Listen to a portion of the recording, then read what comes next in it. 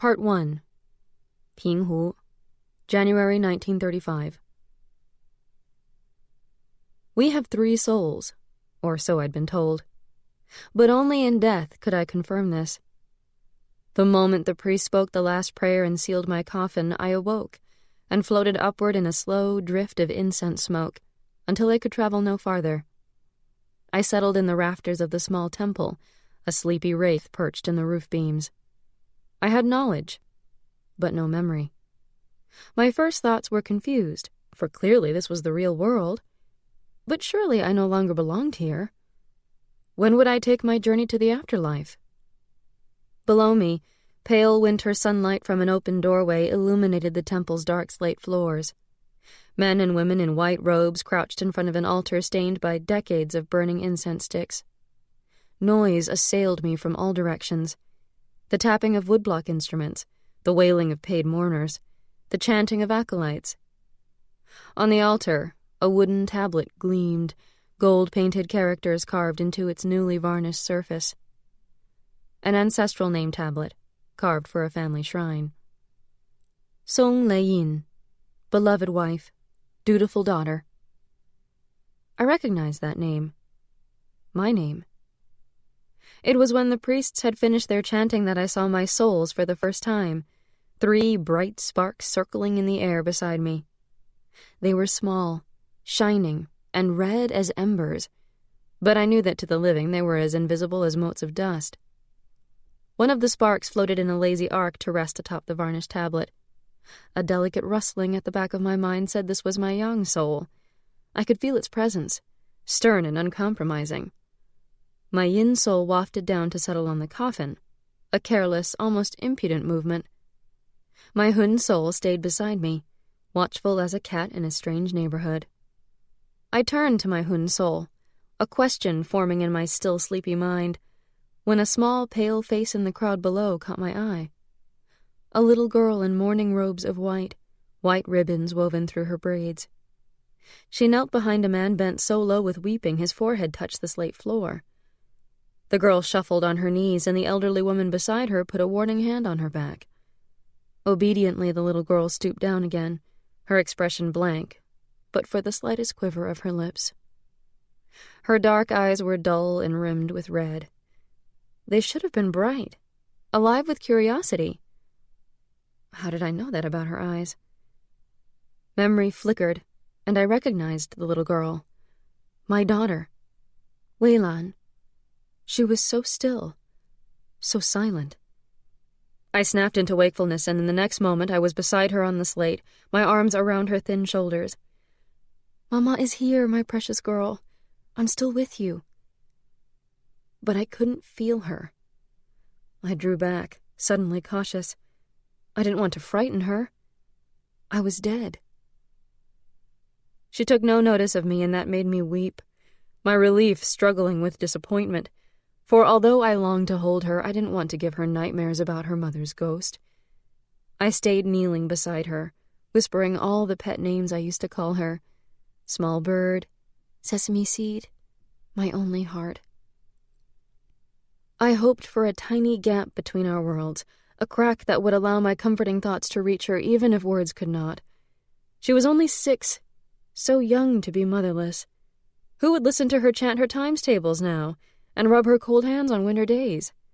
Who would arrange a marriage for her and teach her how to embroider cloth slippers as gifts for her husband's family? A restless, elusive tugging sensation told me I didn't belong in this world, but I vowed to resist for as long as possible.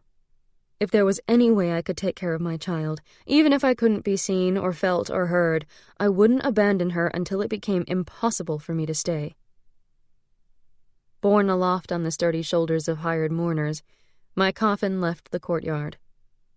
I followed, drifting beside my daughter as the funeral procession traveled through the streets of the town, my yin soul riding on top of the coffin.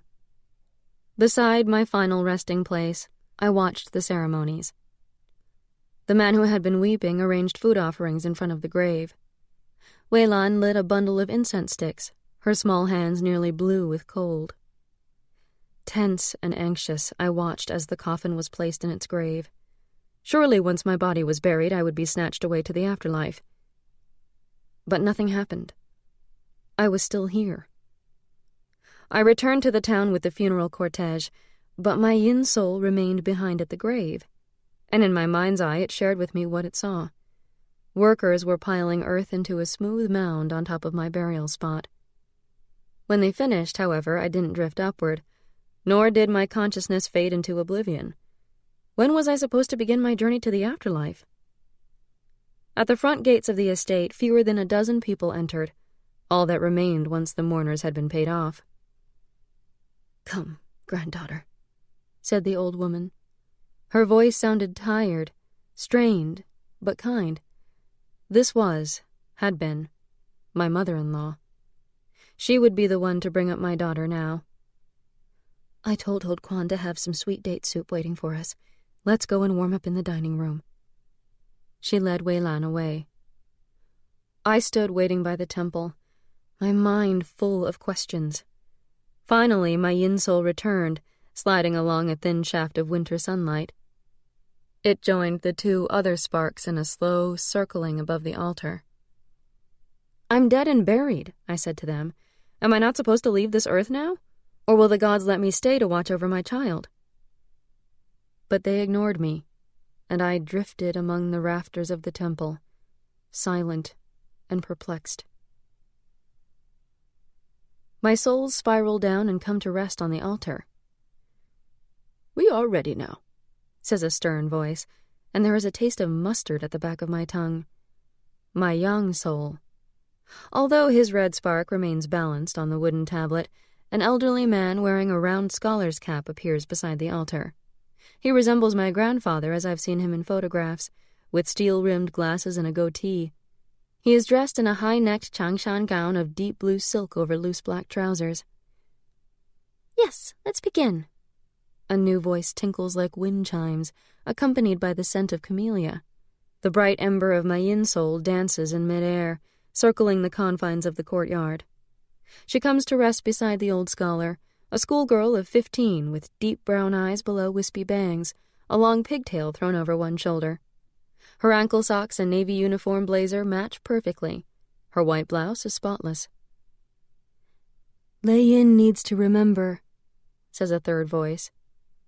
My Hun soul flies down from the beams overhead and I feel my hair being pulled, a light, playful tug. Its image joins the other souls. It manifests as a silhouette of light, shaped like a human, as brilliant as the morning sun and as featureless. "Before she can ascend to the afterlife, she needs to understand the reason for her detention in this world." "This is punishment? This doesn't look like hell," I say, feeling a wave of panic. "Where is the underground maze? What about the fanged demons, the chambers of torture? What is this twilight existence if not the afterlife?" "This isn't hell, nor is it the true afterlife." My young soul turns to me, a slight scowl on his seamed face. "You could say it's the after death, and you're still here because in life you were responsible for a great wrong." "I don't remember anything about a great wrong." Bewildered as much as indignant, I want to remember my life. Surely I had not been a criminal. "Soon you'll remember everything, and so will we." My yin soul pulls the ribbon off her pigtail and shakes out her hair. She begins braiding it again. "Relive your memories. Only then will you understand what you must do to ascend to the afterlife." "And why do I need to ascend anyway?" I know I sound sulky, rebellious. As soon as I ask this question, an eager swirl of emotions radiates from my souls. In my mind's eye, I see them, 3 red sparks lifting into the air toward a portal that spills golden light over the horizon. Beyond the portal flicker tantalizing glimpses of grassy landscapes, mountain lakes, and eternally blossoming orchards. This vision makes me yearn to rise up toward that portal and join my souls. Now I understand the restlessness that invades my being, an upward pull I can't follow, so long as the manacles of my sins weigh me down to this world. "We must ascend. Reincarnation awaits us in the afterlife." My yin soul spins so that her pleated skirt twirls up around her, a circle of navy blue. "There we will have a chance for new lives, new hope. But if we stay too long in this existence..." As her voice trails off, I hear in it a small tremor. "First, she must remember," my Hun soul interjects. It reaches out a shining limb and pulls my hair again, this time a firm and peremptory tug. "You must understand the damage you did. Then you must make amends to balance the ledger. Only then can we ascend together to the true afterlife." "So we will go together? You won't go now and leave me here?" Relief.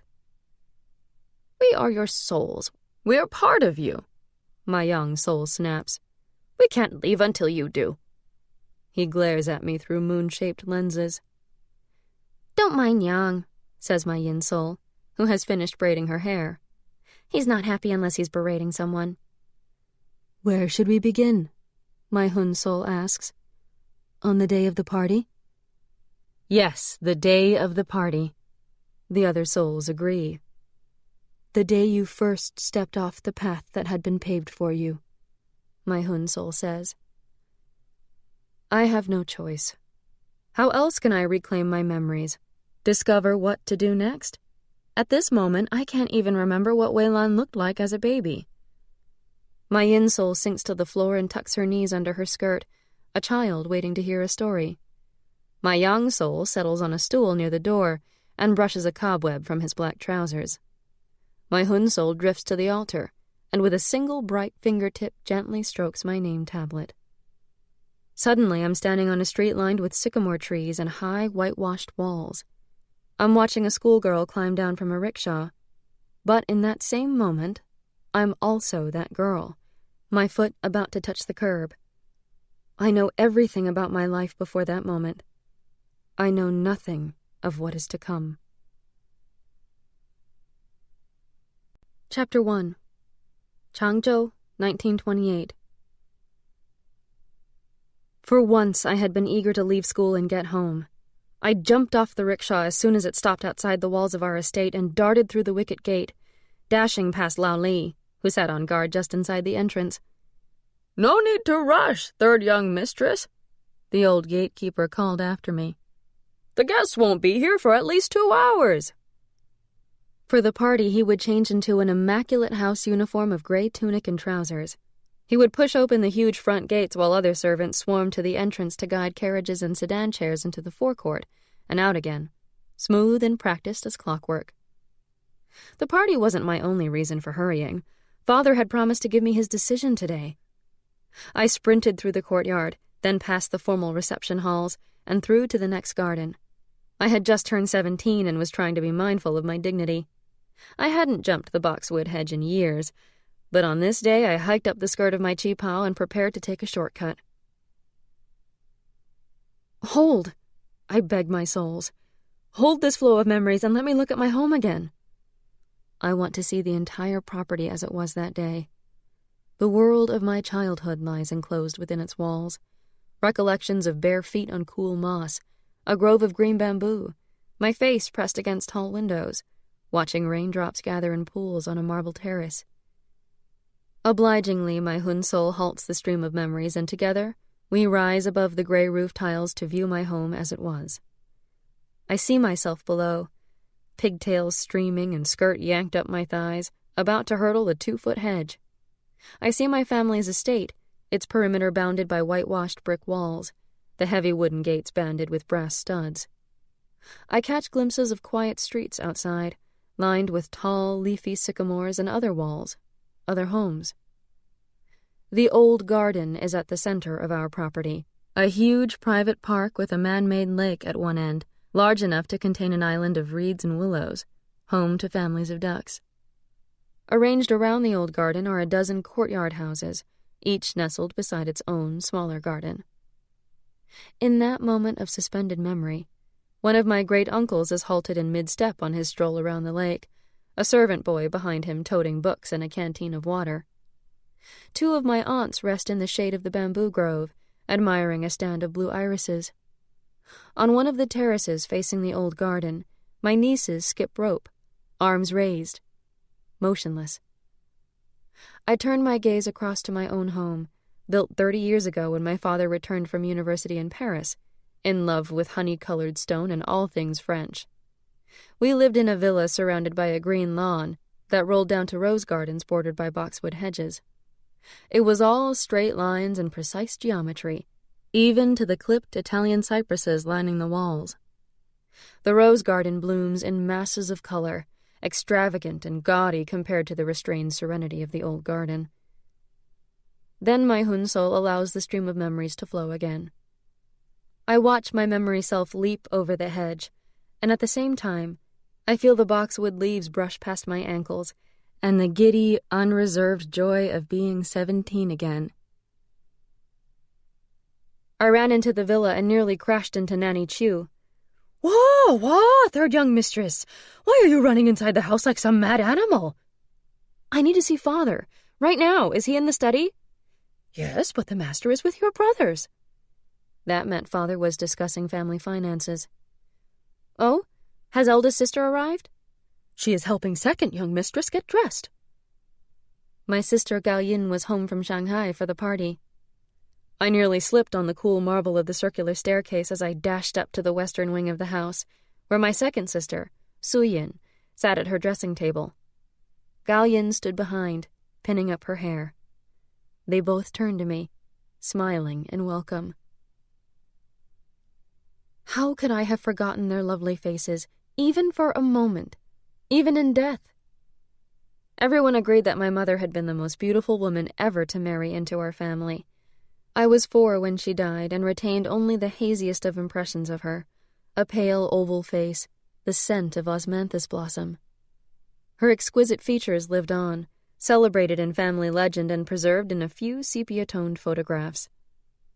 Before they turned 16, my 2 older sisters, near replicas of our mother, were famous already in Changzhou. Their faces were perfect ovals, their eyes long-lidded beneath delicately arched eyebrows. The most nuanced of details differentiated their features, and those details bequeathed to Su Yin an unearthly beauty. Her nose was just slightly longer, her mouth a little wider than Gao Yin's. I'm considered pretty, but beside my sisters, I was quite ordinary. My eyebrows heavy, my forehead a bit too high. But we Chinese like groupings of 3, so I was lumped in with them, and we were known as the 3 beauties of the Song clan. Thus, when elderly aunts or servants chastised me, they might say, "Your mother, whose skin put white jade to shame, always stayed out of the sun." Or, "Your mother, whose graceful walk poets compared to the swaying of willows, never would have galloped down the hall like a demented mule." Their words never failed to remind me that I could only aspire to such perfection, for in addition to an excess of beauty, my mother had been blessed with a sweet nature and fertile loins, delivering 2 sons before both she and her 3rd son died during childbirth.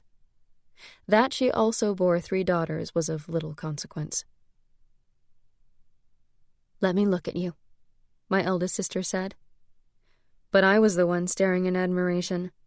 Gao Yin's long, glossy hair, once habitually twisted up in a knot, now grazed her jawline in soft waves, a modern and sophisticated hairstyle, like those we saw on models in the Shanghai fashion magazines.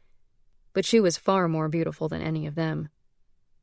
She hugged me, an embrace of bergamot and jasmine. "How delicious, eldest sister! What's that new perfume?" "It's called Shalimar," she said, pleased. "Shen brought it back for me from France." "What does father think of your short hair?" She tossed her curls. "Shen likes it, and my husband's opinion is what matters now. But tell me, little bookworm, what are you reading these days? Is it something I would enjoy?" "Probably not, but at least you wouldn't need to read it in secret since you're married. It's a translation, a Russian novel called Anna Karenina. It's banned from the school library." "But you bought a copy anyway?" "No, a classmate lent it to me." Gao Yin's laughter sent her curls bouncing against her neck. She turned back to pinning up Su Yin's hair, which she had arranged into a knot secured by jeweled combs. Even barefaced and wearing the dowdiest of dresses, Su Yin turned heads. Gao Yin and I shared her pale skin, but our elderly aunts assured us that Su Yin was the only one who had inherited my mother's lustrous complexion. I never understood the point of envying Su Yin. She was simply unattainably beautiful. Tonight her face glowed radiant as white jade, against the high neck of her emerald green chipal. The dress was a modest ankle length, but cut close to show off her slim figure. "Well, third sister," said Gao Yin, "what will you wear tonight?" "I'll just wash my face and go down in this." My hand swept the front of my dress, a plain chipao of navy blue, its only ornament a row of turquoise cloth-covered buttons fastened across the bodice. "Third sister, this is Su Yin's engagement party, not a family dinner." "All right, then. I'll change into my formal school uniform. You know, the blue blazer and plaid skirt." Before Gao Yin could open her mouth to rebuke me again, Su Yin spoke up. "Please, little sister, wear something special." Her perfect eyebrows drew together in the tiniest of frowns. "Or you'll look like a high school student." "I am a student." But Su Yin, selfless as she was beautiful, hardly ever asked me for favors, and I relented. "For your engagement party, second sister, I'll wear a nice dress." When Su Yin turned 18, a flood of matchmakers began arriving at our gates from as far away as Hangzhou and Shanghai. Father had settled on Liu Tenchen, the only son of Judge Liu, whose family was even wealthier than ours. The judge was famously traditional and hadn't wanted the betrothed couple to meet before the wedding. But in deference to Father's request, Judge Liu had agreed to allow Su Yin and Tianjin to meet beforehand, so they wouldn't be total strangers on their wedding day. That was the reason for this evening's party. Gao Yin insisted on calling it the official engagement party. I hoped Father would put off any engagement or marriage for me until I'd finished my education. I sat up on the bed. "I need to see Father. Right now." They both turned to me, with identical inquiring looks. "Father said he'd give me his decision today, whether I can attend teacher's college. I've applied to Hangzhou Women's University." "His answer will be no." Gao Yin's self-confident tone made me want to stick my tongue out at her. "Third sister is always top of her class. There's a good chance Father will agree." Su Yin smiled in my direction. At that moment, old Nanny Chu came puffing to the door. Wah, third young mistress, what are you doing? The master wants to see you now. Then you must take a bath. You must be covered in sweat after the way you galloped up here. Your mother—" Yes. I got up hastily. "Nanny, will you come in later to fix my hair?" But I had a parting shot for Gao Yin. "Just because you didn't go to university doesn't mean Father won't let me. For one thing, my grades are much better than yours ever were." She threw a pillow at me. I ducked and ran out, giggling. The door to Father's study was ajar, and I could hear my eldest brother's voice. "Chang's army lost so badly to the Japanese in Jinan earlier this month. I'm sure it's added to Japan's certainty that China is theirs for the taking. The Japanese may be trying to downplay the whole thing by calling it the May 3rd incident, but I'm sure it means war with Japan sooner or later." "We need to consider both Hong Kong and Singapore. The Japanese wouldn't dare invade British territory. Our assets would be safer overseas." "I agree, Father, but I still think we should buy property in Hawaii or San Francisco. America is even safer." The voices belonged to my father and my eldest brother Chang Yin, who were both standing over our father's big lacquered table, looking down at piles of paper. I knew the Civil War was ruining many families, some even wealthier than ours. But with Father and Chang Yin looking after our investments, surely we would be all right. Father was plainly clothed, as always.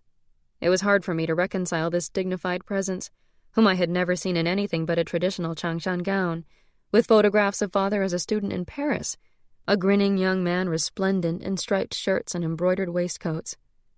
Tonight, because of the party, his gown was silk, dark gray woven with a design of bamboo leaves. He wore shoes with cloth soles, a pair that stepmother had finished making just the day before. His goatee was newly trimmed.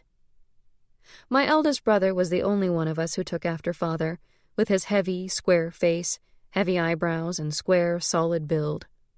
Like Father, Chang Yin wore a changshan, but unlike Father, who wore loose trousers beneath his changshan, Chang Yin favored a half-Western look. Tailored gabardine trousers showed below his ankle-length gown, their cuffs neatly settled on polished black wingtip shoes. Chang Yin was only 27, but to me he seemed decades older. He shared with father the work of managing our family's wealth, and I could already see the strain in his ruddy complexion.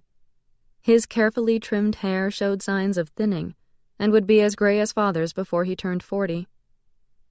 My second brother, Tongyin, lounged in an armchair, staring out the French doors and not even trying to conceal his boredom. Tongyin had long since abandoned traditional dress. His summer suit of pale linen was brand new, and his yellow paisley tie matched the hatband on his straw Panama hat. His hair was shiny, slicked back. He had become even more of a dandy since attending university in Shanghai. Much as I detested him, I had to admit Tongyin was very handsome. He had inherited our mother's cheekbones and her long, delicate fingers. At the moment, the straw Panama twirled on one of those fingers. He exhibited no interest in our family finances beyond what was deposited in his bank account each month. Yet father always included him in their discussions. "Are you going to the party wearing that?" Tongyin had noticed me at the door. Although he was only 2 years my senior, he always treated me as though I were a child. "No, are you going to the party smelling like that?" I couldn't help it. Tongyin was the vainest person alive, and he tended to dab on too much cologne. That's enough." From the other end of the table, Changyin shook a finger at us. An order from eldest brother was as good as an order from father, and we held our bickering while Changyin and father finished talking. Dismissed by a casual wave of father's hand, my brothers left the room.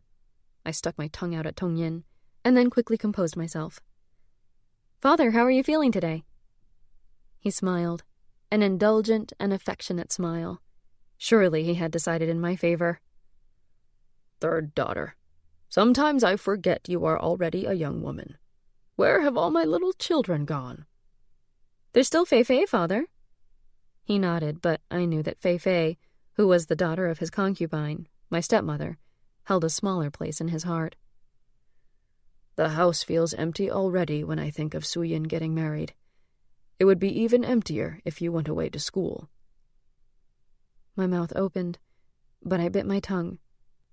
"Third daughter, you do not need a career, so there is no point in spending tuition fees and boarding school fees on more education." I looked down at my lap, struggling to hide my disappointment. Hadn't I made it clear to father how much I wanted to attend university? I had plans already to share a room with my best friend, Nan Mei. What would I tell her now? He lifted my chin with a forefinger and tapped me playfully on the nose. "No sulking, little bookworm. You're a clever young woman with many interests. Tomorrow or next week you will find another pastime worthy of your intelligence." "Father, I don't consider teaching a pastime." "Lei Yin, you will be a wife and mother. You won't need to earn a living." His tone was mild, but he had used my name. There would be no further discussion. I just had to convince father that university wasn't a frivolous whim. Then I looked at the table, the stacks of paper, and the old abacus with ivory beads that had once belonged to my grandfather. I looked at father. He had so much on his mind. But there had to be a way. "Now go see your stepmother," he said. "She wants a word before the party." I was dismissed.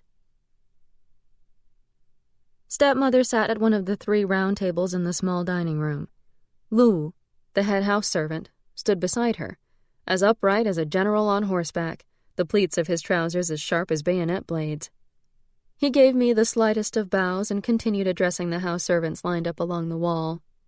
They stood at attention, shoulders stiff and straight, hands crossed behind their backs. "Finally, if a guest asks for something and you don't know where it is or what it is, just bow and say, 'Right away.' Then come and get me immediately. I'll be at the side entrance of the dining hall. Now go wash up and put on your best uniforms. Girls, remember to pin up your pigtails." They filed out under head servant Lu's critical gaze. I counted 16.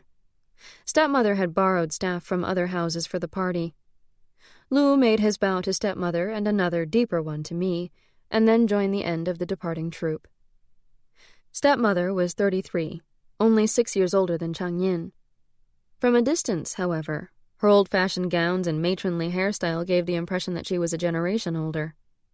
Her looks were comfortably plain, her smooth, flat features serene as a Buddha's, and just as impenetrable.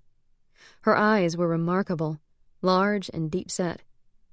Hers was a demeanor that soothed tempers and quieted arguments. If we hadn't been so fond of stepmother, we would have called her by the lesser family title of Yin-Yang, for she was only father's concubine, and not eligible to be addressed as stepmother. If she had given birth to a boy instead of little Fei-Fei, father might have married her, and she would be his first wife now. I knew that stepmother, who was from a family of cloth merchants, had never expected to be made a wife, even after our mother died. If father married again, it would be to a woman of our own class. But I hoped he wouldn't. I'd hate it if a new wife proved unkind to stepmother and little Fei-Fei. You wish to see me, stepmother? Yes, third stepdaughter. Once your second sister is married, you'll be the only daughter of the house. You'll have to take on hostess duties, so you could begin tonight if you're willing. Of course, stepmother. Tell me what I have to do. I sighed. I'd have to stay for the entire party.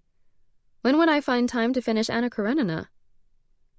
Lei Yin, your father expects it of you. Her amused smile said she knew I wasn't enthusiastic. Just take this list and study it before you come downstairs to the party. I glanced at the list, then over at the door. The scent of Shalimar announced Gao Yin's entrance. Stepmother? Oh, third sister, you're here too. For a moment, Gao Yin looked strangely shy. It's not important. I just wanted a few minutes with stepmother. I stayed in my chair. Gao Yin indicated the door with the slightest tilt of her head. I rose reluctantly. Well, I better go upstairs and bathe before Nanny gets upset with me again. The party didn't need my attention. I doubted the servants needed any supervision, given how thoroughly they had been drilled by stepmother and head servant Lou. I scanned the drawing room anyway, just to be sure. 3 crystal chandeliers, their prisms and beads polished to dazzling clarity, formed the centerpiece of the drawing room. Porcelain vases filled with flowers from the garden decorated every alcove. Framed by potted palms, a string quartet churned out popular tunes. They sounded rather dispirited, so I smiled to show I was paying attention, and the tempo picked up. A maid moved through the crowd, emptying ashtrays almost as soon as they were dirtied. So silent and unobtrusive that they were nearly invisible, servants in cloth-soled shoes padded over the shining parquet floors carrying trays of shrimp toasts, tiny blintzes topped with caviar, and deviled quail eggs. The dinner itself would be Chinese, of course. It was fashionable to serve Western-style appetizers, but we couldn't inflict an entire meal of foreign food on our guests. Gao Yin wore a cocktail dress of dark gray silk that would have looked matronly on anyone else. I knew she wanted to be sure Su Yin wouldn't be upstaged, but really there was no need to worry. Su Yin looked like a heavenly handmaiden from the court of the Jade Emperor. Her fiancé hardly took his eyes away from her. Liu Tengen wasn't as tall as my brothers, but he was very handsome. He had smooth skin and the sleek features of a matinee idol. He inclined his head toward her with a gentle but slightly possessive air. The soft, dreamy look in his eyes when he gazed at her pleased me. Of course he adored her already. How could anyone not? They made an impossibly beautiful couple. Tianzhen didn't quite take her hand, but he did touch her elbow as Su Yin led him outside to walk in the garden. The sky had turned cobalt blue, now dark enough for the moon to be seen, a shy crescent of silver. The evening air was heavy. It would rain before morning. But the peonies and early summer roses were in bloom, and the garden would be steeped in fragrance. If the loud drone of conversation indoors was any indication, the guests were mingling very well. Father and Chang Yin had included several poets and writers on the guest list, regular attendees of Father's renowned weekly salons. Father always said one could rely on passionate literary types to liven up conversation. The party was going so well I wondered if I could slip away to finish Anna Karenina. I had to return it soon to Nanmei, for there was a long queue of girls waiting their turn to read this scandalous book. Circling the room, I caught fragments of conversation. On the banquette, my father and Judge Liu were deep in a discussion about the legal system of the Song dynasty. I put it to you, honored judge, that despite the turbulence of the era, the Song legal code was essentially the same as the legal code of the Tang dynasty. Both were based on the northern Zhou codes, I agree. But you must admit that Tang adhered more strictly to the Confucian rules of social order. Next, I passed by Chang Yin and Gao Yin's husband, Zhao Shen, who were with a group of men engrossed in a loud debate about the conflict between the communists and the nationalist government. The communists are recruiting college students as activists. Pay their tuition, let them finish school, then send them out to the countryside as teachers to spread Marxism. After the nationalists carried out that purge last April, rounding up members of the Communist Party and executing them like that, you can bet the communists will never trust them again. The Reds are calling it the Shanghai Massacre, you know. I'd be nervous if I was a member of the left-wing faction of the Nationalist Party. They're next in Chiang's line of fire, for sure. That coalition of 3 factions was never going to hold together. Now they're each claiming a different capital city. Peking, Nanking, Wuhan. How do you think that makes us look to the rest of the world? It made my head hurt keeping track of our politics. But I did try. After all, I was born the year the nationalists overthrew the Qing dynasty and we became a republic. For a decade, nationalists and communists had been united, and some of the communists had even joined the Nationalist Party to form a left-wing faction. Then Sun Yat-sen died, the alliance fell apart, and I still wasn't sure why each side accused the other of betraying Sun's 3 principles of the people. The one thing I did understand was that I had to do my part to bring our young nation into the 20th century. Our class had studied an essay written by Madame Sun Yat-sen about women taking an equal role in building China. Ever since then, Nanmei and I had been determined to become teachers. I just had to make Father understand. If I had a hard time keeping up with politics, Tong Yin didn't even try. Outside, a handful of young men lounged on the terrace, slouched in the wicker chairs, their fashionable shoes propped up on the coffee table. One of them flicked a cigarette butt into the peony shrubs. Half-finished drinks cluttered the marble paving. In the mild evening air, their laughter rang noisy and raucous. Tong Yin was the loudest of the lot, and even though his back was to me and I couldn't hear his words, I knew he was telling a smutty story. The scent of Shalimar told me that Gao Yin had come to my side. She swept her gaze across the terrace. The young men facing us noticed her scrutiny, and there were a few wolf whistles, quickly hushed. One of them bowed in exaggerated courtesy. "Let's go inside." She pulled me around. "Come meet my friends." It was evident from the bursts of laughter and shocked gasps we heard as we approached that the women gathered in the corner were catching up on gossip. "My goodness, is that Yan Han-chin?" A woman I knew only slightly, dressed head to toe in pink, asked the question, avid interest evident in both her tone and the gleam of her eyes as she gazed across the room. "That is him, isn't it, Gao Yin? Over there, beside your brother. I heard he was back from Russia." Yan Han-chin. His name was on my copy of Anna Karenina. He was the translator. I stared in the same direction. Across the room, a stout, slightly balding man leaned in confidingly toward my brother, cigarette ash dropping on the Persian carpet as he spoke. So that was the translator of the forbidden novel. How disappointing. I had imagined someone more haggard, a starving writer and political activist. The Chinese version of Levin's brother Nikolai. I'd heard Yan Han-chin harbored leftist sympathies, another reason why his book was banned from our library. "Yes, Chang Yin knows Yan Han-chin slightly," Gao Yin said. "They met at a poetry reading. Yan's a very fine poet, apparently, but he's only become famous since he translated Anna Karenina." "I suppose that's better than being infamous for other things," said the woman in pink. It had been a mistake to stare for so long. Gao Yin noticed my curiosity. "Would you like to discuss Anna Karenina with Yan Han-chin, third sister?" "No, eldest sister. Anyway, I haven't finished reading the book." I didn't want to get trapped talking to some middle-aged scholar, infamous or not. He might drone on about pre-revolutionary Russia and its depiction in the modern novel. Our headmistress had tortured us once with a lecture by just such an academic, and Nanmei had had to pinch me every 5 minutes to keep my head from nodding onto my chest. "Come." Gao Yin took my arm. Her eyes glittered and her cheeks were flushed. When she drank wine, no amount of face powder could hide the effects.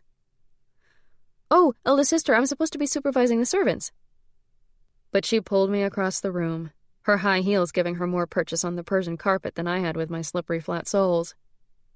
"Yan Han-chin, Here is someone you should meet." One of the men turned around at her greeting. It was all I could do not to gasp. Not the stout, balding man. Not a Nikolai. A Vronsky.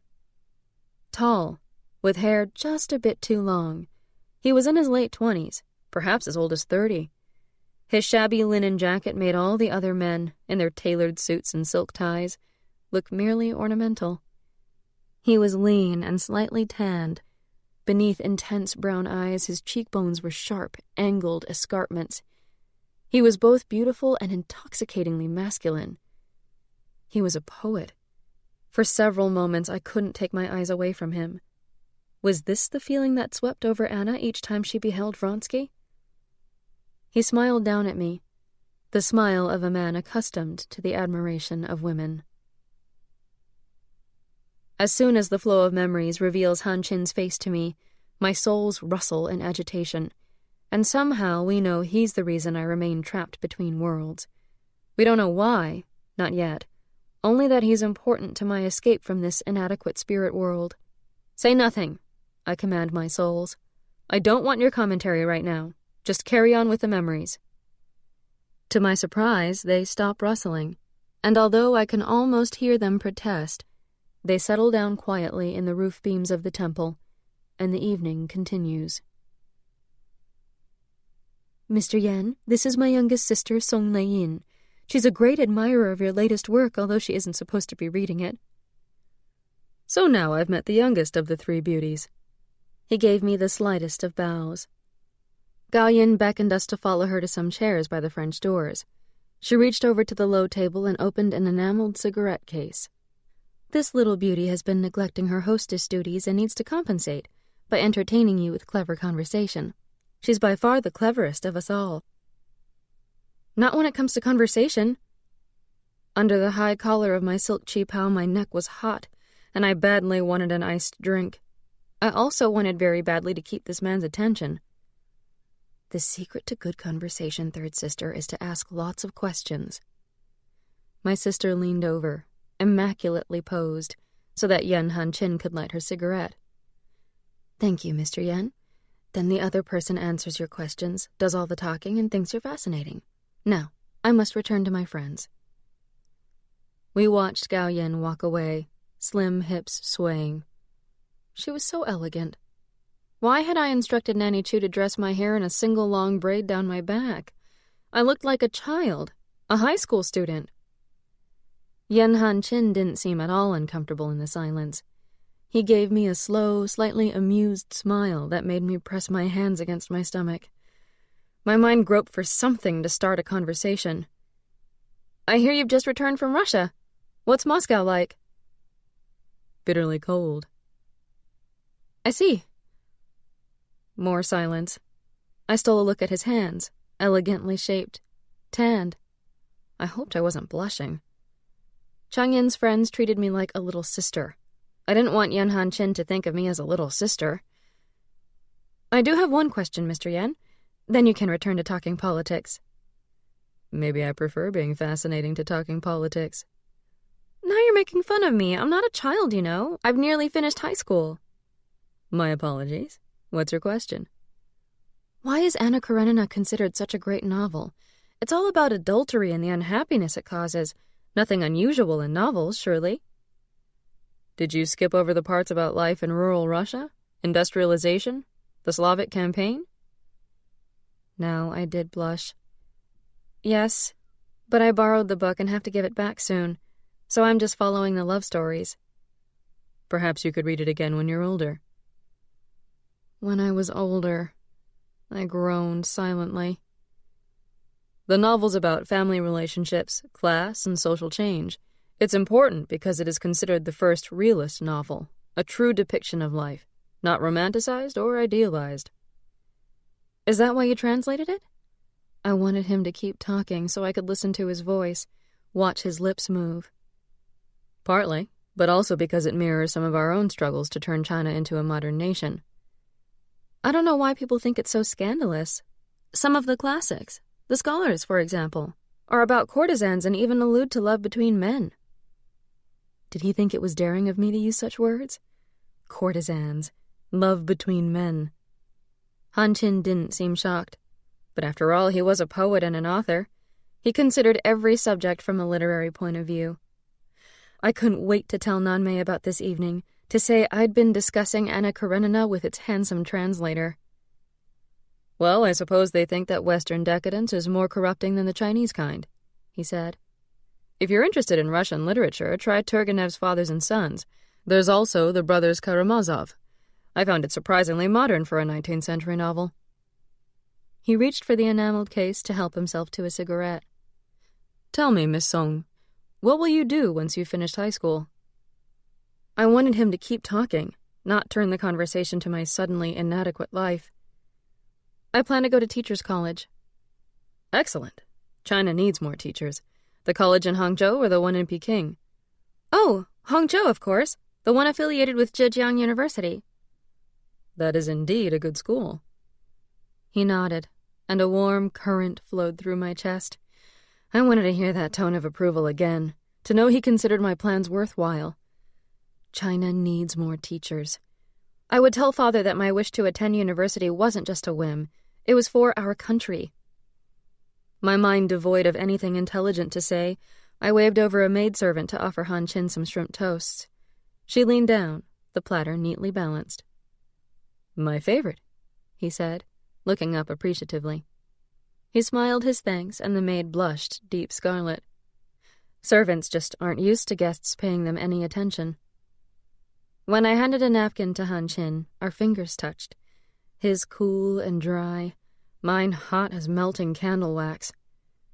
I turned to dismiss the servant and caught a glimpse of the woman in pink across the room, watching. I hold on to this scene for a while. My yin soul and I shiver slightly with the pleasure at the memory of falling in love for the first time. My yang soul isn't so approving. My hun soul seems to be paying no attention at all, circling the drawing room inspecting flower arrangements. You do realize it was lust, says my yang soul, stern as an ancestral portrait. He pulls a square of white cotton out of his sleeve and polishes his glasses. Yang, I can't believe you just used that word. My yin soul giggles. I was 17 and unmarried, I remind him. I didn't recognize those feelings back then. But now that I'm dead, why bother feeling ashamed? Yes, I admit to lust. How could you expect her to recognize such a tangle of feelings? Says my yin soul, her brown eyes still fixed on Han Qin. She was just a girl. She wouldn't be the first person to confuse lust with love. Nor the last. No, I object. Not merely lust. By the time Tong Yin interrupted our conversation, I knew I was in love, as certainly as Anna knew she couldn't live without Vronsky. My brother held his hand out to Han Qin.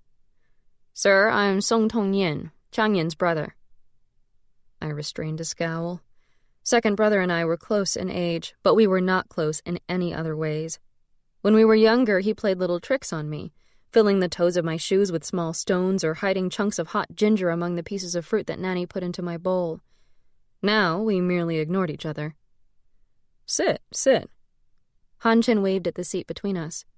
Chang Yin tells me you're interested in Russia. Sir, perhaps you could come out to the terrace and meet my friends, Tong Yin said, giving me a dismissive glance that made me want to kick him. You needn't bore yourself entertaining my little sister. On the contrary, Lian and I have become great friends. I hope to turn her to the socialist cause. He smiled at me, and again, heat rose from the center of my being. Ah, a good joke, sir. A splendid joke. Yes, she'll make a fine peasant rebel in that silk dress. Han Qin turned to face me. It's been a pleasure. If you have problems finding those books, Miss Song, write to me care of the China Millennium Journal office. I'm sure we have spare copies lying around. Tong Yin looked startled. I gave Han Qin my widest smile. Thank you so much, Mr. Yen. You're very kind. I watched Han Qin stroll through the French doors with Tong Yin. Then I walked as fast as decently possible out of the drawing room and ran up the stairs to the first landing. From behind the heavy silk drapes, I peeked out the tall windows that overlooked the terrace. I watched him, drank in the sight of him. Outside, torches scented with citronella lit the terrace, and their softly pungent fragrance drifted up. Han-Chin was seated in a wicker chair, his long legs crossed, gesturing with his hands as he spoke. Hovering around him, an admiring circle of young men, their summer suits pale as moth wings. The Liu family was the first to leave the party. We gathered to see them off at the front gate. After our repeated promises that we would visit their home very soon, they got into their motor car and departed.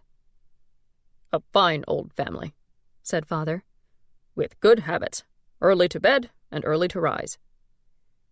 "Well now, second sister." Gao-yin slipped an arm around Su-yin's shoulders as we returned to the villa. "Liu Tianzhen seems very nice." Su-yin said nothing, but when we entered the front door, she darted up the staircase in a near run. My father and brothers, who had gone ahead to rejoin our guests, didn't notice. "What's wrong with her?" said Gao-yin. We hurried upstairs and found Su-yin sobbing on her bed. Gao-yin knelt beside her.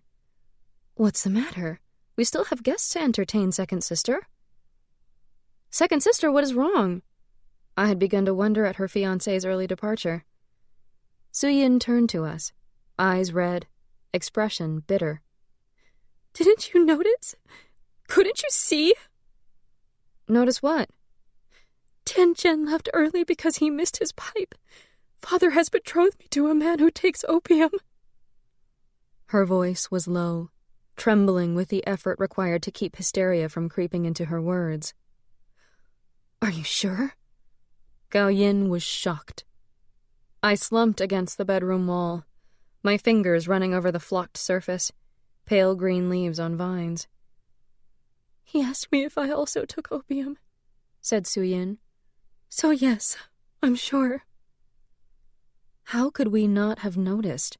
The soft, dreamy gaze that we had thought was directed at her beauty, the languid movements that had seemed so refined. Su-yin kicked off her shoes wearily and sank onto the bed, a crumpled swath of emerald silk. She turned her face away from us. "I'm not going down to the party again." I turned to my souls. I should have stayed with Su-yin to console her, not left her alone. But I was 17 and self-centered. "Yes, look at you," my Hun soul agrees. "There you go to your room to devour the rest of Anna Karenina." My two other souls say nothing, but my yang soul shakes his gray head, and my yin soul gives me a shrug. I taste salt, catch the faintest whiff of pipe tobacco, and look at them. My yin soul shrugs again. "Taste is yang, the scent is mine," she says. "We can't hide our feelings from you." "So that's what it is," I say. "And how does my Hun soul show displeasure? Unpleasant noises?" "No," it says with a shrug of its gleaming shoulders. "I would just slap you." When I lay in bed that night, Su-yin's predicament didn't occupy my thoughts for long. My brain seethed with schemes. Next time I would be ready. Next time I would have read all the books Han-Chin had mentioned. Next time my hair would be pinned up and I would look older. Next time I would have read all the recent issues of China Millennium and know what to say to him. The following morning I took my time waking up. Han-Chin would wait for me to finish university before proposing. We'd give readings where Han-Chin would recite his poetry, some dedicated to his muse, his young wife. He'd give lectures all over China, and I would travel with him as his secretary, his helpmate. Nanny Chu's stage whisper cut through my drowsy daydreams. "Wah, wah, third young mistress! Get up, get up!" A firm hand shook my shoulder. "Oh, Nanny, let me sleep some more." "Your eldest sister and eldest brother are in the master's study, arguing with him." Immediately, I sat up and swung my legs out from under the covers. Chang-yin never challenged Father's decisions. Nobody did. I pulled on my dressing gown while my toes searched the floor beside my bed for slippers. "What are they arguing about, Nanny?" She held my feet still and pulled a slipper onto each foot. "It's about your second sister's marriage, but once they shut the door, I heard nothing. I have no reason to be in that part of the house." She looked at me very pointedly, her face bland and virtuous. I hurried to the east wing of the house just in time to see Tongyin quietly pull open the balcony door. He glared, but I held a finger to my lips. Our curiosity proved stronger than the animosity between us, and he shrugged, letting me join him. The long balcony ran nearly the full width of the house, sheltering the French doors below from all but the worst gusts of rain. We crawled along and crouched beneath Father's study window, which he kept slightly open even on the coldest days. Knees drawn up to our chins like children, we strained to listen. "He would need to be a man of enormous willpower to overcome the habit, Father." Gao Yin's voice was shrill, agitated. "His mother gave him opium when he was only a child. He won't be able to give it up." "Father, he'll bankrupt his family, as all opium addicts do. What would happen to Su Yin then?" Chang Yin, reasonable and calm. "He couldn't bankrupt that family's wealth in 3 lifetimes, said Father. "The betrothal has been official for years. The marriage will go ahead." "Father, we beg you. Any man in China would give thanks to the gods for a wife like Su Yin," Gao Yin pleaded. "Please don't marry our sister to a man who will only shame her." "Enough!"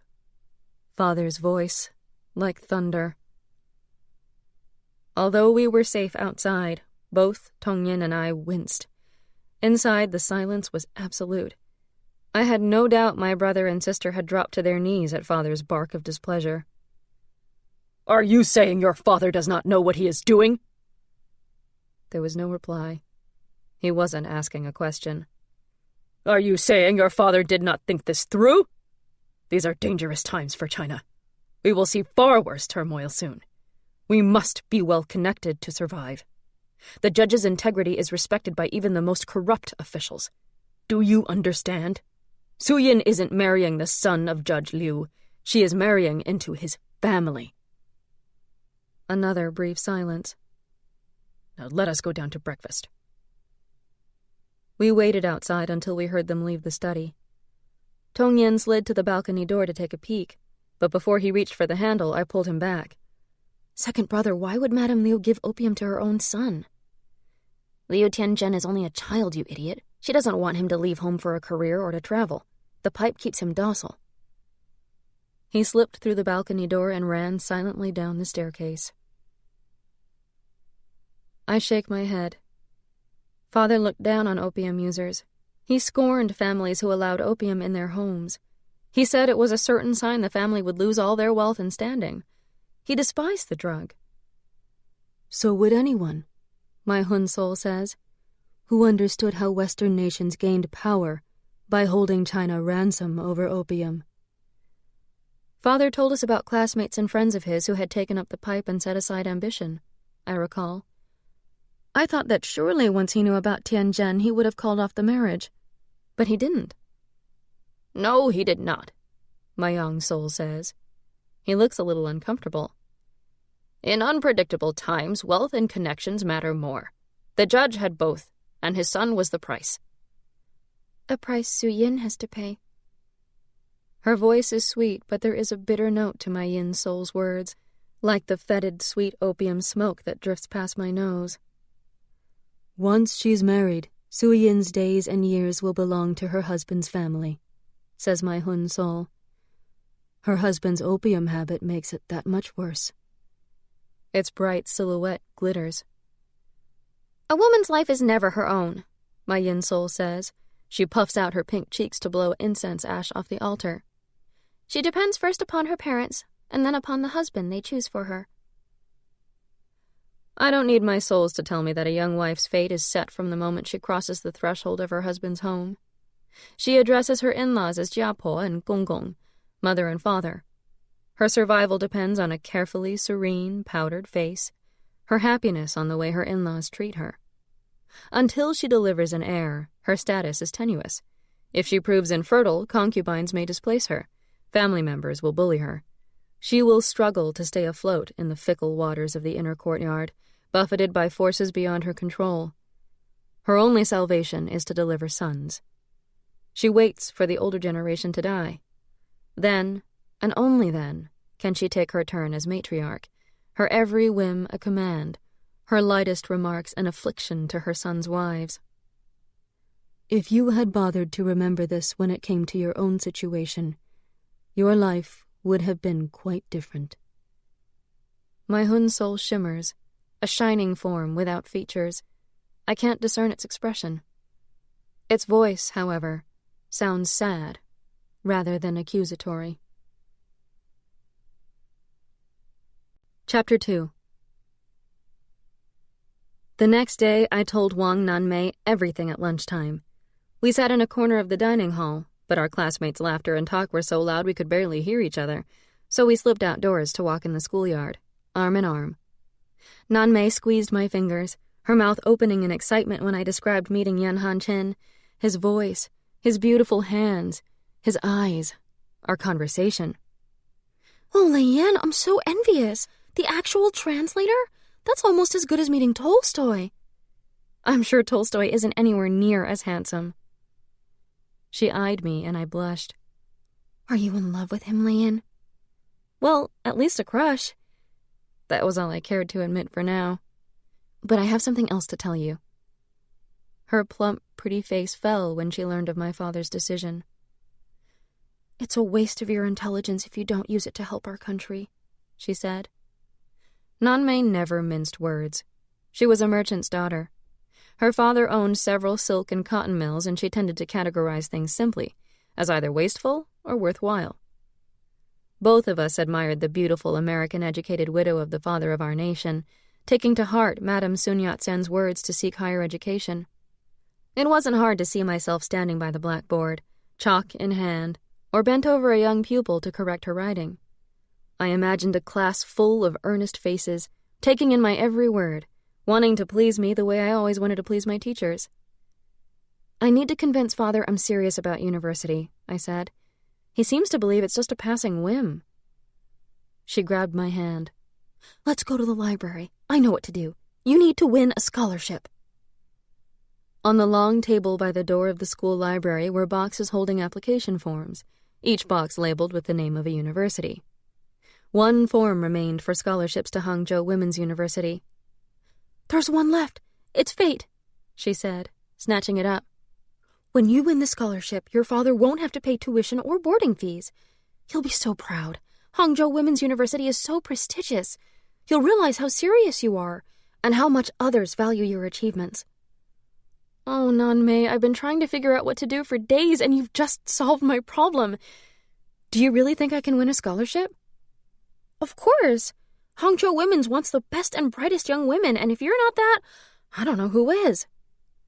Then she leaned over to whisper mischievously in my ear. And just think how much it will impress Yan Han-chin. I hadn't even thought of how a scholarship could elevate me in Han-chin's esteem. But Nanmei was right. How could I expect Han-chin, with all his degrees from Chinese and Russian universities, to marry a mere high school graduate? An education was crucial to my plans for a future with Han-chin. Already, Nanmei was seated at a library table, scanning the form. How lucky I was to have her as my friend. She looked up and flashed a smile, her beautiful eyes bright and happy. We'll go to university together, she said. We must. We are the generation of women Madame Sun Yat-sen is counting on to bring China out of the feudal era. Suyin went to Shanghai for 2 weeks. Her wedding was set for the middle of June, and this visit with Gao Yin would be her last taste of freedom, for once she married she would need permission from her husband and in-laws to travel away from home. Suyin returned from her trip with a trunk-load of clothes and gifts, seemingly in better spirits. How beautiful! I held up a pair of gloves, thin kid leather and navy blue edged with tiny silver studs. Have you worn these yet? Yes, I went to a film premiere with Gao Yin and Shen. The gloves matched this. She pulled a navy blue handbag out of a box. I met the director, Chung Pu-kao. He asked me to audition for his next film. Oh, you should, second sister. You're far more beautiful than any of those film actresses. What do I know about acting? She shook her head. I've never even acted in a school play. Anyway, Judge Liu would never allow it. Don't be foolish, Leian. I'm getting married. She lifted a pasteboard box out of her trunk and set it on her dressing table, then raised its lid to reveal an interior divided into 2 sections, One held a stack of writing paper, heavy and cream-colored. The other held matching envelopes. Silently, she pulled out an envelope and opened it to reveal a lining of navy blue tissue paper. It was the finest stationery I had ever seen. Gallian ordered this especially. She has a box of the same stationery. I can tell this gift matters more to her than all the beautiful clothes Nanny Chu is putting away in her trunk. I want to reach out and hug Suyin, an impossible task for my incorporeal body. Of the three of us, second sister was always the most compliant, the most sweet-natured. She was as transparent as water and utterly without guile. I study the scene in her bedroom. Two sisters chatting, looking through one's purchases. There is something different about Suyin. There is an edge to her voice now, so unfamiliar, my yin soul says, twisting a pigtail around her finger. A wistful scent of jasmine tea fills my nostrils. I study Suyin's features again and see a new hardness in the set of her lips, the lift of her chin. She is as beautiful as ever, but there is something smoldering beneath her features, and a touch of something else, another expression. Rebellion, my Hun soul says. It glows quietly beside me. I think Suyin harbors mutinous thoughts. Nonsense, says my Yang soul. He strokes his goatee, a complacent look on his face. Never Suyin. She is the most obedient of daughters. He registers approval, sweet lychee juice washing over my tongue. After that first evening on the terrace with Han Qin, Tong Yin began quoting Marx the way a downspout gurgles out rainwater. Normally, he spent his days sleeping until noon, loitering around the house for a few hours before going out with friends. After the party, however, he spent more time at home, mostly in the library. Father had reservations about the Chinese Communist Party, but he had no objections to socialism residing on his bookshelves, saying what we needed to understand before we were qualified to criticize. The low table beside Tong Yin's chair was piled high with books about Russia and socialist philosophy, and news magazines, including issues of China Millennium. Tong Yin asked Father to add Han Qin to the guest list for the next salon. Then my brother actually made a trip to the kitchens to make sure shrimp toasts would be on the menu. If I had been wheedling for such favors, the entire family would have known about my infatuation. For once, I truly appreciated my otherwise useless brother. I dressed carefully for the next salon, choosing a pale green summer frock with lace at the neckline. Nanny Chu twisted my hair into a chignon, the style Gao Yin used to favor before she bobbed her hair. My mother's jade bracelets hung on my wrist, tinkling sweetly whenever I raised my arm. I thought you were eating supper with stepmother and Suyin, Tong Yin said with a scowl when I came downstairs. Although his voice was casual, I could tell he was nervous. He was using even more cologne than usual. Tonight I'd like to sit in on the salon. You're very dressed up. His eyes narrowed. This is my coolest frock. It's very hot today. You already have sweat beads on your upper lip, second brother. Helpfully, I offered him a handkerchief. He snatched one from his own pocket and wiped his face. There was no sport in making Tong Yin self-conscious about his appearance. It was too easy. But before he could snap at me, servants opened the front door wide to signal that guests were approaching, and Tong Yin hurried to Father and Chang Yin. I retreated to the terrace and sat under the shade of the cassia tree. In the heat, its blossoms were dropping prematurely, covering the wicker furniture with limp golden petals. Shielded by the high back of the peacock chair, I peeked through its woven wicker and watched the guests arrive in small groups, 12 in all, mostly men, only 3 women. I caught no more than a glimpse of Han Qin before he entered the house, Tong Yin glued to his side. Once the guests were settled in the small drawing room, I slipped in and stood against the wall, so that Han Qin was in my line of sight while I pretended to watch the 3 poets seated at the front. While they read, I feasted my eyes on Han Qin. He'd had his hair cut since the night of the party. He wore linen trousers and a short-sleeved cotton shirt, as did most of the others in this hot weather. His bare arms were lightly tanned, lean and muscular. I wondered if his torso would be as brown as his arms. From time to time he closed his eyes to listen, and I could tell when he liked what he heard because he would tilt his head slightly and nod. Tongyin sat on his left, and a woman on his right. She leaned over constantly to whisper in his ear. She was thin, with a blotchy complexion, I was pleased to notice. When the readings were over, a few guests clustered around Father, but most were out on the terrace, where the evening air was cooler and servants were bringing refreshments. Han Qin and some of the others stood at the far end of the terrace. Tongyin was with them.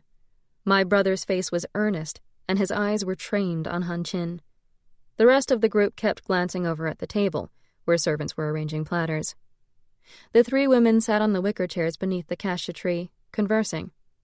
I could tell the thin one wasn't really paying attention to the others. Her eyes kept straying to Han Qin. As did mine. I had to appear disinterested, pay no more attention to him than to any of the other guests. But I found myself making my way across the terrace and stopping in front of the group surrounding Han Qin. "Gentlemen, the food is ready. Please don't be so polite. Help yourselves." Although snacks were appropriate for this hour, stepmother always served hearty fare in addition to the small morsels and sweet pastries. White steamed buns, both plain and stuffed with pork and vegetables, curried chicken pastries, and slices of roast pork. And, on this evening, shrimp toasts. Years ago I had remarked that some of these guests ate enough for a week.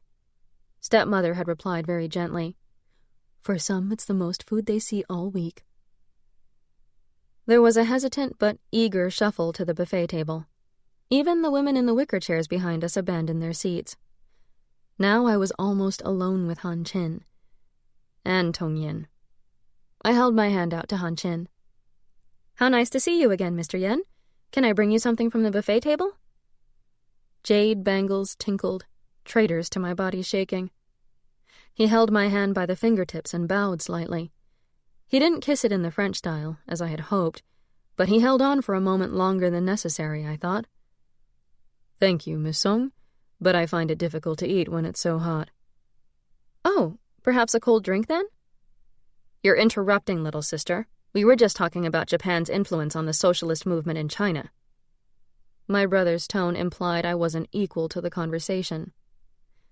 Yes, Japanese writings on socialism made a lot of impact in China in those early days. I smiled serenely and refused to budge. Tongyin's eyes bulged at this. "There's an article from China Millennium on this very topic," Han Qin said.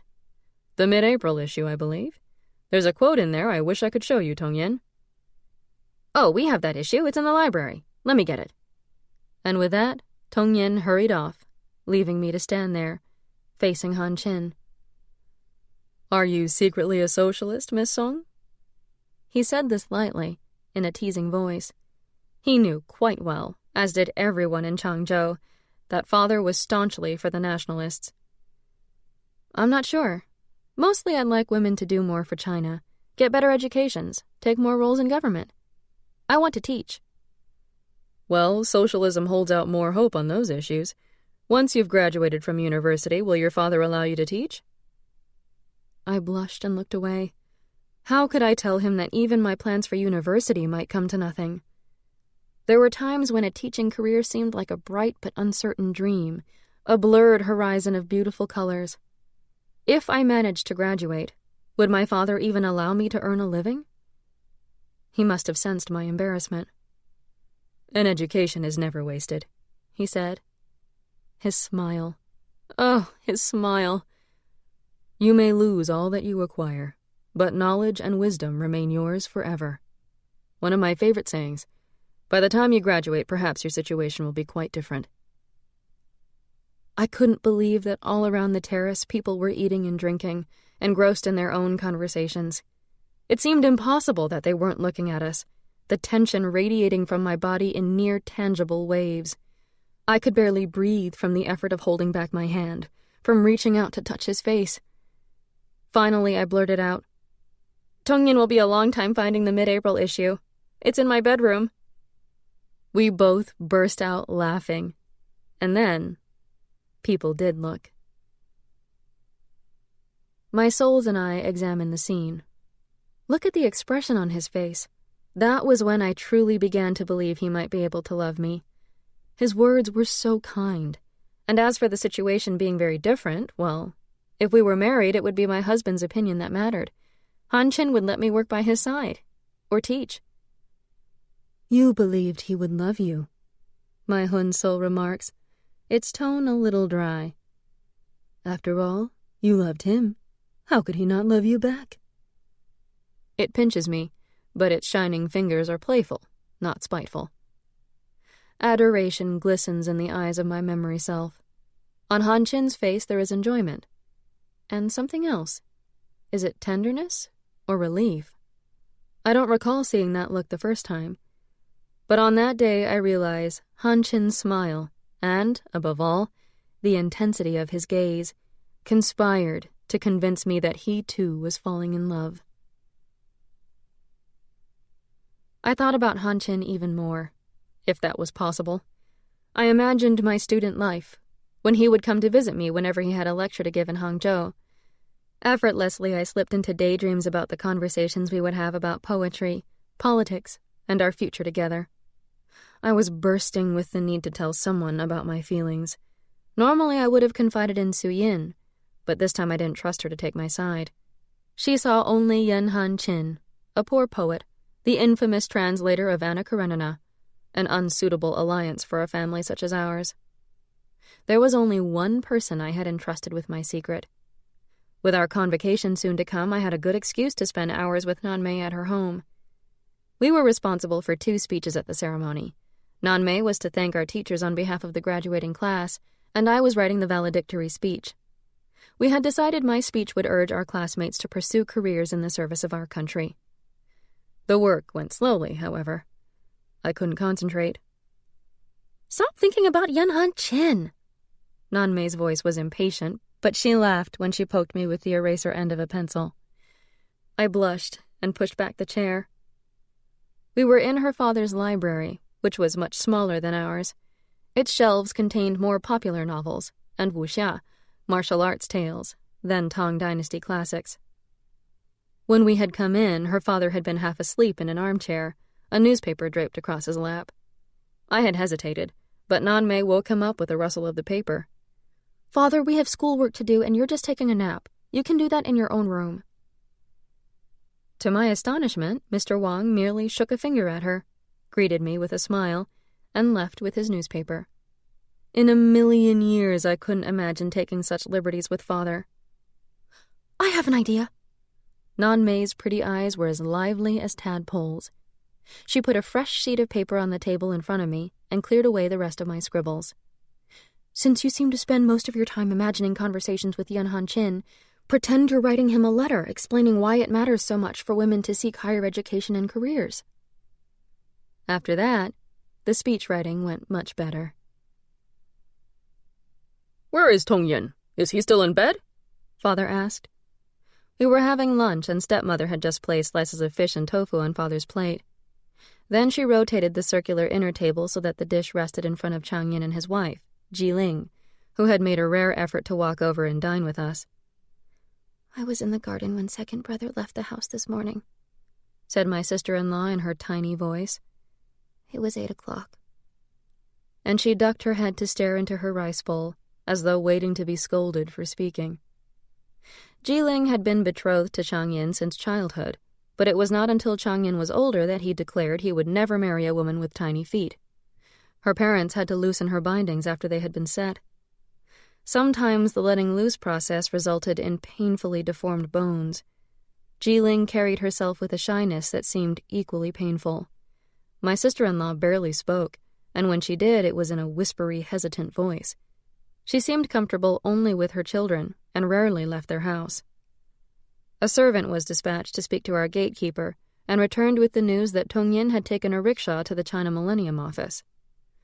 I have no idea what would inspire him to get up early, but if he has gone to see Yen Han Chin, I have no objections. Father helped himself to some pickled radish. Father, I'm a little worried, Chang Yin said. Tong Yin is very impressionable. Yen Han Chin is from a good family, but he leans to the left since his return from Russia. First, son, don't be too concerned, Father went on. Yen Han Chin is probably just interested in the philosophy behind socialism and other political systems. He is an intellectual. When he gains more recognition for his fine poetry, he will forget about politics. I glowed at Father's praise for Han Chin's poetry. When the time came, I would appeal to Father's soft spot for poets. That evening, Tong Yin arrived home shortly after supper, flushed and talkative. I was reading a translation of Eugene Onegin, one of the books Han Chin had recommended to me the night of the party. Father and Chang Yin were reading newspapers, and stepmother and Su Yin sat on the sofa, gathered under a pool of light from the floor lamp behind them. They were embroidering bags of red silk to give to the most honored wedding guests. Su Yin didn't need my second-rate embroidery skills. Tong Yin waved off stepmother's attempts to order him a supper tray. No need at all. I ate at China Millennium's offices. We had noodles sent up from a street vendor. Delicious. I couldn't believe that my brother, who scorned all but the smartest cafes, would eat street food. But apparently Han Chin's company had influenced him. I felt a twinge of envy. I imagined the camaraderie at China Millennium to be like that of the officers' quarters in Vronsky's regiment. Father, I'm going to be Han Chin's assistant. He looked ridiculously happy. A magazine is a busy place, and he says I can be useful just running his errands. Tong Yin had never spoke of any ambitions. For him, university was no more than a place where he could meet his friends every day. By some miracle, Han Chin had inspired Tong Yin to take on responsibility. Is he paying you to be his assistant? I asked. My pang of resentment was now a full, aching jealousy. Not at all. No, I'm not staff. I'm just a volunteer. An apprentice of sorts. Second son, I am pleased that you want to help Yin Han Chin, Father said. I am less pleased, however, that you're associating with a magazine that often prints editorials sympathizing with the left. Tong Yin sat on a leather ottoman beside Father, his face earnest. It's not a problem, Father. Not at all. Actually, I'll be managing Han Chin's lecture schedule. He's in demand, and it's quite a job keeping track of all his commitments. I'll only be at the magazine's offices because that's where he works all day. Father relaxed. Second son, I approve. But your name must never be associated with that magazine. Of course, Father, of course. Tong Yin's voice then took on a wheedling tone as he turned to Chang Yin. Tomorrow evening, Han Chin is giving a talk at a school about modern Russia. Why don't you come, eldest brother? We'd still get home in time for a late supper. Chang Yin shook his head and returned to his newspaper. I'm busy already. I spoke up. I'd like to attend that lecture. We've been studying Russia and I could learn something useful. Father, may I go? Third daughter, you may attend if you are chaperoned by one of your brothers, Father said, standing. Good night. Good night, Father, we chorused as he left the room. Well, I'm going back to my house now, said Chang Yin, folding his newspaper. Since Tong Yin is obviously going, consider yourself chaperoned, third sister.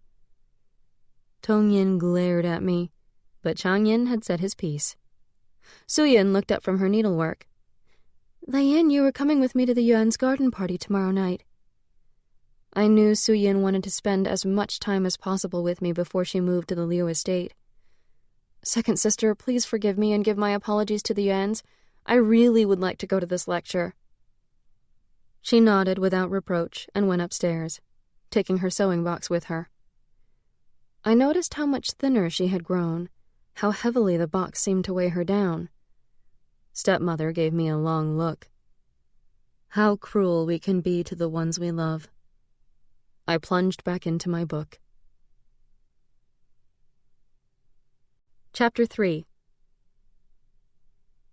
To add credibility to my story, I went to Han Chin's lecture with a notebook and pen. As our rickshaw lurched along potholed streets, I received a stern speech from Tong Yin. Don't say anything, third sister. Not a thing. If you embarrass me, I'll never take you anywhere again. You never take me anywhere anyway. What do I have to lose? Third sister Yin, I'm warning you. You make it sound as though I want to embarrass myself. Stop worrying. Why don't you tell me a bit about Han Chin's lecture? Then I might not need to ask questions by the time we get there. It's fascinating. Truly fascinating. His face grew animated. Han Chin says it all comes down to class struggle, just like pre-revolutionary Russia.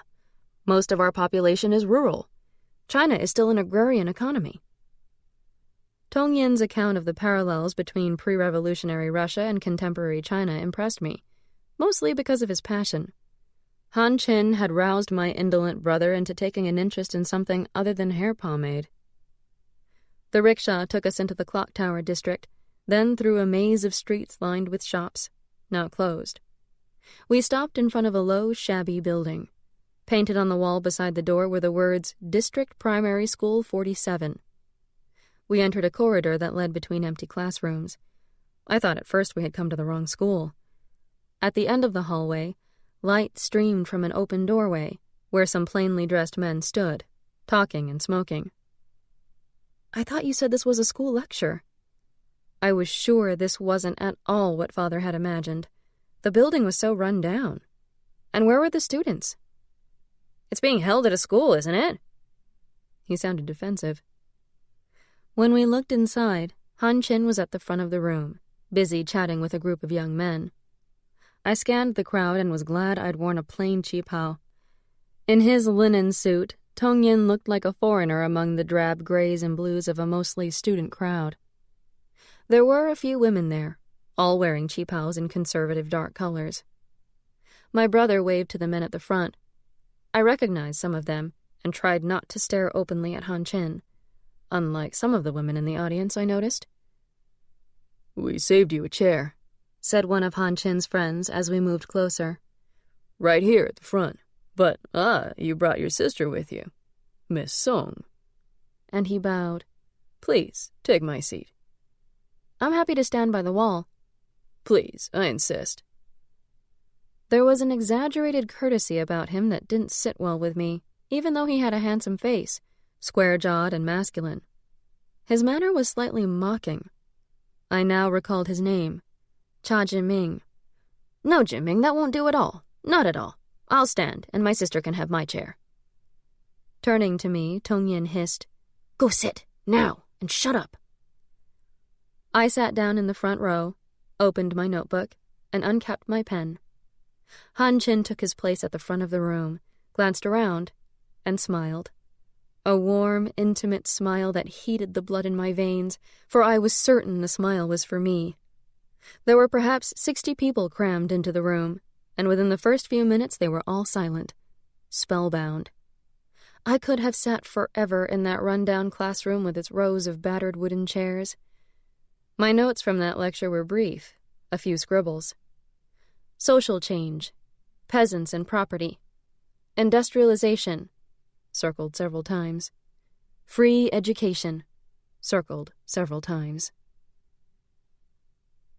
"He certainly has a quality about him," my young soul says, his grudging appreciation evident in the wash of a sweet fruit taste across my tongue. Red plum. "A fine speaker." My souls wander through the classroom. Reluctantly, I turn my eyes away from Han Qin to look at my brother, leaning against the wall to my right. Tong Yin's face is slightly flushed, and his lips are parted, moist. His eyes, fixed on Han Qin, glitter. I notice that almost all the women in the audience share this same rapt look. And so do I. Had I been so obvious? There is something else also, and my yin soul catches the question in my mind, turns to me with a query in her deep brown eyes. There is something not right about this crowd, I say. In the grip of my infatuation, what had I seen and heard that evening except Han Qin? But now I scan through the crowd and see faces that don't match the humble clothing they wear. New cloth caps pulled over well-cut hair, hands too smooth for factory work, clean-shaven chins. Han Qin speaks in an even, gracefully cadenced voice, so perfect for reciting poetry, not at all a rabble-rouser, but calm and reasonable, with an occasional flash of wit to keep his audience alert. His words couldn't possibly be used against him. He praises education, surely the safest ploy of all, for what Chinese can argue against education? He speaks of a minimum wage as one option to improve working conditions, unions as a way of opening civil discussions between workers and employers. "You were so sheltered," my yin soul points out. She is seated on a low bench against the wall of the classroom, arranging her pleated skirt.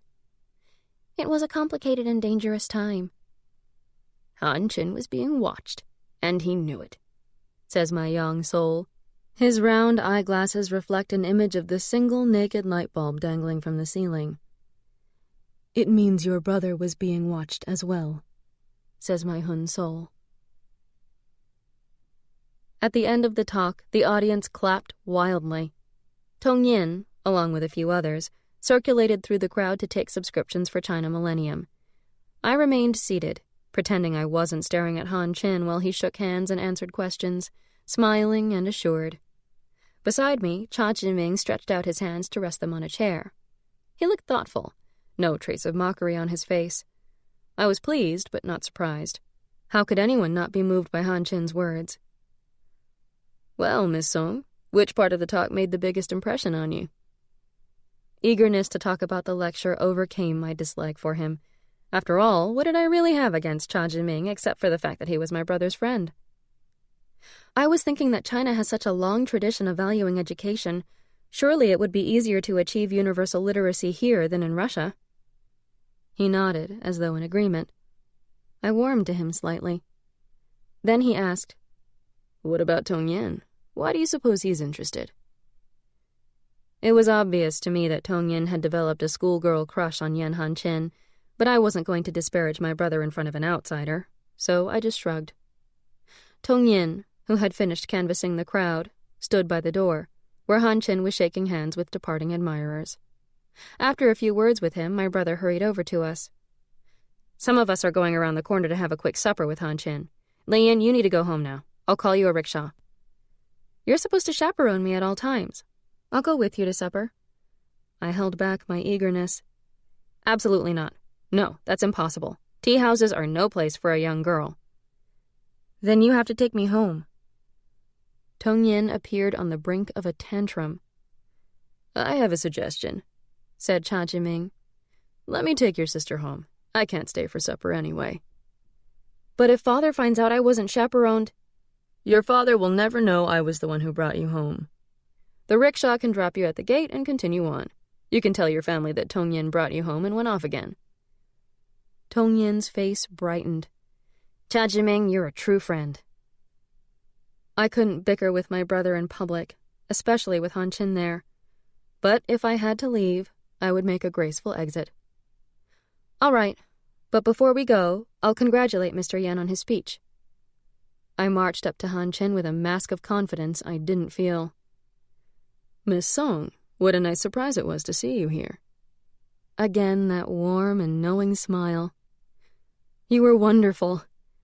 My cheeks felt hot, my stomach unsettled. Now I want more than ever to bring literacy to all our citizens. I'm so very glad to hear you say that. Teaching is the most fulfilling career anyone could have. Ah, Tong Yin, you'll both be joining us for supper? No, she can't stay. Cha is taking her home, my brother said quickly. Well then, Miss Song, perhaps we'll meet some other time. Tong Yin glared at me. If it were up to him, there wouldn't be another time. In the rickshaw, Cha Jiming and I made small talk. Gao Yin would have been proud of me. I asked a few questions, then hardly needed to speak at all. Cha Jiming told me about his father, a general in the Nationalist Army, his mother, who had died when he was in his teens, and his half-brothers. I have 3 younger brothers, he said. Were those your sisters I saw at your home? Such pretty little girls. I have a half-sister, Fei Fei. The others are my nieces. But tell me about your plans for university next year. The dim streetlights hid his expression, but his voice was resigned. I prefer the arts, but this fall I'm transferring to Whampoa Military Academy. My father let me attend university in Shanghai for a while before starting a military career, so I should be grateful. On the street outside our home, I slipped off the rickshaw, knocked on the wicket gate, and Lao Li let me in. I didn't give Cha Jiming a second thought. The next afternoon, Su Yin and I were walking in the old garden, making our way around the lake to feed the ducks, when Nanny Chu came charging up the path, calling out in the voice she reserved for pronouncements of doom. Wah! Wah, third young mistress! Your father wants you in his study. Immediately! I hurried back to the house, leaving Suyin surrounded by anxious ducks. When I arrived, Tongyin was in Father's study, seated on the leather sofa and looking gloomy. Father paced up and down the Turkish carpet. He motioned for me to sit beside Tongyin. One of your eldest brother's friends was at Yen Han-chin's lecture last night. No wonder Tongyin looked so unhappy. The friend probably saw me get into the rickshaw with Cha Jiming. Second son, the lecture was about politics, with leftist messages. Now a daughter of our house has been seen at a political meeting. Sir, not so, sir. Let me explain. Tongyin's hands plucked at his monogrammed handkerchief. Second son, no explanations. I'm tolerant of your interest in politics. It is part of being a student. But your sister's reputation is another matter. When the time comes to arrange her marriage, there must be no hint of any interest in communism. It would be extremely detrimental to her prospects. I opened my mouth, then closed it. Second son, you're an adult, but also a son of this house. You must avoid public events of a questionable nature. If Yen Han-chin speaks on literature, or reads his poetry, you may attend, but not if the speech is about unions or socialist ideologies. How could Father think that Han-chin's poetry was independent of his political beliefs? In China Millennium, it was clear that Han-chin's ideals inspired his work. Even his poetry alluded to politics and social change. Third daughter, no more of this going out to working-class neighborhoods. The location of that school should have warned you, but it was not your fault. No more lectures from now on, unless they're through your school. I nodded, both disappointed and relieved. At least Father didn't know about Cha Jiming taking me home. Tongyin tried not to look too pleased that I couldn't follow him around anymore. Behind Father's back, he made a face at me. My young soul shakes his gray head. You were dreaming to think he would approve of your marrying such a man. I see that now. I sigh at the memory. But you did so enjoy being in love. It's like being pleasantly ill, my yin soul says. Drugged and excited, all at once. She throws her arms in the air and dances along the terrace of the family shrine. Anyway, don't you remember Father saying he believed that once Han-chin's poetry gained more recognition, he would move away from politics? I believed that everything would work out. My Hun soul laughs, a brittle, tinkling sound. Oh, Lei-yin, your father might have admired starving poets, but that didn't mean he wanted his daughter to marry one. Finally, I mustered the courage to write my first letter to Han-chin. Dear Mr. Yen, I have attached some questions about the April issue of your magazine regarding the proposal to simplify written Chinese. Please don't write back, because Father reads our letters. He would object to our correspondence, not to you specifically, but to any man who isn't a relative. I hope we'll be able to discuss these questions at the next salon. Thank you for understanding. Song Lei-yin. The letter was in my bag the next day when I went to see Nan Mei. Nanny Chiu accompanied me as usual, and I was debating whether I could go to the post office after seeing Nan Mei. Could I trust Nanny to keep my secret? Once we entered the gates of the Wang estate, she headed for the servants' quarters to see who was free to enjoy a good gossip. What do you mean your nanny might tell? Nan Mei looked puzzled when I asked her to post the letter for me. I realized again that her family was far more casual than mine. A light rain had started falling, so instead of strolling in the Wang's gardens, we walked along the joined verandas of 4 houses that bordered a large courtyard. A small bamboo grove and pond amplified the sound of the raindrops. She might mention to my family that I'd mailed a letter at the post office. But that's what one does at a post office. At home, we leave letters on a tray in the foyer, and Father's secretary posts them after Father reads them, I explained, embarrassed. Nan Mei looked shocked. He reads your personal letters? Well, personal means for the family. When Gaoyan writes to Suyin, it's really meant for all of us. She shook her head, incredulous, then examined the address on the letter. That's really close to our shoemaker's. Mother's taking us all to get measured for new shoes tomorrow. I could even deliver it personally to China Millennium's office. Oh, Nan Mei, that would be so good of you. Mail service is terrible these days. Will your mother mind if you slip away for a few minutes? All the women of the house are going for new shoes." We both laughed. Between Nanmei's mother, her sisters, sisters-in-law, and assorted female cousins, the shop would be in chaos. She could disappear for an hour unnoticed. "Besides, I may finally catch a glimpse of your beloved." She sounded wistful. After every lecture, Tong-yin would go out with Han-chin and a few friends for a late supper.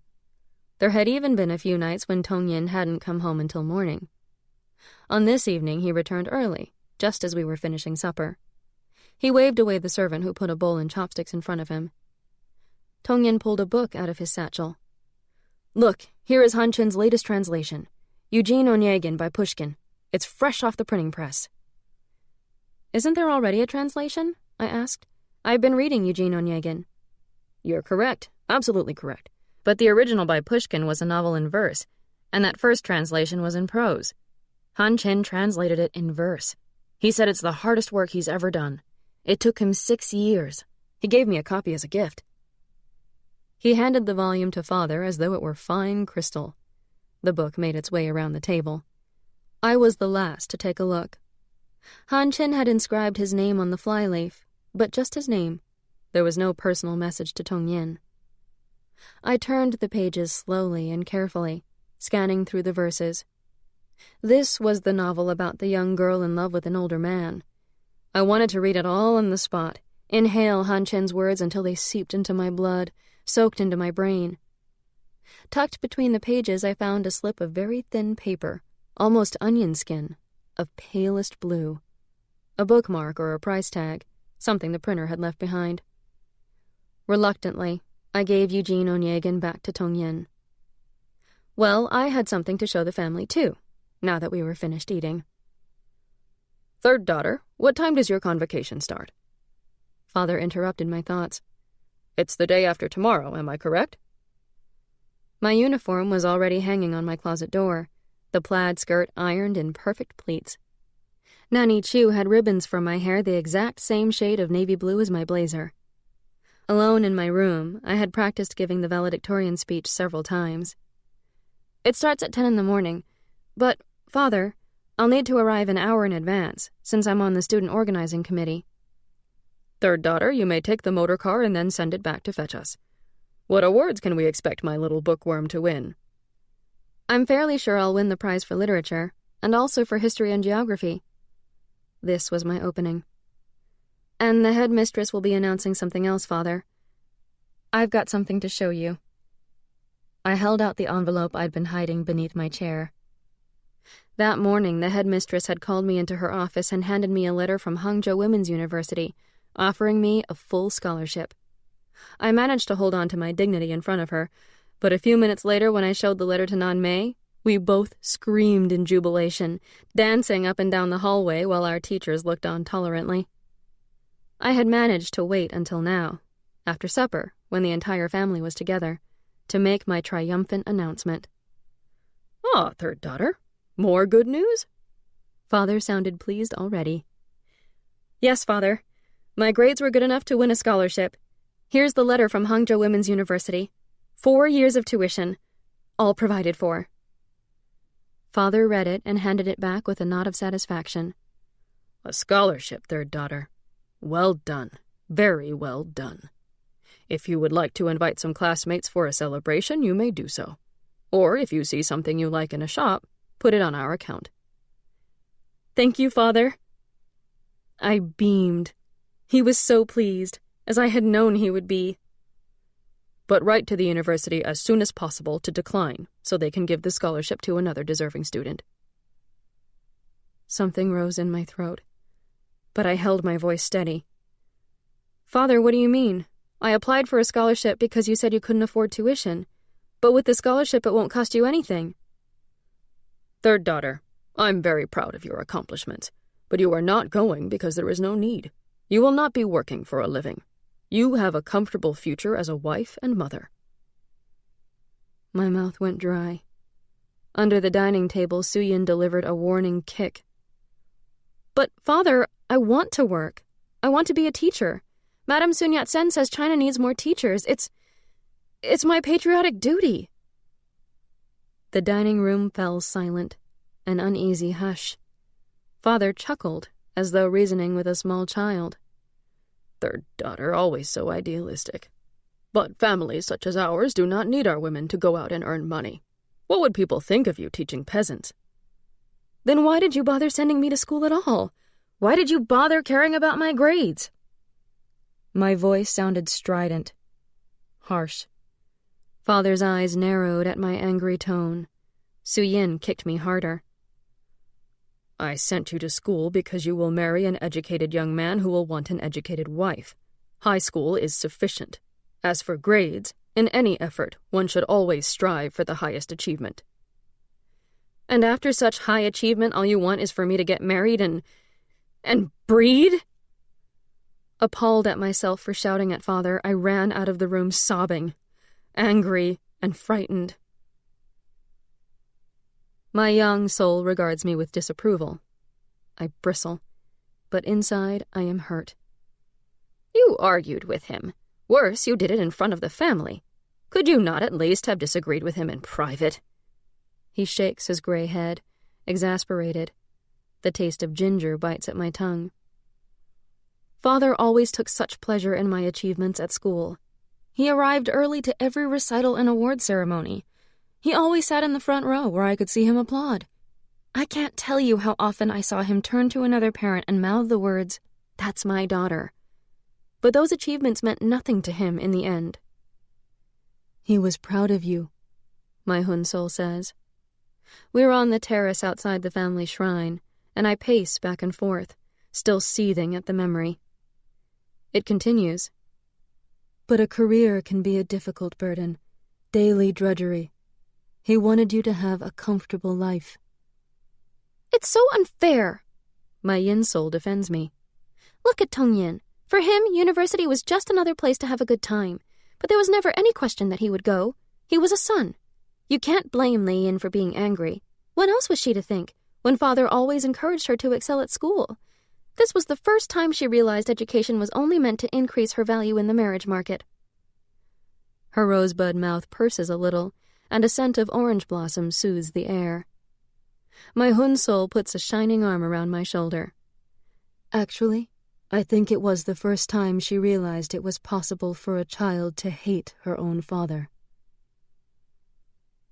The next morning I went to Father's study, dragging my feet. He sat behind the huge ebony table he used as a desk. The table had belonged to my 5 times great-grandfather, and today the weight of all my ancestors' disapproval seemed to reside within its polished bulk.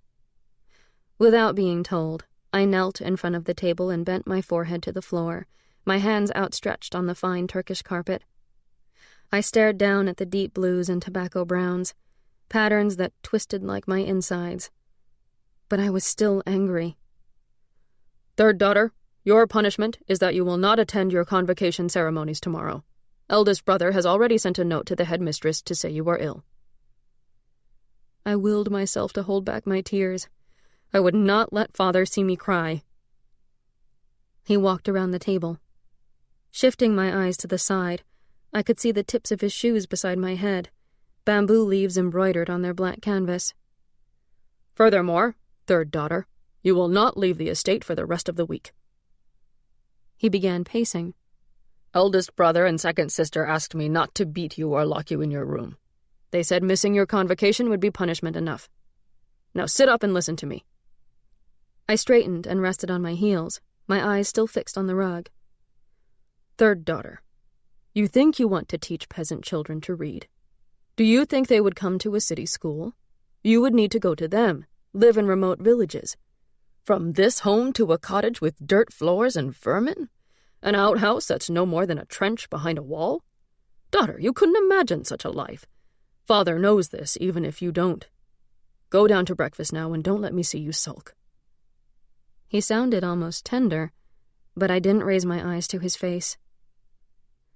Downstairs, the silence at the breakfast table told me the extent of my disgrace.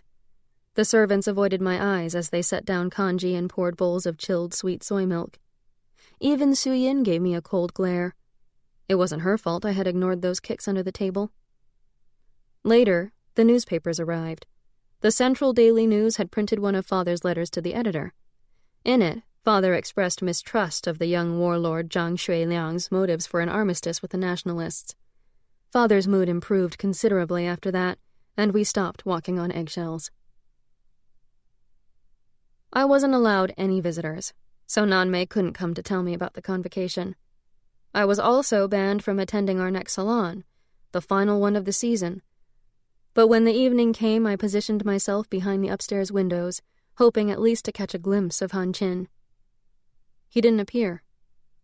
I comforted myself in the knowledge that when Father resumed his salons in the fall, Tongyin would be away at university in Shanghai, and I would have opportunities to steal some time with Han Qin. But what did I have to offer him now except a dowry? I was only a high school graduate, unqualified to teach, useless for helping him in building a modern China. All of this churned through my mind as I took daily walks with my elderly great-aunts and great-uncles around the lake in the old garden. I whiled away time playing with Fei-Fei and my little nieces. I explored the entire estate, something I hadn't done since I was a child. It was useless. Nothing could make me forget that all my plans had come to naught, like bright visions sunk into darkness. The library was my only refuge, and that was where Tongyin found me. Here, take the latest issue, and you can borrow this. He dropped a copy of China Millennium and his Eugene Onegin on the table beside me, and walked out again, whistling. His uncharacteristically kind act told me my misery was so obvious that even Tongyin had noticed. The slip of pale blue onion skin was still in the book, proof that Tongyin hadn't even read it. I picked up the book and tried reading the first few pages. A week ago I would have devoured it, but now all I wanted to do was cry. I turned my attention to China Millennium, flipped through the magazine, and in minutes forgot I was in disgrace with my father, forgot I had missed my convocation, forgot I couldn't go to college. Questions from readers. In this issue, we inaugurate a new column. Unlike letters to the editor, where readers express their opinions, this feature answers questions from readers. We have many young readers who send in questions about our articles. Our first question is from a young reader named Song, who has concerns about proposals for simplifying our written language. Staff writer Yen Han Chin replies, "It was a secret correspondence, carried out in plain sight. What else could it mean except that he cared for me? He understood my situation and had shown the utmost delicacy by acknowledging my letter through his magazine." In our family, I tell my souls, there is a tale of a many times great-grandfather who fell in love with his bride before he had even seen her. As required by tradition, he never met the bride chosen for him until their wedding day, but they exchanged letters, for that was encouraged. They wrote to each other, composing verses so exquisite that when they finally met, they were already deeply in love. Correspondence is a time-honored and entirely proper way for young people to get to know each other, my young soul declares. It allows a contemplation of each other's qualities far more meaningful than the distractions of dancing and films. How wonderful, my yin soul says, to be in love with your husband before the wedding, and through poetry. There is a sweet, musky scent in the winter air, amber and roses, and her face is rapt. How happy they must have been. I shake my head. Only for a while. The bride died in childbirth, and her husband published their poems in a book dedicated to her memory. Father had a copy. I read them, but I was too young to truly understand. But you were enthralled by the notion of falling in love through letters, my Hun soul suggests. I knew it was possible to fall in love without ever meeting your heart's partner. It happened to our ancestor. It's not merely romantic fiction. Questions about politics aren't romance, my young soul points out, wagging his cane at me. Oh, says my yin soul, rolling her brown eyes. It's the fact that Han Qin devised a way for them to correspond in secret. You're all dry bones, Yang. Not a single soft spot. She skips to the edge of the terrace and turns to look up at the sky. It is still winter. Months of memories had flowed through my mind, yet hardly any time at all had gone by in the real world. Until you met Han Qin, all the obstacles in your life had been childish and trivial, hardly worth any distress. My young soul strokes his gray goatee and squints at me in disapproval. You couldn't imagine being thwarted. This clever correspondence only reinforced that belief. You still believed you could persuade your father, my Hun soul says. You still believed you would go to college. Chapter 4. As soon as my house arrest was over, I went to see Nanmei and found her unhappy but philosophical. She wasn't going to Hangzhou Women's after all either. Nanmei's mother had made arrangements for her to attend Suzhou University, to live with her aunt and uncle. My parents decided I shouldn't live in a dormitory when I could save the money by living with family. She groaned and fell face down on her bed. Suzhou is the only place with a university where we also have a family, so Suzhou it has to be.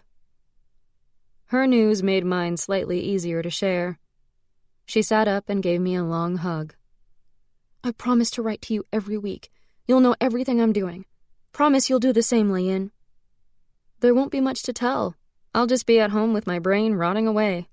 Anyway, how can I write anything meaningful when Father reads all my letters? Get a box at the post office, of course. I shake my head. For goodness sake, Lei-yin, if you're worried about Nanny Chu, just give her a little bribe to keep your secret. She rolls her eyes at my skeptical look. Sometimes I don't understand how someone with your brains can be so naive. You could ask Han Chin to write to that post office box, too. She was right. Nanmei, you're so practical and clever, and You're so unaccustomed to deception, Lei-yin. I shrugged and pulled an envelope out of my purse. I'll see about a mailbox. I'll find a way. But in the meantime, could you take this to the post office for me? The Questions from Readers column was proving popular. In every other issue of China Millennium, Han Chin replied to my questions and to others. As I read his articles over and over, his words and opinions seeped into my thinking. Basic arithmetic, writing, and some rudimentary science will pull peasants and small-town folk out of ignorance and superstition. Memorizing the 300 Tong poems will not. Young teachers and doctors, we urge you to find work in rural areas and to consider it a patriotic service to China. While you're young, the comforts of life matter less. In one issue, he wrote movingly about a trip he had made to a little country school outside Suzhou. The poverty of their surroundings only made the pupils more determined to rise up out of destitution. The teacher spent his meager wages on chalk and pencils for his pupils. They shared lunches, for some of the students hadn't eaten all day. After my talk, the teacher asked me to join their little school, and I must confess I was tempted. Their dedication was truly moving. He ended each article with what had become his signature line. You may lose all that you acquire, but knowledge and wisdom remain yours forever. Every word he wrote about education for the masses felt like a reproach. Unless I contributed to educating the poor and rural folk of China, how could I be worthy of Han Chin's love? I couldn't just accept Father's decision. There had to be a way. Tong Yin was now spending even more time at the journal's offices, but he didn't give up carousing with his friends completely.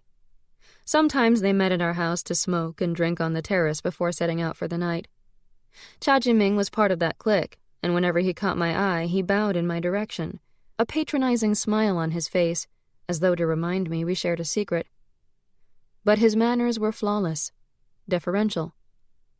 Unlike some of the others, he never drank to excess or flipped his cigarette butts into the shrubbery. Second son, your friend, that Cha, he seems a nice young man, Father remarked. What are his career plans? We were at breakfast, and Tong Yin, slurping down his congee, shrugged. I'm not sure, Father. Not completely. His father's a general, so he'll have a police or military career most likely. Military? Then why is he not attending Whampoa Military Academy? He leaves for the academy this fall. Stepmother put a slice of jellied pork on Father's side plate. He seems thoughtful, she said. He was kind to Fei-Fei. Really? When was that? Father looked as surprised as I felt. My stepmother paused to think. When he was here last week. Fei Fei was running through the garden and fell on the gravel path. He carried her to the terrace, and she sat on his lap, while Nanny Wang washed the blood from her knee. Father looked pensive. I couldn't tell what he was thinking, but I warmed up a bit to Cha Jiming. "By the way," said Tong Yen, pushing back his chair from the table, "Cha Jiming and his family will be at Su Yin's wedding. General Cha and Judge Liu are old friends." In matching pink qipaos, Gao Yin and I walked on either side of Su Yin, each holding her by an elbow. Su Yin couldn't see out from behind the heavy red silk that veiled her face. Fortunately, Gao Yin was in charge of the bride and knew exactly what the rituals required. As we walked, Gao Yin whispered and prodded us through the ceremony, so I really didn't have to pay much attention. I just bowed and knelt along with the rest of the wedding party. The Liu estate was decorated to reflect the importance of the occasion. The main gates, built of massive wooden planks bound with studded iron bands, were wide open, and red lanterns hung from the lintels.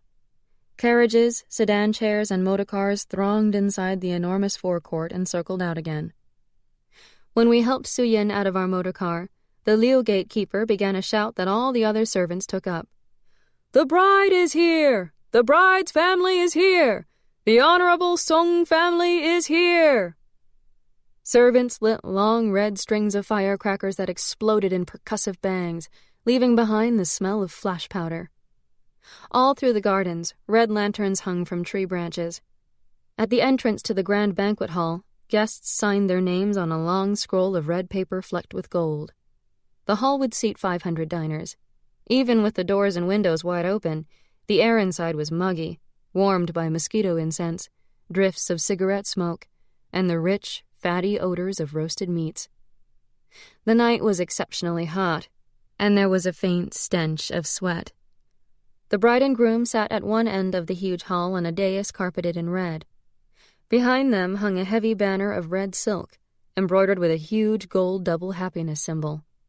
Tian Zhen wore a long black silk gown patterned with gold dragons. A round black cap adorned with a single jade bead crowned his well-cut hair. The only Western items of his ensemble were his shoes, shiny black patent leather. His expression was placid, docile. Su Yin wore robes of red, fine silk brocade embroidered with phoenixes. Although at this point in the evening she could have removed the red silk pinned to her headdress, Su Yin had chosen to stay veiled. When she entered the hall, the older guests had applauded their approval, pleased at such becoming modesty from the bride. Now she sat gracefully with her back pressed firmly against the ebony chair. When it was time for the newlyweds to circulate through the hall to meet and thank all the guests, Gao Yin carefully detached the bride's veil from her headdress, and Su Yin stood up. A low hum rose from the tables as the guests murmured their appreciation. My sister's lovely features revealed for the first time. Her expression was as veiled as it had been behind the red silk. There was none of her usual gentleness in the set of her lips, no sweetness in the fixed gaze of her dark eyes. She was as perfect as a wax image, and as devoid of life. The heavy air in the banquet hall felt like a shroud. I wasn't hungry at all. My pink qipao felt tight, and I was desperate for some fresh air and some time alone. I was still thinking about how to convince Father to change his mind. Or could I go to university without his consent? Perhaps I could speak to him again after the wedding. He would be in a good mood after the ceremony.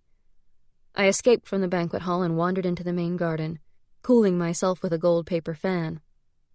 The Liu's garden was huge, even bigger than our old garden. Its artificial lake contained not one, but 2 islands. The larger one at the lake's far end held a pavilion and was connected to the shore by a zigzag bridge, a guarantee of safety from evil spirits, for they can't cross such bridges. On the smaller island beside me, red lanterns hung from willow trees. I spied a bench partially concealed beneath their branches and crossed wide stepping stones to reach it, stones so flat and carefully spaced they might as well have been a bridge. Finally, away from the din of the banquet, I closed my eyes and fanned myself. There wasn't even a whisper of a breeze. An orchestra played on the terrace outside the dining hall. Inside, the music had been barely noticeable above the clamor of conversation. I leaned back against the bench with relief and allowed myself the pleasure of listening to the plaintive tones of the erhu and the zhonghu fiddles, the high notes of a dizi reed flute. The musicians, who were very fine, launched into Spring Snow, a lively ancient tune. Then something made me open my eyes. Han Chin stood before me. Fortunately, I was sitting, or my knees would have buckled. Fortunately, the musicians swung into the climax of the song, or my gasp would have reverberated in the night air. Unfortunately, I dropped my fan. He bent down and handed it to me. I mumbled my thanks and fanned myself furiously. "Aren't you hungry, Miss Song?" "It's too hot to eat." And my too-tight dress was creasing across my stomach. I stood up and tugged the skirt down as discreetly as possible. "Are you a friend of the Liu family, Mr. Yen?" "I'm just a poor distant cousin. However, on such a joyous occasion, even impoverished relations are invited to offer their good wishes to the newlyweds." "You can't mean that. I'm sure the Liu family is honored to have such a famous poet-scholar in the family." A white flash of teeth as he smiled. "If I hadn't run into Judge Liu at your sister's engagement party, I'm sure he would have left me off the guest list. This is a party for the city's elite." He smelled so clean, a faint scent of sandalwood soap. The lanterns overhead cast shadows that made his cheekbones more pronounced, his face even leaner. His eyes were as intense as those of a bird of prey. He leaned against the trunk of the nearest willow tree, comfortable in the silence. I wasn't. Furthermore, the high collar of my pink dress was scratching my neck. My first opportunity to be truly alone with Han Chen, and I looked like a pink satin sausage. "Thank you for replying to my letters through the magazine," I said, desperate to fill the void. "You must think our family absolutely feudal, what with my father feeling entitled to read our personal letters." "He probably continues his own father's practice out of habit. Don't resent it. He's allowed you other, more important freedoms. Your education, for example." I wavered. I had to tell him I wouldn't be attending college. Better he should learn this from me than from Tong Yin. It was only a matter of time before my brother let the news slip. But I held back as he continued talking. "I heard from your friend Wang Nanmei that you received a scholarship to Hangzhou Women's University. Well done." "Nanmei told you this?" I had no idea that Nanmei had even met Han Chin. "How do you know her?" "She came by the office a couple of times to drop off your letters." He shrugged, and his next words drove all thoughts of Nanmei out of my head. "Will you write to me, Lei Yin, when you're away in Hangzhou?" His eyes reflected back light from the lanterns, flecks of mica shining in the darkness. "Yes, Han Chen. Oh, yes. Of course I will." My heart winced, a sharp stab of delight. "You can write to me about anything once you're away from home." Once I was away from home. I could scarcely breathe. His hands on my shoulders steered me to the other side of the tree, into the darkness, out of the view of anyone who might be standing on the shore. "You're every bit as beautiful as your sisters. You have the sort of beauty that springs from intelligence and courage." His lips brushed against my ear. My face was hot, but it was nothing compared to the longing that seared through my body, a craving that softened my bones. Unresisting, I let him kiss my face, and I tried not to gasp with the pleasure of feeling his lips brush against my cheeks, my eyelids, behind my ears. He loved me. Why was I in his arms unless he loved me? But when I lifted my face to him, he didn't kiss my mouth. He shook his head and stepped back, teasing me with his smile. "Your father would never allow this, you know." "Oh, Han Chin, he admires your poetry so much. Times are changing. I'll be the first daughter to attend university. I'm going to teach." I couldn't bear to break the spell by saying the words that acknowledged my dreams had been denied. Besides, I was going to change Father's mind. "You're meant for grand alliances, like your sisters." "Once I've finished college, my life will be my own. I can teach school and support myself. I won't need my father." "You mustn't alienate him, Lei Yin." There was the smallest hint of warning in his voice. A din of applause from the banquet hall told us the first speech of the evening had just finished. I leaned against the tree. unable to move. Come, we must get back to the banquet hall. He pulled me away from the tree. Hold on, there are bits of bark on the back of your dress. Holding me by the shoulder with one hand, he brushed me down with the other. Slowly, lingeringly. I'll leave first, he said. He made his way across the stepping stones, his movements casual and unhurried. I crumpled onto the stone bench and watched Han Chin's retreating silhouette until it vanished through the doors of the banquet hall. I stretched out on the bench, its coolness a salve to my trembling body, its hard surface an anchor to reality, for I was almost floating from sheer happiness. Once I was away from home. But within minutes my problems brought me back to earth. After I had promised to write from college, after he had kissed me, how could I ever confess to Han Chin that I wouldn't be attending college after all? My young soul's goatee shakes with disapproval as he gazes at my memory self, a pink-clad body slumped over the bench. That was disgraceful. Such behavior at such a young age. The sharp taste of raw ginger crosses the back of my throat. You still believed you would find a way to get to Hangzhou. A frown of distress creases my yin soul's baby-smooth skin. You didn't have money for boarding fees. You depended entirely on your father, my Hun soul says. Its visage is pure light, featureless, yet I imagine patient sorrow glimmering there. Without your father's consent, you had nothing. This was the night I knew beyond a doubt that Han Chin cared for me, I say.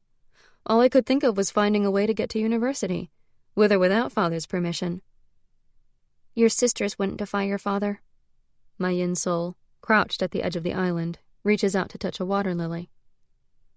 They had no career ambitions. I did. Stupid girl! My yang soul's cane bashes the willow tree. The ginger is even stronger now. Su Yin had more reason to defy your father. Yet here we are at her wedding to an opium user. Did you truly have no idea of how the world works? They fall silent. We watch my pink satin form sit up on the bench, then stand up resolutely. There, says my yin soul. That was when you made up your mind to get to Hangzhou with or without your father's consent. I had to. I had made promises to Han Chin. Have you noticed, says my Hun soul, that he hadn't actually made any promises to you? The rustle of duck wings in the reeds, the coolness of the stone seat, these were preferable to plunging back into the noise and heat of the wedding banquet. The applause was already more raucous. Whistles and calls punctuated the clapping. I decided instead to look in on the smaller dining hall at the other end of the lake, where I had taken Fei Fei and Chang Yin's little children earlier that day. There, away from the main celebrations, the youngest guests were served food more to their taste, and could make as much noise as they pleased. The din from the main hall subsided as I brushed past shrubs and greenery, my footsteps silent on the hard dirt path around the lake. Closer to the pavilion, I heard murmuring voices, saw shadowy shapes partially hidden behind carved screens. The words grew more distinct as I neared. Have you never been kissed before, darling? A man's voice, followed by an indistinct reply. Another romantic tryst. With so much activity at a wedding, it was easy for guests and even servants to slip away for a few minutes of courtship. I closed my eyes with pleasure at the memory of Han Chin, and slowed down to enjoy the scent of the honeysuckle growing beside the path, and to eavesdrop a little. Come, sit on my lap. That same voice, somehow familiar. There. Now you can kiss me, you pretty, pretty. May I go now? Nanny said I was to keep an eye on the little ones. I froze. I knew that confident young voice. Before I could speak, a small figure in pink tunic and trousers emerged from the pavilion. I didn't need to see her face as she skipped away over the zigzag bridge and onto the path toward the children's dining hall. I moved to follow, then ducked behind a rhododendron as a tall figure stepped out of the pavilion and tugged down his jacket. He strolled past me and disappeared in the direction of the main dining hall. It was Cha Jiming. The zigzag bridge hadn't protected the pavilion from evil spirits. The small dining hall, despite the best efforts of the nannies, was chaotic, filled with those ear-splitting shrieks that only children of a certain age can produce. Amid the tables, there was a game of tag in progress, and one small boy bawled in his nanny's arms while she rubbed his knee. "Was that you in the pavilion a few minutes ago, Fei-Fei?" I grabbed my half-sister as she ran past. She nodded, seemingly untroubled, fidgeting to get back to the chase. My heart resumed its normal beat. "Fei-Fei, where's your nanny Wong?" "She wanted roast duck. She went to the kitchens." "Who's looking after you and our nephews and nieces, then?" "Nanny Wong said there's so many servants around we'd be all right for a while." "Well, I'll stay with you until she comes back."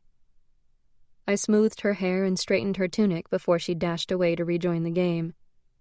Then I settled in a chair to watch the unruly youngsters and wait for the delinquent Nanny Wong. When I returned to the wedding, everyone's faces were on the actress Li Minghui. She was Liu Tianzhen's favorite film star, we'd been told, and had been hired to sing at the wedding.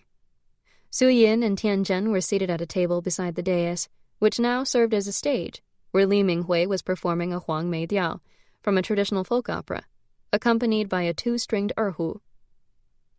Tianzhen was holding Su Yin's hand and smiling with delight, his head swaying in time to the song. Gao Yin was at the same table. "Where is stepmother?" I whispered to her. "At that table by the window? Why?" Then she saw my distress and followed me. A few minutes later we were all together, stepmother sitting in a curved armchair of elm wood, while Gao Yin sank into a love seat. We were in the dressing room where we had helped Su Yin adjust her heavy bridal clothing just hours ago. I took a deep breath before speaking.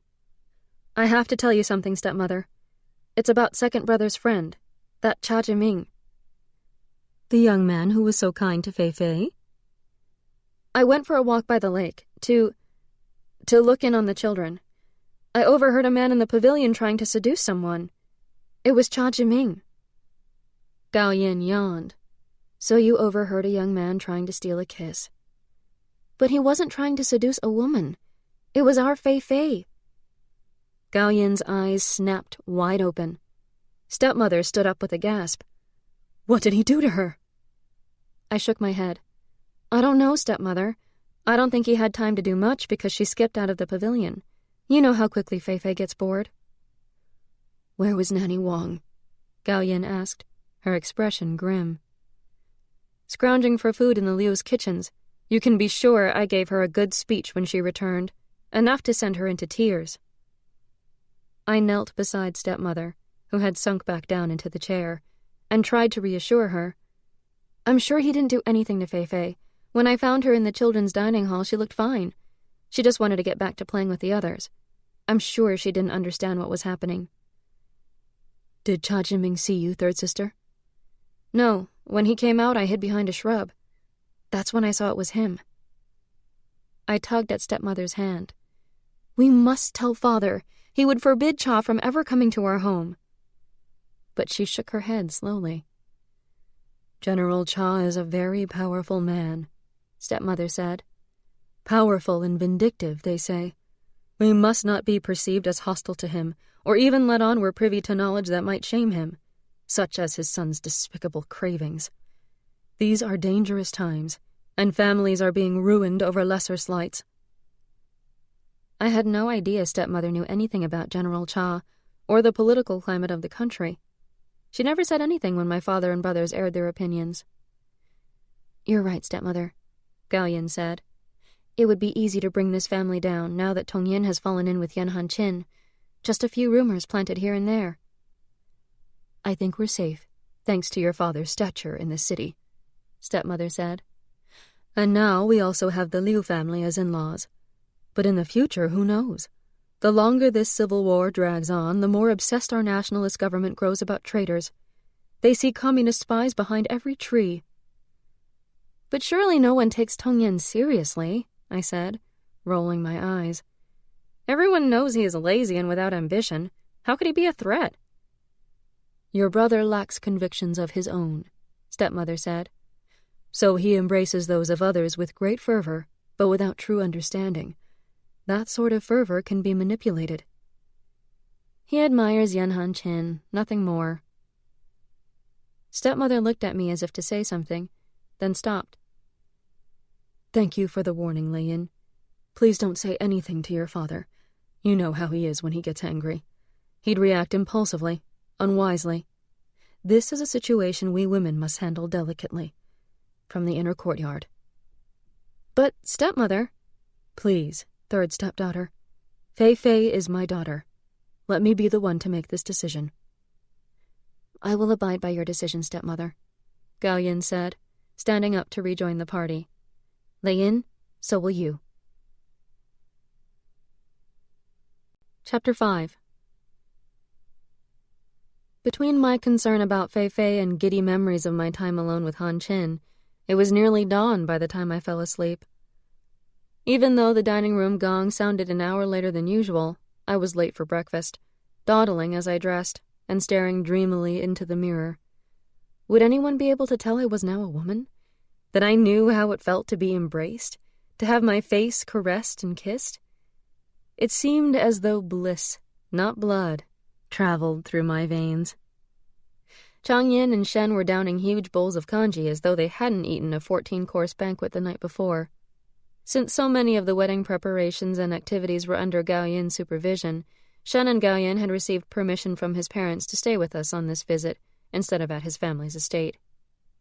Stepmother and Gao Yin were at the second table. There were no children in sight. The children are still overexcited. They hardly slept at all, Stepmother answered when I asked after them. Gao Yin greeted me with a nod from over her plate of toast and jam. I sat beside Stepmother and chewed on a corner of cold toast. Tong Yin wandered in, hair disheveled and eyes half open. He sat beside Shen at the other table, his back to me. The Liu family spared no expense, Shen said. Judge Liu told me Li Mingwei and her staff traveled first class on the train from Shanghai. She was very charming. Gao Yin stifled a yawn. Li Mingwei told Tianjin that Su Yin was more beautiful than all the leading ladies of China cinema put together. Tianjin told me he admires father's literary salons, Chang Yin said. He wants to hold salons too, but for the film industry, to encourage young actors and actresses. Tong Yin finally came to life after his third cup of tea. Can you imagine calling a gathering of film actors a salon? Fortunately, Han Chen said something very tactful. He suggested calling the event soirees instead. So Yan Han Chen is a friend of the Liu family? Father asked. They're related, Father. Distantly, but of course the Lius are honored to have a well-known poet and scholar in their family circle. I could have thrown my arms around Tong Yin. My brother spoke again. There might be another betrothal in our family soon. Yes, very soon. Possibly. Tong Yin sat up to assess the impact of his statement, his expression smug. Had Han Chen confessed his feelings for me to Tong Yin? It was too soon. Father wasn't ready yet to accept a poor poet into the family. I held my breath, the knot in my stomach struggling against the flutter of hope in my heart. Father slapped his knee. Tell me more, second son. Weddings beget weddings, they say. Father, yes, you're correct. I had a conversation last night with Cha Jiming. You know his father is General Cha. The knot was winning now. Had Cha Jiming made a bid for my hand? General Cha? Father sounded pleased. Yes, Father, yes. Cha Jiming is his eldest son, by his first wife. General Cha has younger sons by his second wife. Jiming suggested matching his 11-year-old half-brother with Fei, and the general agreed. None of this is official until the matchmaker approaches you, of course. But we are good friends, so Jiming told me. Informally, of course. I opened my mouth, but Stepmother laid a warning hand on mine. Father beamed at Stepmother. Well, what do you think of little Fei marrying into the Cha family? Fei was only the daughter of a concubine, a younger daughter of minor stature. Any son of General Cha was highly eligible. She could do far worse in the matchmaking stakes. She's still quite young, Stepmother replied in an even, unruffled voice. Isn't it unusual nowadays to make these approaches so early? Stepmother, said Tongyin. "You're right. Quite right. But the general obeys his mother's every wish. Old Madame Cha wants the general to settle her grandson's marriages before she dies. It would be unfilial of him to refuse." Father looked approving. Stepmother, merely thoughtful. She put some fruit on my plate and shot me another look. "Father, there is one more thing," continued Tongyin. "A small thing. Jiming tells me that the Cha family likes their future daughters-in-law to stay at their family home for a few weeks every year before the marriage." Again, stepmother had to put a restraining hand on my arm. Gaoyin frowned at me and mouthed the words, "Keep quiet." "But I thought old Madame Cha was a very traditional lady," stepmother said, her voice mild and steady. "Isn't she afraid her grandson and Fei-Fei will meet before the wedding?" Tongyin nodded. "She is, definitely. She's very traditional. Fei-Fei won't meet the boy. Old Madame Cha just wants to get to know the girls because she's afraid she won't live long enough to see her younger grandson's weddings." The fear inside me rose higher. Fei-Fei couldn't be allowed near that family. Well, well, Father said. Let's wait and see what happens. Plans made over wedding wine may come to nothing. What about Cha Jiming? I asked Tongyin. Why is he still unmarried? Unmarried, yes, but his fiancée has been staying with them for a month each year since she was a girl. When Jiming graduates, they'll get married. Then he tilted his chair back and leaned over to whisper in my ear. Don't worry, little sister. All isn't lost. I'll ask Jiming to make you his concubine. I didn't bother telling him how badly he had misinterpreted my look, for now stepmother rose from her seat. Please excuse me. I would like to take a stroll. After all that food last night, I think a long walk around the old garden is in order. I stood up. I'll walk with you. Gayen, why not come with us? The old garden had been designed as a retreat, with secluded spots where one could sit quietly to compose poetry or read. This we knew from a plan of the garden that had been drawn by the anonymous landscaper one of our ancestors had hired to create it. Halfway around the lake, an embankment of turf was planted with stands of oleander and pine that cast their shade onto the path. Together we ascended its ridge to where an ancient pine shaded a row of stone seats. A pungent, resinous scent rose up to greet us as we walked over a layer of brittle needles. Tongyin has no idea what a monster that friend of his, I began. Never mind, Tongyin, Gaoyin interrupted. The question is, how can we keep Fei-Fei away from the Cha family? We could reject that once-a-year visit, I suggested. Not good enough. We'll have to tell Father why. And anyway, if Father agrees to even an afternoon visit, she would be in danger. The big question is how to avoid marriage to that family altogether. Let me figure out how to handle this, said stepmother. Old Madame Cha is very traditional. She took a deep breath and folded her hands in her lap. As your father says, it may all come to nothing. So please, Lei-yin, don't do or say anything. You've warned us. But hasty actions will only create more problems. But shouldn't we warn Father now? Third stepdaughter, please trust me in this. Don't fret, Lei-yin, said Gaoyin. Stepmother will find a way through this. I nodded. We sat for a few minutes in solemn silence. Let's talk about something else, stepmother said. First stepdaughter, when you were here for Suyin's engagement party, you came to me for advice. How is your situation now? My sister's face flushed, and she looked almost shy. I did as you suggested, stepmother. One of my servants has a sister who just had a baby girl. I hired the sister, and she brings the baby with her. I spend a good part of each day with the baby. She's such a darling. I can hardly bear to be away from her. Good. Love the child as though she were your own. Why? I asked. Why have you taken in a servant's child? Gaoyin is trying to conceive. I think her maternal essence needs help to flow more strongly. Sometimes fostering another's child invigorates a woman's essence. Stepmother laughed at my skeptical look. It's a cure passed down from my mother's family. Continue your walk, my dears. I need to get back to the house. I held my tongue, but once stepmother was well on her way around the lake, I shook my head. That sounds like folklore, not science, eldest sister. We've exhausted science, both Western and Chinese. This is a bit of folklore that does no harm. I enjoy having a little one in our home. Is Shen so impatient for a son? She put her head in her hands. It's Shen's mother. She wants him to take a concubine because we have been married 3 years already. She's impatient for a grandson. Shen adores you. He'd never take a concubine. I like to think we're a modern couple, but the truth is, he's still totally obedient to his family. He'd take a concubine if his mother insisted. Then her voice dropped to a whisper. Oh, Lian, I couldn't bear the thought of him with anyone else. Your first wife. You're allowed your say about concubines. Make Shen pick someone illiterate or ugly, someone he could never love. I'm hoping stepmother's advice will let me avoid that. There, now you know the truth. Your eldest sister is just a barren wife. She smiled and wiped her eyes. Tears welled up in my own eyes to see my imperious older sister so insecure, so vulnerable.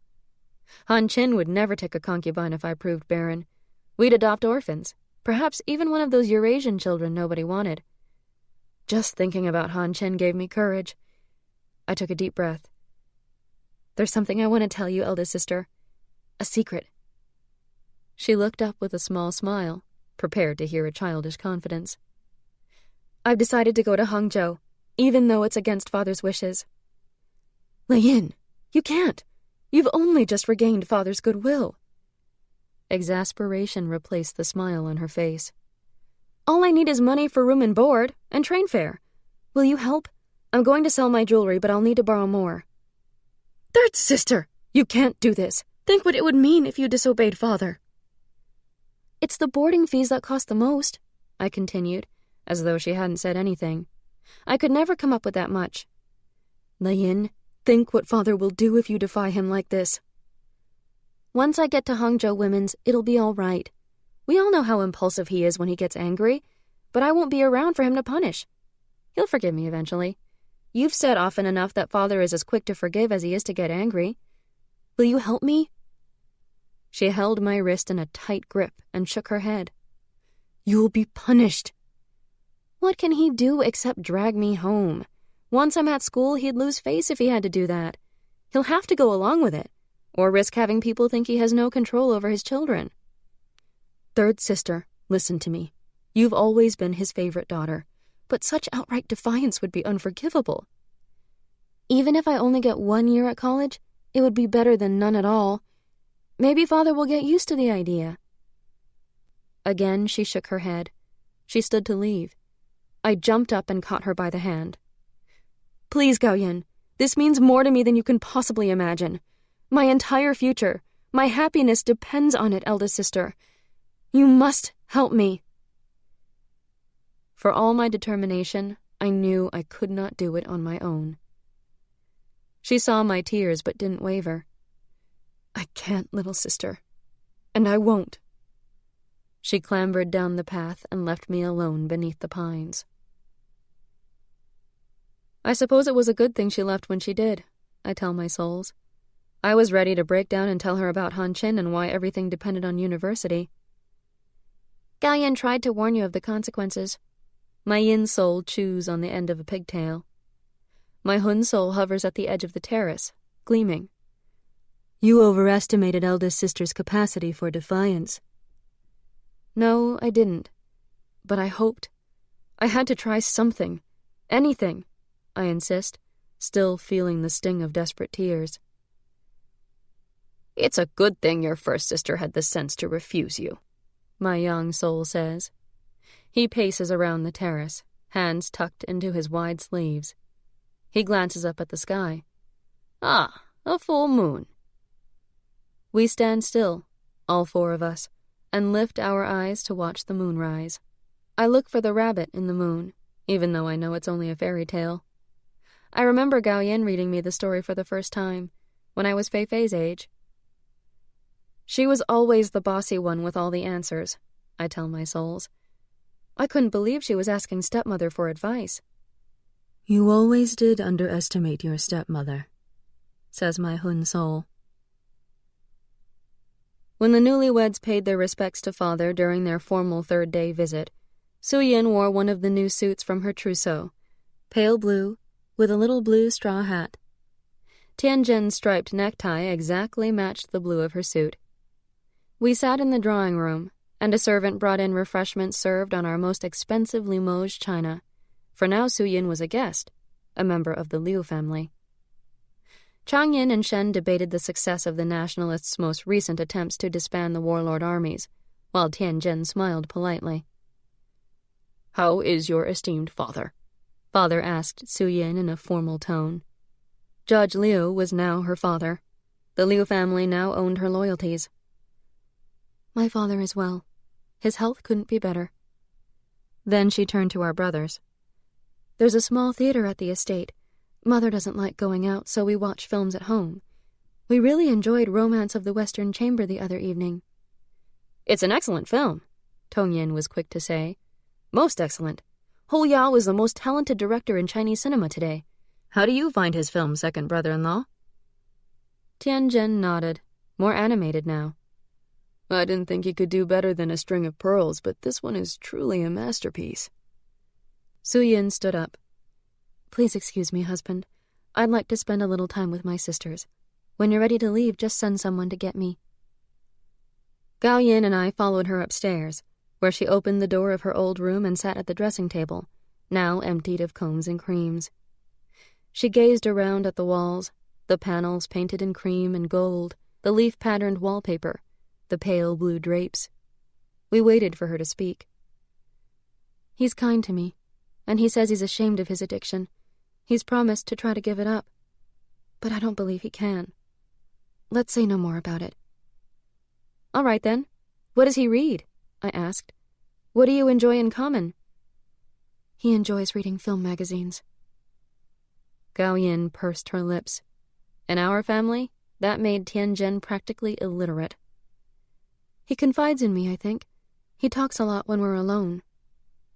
Gao Yin put her arm around Suyin's shoulders. That's good, isn't it? He talks because I'm the only person who listens. His mother keeps to her rooms except when she's playing mahjong. For her, it's enough that he comes when she sends for him. But that estate is filled with family, I said. There must have been a dozen households at your wedding. All those aunts and uncles and cousins. He doesn't like them. The entire family lives off the judge's wealth. They flatter us and resent us. Oh, second sister, this is worse than we could have imagined, I said. You'll find no true friends there. Second sister, come to stay with me in Shanghai whenever you can, said Gao Yin. Bring Tianjin with you if you have to. A soft knock on the door, and we fell silent immediately. Stepmother entered. Your husband wishes to leave now, second stepdaughter. Suyin stood up and nodded.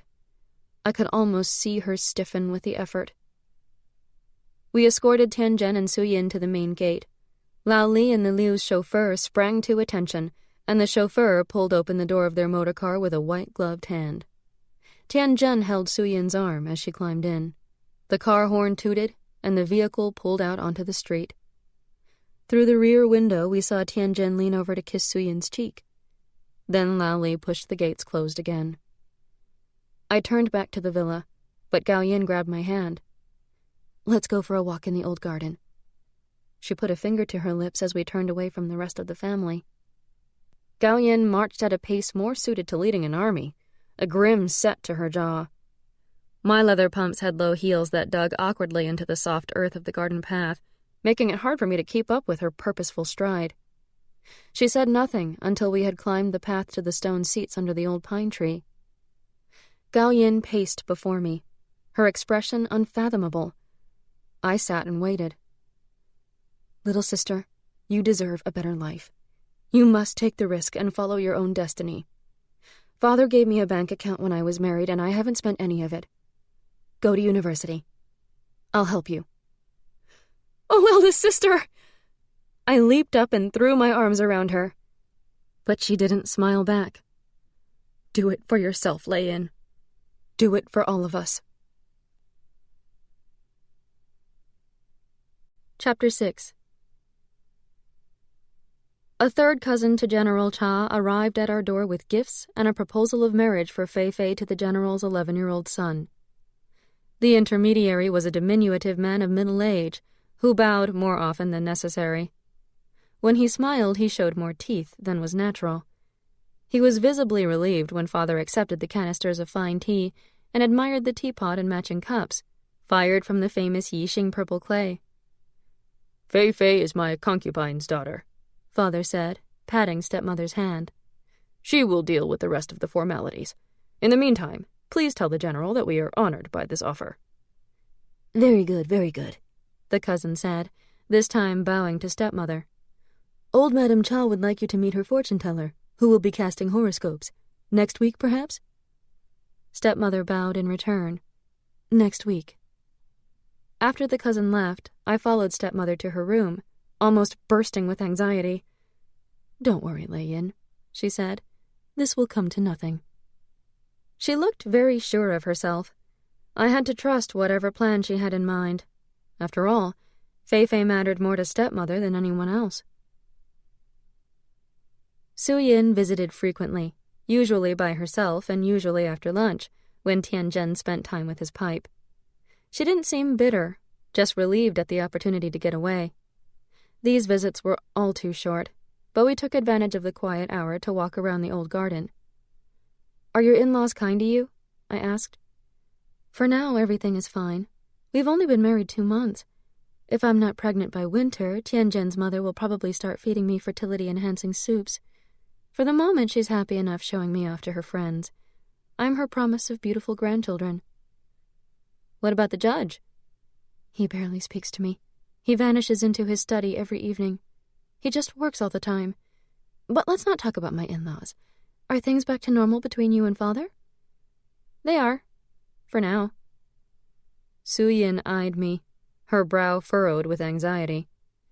"Lei Yin, what are you planning?" I had to tell her. "I'm surprised eldest sister agreed to help you," she said after hearing me out. "But you must have been quite persuasive. Shen's going to be very angry with her, not to mention Father. She's risking a lot for you. And, Lei Yin, you know how Father gets when he's angry." "Gao Yin and I are ready to face it. Second sister, even if you don't approve, I know you understand. I must take control of my own destiny." Su Yin gave me a long hug and a wistful smile. "Yes, you must. I don't want you ending up like me." Then she stood, put her arm through mine, and said, "Come, I need to see stepmother." Stepmother wasn't in her room, so we went to the small sitting room that she used for receiving merchants. The door was shut. When we knocked, she called out for us to wait a few minutes. When the door opened, a middle-aged woman emerged. She was stout and well-dressed, but not expensively so, in a short jacket of brown brocade over a brown qipao. Gold bangles clinked at her wrists, and she greeted us with a nod that was at once friendly and appraising. We entered, and Su Yin pulled the door closed again. The room was sparsely furnished, with a long polished table placed under the windows so that merchants could display their goods under bright daylight. A black lacquered screen was the only ornament in the room. "Who was that woman, stepmother?" I had the feeling something important had just happened. "That was old Madame Cha's fortune-teller. She came about Fei Fei's horoscope."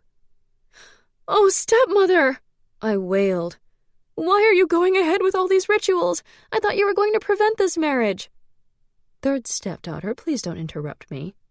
Old Madame Cha has asked her fortune-teller to cast the horoscopes, but of course she must also allow us to consult with the woman." Su Yin began to laugh.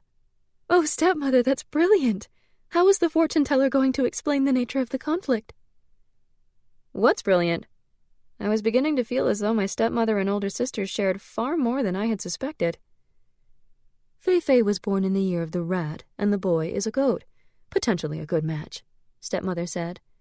"But the fortune-teller looked more deeply into Fei Fei's birth hour and found a strong risk of the 5 elements disrupting the 3 harmonies, all pointing to an unproductive union." "So lots of quarreling and no babies," said Su Yin. "Was it an expensive bribe?" "Not when you consider Fei Fei's happiness. By the way, your father will never know." Now I could give way to feelings of relief and admiration. "How did you think of this ruse, stepmother?" I asked. When you're a merchant's daughter, you know that everything and everyone has a price. Now then. Her tone became brisk. Why did you come to see me? Suyin pulled a heavy leather pouch out of her handbag and put it on the table. Every week the judge's concubines and I go to see him in his study, Suyin said. He hands us our weekly allowance and his secretary writes it all down in a ledger. Stepmother didn't bother counting the coins, just held the pouch in her hand, testing its weight. How much does he give you? I get 20 silver yuan, nearly twice what the other women receive. I've spent nothing so far. So you've already saved nearly 200 yuan in silver? Yes. A pause. Stepmother's look of sympathy. Suyin shrug. You should exchange these for gold, second stepdaughter. Stepmother, can you do the exchange and keep them for me? Of course. We can review your accounts once a month. I'll keep a ledger and show you how much gold you own. But, Suyin, I said, why don't you deposit the money in the bank account Father gave you? Your wedding gift.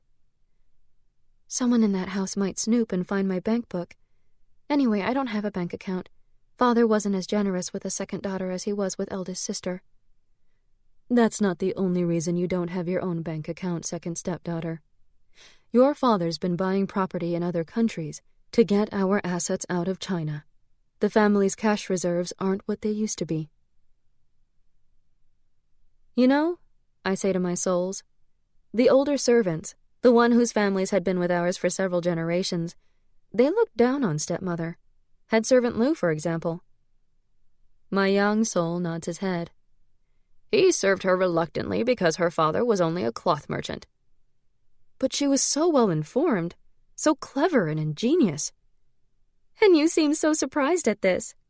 My yin-soul's laughter tinkles. Even more astounding, you managed to live nearly 18 years in that home without realizing how much your older sisters relied on stepmother's advice. My Hun soul's words make me feel as foolish as I'd felt on that day in the small sitting room, with my new appreciation of stepmother's intelligence and quiet competence. Perhaps I should have asked stepmother's advice about university and how best to persuade father. From my souls, I detect a similar regret. My escape plan began with a letter. I wrote to Hangzhou Women's University declining their scholarship. I showed this to father. Then I returned to my room, tore up the sheet of paper, and placed a different letter in the envelope. This one thanked the principal of the college for the scholarship and provided my arrival date. I sealed the envelope and placed it on the silver letter tray by the front door. Next, Gao Yin invited me to stay with her in Shanghai. Her letter, written on beautiful cream stationery, proposed a visit of 2 weeks at the end of the summer. As we had expected, father agreed, pleased I had gotten over my whim about attending university. Now I felt I could meet Han Chin's eyes the next time I saw him, buoyed by the knowledge that I had kept up my end of our unspoken agreement. As for Nan Mei, we agreed that I would write to her as soon as I was safely at university in Hangzhou. But I don't think you should defy your father like this, she said, a crease in her forehead. My father is 10 times more lenient than yours, but I'd never dare disobey him outright. What would you do then? Find some other way? I don't know what, but not this. My happiness depends on this, my career and my future with Han Chin. You know that, Nan Mei.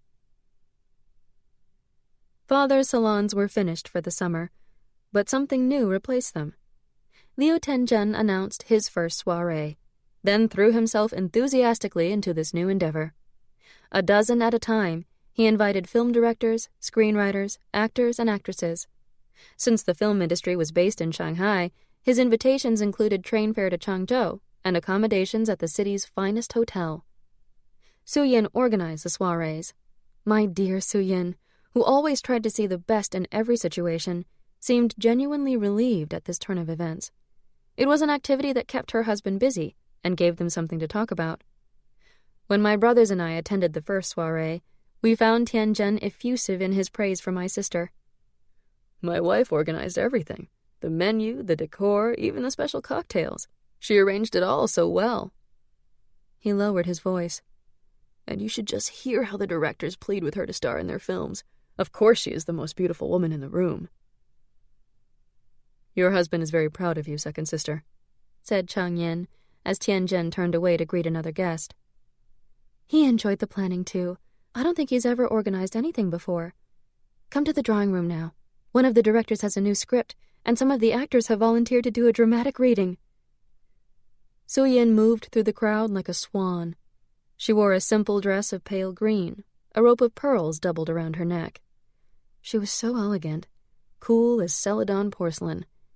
Around her, the starlets in their bright lipstick and showy dresses were like imitation cloisonnés.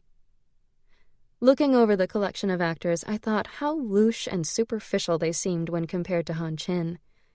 I hadn't seen him since the wedding, and wondered whether there was a way for me to give Nanny Chu the slip one day while I was visiting Nanmei.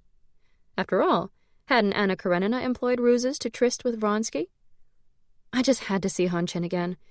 Every time I thought of him, I could feel his arms around me, his lips brushing against my neck, his hand moving slowly down my back.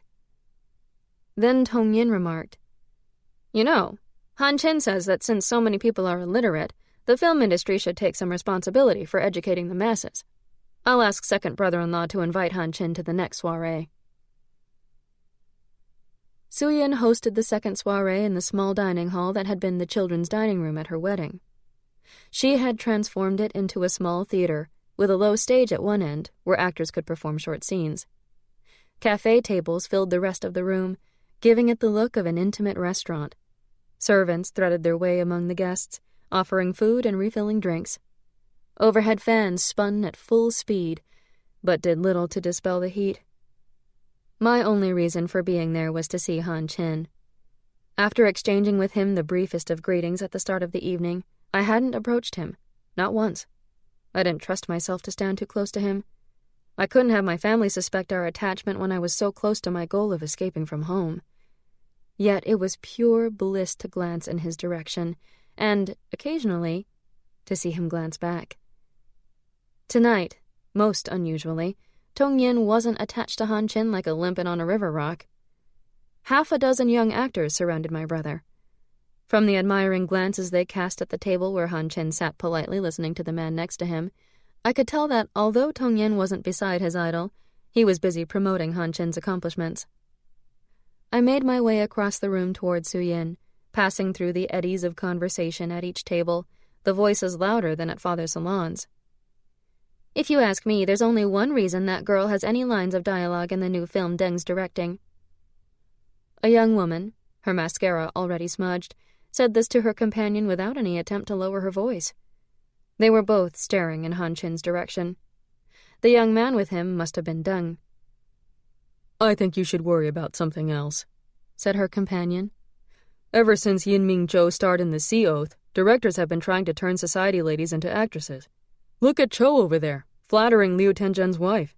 She's beautiful, of course, but can she act?" "Liu Tenzhen would fund the production." The woman gave a resigned shrug of her padded shoulders. "So does it matter if she can't?" At the next table, an intense exchange between two middle-aged men. "If you're going to pitch a screenplay that features extramarital affairs or career women, don't bother going to Mingxing Studios. They only do family epics. The more Confucian, the better." "But those are falling out of fashion. Mingxing is behind the times. I'll tell them this film could revive their popularity." Su-yin and Tianjin shared a small table with an older man, who gestured dramatically as he spoke, undoubtedly yet another director or writer pleading with Su-yin to star in his next venture. I gave up any chance of quiet conversation with my sister. Soon the dramatic readings would begin. Turning around for another look at Han Chin, I saw that the young director he'd been speaking with was gone. Han Chin now stood outside the open doors of the hall, under the wide overhang that shaded the veranda. He strolled to the end of the veranda and down the steps, vanishing along the path that led to the zigzag bridge and the pavilion on the little island. The pavilion's carved shutters were partially open, and the air was oppressively hot. But I had no desire to throw the panels farther open, even though my linen dress was wilted, a damp panel against my back. Han Chin was sitting in the dim light, but stood up when I entered. "Didn't you want to chat with those actors, Lei-yin?" "They're far more interested in meeting Su-yin." "Not all. Some were talking to Tong Yin. There was a director who asked him to point you out. Ah, yes. Deng Fuyang. He thought I was the author of Anna Karenina. He was most perturbed to discover I'm only the translator. But now he wants me to write the screenplay. Well, you could do that. My hands felt damp, too hot. I'm sure you would do a wonderful job. He smiled and moved closer. So you think I should give up poetry and educational reform for a film career instead? Oh, no, Hun-Chin. I didn't mean that at all. I'm sorry.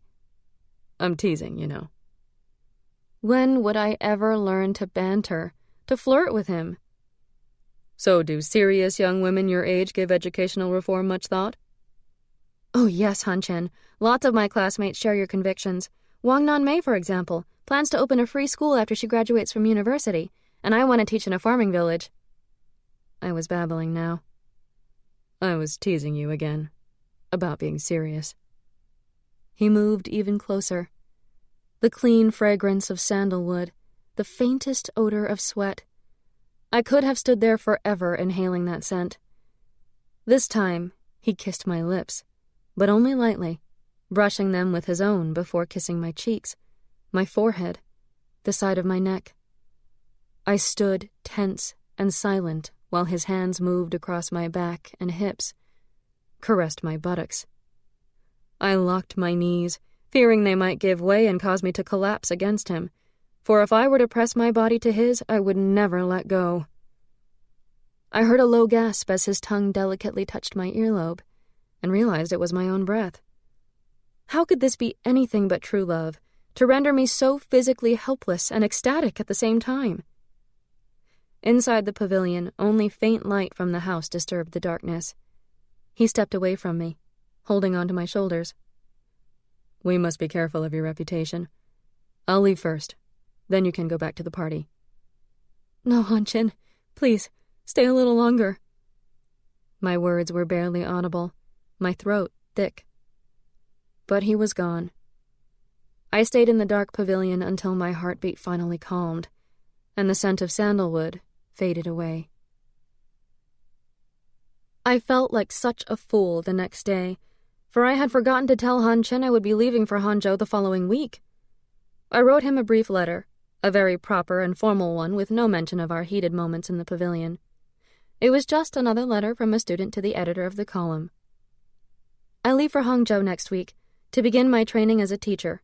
After graduation, I hope to put into action the principles you have written about so often and so eloquently.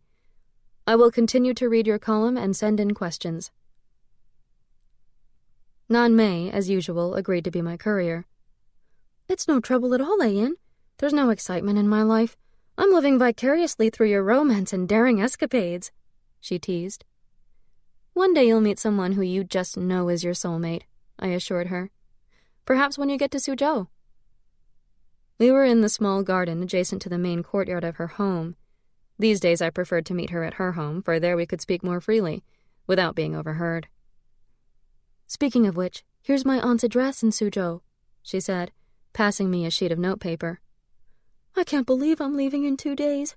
I'll write to you every week as soon as you write to me from Hangzhou. Last night I dreamed your father let you stay at university, and I was so happy for you. When you're a headmistress, will you hire me as a lowly teacher? Oh, Nan-mei, I will make you at least an assistant headmistress. We burst into giggles, and suddenly I felt 12 years old, not 17. A wave of misgiving rippled through me uncomfortably. But the memory of Han-Chin's kisses, his smile, his hands on my body, melted away my doubts. The day before I was supposed to leave for Shanghai, stepmother came to my room, where Nanny Chu was bustling about helping me pack. She glanced down at the clothes Nanny Chu was laying out on my bed. Plain blouses and pleated skirts, cheap-house and solid colors with the barest hint of embroidery, flat-soled shoes and white socks, one blue jacket. They would barely fill my trunk, a monstrous leather-bound crate my father had used during his travels in Europe. The sort of trunk a young person of wealth would be expected to bring on a trip. Lei-yin, these clothes are so plain. Why not bring that lovely blue gown with the sequined butterflies? I don't need to bring any nice dresses, I lied. Gaoyin is taking me to her dressmaker. She is so good to you. Can you do me a favor while you're there? Of course. She held out a slim package. Just a few small gifts and a letter from my youngest sister in Shanghai. You don't need to take it yourself. Just have one of Gaoyin's servants deliver it. She had a younger sister. How little I knew of stepmother. A brief sensation of remorse pulsed through my veins. Father was pleased with the notion that I would return dressed in the latest fashions, for at dinner he pressed an envelope into my hand. For the dressmaker. There is no need for Gaoyin to take on the expense of turning you into a stylish young lady. I hoped my smile didn't betray the twinge of guilt I felt. Only a moment of remorse? Only a twinge of guilt?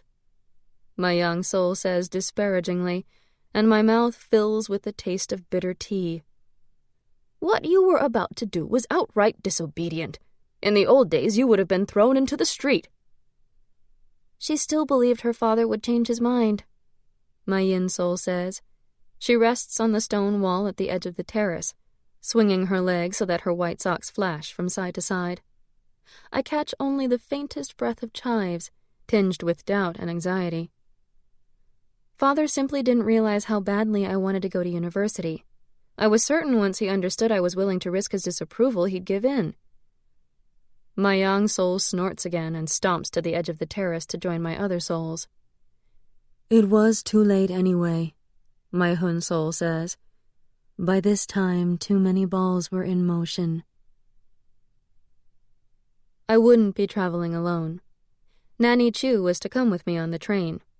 She had never been out of Changzhou, and alternated between excitement and trepidation. Tong Yin had left for the China Millennium offices as usual that morning, but came by my room to wish me a pleasant journey. He was acting a lot friendlier these days. Father and stepmother gave me their farewells at the door of the villa. Father was taking a business trip in a few days' time and was busy with preparations. Su Yin, the only one who knew my true destination, had promised to see me off. Chang Yin took Nanny and me to the train station. I have some business in Shanghai next week, third sister, so I'll stay with Gaoyin and Shen as usual. We can travel home together. Since my plan was to spend only 2 days in Shanghai before continuing south to Hangzhou, by the time Chang Yin arrived, I would be long gone and my deception uncovered. Su Yin and Tianzhen were already at the station when we arrived. Even on the busy platform, with travelers elbowing past one another and families shoving their way through the crowd, there was a circle of clear space around them. Such a glamorous, beautiful pair. Tianzhen went with Chang Yin to find the conductor. Nanny sat on my trunk to fan herself, and I had a few moments alone with Su Yin. Goodbye, little sister, she whispered in my ear, the silk poppies on her hat brushing against my hair. You can still change your mind. Don't worry, second sister. I'll write to you when I arrive in Hangzhou. Chang Yin waved at us from a passenger car to indicate he had found our compartment. Then I stepped onto the train, wading into the tides that would carry me away to unknown shores. I could hardly wait. Chapter 7. I barely looked out the window at the fields and farmhouses flashing by. I barely noticed the stops the train made. Now that I was on my way, there was no turning back, no avoiding the consequences. Father would be furious when my plans came to light. Would he travel to Hangzhou to confront me? Would he send Chang Yin? Surely my tears and my sincere desire to become a teacher would move him. My thoughts turned to matters that excited rather than worried me. What would they be like, my new classmates and new teachers? I would meet girls with the same ambitions, girls who, like me and Nanmei, had been inspired by Madame Sun Yat-sen. Nanny Chu proved a poor traveler, and spent the entire trip lying on the lower bunk of our compartment, too miserable to pay attention to anything except her nausea. At lunchtime, I brought her a steamed pork bun from the dining car, but she waved it away. Then her frugal nature asserted itself, and she wrapped the bun in a napkin and stuffed it in her carpet bag in case, as she said, there wasn't anything worth eating in Shanghai. Nanny dozed, moaning from time to time, and I daydreamed about Han Chin, about college, about my future. Finally, we pulled into Shanghai, as the late afternoon sun cast long shadows that chased the train along its tracks. As the train slowed down, I lowered the window to look out as we entered the station. The smell of coal smoke wafted into the compartment, and I saw Gao Yin on the platform, waving madly and calling my name. I was in Shanghai. I was really on my way to university.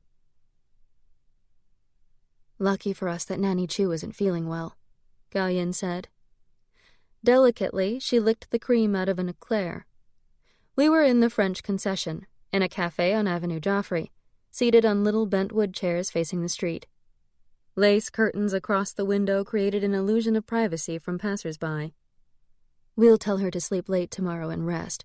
I'll have someone bring breakfast to her, and she won't notice you're gone until it's too late.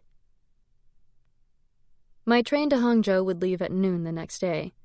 By the time Gao Yin and I left for the station, Shen would already be on his way to his family's tea warehouse. I'd thought of a number of ruses to keep Nanny from seeing my trunk being carried out of the apartment, from sending her on an errand to locking her in the servants' quarters. But now that she was ill and exhausted, it would be all too easy to persuade her to rest for another day. Everything, I thought, must have been preordained. The gods were assisting me.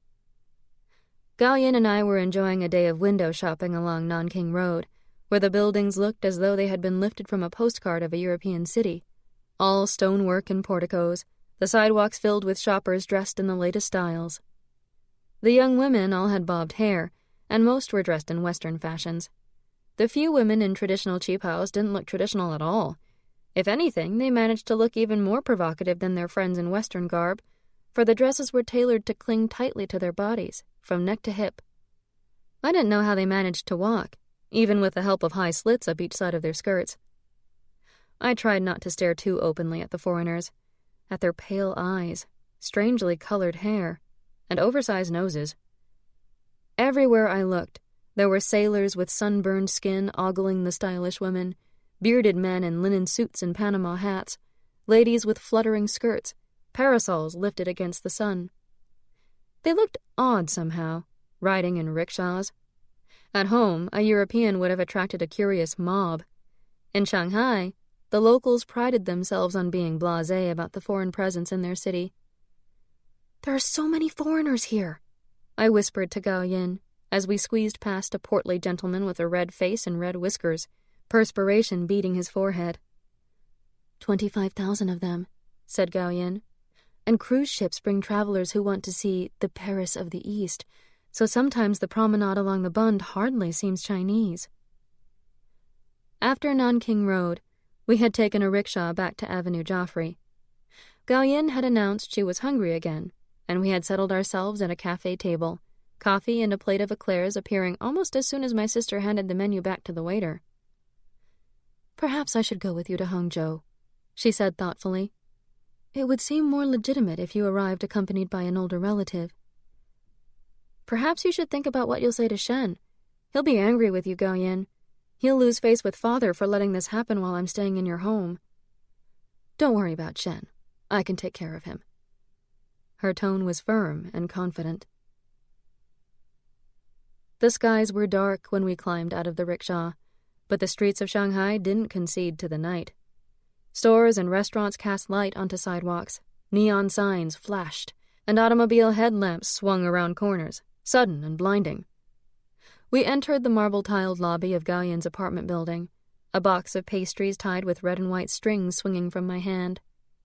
We rode the lift to the 6th floor.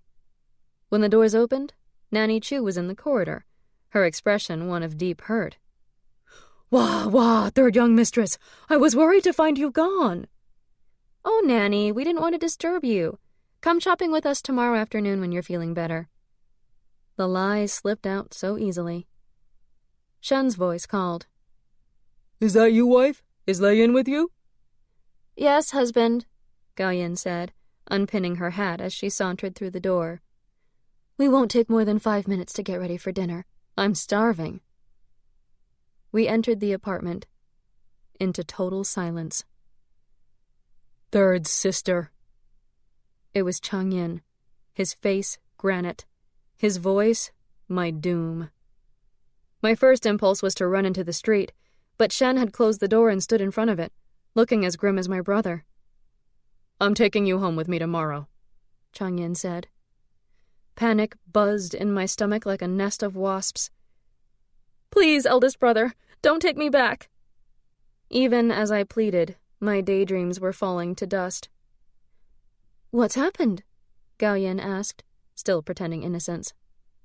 Chang Yin slammed his fist on the marble tabletop beside her, his determined composure shattered by her insouciance. "First, sister, you should be ashamed of yourself." My eldest brother, normally so calm, so reasonable. I'd never heard him raise his voice before, and I shrank away, pressing against Gao Yin. "There's no way our little sister could have made these plans without your help, so stop play-acting. You want to know what's happened? What's happened is that yesterday a letter arrived for third sister from Hangzhou Women's University with a receipt for payment of boarding fees. Father thought the college had made an error. Tong Yin came home and proved it was no error. He saw a letter from Lei Yin on Yan Hanchin's desk at China Millennium, promising to write from Hangzhou. Father put 2 and 2 together, and I came to Shanghai on the morning train. The pastries dangled from my hand, their movement stilled as though in sympathy with my heart. "You stubborn, deceitful, spoiled little idiot. Do you ever think of anyone besides yourself? I've never seen Father in such a rage." He looked weary all of a sudden, and the fury vanished from his face. My heart, so still a moment before, began to palpitate like that of a rabbit caught in a trap. "What has happened, third sister, is that Father is furious with both of you. Tomorrow we return to Changzhou. I can't defend your actions this time, Lei Yin. I can't do anything for you." Shen and Chang Yin locked me in my room. This, I thought, wasn't so bad. Then I heard shouting. Shen's words were indistinct, dampened by the thick walls of the apartment, but his voice carried through, angry and accusing. I heard thumps, and a shriek of pain that made me run to the door, but my pounding fists brought no one to my rescue, or Gao Yin's. "It was my fault, all mine!" I screamed through the heavy wood. "Don't punish Gao Yin! It was all my idea!" I slid to the floor and wept. My sister's marriage was truly in jeopardy now. She was suffering because she'd helped me. Exhausted, I finally fell asleep by the door, my cheek crushed against the damp pastry box. Even if I had caught the train to Hangzhou, she couldn't have avoided Shen's anger. I'm appalled, overwhelmed by guilt. Did Gao Yin know this would happen when she agreed to help? Shen is such a quiet man. The two of you were remarkably similar in many ways, my yin soul says. She was certain she could manage Shen. You were certain you could persuade your father. There is a scent in the air that makes me long for my sister. Shalimar. She shouldn't have helped you, my young soul says. Although she no longer answered to your father, she had merely moved from being dependent on him to being dependent on her husband. A sour flavor of red vinegar rises from my throat, overpowering the echo of Shalimar. My Hun soul pats me gently on the back. Its touch is cool. Gao Yin is like everyone else in the Song family. She keeps her promises. Even if she had her doubts after promising you she would help, Gao Yin would have felt honor-bound to follow through. I wish she hadn't, I say, feeling dry ghost tears slide down my cheeks. I wish she had changed her mind. What if Shen takes a concubine because of this? In the morning, a house servant saw us out of the apartment. We took the morning train, a silent trio. Nanny Chu was so terrified of being accused of taking part in the conspiracy she forgot to feel nauseated. It was early evening when we arrived back at Changzhou Station, where I had begun my journey only 2 days ago. When the motorcar brought us home, the street was quiet. Passers-by were hurrying home to dinner and paid us no attention. Lao Li opened the gate to let us in, shaking his head as we drove past. With steely fingers, Chang Yin steered me by the elbow to Father's study, where Tong Yin sat, looking despondent. His expression changed immediately when he saw me, fury in his eyes and accusation on the tip of his tongue, but he said nothing. Then Father entered, followed by Stepmother. I knelt, my forehead on the silk carpet, still hoping for a reprieve. To my surprise, Tong Yin fell to his knees beside me, then a quick whistling noise and a thud. I sensed Tong Yin's body jerk slightly, but he made no sound. I counted 10 lashes of the cane from my brother, and shuddered. What did Tong Yin have to do with my misadventure? Surely Father couldn't blame him. First Gao Yin, now Tong Yin, punished for my sins. Get up now, second son. Stay beside your sister, but sit up. Trembling, but determined not to cry out, I waited for the beating to begin. In another household, my father said, in a voice I barely recognized. A disobedient daughter would be beaten. But we are educated people. I spent the next hour on my knees, eyes lowered to the ground, as my father lashed out with words instead of a bamboo cane. For her role in my attempted escape, Father banned Gao Yin from our home. He blamed Tong Yin for taking me to that first lecture by Han Qin and bringing me into contact with bad influences. He forbade Tong Yin from any further dealings with Han Qin, China Millennium, or any left-wing groups. If Tong Yin disobeyed, it would cost him his allowance. Then there were my letters to Han Qin. The mere fact that I had written letters to a man was damning proof of my infatuation. Did that man encourage your sister's affections, Tong Yin? What do you know about this? There is no such possibility, Father. None at all. Yan Han Chen only tolerated her letters out of courtesy and because of his friendship with me. He never wrote back. Father berated me for taking advantage of the privileges he'd allowed me. He said I had abused his broad-minded tolerance. He accused me of being irresponsible, spoiled, stubborn, and deceitful. He called me unfilial. My father shouted all this and more, pacing on the carpet, his fury at high tide. The cane whistled through the air but never hit me. Finally, he ceased the stream of invective and sat down, almost panting. You must leave in the morning for your business trip. Stepmother spoke into the silence. Please, sir, you must get some rest. Jiaxing is a long journey by riverboat.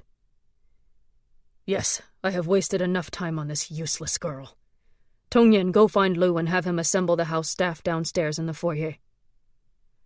Tong Yin dashed out of the study. Our head servant must have been close by, for in moments my brother returned to report that the servants were ready. Father pulled me to my feet and out to the mezzanine by the staircase. Below us, the servants waited. I saw Nanny Chu hiding behind our cook, a large man. My father's words to the staff made it perfectly clear I was no better than a prisoner. During my absence, third young mistress will be confined to her room. Bring her only 2 meals a day of the plainest food. Give her nothing to read, and do not speak to her. Then my father dragged me by the arm along the corridor, stepmother and my brothers following. He threw open my bedroom door and flung me inside. The soles of my shoes slipped on the polished floorboards. I stumbled against the edge of a rug and fell forward, my hands outstretched. If I hadn't been wearing my travel jacket, there would have been bruises on my arm from where Father had gripped me. I lay prone with my cheek on the floor, listening. The door slammed, and there was a jingle of keys, a click of the lock. My father's departing footsteps were muffled, for he was wearing slippers, but the thump of his cane resounded like a battering ram as he retreated down the corridor. Slowly, I sat up on the rug, rubbing my sore elbow. I considered my situation. My being locked in my room meant Father still hadn't decided how to punish me. He'd have a week away to think about it. My hopes began to rise. Father always calmed down after an initial burst of fury. Confined to my room, I had ample time to ponder my mistakes. I should have been more patient. I should have persuaded him to let me go to university, if not this year, then next. I shouldn't have raised the subject of a career. I should have said I just wanted the experience of living on campus, of being surrounded by other clever and educated girls. I could have won my battle in small, incremental stages. But in my eagerness to impress Han Chin, I'd been reckless and impetuous. Father would return from his trip downriver with his temper quite restored, I decided. I would beg his forgiveness, and life would continue as usual, so long as I didn't mention university again. Then there was Han Chin. He wouldn't be invited to our home ever again. With Nan Mei gone, I wouldn't be able to get any letters to him. Perhaps I could bribe one of the maids to carry out that errand, but did I even want to burden him with the knowledge that I'd suffered my father's wrath for his sake? But that was another problem, to be dealt with another day. I had to gather my wits and reflect on how to conduct myself when Father returned. Father hadn't inspected my room before he threw me inside.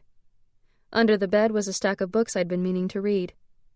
I read during the daylight hours and spent the nights, before falling asleep, with my thoughts. Romantic daydreams about Han Chin, tragic farewells, and ecstatic greetings at train stations. By the third day, a certain routine had been established. First, one of the house servants arrived with a clean chamber pot and exchanged it for my used one. Another brought a fresh jug of hot water for the enamel wash basin. Then Nanny Chu came to deliver breakfast and remove the previous night's supper tray. In the evening, Nanny and another servant came, Nanny with my supper on a tray, the servant with a fresh jug of water for the basin and a clean chamber pot. In between, silence. At noon of the fourth day of my incarceration, I heard unexpected footsteps in the corridor. I tucked my novel under the mattress and lay down on the bed. When the door opened, it was Tong Yin. He closed the door and leaned against it, looking down at me in a way that made me sit up, instantly wary. "You've ruined my life, you selfish little slut." A voice that could have sliced flesh. I flinched at his words but didn't reply. "I take you to one lecture and you thank me by causing all this trouble." This was irrational, and I didn't bother answering. "You've been writing to Han Chin. How dare you bother him with your schoolgirl questions?" He crossed the room in a rush and pinned me down to the bed by my wrists. I cried out, more shocked than afraid. I struggled, but my legs were wedged between his knees. I could only kick my feet helplessly at the air. "Are you delusional? Do you actually think he cares about you? You've been pestering him." I wasn't pestering him. He said I could write to him any time. He was being polite, you idiot. Did you think he kept your letters tied up in a packet with pink ribbons? He doesn't care about you. If he pretended to, then like every other man in Changzhou, it's only because of your dowry. No, he's not like that. Furious, I struggled some more. This time, he let go of my wrists and stood up. He reached into the pocket of his trousers and pulled out a folded sheet of paper, thin and pale blue. "Well, he has written you a note. I saw him this morning." He flipped the paper onto the bed and I snatched it up. Although I was longing to read the note, I wouldn't. Not in front of Tong Yin. Undoubtedly, he'd already read it. "But you're not supposed to see him any more than I am. I can't help it if he walks into the noodle shop where I'm having lunch." Tong Yin didn't frequent noodle shops any more than he went to the public library. I looked at him sideways. He scowled and went to the door. "I had to see him again, to tell him face to face that Father has forbidden me to associate with him. No more China Millennium, no more lecture schedules. I said Father didn't like you writing to him and that this has all been your fault." "Did he ask about me? Did you tell him I tried to run away?" "Why should I discuss our family scandals with an outsider? I told him you won't be going to university in Hangzhou. Then he scribbled this for you." "I'm truly sorry, second brother. I know how much working at the magazine meant to you." His face twisted. "Damn the magazine." He slammed the door.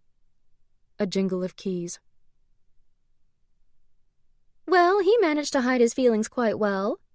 My yin soul sounds sarcastic. She sprinkles crushed star anise into the air, so strong I can taste it. She sits cross-legged on the terrace and pats the floor beside her. I join her there. I don't see how I ruined his life. It was my future that was in tatters. Oh dear, says my Hun-Sol. You didn't understand it then, but now do you really not see? Together we examine the memory again, and this time I look more closely at my brother's face and at mine. Our expressions are identical. Sorrow and loss barely hidden beneath anger and self-pity. Tongyan's eyes glisten in his handsome face. He had been close to tears before storming out of the room. Perhaps he'd stormed out in order to hide his tears. Oh, how could I not have guessed? I say very slowly.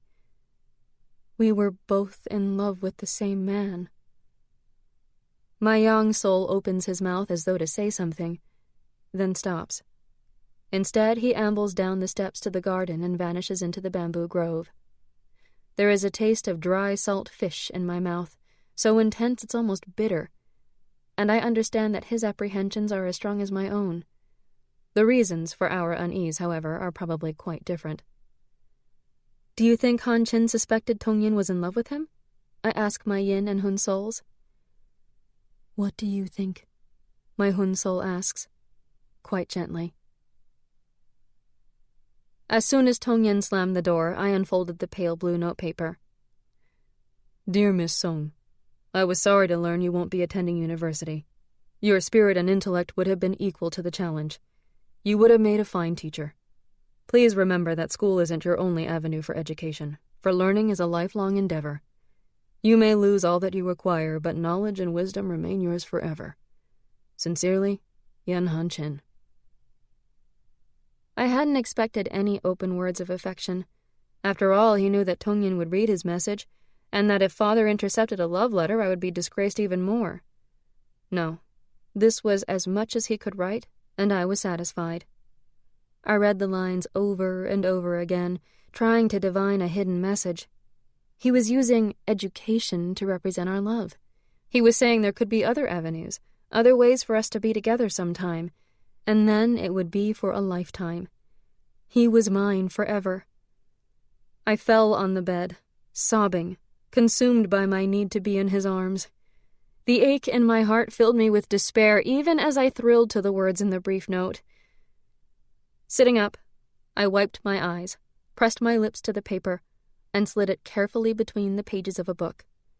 I had to practice vigilance and obedience. The most important thing was to allay father's suspicions, bring life back to normal, and be allowed to leave the house. Otherwise, I wouldn't have any way to see Han Chin again. Father had left instructions that I was to be fed nothing but congee and pickled vegetables, but someone was disobeying orders. After only a few days, fruit, pork buns, and sticky rice with chicken steamed in bamboo leaf parcels began appearing on the tray. On the 6th day of my imprisonment, when Nanny Chu brought me a tray and I lifted the cover off a bowl, I found my favorite dish, tiny river shrimp quick-fried with green peas. The shrimp indicated to me that stepmother had calmed down. If I could get her on my side, perhaps in time I would be able to see Han Chin again. I would ask stepmother's advice. Nanny Chu left and locked the door. Outside, she began scolding someone. Wah, wah, Ping, you lazy peasant. Why this family ever took you in, I'll never know. Where are those clean towels for third young mistress's morning wash, you turtle egg? I knew from the sound of the footfalls that our young maid Ping was hurrying along the corridor as fast as she could to get away from Nanny Chu. Silence. Then Nanny's voice, muttering from the other side of the door. Now we'll see what happens to disobedient daughters, now that the master has sent a telegram. Strictly speaking, Nanny Chu wasn't addressing me. She would never dream of defying my father, but there was nothing to prevent her from talking out loud to herself. She was still angry with me, although no longer afraid of being blamed for my escapade. I knew this from other mutterings on other days. I put my ear to the door. This was real news, not Nanny's usual diatribe. I spoke quietly into the keyhole. Nanny, what was in that telegram?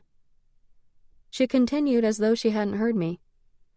Who knows what it said, but first young master shook his head and gave it to the master's concubine, who sighed and said, Poor Lei Yin, and sat down. With that, she shuffled off, I would have to wait until my father came home to find out what was in that telegram. I couldn't concentrate on more than a sentence or two of a book before going back to speculating on the telegram's contents. Was father sending me away to live with relatives, to get me away from Hanchin? My mother's family was in Hunan, quite far away from here. That didn't matter. I'd find a way to write to Hanchin at China Millennium. We'd find a way to be together, somehow. The next evening, I stood at the window and watched father return. He walked up the path from the main gate briskly, followed by his manservant and luggage. He didn't glance up in the direction of my window. He didn't send for me that night. He didn't send for me until the next morning. I knelt, forehead pressed to the Turkish carpet, palms stretched out in an attitude of supplication. Father sat behind his desk, reading a document of some kind. When I first walked into the study, only the tight set of his lips betrayed his emotions. Chang Yin, dressed to go out, stood by the door as if to prevent me from escaping. Beside father stood my stepmother, holding the telegram. Tongyin wasn't there. Finally, father looked up. I had many things to say to you, third daughter, but you know why I'm angry with you. You knew my wishes, and yet you disobeyed them, deliberately. He took the telegram from stepmother. I have come to a decision. He tapped the telegram. You're getting married. I have made all the arrangements. I gasped, the only sound I could make, for a choking sensation clogged my throat. There had been no talk of marriage a week ago. Matchmaking between families such as ours was a time-consuming business. Father must have come to an arrangement with a family he knew well. There was no other way he could have struck an agreement so quickly. My thoughts scrambled around in my brain. I was only 17. Father had always said his daughters wouldn't marry until they were at least 21. I still had a few years to persuade father to change his mind. Your husband's name is Li Baizhen. I met his father on my trip. Their clan lives in Pinghu, a town south of Shanghai. It will be a very favorable situation for you. Li Baizhen is an only son. Your wedding is in 2 weeks' time, in Pinghu. Now, I screamed. Please, father, no! Don't send me away to a strange town and a strange family! Father, beat me and lock me up, but don't do this! You're getting married. After that, there won't be any more nonsense from you. Father, no! Let me stay home. Let me be the unmarried daughter who looks after you when you're old. Please, don't send me away! I crawled to his side, weeping. He jerked the edge of his gown away from my frantic hands. You've proved completely lacking in judgment. Impulsive. Disobedient. You're going to live in a small country town where no one ever goes and nothing ever happens. He left the room, his footfalls soft and swift, merciless. When my cries subsided into sobs, stepmother knelt down beside me. Your future husband is an only son. You're fortunate. I'd rather he beat me. I don't want to marry this Li person. Eldest brother, please, speak to father. Little sister, I warned you in Shanghai. I can't help you. I met his eyes, then threw myself on the carpet and wailed in despair. Don't you have something to say about this? I addressed my young soul, who was watching the scene with more than a trace of smugness. I have nothing to add, he replies piously. He pulls a handkerchief from his sleeve. Your father said it all. Disobedient, impulsive, lacking in judgment. He always favored you, my yin soul says. But this time you pushed him too far. He had so many other worries on his mind. Memories come to me of father seated at his table with Chang Yin leaning over his shoulder, looking at papers. Father pondering a map of China, marking boundary lines where the communists held territories, where the nationalists had pushed through, where warlords ruled, where the Japanese occupied towns, whether it was official or not, where we owned land and houses, quarries and mines, shares in railways and banks. 500 years of wealth, built up by your ancestors, my young soul points out. All part of his legacy, all of it his duty to safeguard. Why didn't you realize you were just adding to his worries? In a flash, memories of a photo album, pictures carefully tucked into the gold paper corners glued to its pages. Father as a student in Paris, looking jaunty with a tweed cap pushed back on his head, his arm around another young man, a classmate. Father in evening clothes, opera glasses in one hand, a champagne flute in the other. "Oh, come now," my young soul says. "That was never your father, not really." My Hun soul voices what I finally realized that day. Those few years abroad were just a holiday before he took up his responsibilities as a family patriarch.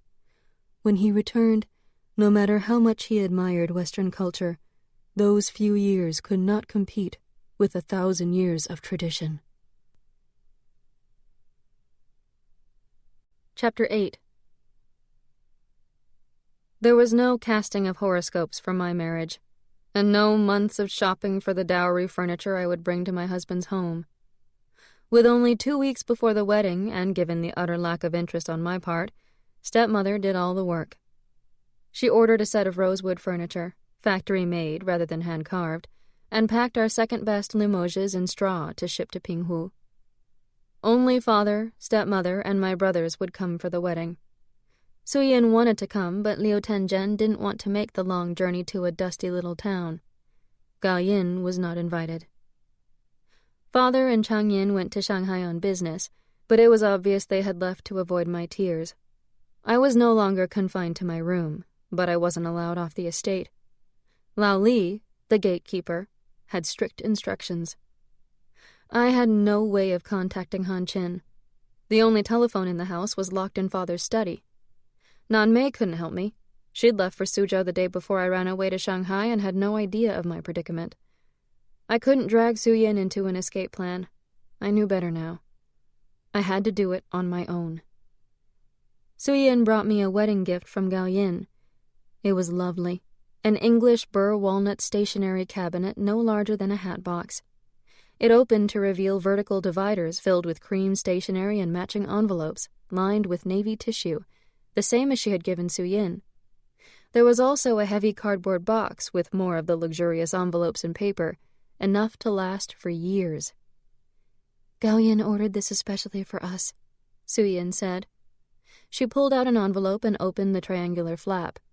With a slim finger, she lifted the navy tissue away from the paper. The tissue lining isn't glued to the flap. The deliberate steadiness of her voice caught my attention, and I stopped caressing the polished golden walnut veneer. Between the tissue and the paper, third sister, there's a space, a pocket where you can hide a thin slip of paper, the letter you really want to write. Then glue the edges of the lining to the envelope. We'll do the same. Is this how you and Gao Yin? Misery pressed into my chest like a fist, a foretelling of the loneliness I would face, that Suyin already faced. I won't marry this man, second sister. And this Pinghu, it's some dreary small town. I've never even heard of it. I won't go. I won't go. The town isn't that far away from Shanghai. You could visit Gao Yin if you get lonely. We both knew it might be a while before Shen allowed me into his home again. However, he had forgiven Gao Yin. She was pregnant. Shen will deny her nothing if she has a boy, said Suyin. Let's wait until the baby is born. Then we can make plans to meet in Shanghai. Second sister, I'm not going to marry Li Baizhen. You'll see. My words were defiant, but the escape plans I had conceived and discarded were as numerous as memorial stones in a graveyard. How could I get away this time? The Li family sent a delegate to our home a week after Father's announcement. Madame Pao was middle-aged, a third cousin. When she bowed, her plump figure strained against a too-tight beige silk qipao. Her heavily powdered face beamed goodwill and excitement. I'm so honored to have the duty of telling the bride about her family, and to have the opportunity to travel to a big city. Jeweled tassels dangled from her earlobes, old-fashioned earrings that swung in tiny flirtatious arcs when she nodded, much too youthful for a woman her age. Her voice reminded me of Nanny Chu, loud and overeager.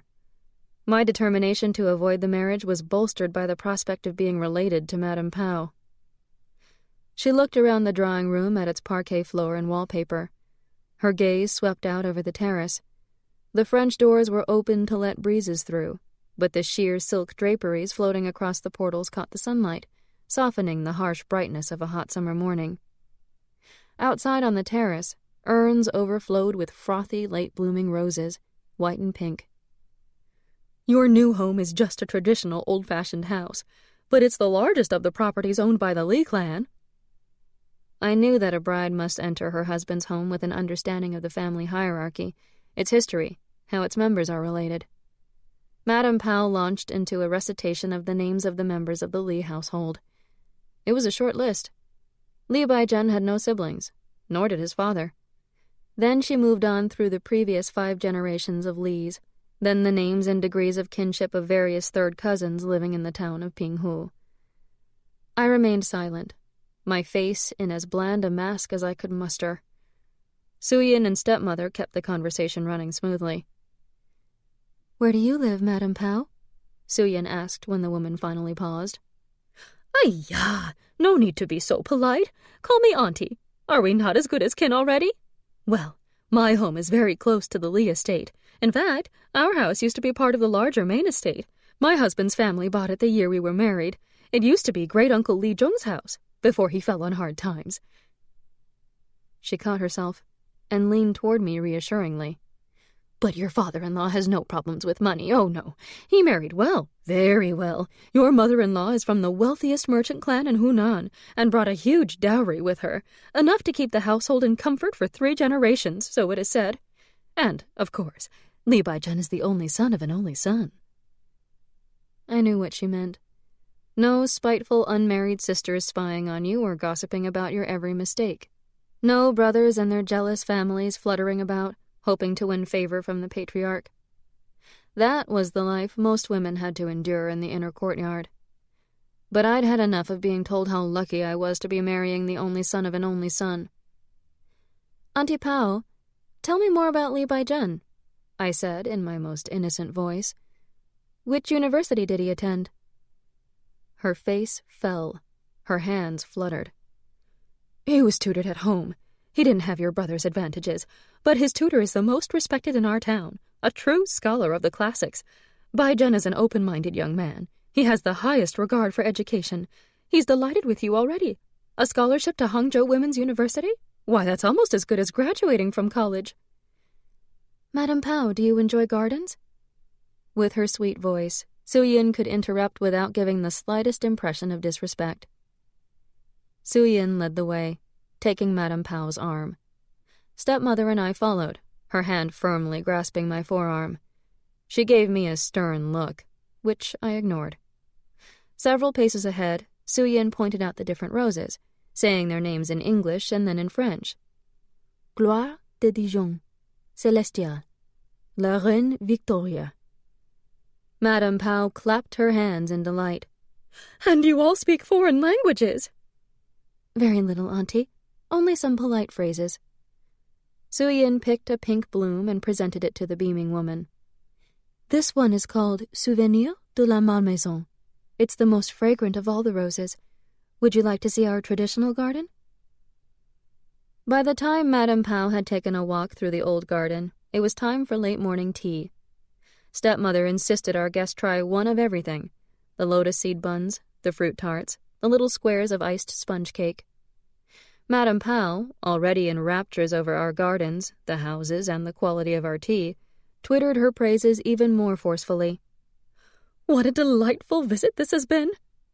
Madame Pao bowed to us. She looked at me with a fond smile. "And what a beautiful, clever bride for young Baizhen. We're fortunate indeed to have you join our family." Father's sedan chair and 2 chair-bearers stood in the forecourt, ready to take Madame Pao to the train station. The sedan chair departed. The gates shut. My sister and stepmother turned back toward the path that led to the villa. I hurried after them. "I refuse to get married." The cry came out of me unbidden, words I had wanted to shout at Madame Pao, words I hadn't dared shout at my father. They didn't seem to hear. "You liked those little sponge cakes, didn't you, second stepdaughter? I'll put some in a box for you to take home." How could they talk about cakes? "Stepmother, second sister, you must help me." They turned in unison, my stepmother stern, my sister troubled. "We have been helping," stepmother said. "No thanks to you, Madame Pao will return with favorable reports. Su-Yin has been so charming she's managed to dazzle that woman into believing that you're capable of gracious manners as well." "I don't care what they think of me." Su-Yin looked at me, anxiety and exasperation creasing her brow. "But you must care, third sister. You'll be living with them for the rest of your life. Don't you understand?" I ran ahead of them into the house and up to my room. I slammed the door. I did understand. To be treated well by one's in-laws was considered good enough. But a wife had to gain her in-laws' favor, otherwise life could be unbearable. But it was all irrelevant because I wasn't going to marry Li Baijian. I wasn't going to forget what Madame Sun Yat-sen had said about the duty our generation's young women owed to China. I wasn't going to give up on my dream of a life with Han Qin. I still had the money Father had given me before my journey to Shanghai. I opened my jewelry box and wondered how I could trade its contents for cash. If I went to a pawn shop, how much would that jade pendant fetch? Or my pearl necklace? I had no idea. How would I even find a pawn shop, one that wouldn't cheat me? I stretched my hands out, inspecting the 3 jade bangles on my wrists. They were the most valuable things I owned, their color a pure, deep green like moss, their sound when tapped together a sweet chime. They had been my mother's, and I would never sell them. Tomorrow, when Father returned, I would beg him to cancel the betrothal. If he didn't, I would lean the gardener's ladder against the orchard wall and climb over. I would take a rickshaw to China Millennium's offices. If Han Chen wasn't there, I'd wait all night. I'd beg or bribe his colleagues not to tell my family, to lie about my identity if anyone asked. This was the plan that had come to me since Madame Pao's visit, which had focused my thoughts and made me realize that my impending marriage was no idle threat. But if I ran away again, Father would never take me back. There was a knock on my door. It was stepmother, her voice low. "I'm taking you out." "But I'm forbidden to leave the house." "I'll wait outside while you get ready." My heart beat wildly, hope stirring inside me. I rolled up some clothing and stowed it in the largest bag I owned. Money, jewelry, and my precious letter from Han Qin. We left through the lane beside the orchard, stepmother unlocking and then relocking the side door. At the top of the lane, she unlocked another door. This one opened out to the street around the corner from where Lao Li kept guard at the main gate. A rickshaw waited there, and we squeezed onto the seat. I fought to keep eager questions from spilling out as hope and excitement pulsated through my veins. "To Comali Market," she said to the rickshaw puller. "But first, take us through the mill district." The puller set off on calloused bare feet, the knotted muscles of his thin brown calves bulging as he ran. "Where are we going, stepmother?" "I want to show you something." "Are you helping me escape?" "After we go to the market, you can decide." This was more help than I had hoped for from stepmother. The threat of Ping Hu and the Li family suddenly felt slightly less ominous. We left the streets I knew so well, the ones that were wide and smoothly paved, shaded by old sycamores and elms, and lined with high whitewashed walls, a gatekeeper seated at every grand entrance. The rickshaw turned away from the canal, and soon we were in a warren of narrow streets and dilapidated buildings that gave way to small, dirty storefronts. Ragged beggars, some with stumps instead of hands and feet, called out to us. Every corner and alcove seemed to shelter a vagrant. Our own street saw very few beggars, for the gatekeepers shooed them away. A fetid stench assaulted my nostrils. Rotting food and worse filled the cracks between the paving stones. An ox cart ambled down the center of the street, probably after having delivered vegetables to the market. Some wilted cabbage leaves clinging to the side of the cart peeled off as I watched. An old woman, her back so crooked and bent she had to crane her neck to see ahead of her, picked her way quickly through the street, reached down, and stuffed the musty leaves into her mouth. I wanted to gag. Stepmother tapped the rickshaw puller on the shoulder with the tip of her parasol and pointed at a long 2-story building. "Stop there and wait for us." The entrance to the building bore no sign. There were just the words, Tangshan Cotton Factory, painted in red on the dingy gray wall. A rank smell hung in the air. As soon as we entered the vestibule, the smell intensified, and I could hardly think for the noise of machinery pounding behind the heavy double doors in front of us. An elderly clerk seated behind a battered desk stared at us with suspicion, squinting in the dim light. He stood up, a thin, short man in a faded blue tunic, his luxuriant gray hair out of place on his desiccated form. Then he broke into a smile, showing stained, broken teeth. "Second young mistress, welcome, welcome." He bowed to Stepmother. "I haven't seen you since the day you left home. What brings you here?" "Good day, Amao. I'm here to show my stepdaughter what a cotton mill is like. May I take her up to the observation floor?" "Please, please. No need to ask. Your father and uncles are the owners. Please, up those stairs." Stepmother and I ascended metal treads that clanked with every step. At the top, she pushed open a door and the din grew louder. We emerged into a long gallery that ran the length of the building. A few light bulbs hanging from wires crisscrossed the ceiling, so dim I felt as though I had walked into twilight. There were large windows near the ceiling, but they were so dirty they seemed to keep out rather than let in the light. The stagnant air stifled my lungs. "This part of the factory is for weaving." Stepmother's voice was matter-of-fact. There was barely enough space between the looms for workers to pass one another, and the machinery looked very dangerous. Some of the workers were just girls. "They work more than 14 hours a day," said Stepmother, "and get nothing more than a bowl of millet gruel at noon to eat." "What's that smell?" "That comes from the other room, where the cotton is dyed. The dyes are cured with urine." I counted about 50 women sweating behind looms, hair bound tightly in kerchiefs, arms in constant motion, faces gray with exhaustion. I looked closer. "Those are babies and small children down there, sleeping between the machines." "Yes.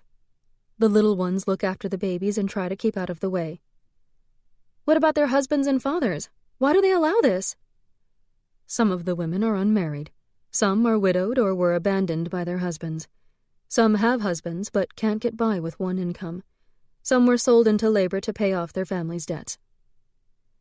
A foreman carrying a thin bamboo cane patrolled the narrow aisles, his cane swinging from side to side while he shouted at the women. A boy ran to hide behind his mother and crossed the foreman's path. The cane shot out, slicing the boy's cheek. The foreman didn't pause in his stride, even as the child's shriek tore the air. No one bothered to pick up the child, not even his mother. The boy ran sobbing to wrap his arms around her knees. "Stepmother, do something! Your family owns this mill." Moisture glistened in her eyes, but when she replied, her voice was brisk. "If I interfered, that woman would lose her job and another would simply take her place. Let's go now." I threw a last glance at the little boy. When I told Han Chin, he would write about the disgraceful treatment of workers at this factory. No, I would write about it myself and send the letter to all the national newspapers. We climbed back into the rickshaw, the sun scorching hot now as morning gave way to noon. I didn't want to think about how the air inside the factory would grow even more oppressive.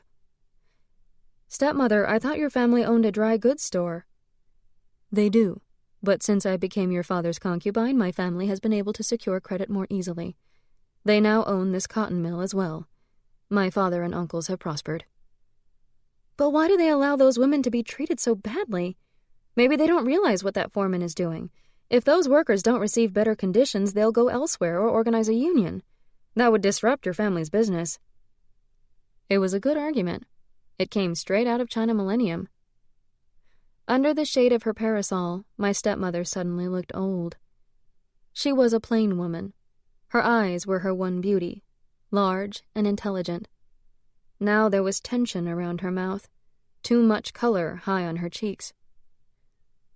Those women consider themselves fortunate to have this work lay in. It means the difference between living in squalor and not living at all.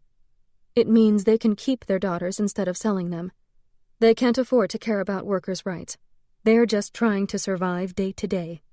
China has an infinite supply of poor people and not enough work.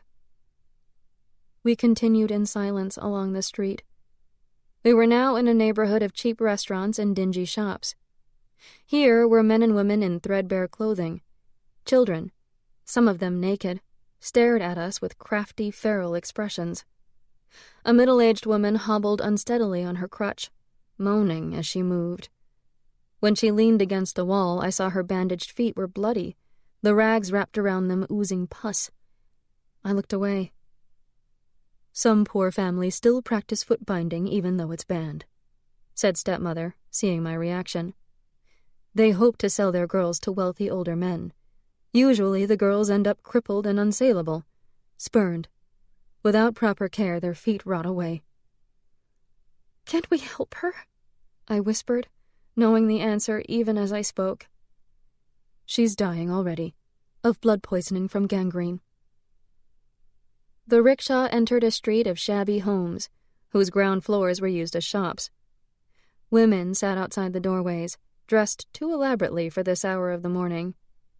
They yawned and stared at us with dull curiosity. Some were combing each other's hair, others mending clothes. A few of the women laughed and struck poses when they saw us. Others simply sat there, limp and forlorn. I realized suddenly that the houses were brothels. My shock must have been obvious, but when stepmother spoke, it was as though she were pointing out the features of a garden. There was a girl from our neighborhood, from a respectable family. She didn't like her in-laws and ran away, returning to her family. But they refused to take her back. She had shamed them. I've heard she was seen working at a brothel somewhere on this very street. Stepmother, I know what you're trying to tell me, but I have an education. I can be a tutor. My life wouldn't come to this. Do you even know how much it costs to rent a room, third stepdaughter? How would you find pupils?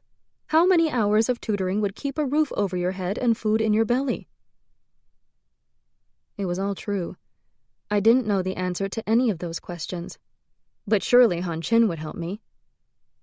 The rickshaw rolled past more of the houses. One woman was dabbing a cloth at another's face, her thin blouse nearly slipping off her shoulder as she tended to her friend.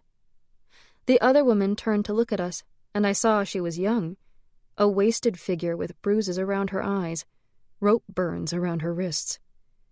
I shuddered, not wanting to know the story behind those wounds. Whenever I had read articles about poor workers, I had imagined sturdy men toiling away in factories full of shiny modern machines.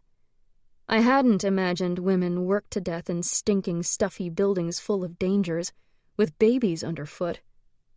In the classic novels I knew, prostitutes were pretty young girls from poor families who entertained clients by strumming on the peepaw lute. These were hovels, and none of the women looked young or pretty. The world is a cruel place for women, Lei-yin, stepmother said. You've been raised in privilege. Don't mislead yourself into thinking you could live without 3 meals a day, a clean bed, and the protection of your family. Once you fall out of favor, it may be impossible to climb back into the fold. You've come perilously close, and if your father didn't love you so much, he might have abandoned you already. Hasn't he done that? I didn't bother biting back my bitterness. He's married me off to a family in some miserable backwater town no one's ever heard of. No, he's entrusted you to the care of another family, a respectable family. Her voice, which had been so calm and reasonable, turned harsh. The Lees value an alliance with our family. If you're stubborn and rude, it will be hard to repair the damage later. You'll spend the rest of your life at odds with your in-laws. Treat them with deference, and you'll gain their affection. You can find contentment, if not happiness. I remained silent as the rickshaw carried us to Combe Alley Market. Stepmother got out to buy some dried fish and a few bundles of long string beans. When she came back, she pointed to the bag at my feet, I see you came prepared to run away. Now is your chance. I can leave you here in the market square, or you can come home again." From the corner of my eye, I saw a plump woman at the edge of the square, an affable and artificial smile on her face, gold bangles on her arms. Beside her stood 2 young women, or perhaps they were just girls. It was difficult to tell under their thick, gaudy cosmetics. Their eyes were vacant, without hope. And yet, when my thoughts turned to Han Chin, I knew I wouldn't end up like those girls, and I knew I could endure poverty as long as he was by my side. I got out. After parting from stepmother, I hired a rickshaw. The ride from the market to the offices of China Millennium felt like a trip to the opposite end of the city. The rickshaw puller jogged along briskly, but my heart raced faster. Small stores and restaurants lined the sidewalks, and when I spied the shop where Nanmei's mother had the family's shoes made, I knew I was nearly there. The foyer smelled of cooking oil and garlic from the restaurant next door. I climbed up a rickety staircase to a landing with a sign that directed me up another flight of steps, and I pushed open a door bearing the magazine's name on a frosted glass pane. Bells on the door jangled as I entered an office where a single electric fan beat the air with a quiet spinning sound.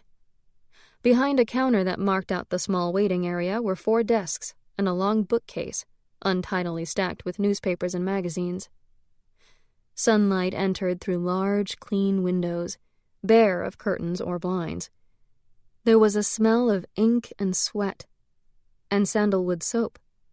I spied a sink in one corner. So this was where Han Chen worked. There was only one man in the office. He put his magnifying glass down on the document he had been reading and came to the counter. "How may I help you, miss?"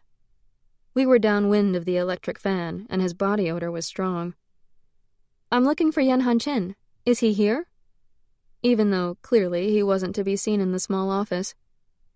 "Mr. Yen no longer works here, miss. May I be of assistance? I'm Lin Xiaoyi, the editor of this journal." "No longer here?" My voice rose, too shrill. I made myself calm down. "Then please, tell me where he's working now. I must speak with him." "He left for Suzhou yesterday. He's taken a new job as a teacher, a visiting instructor. He'll be going from village to train teachers." I trudged down the stairs and collapsed on the bottom step, suddenly exhausted. Han Chen was gone. Was it because Tong Yin told him I wouldn't be going to university? Had he heard about my marriage? Was it because he was no longer welcome in our home? Did he think our love was now impossible? For a moment my vision turned black, and I stared into darkness despite the bright sunshine streaming through the foyer's open door. Then my eyes cleared, but the colors of the world around me were shades of ash, bleak as winter fields. The smell of the food from the restaurant next door, too strong a moment ago, now barely registered. I heard the calls of vendors out on the street with perfect clarity, but as though I were far away. The world was gray, my senses dulled. I wondered how my heart could beat so normally, compressed as it was to this leaden heaviness. I thought of the young mother in the cotton mill, the noise, the smell. I saw again the dull-eyed prostitutes, their tawdry, brightly colored dresses, their painted mouths gaping in tired yawns. I tried to forget the hobbling beggar woman, her low moans of pain. I walked out to the street slowly, barely able to follow each step with the next. I took a rickshaw home. Part 2. Pinghu, 1935. "We should tell you the story of your betrothal," my Hun soul says. Its shining form settles down on the steps of the temple. Although it's early morning and the edges of the sky are barely streaked with light, looking at my Hun soul is like trying to stare at a bird flying into the sun. "The circumstances of your betrothal to Li Baizhen were so unusual they took on the status of legend in your husband's family," says my Yin soul. She smooths down the pleats of her skirt and sits by my Hun soul, knees drawn up, showing an inch of bare ankle above her white socks. There is a hint of crushed chrysanthemum petals in the air. My young soul looks bored. Rather than sit with the others, he chooses to lean against the temple door. I choose to ignore him. Betrothals can take months of negotiation, my Hun soul begins, as though reciting from memory. Especially when families like yours are involved. Your marriage arrangements were concluded so quickly and so strangely that by the time your bridal procession arrived in the town of Pinghu, the story had traveled alongside canals, over bridges, and into every small alley, as widely as the wanderings of a mendicant monk. The story goes like this. An elderly relative had asked Li Wenjing, patriarch of the Li family, to handle the sale of some property in the town of Jiaxing. Li traveled to Jiaxing to meet the prospective buyer, a wealthy man by the name of Song. Over the course of the day, the two men discovered they shared an interest in collecting rare books. They enjoyed each other's company so much that Song invited Li for dinner aboard his private riverboat. The boat was spacious and well-equipped, more comfortable than most inns. There was a galley in the stern where Song's manservant could prepare simple meals and boil water for tea. The two men sat on deck observing the comings and goings on the waterway. Under the influence of good wine, a bright moon, and the gentle rocking of waves, their conversation turned to family matters. "My youngest daughter is 17 and still unmatched," Song said. "If you could recommend a family with an unmarried son, I would be most grateful." Li pondered for a moment and said, "The Liangs are a good family, one of the great houses right here in Jiaxing. They're family friends and have yet to match their youngest son, about the same age as your daughter. Let me find out more tomorrow." After another cup of wine, Li cleared his throat. "I'd like to ask the same favor of you," he said. "I have an only son. So far we haven't found anyone suitable in our little town of Pinghu. If you happen to know any families with unmarried daughters, I would appreciate an introduction." To Li's utter astonishment, Song dropped to his knees, banged his forehead 3 times on the teak deck, and cried out, "You have a son. I have a daughter. What more is there to say? Let us embrace and call each other kin." These lines are always uttered with great relish by the story's narrator, for Song had just made a very daring proposal, and forced its outcome. Not only had the two men only just met, but Song was by far Li's social superior. Thus, Li could hardly refuse when a man of Song's status knelt before him. It was a match beyond Li's wildest dreams. Telegrams were sent in both directions, and in the small town of Pinghu, Li's wife, who was from a wealthy merchant family, could hardly contain her joy at this alliance with one of the great houses of Changzhou. There is a contemplative silence. "So that's how it happened. It was impulsive, an act of anger, wasn't it?" I ask. "Can you blame him?"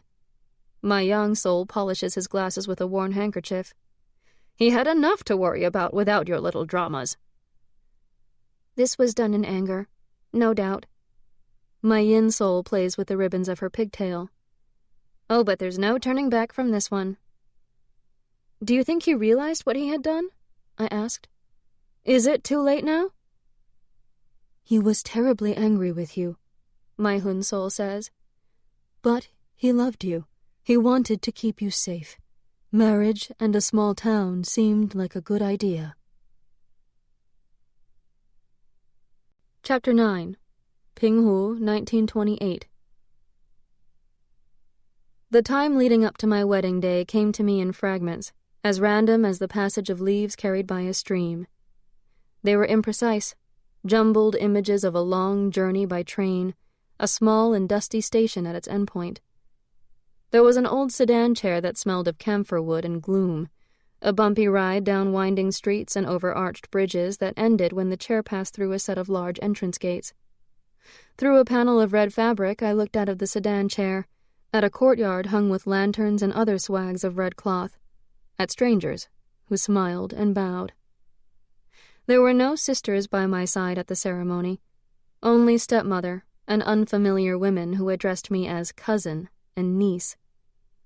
At the banquet, I sat as still as a wax doll, in the same red gown Su Yin had worn at her wedding, phoenixes embroidered on the bodice.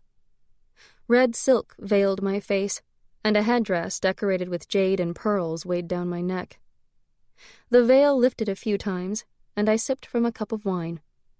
I caught glimpses of a young man's face, a nervous, forced smile, a sideways glance. Li Bai-jen, my husband. Of my wedding night, I remember only that same anxious face looking down at me, pink and shining with sweat. Then a sharp pain between my legs, and a pleading voice, explaining it wouldn't hurt so much the next time. But it did, because the next time, and the time after that, followed far too soon, and it was daybreak before my husband fell asleep. I didn't sleep at all. I didn't cry. I had been numb since the day I realized there was no escape from the fate my father had decreed for me. Why so few memories of that time? I see only moments here and there, erratic and unevenly spaced. You only kept a very few memories from those days, so we only have a few to show you. A somewhat accusing tone from my young soul. You didn't like those weeks. You never were good at facing up to consequences. It was a nightmare for you, my yin soul says, and it became worse once you understood it was no dream, but the rest of your life. In fact, there aren't any memories at all of your last week at home, the week leading up to your bridal journey. But your memories from the day after your wedding are all intact, my Hun soul adds. The early autumn afternoon was cool. Servants swept up the remains of the party, tattered red paper from firecrackers, dirt tracked into the halls. There was more than an hour to spare before my family's departure for the train station, and my new in-laws showed them around the estate. Li Wenjing, the father-in-law I would now address as Gong, led the tour. Gong was tall, nearly as tall as Chang Yin. His square jaw would have made him look stern if not for his drooping eyebrows, which gave him an indecisive air. He had an unusually large nose with a high bridge, almost like a foreigner's. He was distinguished rather than handsome, his height more impressive than his features. Father strolled beside Gong, and Chang Yin and Tong Yin followed. Li Bai-jen, I couldn't yet think of him as my husband, walked between my brothers. He was a good 6 inches shorter than Chang Yin. I trailed behind, walking with stepmother and my mother-in-law. I could hear Tong Yin telling Bai-jen all about university life in Shanghai. Our English professor is an Englishman, my second brother said. He's very particular about pronunciation. Very particular. There's no pleasing him. What an advantage, though, to learn from an actual foreigner. Bai-jen's voice was wistful. I've never seen one. Do they really have terribly large noses? Gong's library contained some very fine paintings and works of calligraphy, many of them antiques. Father was clearly envious of the rare books my father-in-law had displayed in glass cases, which meant the collection was impressive. Then Gong led us through the rest of the estate. The main house, a sizable 3-level mansion, stood against the back wall of a large courtyard. The center of the courtyard contained a formal rock garden, planted with tall bamboos and plum trees. At its center was a clearing that held a large pavilion. I stumbled, catching my toe in a hole left by a missing paving stone. On one side of the main courtyard was a round moon gate set in a whitewashed wall. We passed through the moon gate and came to a path that led to another, smaller courtyard garden, which contained a small bamboo grove and a rock garden, and beyond them, a 2-level house. This will be Bai-jen and Leian's home, said Jiapo. This was the first time my mother-in-law had spoken. Her voice was strong and confident, unexpected from such a tiny person. Her head barely reached my shoulder, and to call her plain would have been a kindness. Her forehead was too wide, and her chin jutted out. Her hands, though, were beautifully shaped. A large pearl and coral ring showed off her long, slim fingers, and magnificent gold and jade bracelets adorned her wrist. Her clothing was otherwise very simple. Once all of Lei-Yin's belongings are unpacked, she and Baijian can move in here. A young couple should have their own household. Jia Po hurried ahead to throw open the door to the house. The walls inside had been freshly painted, and the exterior looked clean and bright. But I saw stepmother glance around, and I followed her sharp-eyed gaze. Weeds clambered between flagstones, and stagnant water filled a small pond by the rock garden. The walls of the house showed hints of dark patches that meant mildew, and the carved shutters were cracked, their wood dry and in need of varnish. Inside the house, my dowry furniture was already arranged in several of the rooms. A rosewood bedroom suite gleamed in one chamber. A table and chairs of lacquered wood inlaid with mother-of-pearl stood beside a window. In another room, another new bed, more tables and chairs, their shining surfaces a sharp contrast to the shabby wardrobe, original to the home, that was tucked in a corner. This is the newest house on the property, built in a more modern style. Jia Po had a brisk air about her, addressing me as though I were a buyer and not a new daughter-in-law. This second-floor veranda is such a nice feature. All the rooms on the second floor opened onto the veranda, which served as both balcony and corridor. She led us to a room at one end, small but bright, with a window that overlooked the courtyard and another that looked down into a small orchard. Empty bookcases lined one wall, and 2 armchairs were positioned invitingly by the orchard window. 3 wooden crates sat in the middle of the room. My books. Seeing them brought a pang of longing for home. A small library for your own use, said Jia Po. This was Baijian's idea. It was a gesture of understanding, perhaps even compassion, that I had not expected. Baijian smiled at me, shy and hopeful. I turned away, pretending to inspect the crates. My husband was so ordinary I wouldn't have been able to pick him out from a crowd the next day. We were the same height, but his shoulders slumped, making him appear shorter. He squinted out at the world through wire-rimmed glasses with lenses as round as moons, which made his face look even thinner. His small mouth was habitually slightly pursed, as though he was chronically anxious. "So thoughtful," said stepmother, her smile genuine when she looked at Baijian. "Lei-Yin enjoys reading more than anything." We descended to the courtyard and entered the orchard that stood behind the brick walls. Its broken wooden door was propped open with a paving stone. Inside, apple, plum, and peach trees had dropped the last of their fruit, and wasps, drunk on the juice, staggered in confused circles on the ground. A small cottage sagged against the far orchard wall. The air smelled just the way it did under the fruit trees at home. All day long I compared Baijian to Han Qin, I say to my souls. All I could think of was how poor a bargain my father had made for me. "It's a good thing Baijian was so enamored of you," my yin soul says. She wags a reproving finger at me. "Yes, just look at him. He mistook your silence for shyness." "Oh, he knew," my yang soul says. "Your husband knew you were disappointed in him. In this house. In this town. Believe me, he knew." So he knew I was disappointed. Did it matter? "It wasn't his fault your father forced this marriage," my hun soul points out. "And it's a good thing Baijian didn't take offense at your cool behavior. You had a lifetime ahead of you with this man." Well, it ended up being a rather short lifetime, I say, a little testy.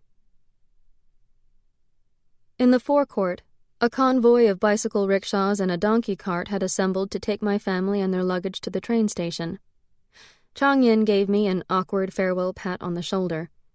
Tong Yin shook hands with Baijian, nodded at me, and followed Chang Yin into a rickshaw. Stepmother hugged me, something she hadn't done since I was a girl. "I'll write every month," she spoke softly into my ear. "Be agreeable, Lei-Yin. Be an obedient daughter and wife." My father's hands held mine in a tight grip.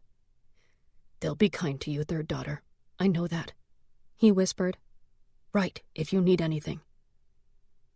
I hadn't spoken to Father for a week. That much I could remember. I had no other form of protest, and I wasn't going to say anything now. Bai Jen and I bowed to him in farewell. The convoy departed, and I turned toward the inner courtyard to begin my new life. In the dining hall of the main house, Jiapo introduced me to the servants. I met the cook, old Quan, and his wife, Mrs. Quan, the head housekeeper. Little Ming, a girl of perhaps 13, and granddaughter to old Ming, the gatekeeper, was our housemaid. Then there was Dali, a thin and rather plain young woman who looked after the main house. There were more servants than family. Although they were old-fashioned and a little dilapidated, the houses on the Lee property were well built. Everywhere I looked, subtle details attested to the gracious lives of their past inhabitants. The slats of the wooden shutters interlocked with finely crafted joints that held tight even though they were badly in need of a coat of varnish. The plantings in the courtyard gardens were overgrown, but showed evidence of thoughtful design. When I swept my hand over a cascade of winter creeper, I found beneath the leafy vines an exquisite marble plaque set into the wall, its polished surface carved with lines of poetry, written by some long-dead Lee ancestor. I was accustomed to a home where it was impossible to walk the length of a courtyard without stopping to exchange greetings with an aunt, or tripping over a gaggle of small children. The Lee household felt hushed and dismal to me, as though it were awaiting news of a death. Each morning, Bai Jen and I offered greetings to my in-laws, kneeling before them in their matching mahogany chairs that sat side by side in the reception room. After a typically silent breakfast, I followed Jiapo while she discussed the day's meals with old Quan and inspected the house with Mrs. Quan. I found it ridiculous that she clung to these formal routines with the servants when we were so few in number and entertained so little. There was usually more conversation at lunchtime, when Bai Jen returned with gossip from the town. Jiapo listened with interest, and Gong Gong listened, while feigning indifference. After lunch, we took tea in the small parlor, perched on straight-backed ebony armchairs that had been part of Jiapo's dowry. That was when Gong Gong read all the household mail and the newspaper. "This northern expedition against the warlords is in its 3rd year." He gestured disdainfully, and the newspaper crackled in his hands. "There's been nothing but war of one sort or another since they toppled the Qing dynasty." My father-in-law made no secret of his longing for the days when the emperors ruled China. After Gong Gong and Jiapo left to take their naps, Bai Jen would offer me the newspapers. I never saw him pick them up after I finished, even though he appeared interested in whatever news Gong Gong read out loud to us. I would read quietly, one eye on the clock, hoping he'd leave the parlor to meet his friends at a tea house and allow me some time on my own. Sometimes, after I put down the paper, he'd shuffle nervously toward the door and look back at me over his shoulder, the way a cat does when it wants you to follow. Then we would return to our house. Then an hour might go by before I could leave my bedroom, Bai Jen still snoring in the bed, to wash myself in the narrow, tiled chamber next door. I'd get dressed and go upstairs to my little library. Conversation at dinner was either non-existent or gossipy, depending on whether we had hosted visitors in the afternoon. At 7:30, Bai Jen and I would bow to his parents and return across the courtyard and through the moon gate to our own house. That was how my days passed. In the first few weeks after the wedding, guests arrived almost every day, curious to meet the newest member of the family. Second and third cousins, family friends, even merchants, anyone with the slightest connection to my in-laws, came to call. Evidently there had been much anticipation that I would provide fodder for gossip. I was from Changzhou, a city even farther away than Shanghai, from a family tainted by foreign influences. To their disappointment, I didn't parade around in cocktail frocks or hold an ivory cigarette holder to my crimson-painted lips. I dressed each day in plain, modest gowns, my hair pulled back in a simple braid. I had very little to say to guests. Actually, I never had to do much talking if Madame Pao was there. Her visit to our home, brief though it had been, made her an authority on my family. She came home often during those first weeks, and regaled our other guests with her descriptions of our villa, its rose gardens, the French furniture, the terraces of polished marble. Other women peered at me critically, as though viewing an insufficiently exotic animal. "Well then, do you speak any foreign languages?" one matron asked, eyeing me with bovine complacency. "A little English," I said. "A few polite phrases." The ladies squealed with excitement. "Say something then," the bovine one cried. "Teach us English." They sniggered as I pronounced for them the English words, thank you, good morning, goodbye. "Goodbye, goodbye," they repeated after me, shrieking with laughter. "There's one more phrase that's very important to learn," I said.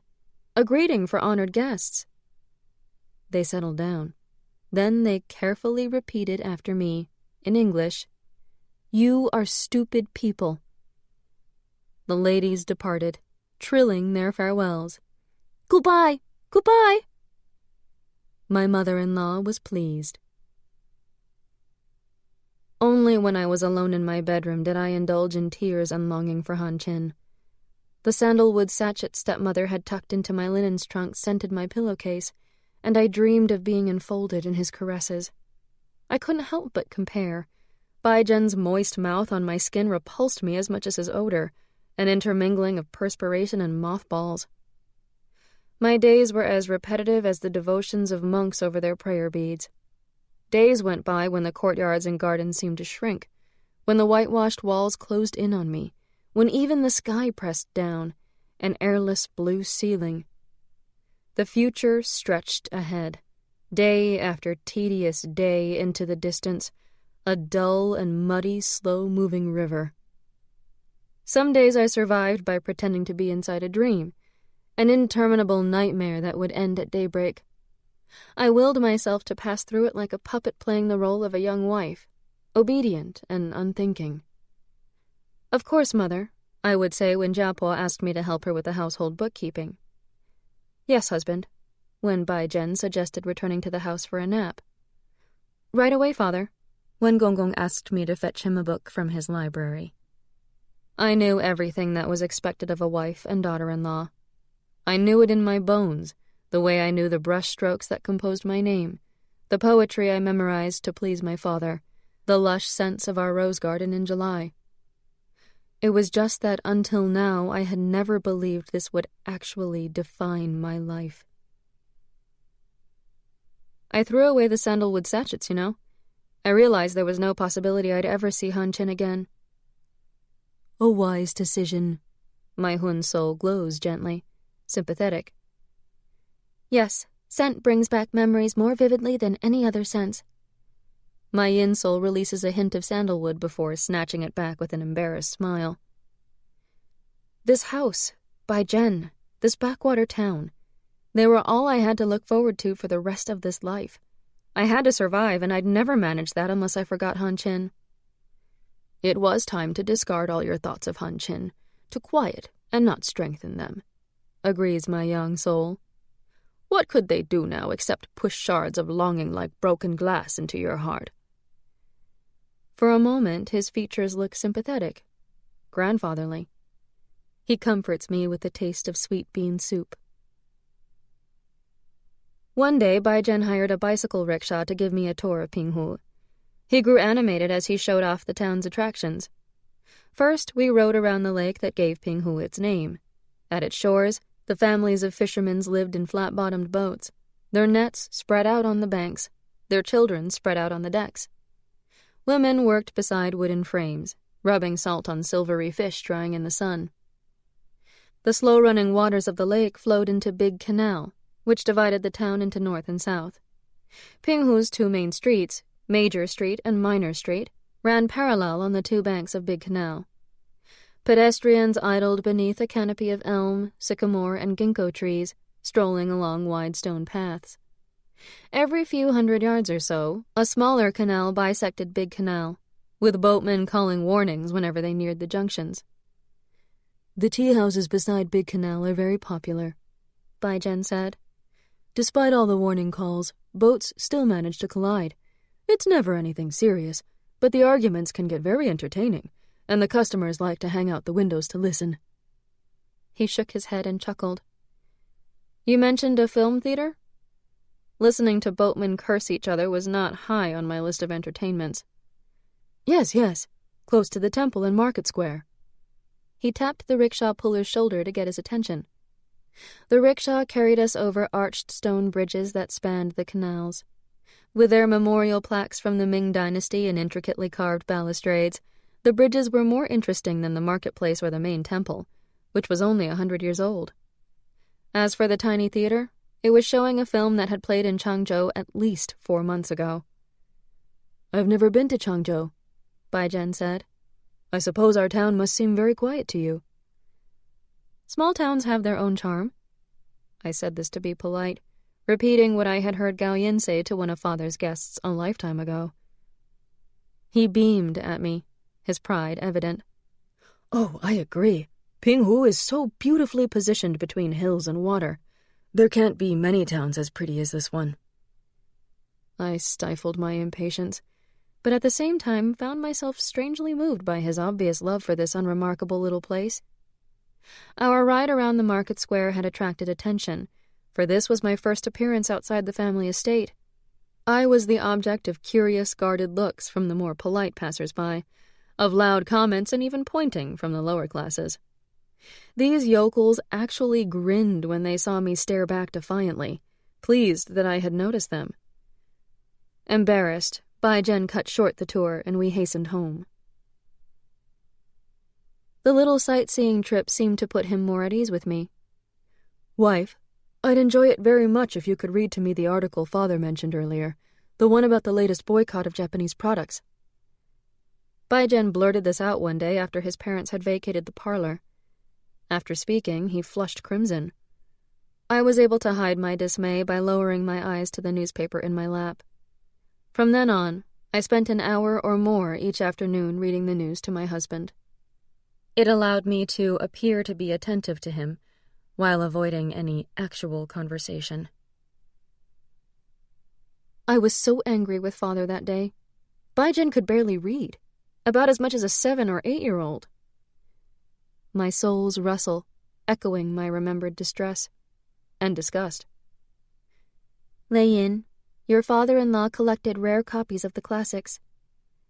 My yin soul picks at the edge of a handkerchief, her voice patient, as though explaining to a child. I smell iris. "How could your father have suspected that such a man could have a near-illiterate son?" "Do you mean he should have taken more time to investigate, as parents are supposed to, instead of marrying me off to the first stranger who came along?" "I'm sure if he'd known," my yin soul begins. "No, not even if he had known," I interrupt. "He didn't cancel Su Yin's engagement even after we discovered Liu Tengen was an opium addict. So I'm sure, even if he'd known about Baijian, he wouldn't have called off the wedding." My yang soul clears his throat uneasily. "That is your family's hallmark. You have a reputation for keeping your word." All the same, I can tell the old man is hard-pressed to defend my father. Turnips flavor my tongue. "You no longer lived at home and didn't have to face your father," my Hun soul says. It shimmers along the periphery of the terrace. "Baijian, however, you saw every day. I hope you weren't obvious in your scorn." I suppose we'll know soon enough whether I was kind or cruel to him. Chapter 10. What I lived for were letters from my sisters. The first time one of the creamy envelopes arrived, carried in on a tray with a newspaper and other correspondence, I felt sick with anxiety at the sight of the familiar stationery. "Ah, a letter for Lei Yin," Gong Gong said, reading the address. "From your sister in Shanghai." He held it out, and I rose from my seat to take it. I returned to my chair and felt his eyes on me as I slid a brass paper knife under the wax seal. I pulled out the letter, 2 stiff pages, and he held out his hand again. I stood and passed them to him, keeping the envelope on the small table beside my chair. He didn't ask for it. "This is good news indeed," he said, scanning the letter. "Your sister says the doctor assures her the baby will be a boy. Her husband is in banking, is he not? The Zhao family owns tea plantations in 3 provinces. My brother-in-law manages their warehouses and the export business. All I wanted was for everyone to go take their naps, but I couldn't show impatience. Bai Zhen picked up the empty envelope from the table and stroked it. This is such beautiful paper. Is it foreign? It's from England, I said, resisting the urge to slap his hand. I have a large supply of the same stationery. You're welcome to use it, husband. No, there's no need. I was just admiring the paper. The afternoon felt like eternity. When Jiapo and Gong finally left for their rooms, I read the newspaper to Bai Zhen. There's an article about tensions in Tibet over territories ruled by warlords. Are you interested? I struggled to remove the irritation from my voice. Thank you, wife, but no. Let's return to our house now. I tucked Gallian's letter into my tunic, stifled my terse reply. It was mid-afternoon by the time Bai Zhen fell asleep. I got up from the bed and dressed quietly. I slipped out the door, taking the softest of steps as I climbed the staircase to the veranda. In my little library, I hurried to the desk and pulled a letter opener out of the drawer. Sliding the thin blade carefully along the envelope's flap, I separated the blue tissue from the small dabs of glue holding it down, then pulled out a small sheet of paper almost as thin as the tissue. Dearest third sister, Shen is so happy about my pregnancy he has completely forgotten about my role in your escape. I think father has forgiven me too, because stepmother writes that he is very excited about becoming a grandfather again. How are you? Our brothers told Suyin all about your wedding. She told me father seemed distressed by the state of the Li's home and disappointed by your husband's lack of interest in the classics. I miss you. Write soon. I smoothed out the paper and read her words again and again, imagining her quick and confident voice speaking those words to me. I didn't dare keep the secret letter, however. I made a trip to the outhouse and ripped up the thin paper, watched the shreds flutter down the dark pit. A day later, another letter arrived, this time from Suyin. She described the latest soiree she and Tianjin had hosted, naming a few starlets and directors. My husband is very pleased. His evenings are gaining a reputation for bringing talented young actors to the attention of directors and producers. The director Zhang Xiquan has invited us to the Shanghai premiere of his latest film, The Girl Detective. Gong grunted when he handed me the letter. He didn't approve of film stars. Alone, I read Suyin's secret letter. Tianjin is only interested in 2 things, the films and his opium pipe. Now he joins the actors when they read scripts. He'd like to be an actor, but the judge would never allow anyone in his family to pursue the cinema. Since he returned from your wedding, I've seen second brother only once. He's rather critical of your husband. But your husband's appearance and education doesn't matter to me, as long as he's kind to you, little sister. Father is very reserved when I ask about your in-laws. I sense he regrets a hasty decision made in anger. My father might be feeling regret, but I was the one who had to live with the consequences. When I wrote back, I described for my sisters the Li property, Gong's collection of rare books, and the town. There is a temple with a 13-story pagoda called the Temple of Soul's Enlightenment. The Buddha in this temple is supposed to be especially sympathetic to the spirits of the newly dead. Then I cut a thin sheet of paper in half and wrote to my sisters, 2 identical letters in the tiniest script possible.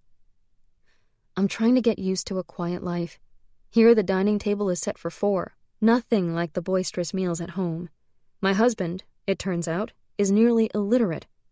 Which of us has the worst bargain? Second sister with her opium addict, or me with an uneducated dunce? Tell father that. After lunch the next day, I placed the unsealed envelopes on the red lacquer tray that was used for the mail. Gong flipped them open and read my letters. He nodded his approval before placing them back for old Ming to post. There was no point in telling my sisters about Han Qin. I didn't want them to know how naive I had been. There was no need for deception, just omission. If only I'd confided in them sooner, they might have warned me. But do you think you would have listened to them? My Hun Soul asks. Why didn't you tell your sisters about Han Chin when you were still at home? You're dead now. Be honest with yourself. You have nothing to lose by it. Everything seemed so complicated then. I paused before answering. If they'd thought Han Chin was encouraging me, that I'd been alone with him, they would have seen that as bad for my reputation. They would have told father. My yin soul kneels on the stone steps to pet a stray cat, a calico who rubs up against her small hand. Tong Yen probably guessed you were infatuated with Han Chin, but he didn't raise the alarm. Tong Yen was in love with Han Chin and didn't want him banned from our home any more than I did. Anyway, he never believed Han Chin cared about me. Han Chin made advances to you when he knew he didn't stand a chance of marrying you. My young soul thumps his cane on the ground, and the calico cat leaps away, startled. Didn't that tell you something about his character? Li Yin never would have kissed anyone unless she was in love, my yin soul says. She tries to coax the cat back. She assumed it was the same for him. I received one letter from Nan Mei, forwarded to me by stepmother. My friend's words were awkward, formal congratulations on my marriage, and a stilted account of her life at university in Suzhou. I imagined the difficulty Nan Mei must have had trying to write it. She knew how her descriptions of classes and new friends would only hurt me. She knew better than anyone how this marriage had ruined my dreams. Thankfully, she didn't mention Han Chin.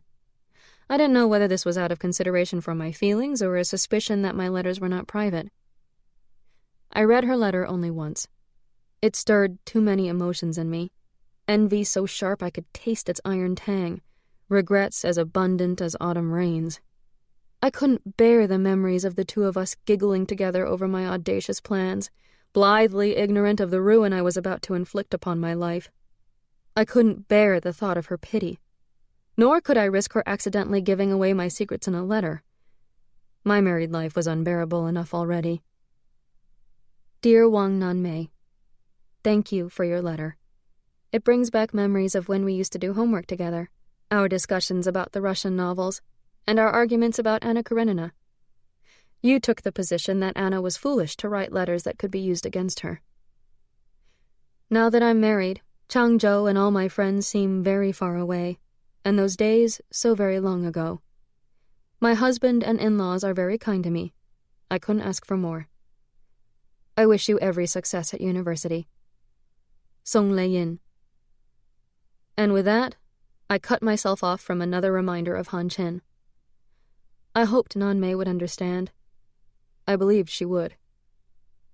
To my surprise, I received the latest issue of China Millennium in the mail from Tong Yin. There was also a note, a few untidy scrawled lines. Greetings, little sister.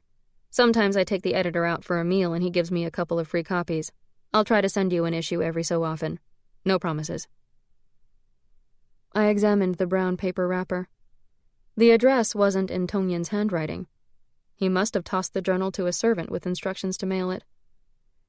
Gong Gong scanned the journal, his lips tight with disapproval. This is a leftist publication. I'm surprised your brother sends you such magazines to read. I kept my voice calm and reasonable. My father encourages us to read all points of view. He believes that understanding an ideology, no matter how flawed it is, helps us appreciate the virtues of our nationalist system even more. Gong Gong grumbled under his breath but gave the magazine back to me. The issue's feature article was by Han Chin. Dispatches from the front lines of rural education. Readers will recall how often I have praised the efforts of school teachers in rural districts. After all those lofty words, it was time for me to put my beliefs to the test. Although many of my assignments will take me to remote towns, I'll endeavor to send essays to this journal whenever possible. I couldn't even begin to guess why Tong Yin would send me copies of the magazine. Was he taunting me, keeping my wounds fresh? Or was he being sympathetic in his own perverse way, sending news of the world without realizing that I had no chance of escaping this dull country town? I decided not to reply. Instead, I wrote to Gao Yin and asked her to send me magazines or newspapers she had finished reading. Gong Gong subscribed exclusively to the Central Daily News, a staunchly nationalist paper. A few months after the wedding, my life changed again. I bent over the porcelain chamber pot every morning, pale and heaving. I didn't know which made me feel worse, the symptoms of pregnancy or the realization that a child would bind me inescapably to this house, to this town, to this husband. I tried to be discreet in case I was mistaken and just suffering from poor digestion. But little Ming reported to Mrs. Kwan that I spent my mornings vomiting, and Mrs. Kwan reported the news to Jiapo. There was a flurry of activity, and old Ming was sent around the corner to alert the doctor that I would be visiting. A rickshaw was called to the door, even though the clinic was less than a 10-minute stroll away. When I returned from the clinic with Jiapo, she was radiant with smiles, as excited as a little girl. Old Ming rushed out to help me down from the rickshaw. He grinned at us, delighted to be the first to receive confirmation of the news. "Oh, my dear," said my mother-in-law. "A baby in August. We must take very good care of you." She gave me a hurried hug and rushed toward the main house, calling for Mrs. Kwan. It was the first time she had addressed me with true affection. I knew her concern was for her unborn grandchild, not really for me, but I hadn't realized until then how much I craved warmth. I had been living for months in perpetual twilight. In my little library, I opened my photograph album and turned to pictures of Fei and my little nieces and nephews. They laughed at the camera, chubby and squinting. Fei's hair was bunched up in 2 small pigtails. I remembered their hands reaching up for mine so trustingly, their chiming laughter and voices as sweet as the clink of jade bangles. If I had my own baby, I thought, life could be bearable. The next morning, I opened my eyes, and the world was once again awash in color. Chapter 11. The entire household's attention now bent to my well-being. I was as pampered as a spoiled child, as cosseted as an invalid. Jiapo had old Kwan purchase a stewing hen each week to simmer into broth, and while everyone else ate plain congee for breakfast, mine was boiled in broth, garnished with shreds of cooked chicken, an egg beaten in for extra nourishment. When I confessed to a fondness for dried kumquats, Jiapo immediately sent a note to the shop at the top of Minor Street, and within the hour, a large glass jar of orange sweets appeared in my little library. Baijian's plain face had broken into a delighted grin when Jiapo announced my pregnancy, and the smile rarely left his face now. He even walked differently, shoulders square and back straighter than before. He went out less and spent more time with me, but he no longer came to my bed, for which I was grateful. He visited me each morning to inquire whether I had slept well. "I'll have little Ming bring your breakfast on a tray," he would say if I looked tired. "I'll tell my parents you need to rest a little more today." The doctor had suggested regular walks to promote good circulation. Baijian accompanied me, one hand carefully holding my elbow.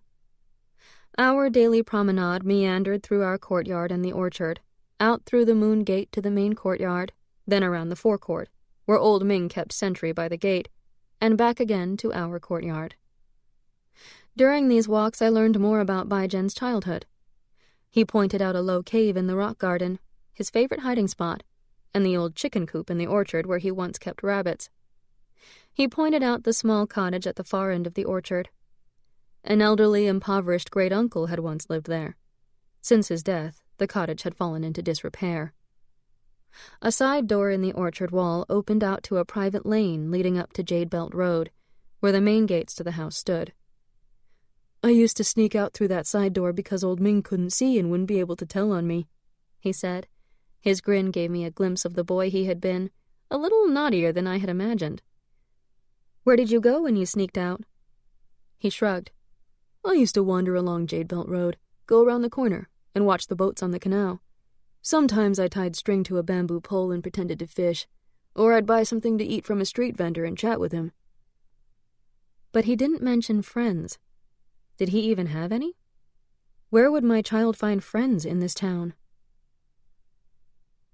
"They were kind to you," my yin soul remarks. She is still coaxing the calico cat to play, and has pulled the ribbon off her pigtail to tempt it. "I think they would have been kind even if you weren't pregnant. Baijian and Jiapo, anyway.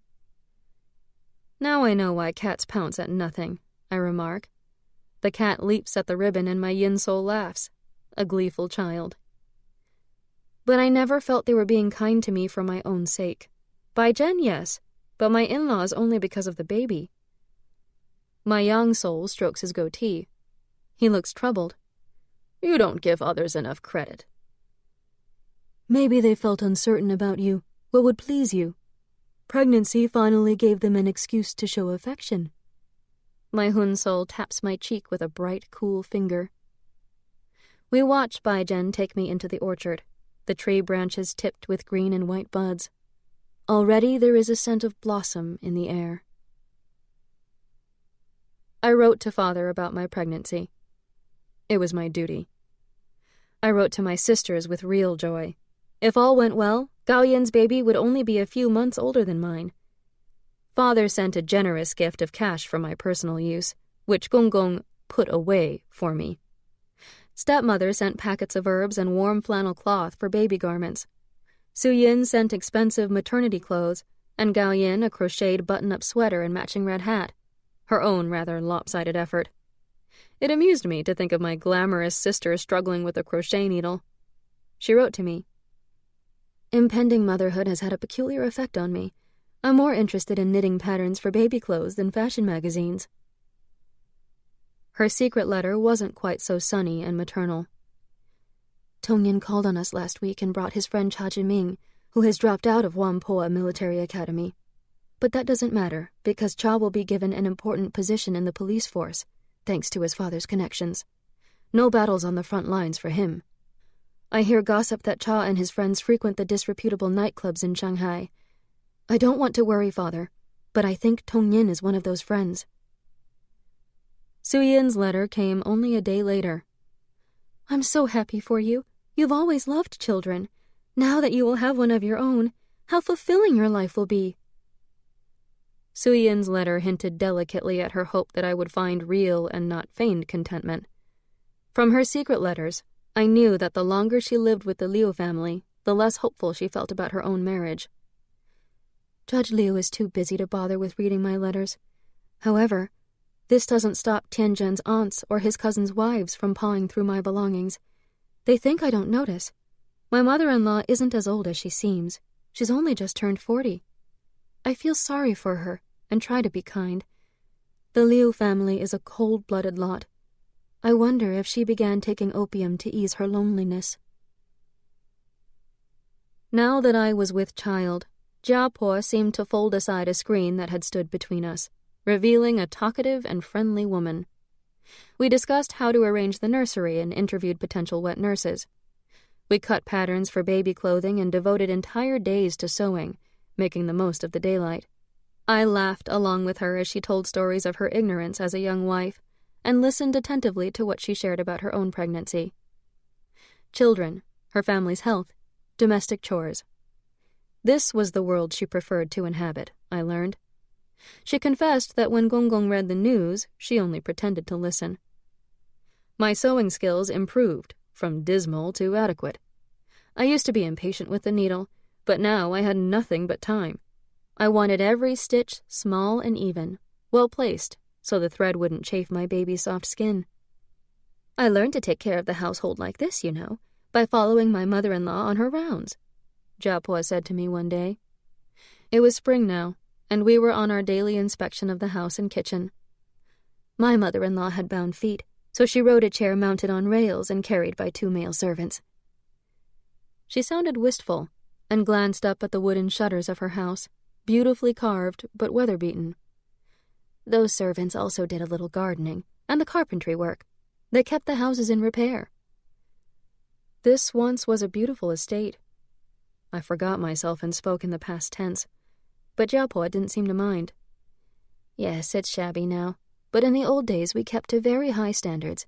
This house and its amenities, the gardens and the kitchens, all compared favorably to my family home in Hunan. This was the first time she had mentioned anything about her own family. I wondered whether she missed them, the way I missed mine. Most of the houses along the perimeter of the Li estate had been sold off piecemeal as one generation after another fell on hard times. With each sale, walls went up to separate the new owners from the sections that still belonged to the Li clan. Gonggong's portion of the estate, which we entered through the imposing double gates that faced Jade Belt Road, was the largest and most complete of the surviving properties. At one point, Gonggong's father had been close to selling off even more land and houses. But like a gift from the gods, Jiapo had come to marry Gonggong, and her stupendous dowry had staunched the outflow of property and cash. The wedding procession was the longest I ever saw in this town. Old Quan whacked a thick knob of ginger with the flat of his cleaver. My in-laws had told me about the eminent ancestors of the Li clan, but not very much about recent generations. Old Quan filled in the gaps with gusto, sensing in me an attentive audience. I was a constant presence in the kitchen these days, helping him string beans or devein shrimp, skills I had never learned while living in Changzhou. On my lap, a basket of pea pods rested against my round belly, and on the brick floor, live river shrimps waved their whiskery feelers in a bucket of water. I had been craving shrimp sautéed with peas. Rumor had it the mistress brought a dowry rich enough to last 3 generations. Her family is one of the wealthiest in Hunan province, you see, but they started out as rice farmers, so they bought themselves a bit more status marrying into an old and famous lineage. He removed the ends from a bunch of green onions, then chopped the onions and a small wedge of pork belly into tiny shreds.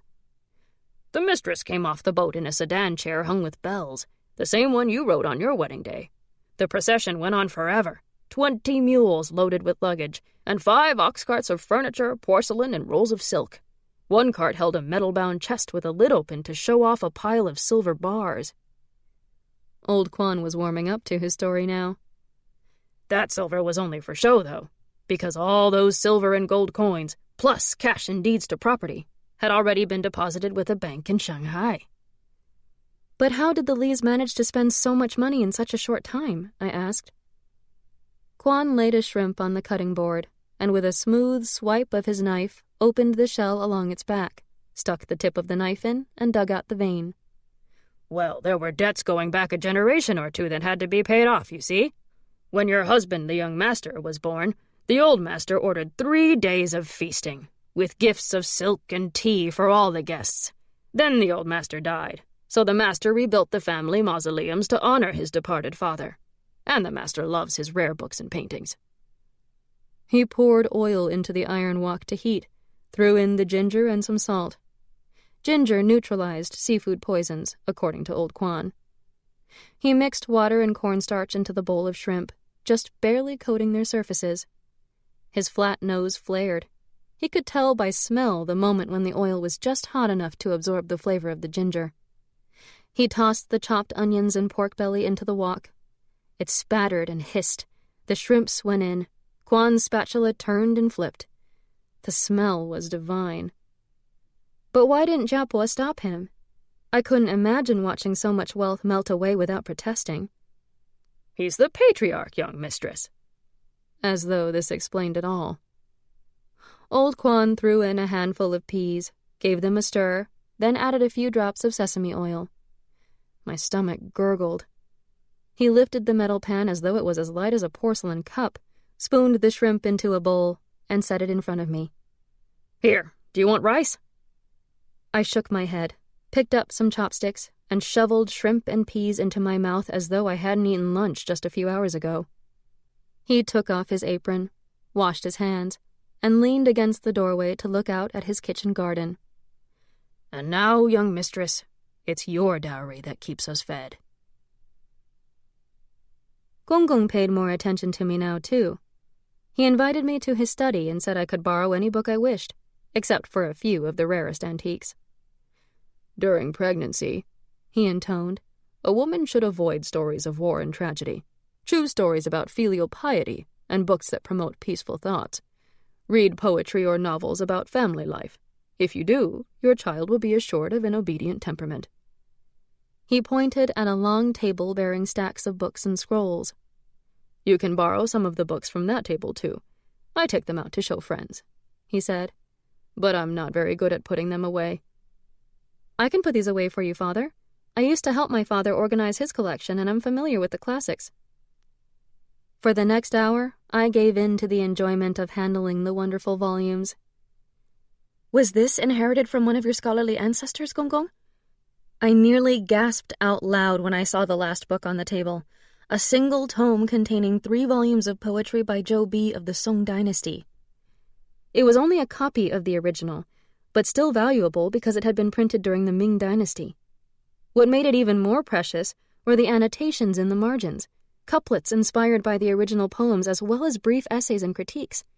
These had been added by the book's previous owners, a few of whom were famous poets in their own right. My father had agonized over buying such a book once. Reading it, he said, would have been like a conversation with literary connoisseurs from another era. But he couldn't justify the expense of buying it. No. I bought that one myself on a special trip to Hangzhou. Gonggong looked pleased. It took quite a lot to persuade the previous owner to part with it. It must give you such pleasure to read the notations from previous owners, I exclaimed, carefully turning the pages. To my surprise, he just shrugged. He didn't even read those rare books. He just wanted to look like a wealthy gentleman scholar. I shake my head, watching Gonggong lock the glass doors of the bookcase where he kept the finest items in his collection. My young soul looks a little uncomfortable. After that, I tell my souls, there was no need to ask whether my dowry would be used for repairing the broken paving on the terrace, the creaky stair treads, or the wobbling handrails. What was the point? Jiapo didn't even raise the subject. You looked down on Jiapo for not standing up to Gonggong and his spendthrift ways, my yin soul remarks. Your mother-in-law was raised in a very traditional family, my yang soul hastens to say. Her father was the supreme authority. It never occurred to her that she could criticize her husband. Are you saying Gonggong was right to squander her fortune like that? A pause, and then a nervous cough. He was entitled. He was the patriarch. But he could have shown some restraint, my young soul admits. Do you remember the other thing that happened that afternoon? My yin soul asks. She had managed to coax the calico back onto the terrace and it rested on its side, chin blissfully raised to accept her stroking.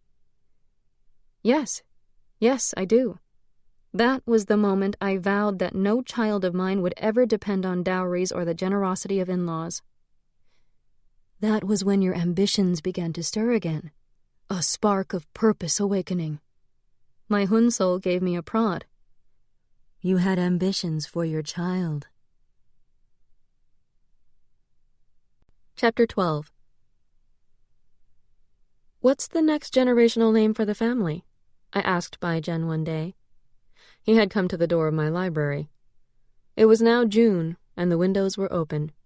Fresh green scents from the garden drifted in, smells of damp earth and white peonies. Wei, strength, and the generational name is the middle name. He had come to see what I was doing. A stack of blank cardboard squares lay on the table. I wet my brush on the slick dark surface of the ink stone, then carefully wrote the character Wei on one of the squares. It was a good word, one that lent itself easily to pairing with a given name. Bai Zhen picked up a card. Wife, what are these? They're for teaching children how to read. It's how I learned. I couldn't help but feel excited when I spread out the cards I had already made. Simple words, such as mountain, water, big, small, person, and of course, mother and father. On the reverse were images to go with the words, pictures cut out from magazines or simple sketches I had drawn and colored. I imagined how my child would play with them, picture side up at first, and then poring over the written characters. They're not as beautiful as the printed cards we have at home in Changzhou, I said, but I like making them. I surveyed the results with pride. Our tutor used to have us play games using word cards, I continued. By the time I went to middle school, I had a better reading vocabulary than any of my classmates. Except Nanmei, I remembered, with a small ache in my heart. You played games to learn how to read? Bai Zhen's eyebrows lifted. I don't remember exactly how, but somehow everything fell into place, and it became easier and easier to recognize the characters. We were surrounded by books, I said, thinking longingly of Changzhou.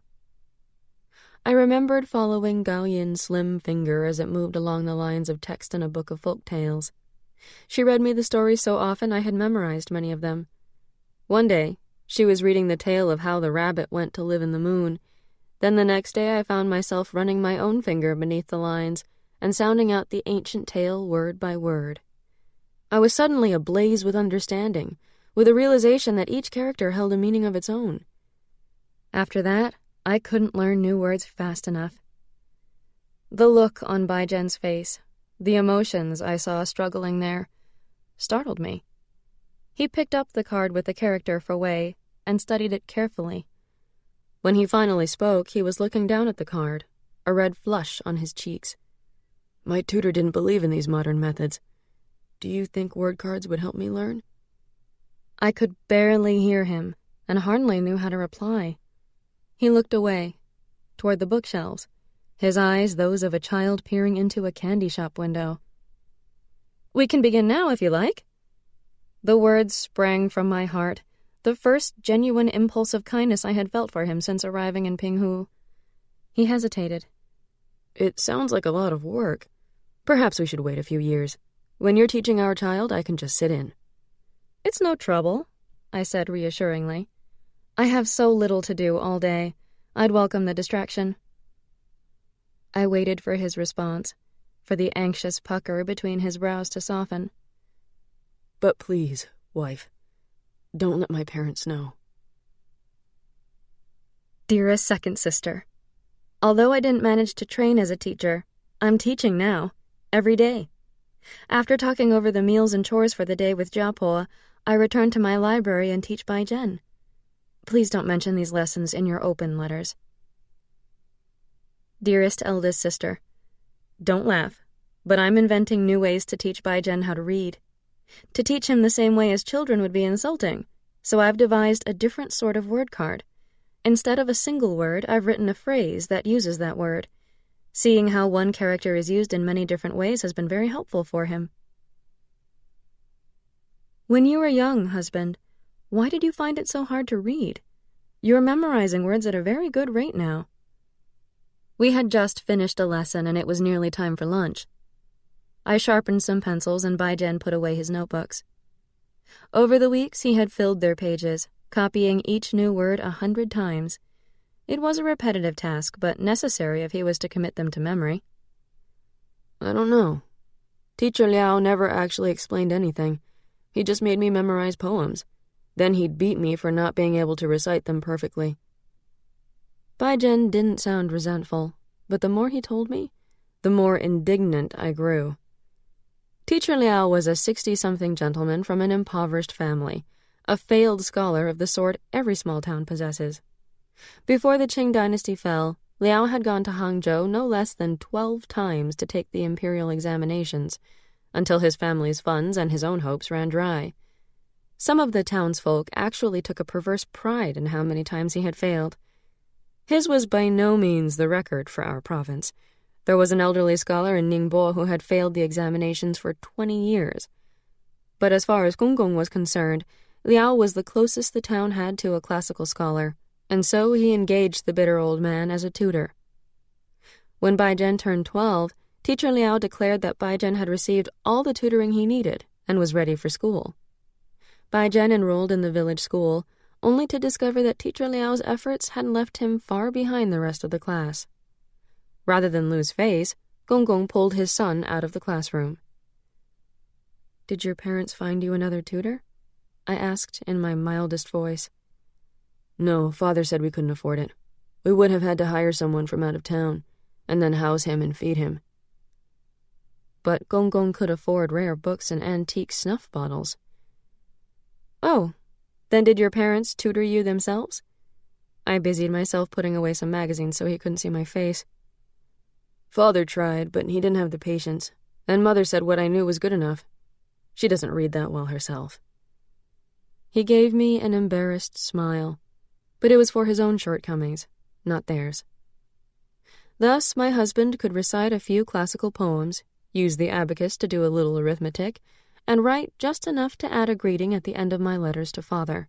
He always wrote the same sentence, laboriously, I had noticed. Honored father-in-law, I hope you are well. If Bai Jen had been raised in our family, how different a person he might have been. I looked up and realized he was speaking to me. I'm sorry, husband, what did you say? Standing at the door, he repeated in a low, self-conscious voice, You had a scholarship to university, wife. Do you ever regret not going? He didn't wait for my answer, just ducked his head and left the room. I heard his footsteps creak away on the warped planks of the veranda floor. He knew, my young soul declares. He paces, jabbing a finger in my direction. I always said he knew you better than you thought. He knew you were ashamed of him. Mostly I was angry with Gongong and Jiapo for not taking more care with his education. Jiapo I can understand, my yin soul says thoughtfully. A faint odor of something green and leafy. Some merchant families are like that. As long as you can work in abacus, what other education do you need? But Gongong, I agree, had been negligent. Negligent? I have a harsher word for him right now. I'm outraged, even as my heart softens toward Bai Jen. Despite it all, he had grown into a good person, kind and unpretentious. Bai Jen isn't much to look at, but he's very considerate, says my yin soul, reading my thoughts. Yes, he is, I agree. But it hadn't been enough. Were you still longing for Han Chin even though you were pregnant? My Hun soul gets straight to the point. I sigh. It was easier to forget Han Chen once I became pregnant, but I still dreamed about him. I couldn't help wondering what it would have been like to have Han Chen in my bed instead of Bai Jen. My yang soul stops pacing, horror and disapproval so plain on his wrinkled face I have to laugh. So do my yin and hun souls, one sweet giggle, the other a tinkling like wind chimes. I thought you said there was no need for shame now that I'm dead. I can't help the little jab. Each month I wrote to Father, my words carefully formal and distant. It was duty, no more. Father didn't write back, not real letters. He never did more than add a few jotted lines at the end of stepmother's letters, polite greetings to my in-laws. I imagined my name on stepmother's list of chores for the month, her letters to me just another task to cross off. She wrote to me of domestic matters and family news, and of course always included a report on my father's health. There was usually a recipe or a list of ingredients for a nourishing herbal soup that would balance my body's elements.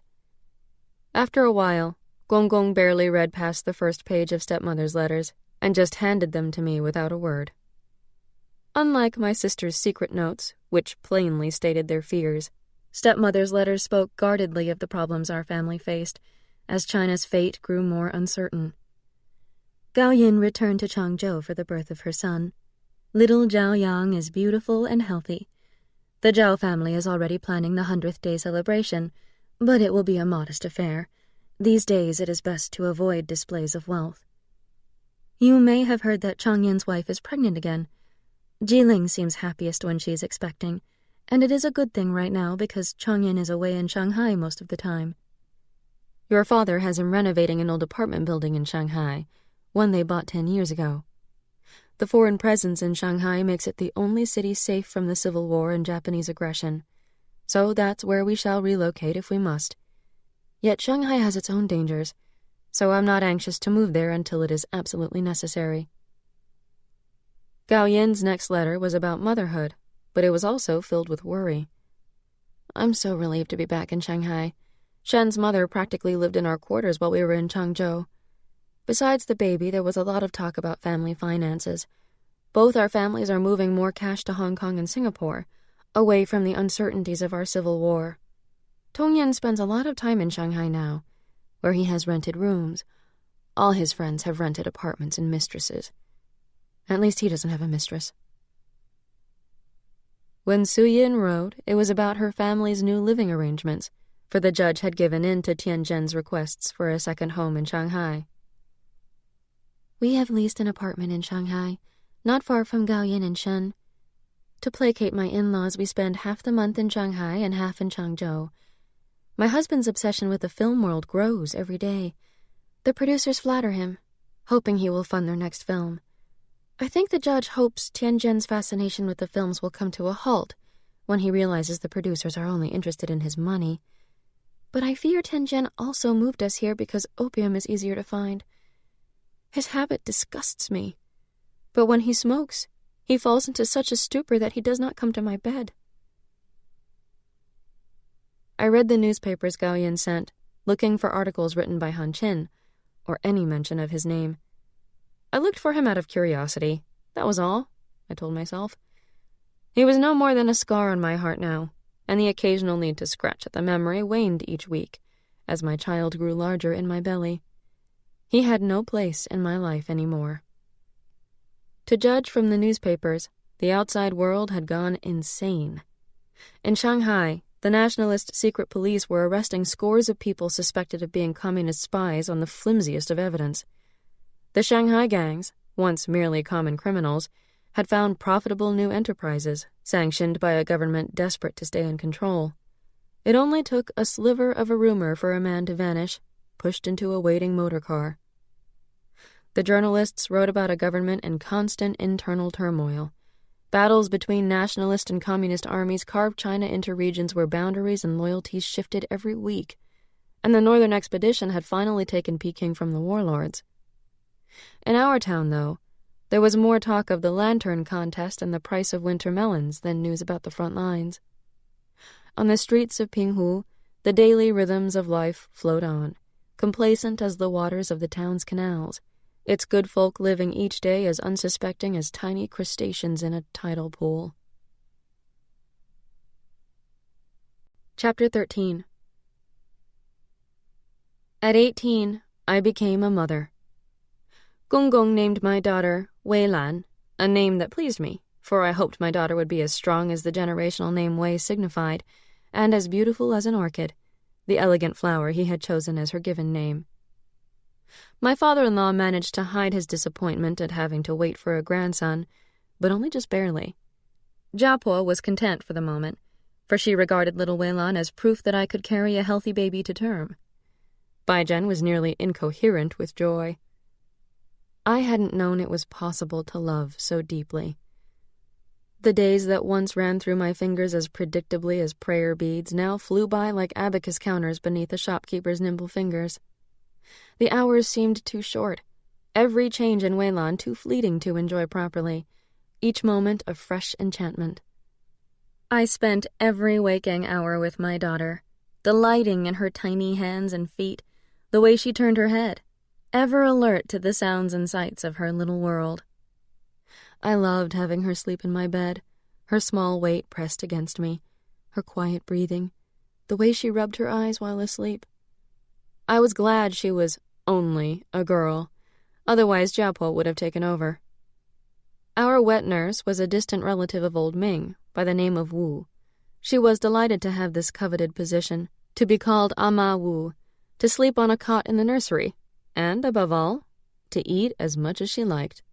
She assured me that her own baby girl was well cared for, nursed by a younger sister. "I eat better here than at home, earn cash, and I don't have to work in the fields." Her strong white teeth flashed in a happy smile, and her big hands gripped a bowl of steamed rice topped with Old Kwan savory pork stew. There was no chance her milk would be soured by discontent. Baijian was the only one in the household who was as besotted with Weilan as I was. I could say the most foolishly fond things about her to him, and he always agreed. "Look how she loves to play with that writing brush," I would say. "She's a little scholar." Or, "See how she toddles along? You can tell she'll be graceful when she is grown. Our little sesame seed." Or, "Such a fine curve to her eyebrows, like my mother's. Have I ever shown you my mother's picture, husband?" Baijian marveled at her along with me. We discussed our child's many charms in private, for my in-laws and the servants didn't approve of such conspicuous fondness lavished on a child. Baijian and I were not superstitious, but our servants scolded us for tempting evil spirits by making Weilan sound exceptional. "Wah, wah, young mistress," Ama Wu would say. "This baby is stupid, you can tell. Look at those dull eyes." and she would raise her eyebrows and glance sideways in my direction to let me know she was saying this for the benefit of any evil spirits hovering about. "She'll be difficult to marry off," little Ming would add. "Look at that coarse and unruly hair and her clumsy movements. Who would want such a girl?" Jiapo also disapproved of our doting words, but for different reasons. "You mustn't spoil a child with praise," she admonished. "If she grows up vain and headstrong, it will take a large dowry to offset that sort of reputation." Bai-Jen and I talked far more easily now. I hadn't realized before how much I had taken my family for granted, especially my sisters. Bai-Jen didn't have any cousins in Pinghu, for Gonggong was an only son. I couldn't remember my childhood without hearing laughter, shrieks when we ran circles around the lake in the old garden, the affectionate scolding of aunts and nannies as we raced our way through the courtyards, the gentle tug of my sister's hands braiding my hair. "I hope I get to see your home in Changzhou one day. How lucky you were to grow up in a household with so many playmates," my husband said to me one day. "We could visit Changzhou when Weilan is older," I said, pulling another diaper out of the basket to fold. "I want her to meet her cousins. Gao Yin could bring her little Zhao Yang at the same time, and she should meet my sisters. They'll adore her." Bai-Jen had distant cousins, but they were all at least a decade older than him. He had no school friends, for he hadn't attended school. As for the company he kept at tea houses, these weren't truly friends, more like fellow idlers he shared little with except time to waste. Bai-Jen's closest ally during his childhood had been old Quan, who was a repository of stories and dished out rough affection like chunks of roasted yam.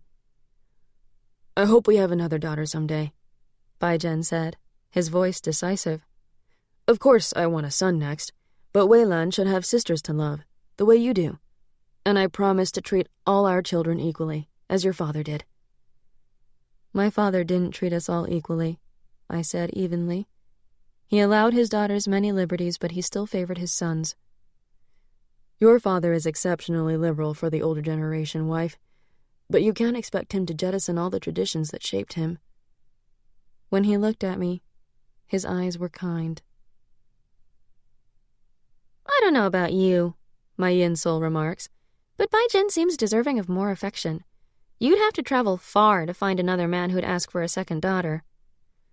"A son next," my yang soul says firmly, "and your duty is done. 2 sons, even better." I ignore them, still riveted by the sight of Weilan as a baby. The shock of joy I felt each time I saw Weilan never diminished, never failed to swell my heart until it felt too large inside my rib cage. That feeling had been more glorious than anything in the world. My small bird. It was as though I finally understood love, I tell my souls. The world became a wondrous place, wondrous, yet dangerous. Suddenly I was alive to all that could befall my child. "Think how your father must have felt," my Hunsel replies, "trying to protect 5 children. "Fathers don't feel as deeply as mothers," I snap. When Weilan caught the measles, we didn't trust Ama Wu to be sufficiently vigilant. Bai-Jen and I took turns during the night to keep watch over Weilan, making sure her little hands didn't scratch the red scabs and leave pockmarks on her perfect skin. My husband responded to Weilan's wailing and petulance with unswerving patience, even when I felt ready to bury my head beneath pillows to muffle the sound of her cries. Gonggong didn't approve. "It's a woman's responsibility," he said to Bai-Jen. "Let your wife and the servants handle the girl." I could imagine my father saying the same thing. But Bai-Jen and I continued to share the nighttime vigil. We simply refrained from mentioning it to Gonggong. After all, who would report on us? Certainly not Ama Wu, who was happy to let us take over so that she could sleep undisturbed. One afternoon I entered the nursery and found Weilan asleep under a bright quilt, Bai-Jen beside her, sprawled at the edge of the bed. His blanket had fallen to the floor. I picked it up and tucked it around him, taking care to fold one end over his bare feet. Straightening up, I realized I was smiling fondly at both of them. Since Weilan's birth, my open letters to Gao Yin and the ones I received in return were filled with domestic life, newly interesting to me. Gonggong didn't no more than scan through my mail these days, All he found in our letters were pages solidly dedicated to rhapsodizing over our children, sometimes composed specifically to dissuade him from intruding on my correspondence. Last week, Wei-lan caught a bad cold. My goodness, eldest sister, I didn't believe one small child could produce so much snot. Fortunately, it was only a head cold and didn't go into her bowels. You'll remember last year when she had diarrhea along with a cold. We practically had to hang her over the chamber pot for 3 days. This time, we managed to make her drink an infusion of hibiscus petals and ginger, sweetened with rock sugar. It was extremely effective. Su-yin wrote less frequently than Gao-yin. Motherhood has made you more accepting of your situation. If I had a baby, that would be true for me as well. But I don't want to be accepting, so I'm taking measures to prevent pregnancy. The judge is getting impatient. He wants Tianzhen to take a concubine, which would be a relief to me and no shame. Tianzhen refuses because he wants to be modern, which means only one wife at a time. The judge has too much respect for father and won't consider a divorce, not when a second wife or concubine would do the job. Thus, they are at a standoff. Gao-yin's second child was another boy, Zhao Rong. My sister was as beautiful as ever in the photograph she sent. Her eyes shone with radiant serenity, a woman certain of her worth. She held the baby on her lap, and little Zhao Yong stood at her side, a sturdy toddler in shirt and bow tie, legs planted wide apart. Shen stood behind the chair, a proprietary hand on her shoulder. My sister's face was more rounded now, and the boldness of her eyebrows gave her an imperious look, but her jaw was softer, less determined. She had sent a note, too. A baby brings back such happy memories of the days when you and later Fei-Fei were just tiny. I played with you as though you were dolls. It's a wonder I never dropped you by accident. Tong Yin came by yesterday with an issue of China Millennium and a box of chocolates. I asked whether he still goes to the China Millennium offices when he's in Changzhou. He just smirked and said, "Of course not, father has forbidden it." But you know how his eyelids blink rapidly when he lies. He bragged about having friends in high places and hinted that he was involved in political intrigues. Then he boasted that he mixes with both left and right, because his friendship with Cha Jiming means the nationalists can't touch him. I don't understand it all, but I worry about our brother. And he ate all the chocolates he brought. But enough about our worrisome brother. I've already had a marriage inquiry for baby Zhao Rong. Marriage. I wanted Wei-lan to get away from this dusty town, whose cultural highlights consisted of the annual watermelon contest and performances by itinerant folk opera singers. To my shame, I remembered scoffing at my aunts and older cousins for their seemingly inexhaustible interest in matchmaking. Their conversations around the mahjong table used to make me yawn. "I'm thinking about little San-san," second aunt might say, bringing her daughter into the discussion. "The Chen family has a son the perfect age, 5 years older." "They're related to the Chu clan, it's true," fourth cousin would have replied. "But they're not that well off." Then second aunt would play her winning hand. "Well, my sister just told me that the Chen's eldest son has been promoted to manage a branch of the Qincheng Bank. Not just any branch, the Shanghai Nanking Street branch."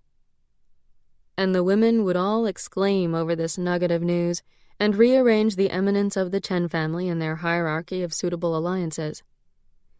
Now I would have joined in such discussions willingly, storing away bits of intelligence about good families, examining the information, and drawing up a list of suitable candidates. Now I understood this planning for what it was: cold calculation born out of love, conducted with more urgent concern for a daughter than for a son. If I matched Wei-lan to a kind husband and courteous in-laws, she would grow to care for them. She would be bound to them once she had a child, just the way I had come to accept my marriage. How could I regret the path that had led me to my beautiful daughter? I'd find Wei-lan a better match, though, with someone educated, in a family where she could easily find contentment. Romantic love was fleeting compared to essentials, such as a daughter's security. "Ah," my young soul exclaims, "do I hear echoes of your own father's words? Do I sense forgiveness and understanding now that you have a child of your own?" I hadn't forgiven father, not yet, but I was getting closer to it. I did understand him better. More than anything, I wanted Wei-lan to be safe, under the protection of a family with wealth, connections, and a position in society. Of course, says my young soul, not bothering to hide his sarcasm. A dash of capsicum crosses my tongue. That's all any parent could ask for. What about happiness? My yin soul asks quietly. Didn't you want Wei Lan to choose her own husband and her own destiny? I would choose for her carefully. After all, Gao Yin is happy with Shen, I point out. If I hadn't run away, Father would have been quite lenient with me, I'm sure. He would have allowed me some say in a choice of husband. My Hun soul is silent, but it's a silence that speaks volumes. But you wouldn't have been able to choose Han Qin. I'm quite aware of that, I say, irritated. But that's not the point. The point is, I would only match Wei Lan to a husband and a family who would treat her well. As your father did for you. My Hun soul liked having the last word. Chapter 14. As the Civil War grew more heated and the Japanese more hostile, Gong began reading the newspapers Gao Yin sent me as carefully as I did. Each time a packet arrived, we sat in the parlor to compare the different newspapers' accounts, sharing a pot of tea and a plate of fruit, while we read snatches of news out loud to Jiapo and Bai Zhen. The tumultuous politics that surrounded the war sparked clashes that were fought in words, as well as on battlefields. The newspapers said that Madame Sun Yat-sen, who had gone to Moscow after falling out with the nationalist leaders, had come back to Shanghai. At this point in my life, I could hardly remember the essay that had inspired me so much. Tong Yin sent copies of China Millennium now and then. It was still in circulation, though many magazines had sprung up and failed. Most managed to stay in print for only a few months before their editors and staff ran out of money and idealism. A writer with the pen name Nobody Special gained attention for publishing thought-provoking essays and fine poems that made their way into various magazines. An editorial claimed that Nobody Special was actually a number of poets and writers who used a single pen name to denote solidarity. What does it matter who does the oppressing? To the one-legged beggar, the aging sing-song girl, the dull-eyed kitchen drudge. 4,000 years, and turmoil never changes. Changed are the colors of soldiers' uniforms. Changed are the names of their tormentors. Their lives have not changed. How can I compare my sorrows to theirs? But I do. Colors of uniforms have separated us. The springtime scent of your laughter is gone. When shall I hear your step at my study door again? My life has changed. Childhood friends and our love. Years pass, and they change not. Like a cherished secret, when released, they return us to joy. There were many such new poets, writing in the vernacular, abandoning the highbrow classical language of earlier generations to craft verses whose sentiments felt fresh and unaffected. I dreamed about Han Qin after reading one such poem. I was standing at the train station in Changzhou. It was winter, and my hands were bare, bitterly cold. A train arrived and emptied out its passengers. When the last compartment door opened, Han Qin smiled at me. I felt weak from the scent of sandalwood, hungry for the curve of his lips. He kissed my cold hands, and in my dream I cried out with happiness, "Oh, Han Qin, I knew you would come back to me." The emotions were so intense I woke up, the memory of sandalwood still lingering at the verge of my consciousness. For a few befuddled moments I thought the dream was a premonition that Han Qin would enter my life again. I tell my souls. We watch my memory self sob into her pillow. Despite my better judgment, I was crying for all my lost dreams. How could I have wanted him still so badly, after all that time? They say nothing, but I sense my young soul's exasperation in the lift of his gray eyebrows, the taste of raw onion, and I sense my yin soul's pity in the melancholy fragrance of lilac. It's possible, she ventures finally, that, even knowing he was only toying with you, you'll be in love with Han Qin until the day you die. At least that day won't be too long in coming, I say. She bites her lip and blushes, realizing what she has just said. The years went by, but to Jiapo's dismay, I didn't conceive. Each month, my menses reddened the strips of rags between my legs, and each month the herbalist delivered concoctions to prevent stagnation of my qi. The herbalist had declared this was my problem, since qi stagnation exhibits itself in tense muscles, restrained anger, and digestive problems. But Jiapo wasn't relying on medicine alone. "Make offerings to the goddess of mercy at the temple of the city god," she instructed. "That particular goddess of mercy is sympathetic to women with no sons." So I went to the temple each week, sometimes by myself, sometimes with Baijian at my side. The goddess's altar was covered in layers of heavy silk, altar cloths embroidered with images of 100 baby boys, offerings made by desperate women. Those visits did nothing except depress me. I wanted a second child, of course, and so did Baijian. He came to my bedroom almost every night. I wanted a son, too, partly so that my in-laws wouldn't lose patience with me and force Baijian to take a concubine. I didn't want Weilan displaced in the family hierarchy by a younger half-brother. If I couldn't bear a son, she'd have no champions except for me, a sonless mother. How powerless I'd be then to help my daughter. For the 100th time, I thought bitterly that my education held no value in this family, where dead ancestors meant more than the needs of the living. If Weilan was to marry into a modern, enlightened family, perhaps one that sent sons abroad for Western schooling, she needed a good education herself. The local primary school was a one-room building tucked behind the temple of the city god, staffed by a few sincere but woefully inadequate teachers. When she was old enough, I would send Weilan to a good boarding school. I would beg money from my sisters, even from father, if necessary. I hoped Baijian would find the backbone to stand up to his parents when that day came, but I had learned the folly of impatience. For Weilan's sake, I had to move with care and deliberation. "She's so bright," I said to Baijian. "We must marry her to someone equally intelligent, a well-educated young man who values a modern, educated wife." Baijian and I were on the second-floor veranda watching Weilan play on the terrace below. She and little Ming were drawing a hopscotch court on the stones. "I can tutor her until she is 10 or 12, I continued casually. "I'm capable of that. If she does well, we can send her to boarding school." Baijian lifted his eyes from Weilan to beam at me. "Leiyin, your education is superior to that of most of the men in this town. How could she do better than to follow your fine example?" Weilan wanted to read all by herself. At 3 years old, she sat on my lap, insisting that my finger follow the words as I read to her out loud. I taught her simple words, making a game of it. I brought out the word cards I had made before she was born. "Look, here is the character for big," I said. "It looks like a man with his arms spread out wide, and see how the character for small is like a man also, but with his arms held close together." Baijian, now more than able to teach her simple words, also joined in. "What's this word, small bird? Read it for Papa." "Fish! Papa, it's fish!"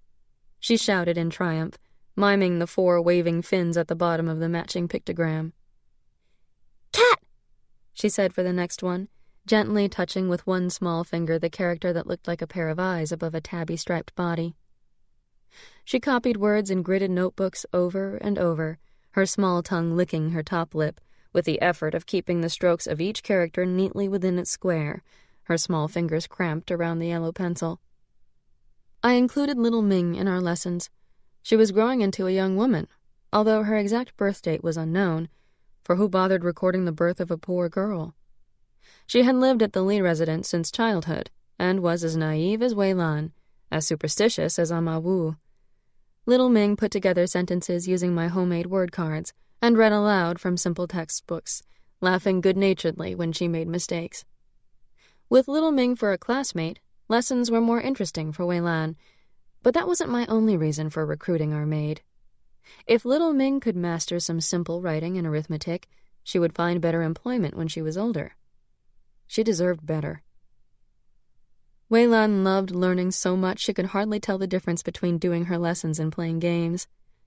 I had told her about my student days in Changzhou, rows and rows of girls in uniform giving their full attention to the teacher. She wanted to play school, and when we did, she was always the teacher. Bai Jen, Little Ming, and I, her students. "And what is this word?" she would say, holding up a vocabulary card with utter seriousness. "Is it sky?" Little Ming would pretend not to know. "Really, Miss Ming, you learned this word only yesterday." Such a stern tone from her child's voice made it hard for us to keep our faces straight. "Try again." "I don't know. Young master, you try." Little Ming was dangerously close to breaking into giggles. "I think it must be tree," said Bai Jen, biting his lips with the effort of suppressing a smile. "Very good, Papa. Yes, it's tree." She gave him a wide and happy smile. At such moments, I couldn't imagine how life could be more fulfilling. Wei Lan had taken to reading and writing very naturally, and was devouring all the children's books on our shelves. Whenever my sisters or stepmother sent us a new book, Wei Lan could hardly be persuaded to put it down to eat or play outside, even if it was too advanced for her. I was terribly proud of her, but in secret, I considered Bai Jen my greatest success. He had abandoned school texts and worked from newspapers now, asking for my help only with especially difficult or unfamiliar vocabulary. "It looks very bad, wife." His newspaper was spread out on the library table, the dictionary beside him. I listened to him read it out loud, pausing between sentences. When he concentrated, he licked his top lip with the effort, just like Wei Lan. Between the warlords, the attempt to restore Manchu rule, President Yuan Shikai trying to crown himself emperor, and now the nationalists and communists, there have been civil wars of one sort or another since before the fall of the Qing dynasty. The Japanese have taken advantage of our domestic conflicts by marching into Manchuria, all the while insisting that they are protecting Japanese commercial interests. What does it take for our armies to unite against this threat to China? "We can't do a thing," I said, a fist clenching in my chest. "The other nations won't intervene. The newspapers spout outrage, but we're helpless." The year 1932 had begun badly for China, with Shanghai's merchants initiating a boycott of Japanese goods. We learned that a mob in Shanghai had attacked a Japanese monk. When the monk died of his injuries, Japan took advantage of the incident and dropped retaliatory bombs on the city. Thus began the January 28 incident, fought beside the banks of Suzhou Creek in Chinese-held Shanghai. I knew my sisters were safe, for their homes were in the French concession. Japanese airplanes wouldn't attack there, nor the international settlement, for that would amount to declaring war on the British, French, and American governments, whose citizens occupied those zones. So, from the safety of luxurious hotel rooms and apartments overlooking Suzhou Creek, Europeans and Americans in the foreign concessions watched our armies battle the Japanese. According to one newspaper, the foreigners exhibited no more concern over the slaughter than if they'd been watching dog races at the Canodrome. Finally, in March, Western powers stepped in and officially ended the battle, but at a high cost to China. "This proposed ceasefire agreement between China and Japan is humiliating," Bai Jen said. He sounded sad rather than angry as he took his glasses off to rub his eyes. "It makes Shanghai a demilitarized zone. Our own troops can't enter the city anymore, and Japanese troops have been allowed to occupy the cities of Suzhou and Kunshan." But there was worse to come. In April, when the wisteria vines around the pavilion began uncurling in tender green shoots, Gong opened the newspaper and gave a startled cry. "The communists have invaded Changzhou!" I jumped from my chair, knocking a cup to the floor, and jerked the paper out of his hands, not caring about my breach of protocol. Gong said nothing, and Jiapo quietly pressed a rag over the puddle of tea beside my chair. Bai Jen stood behind me anxiously, peering over my shoulder while I scanned the story. "I must send a telegram to Father," I said, dropping the paper. "I must know how they are. It says the communists have taken over the central city." Bai Jen and I took a rickshaw to the post office. "Changzhou is under attack. Your telegram won't get through," said the clerk, a thin, perspiring man. "Who's there to deliver it? You'll have to wait till the fighting's over."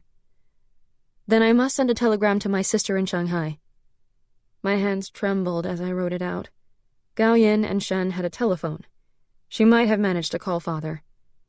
I wanted to wait for a reply, but Bai Zhen persuaded me to return home.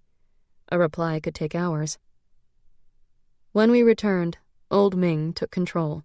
He sent for one of his many grandchildren, and within a half hour a skinny 12-year-old arrived at our gate.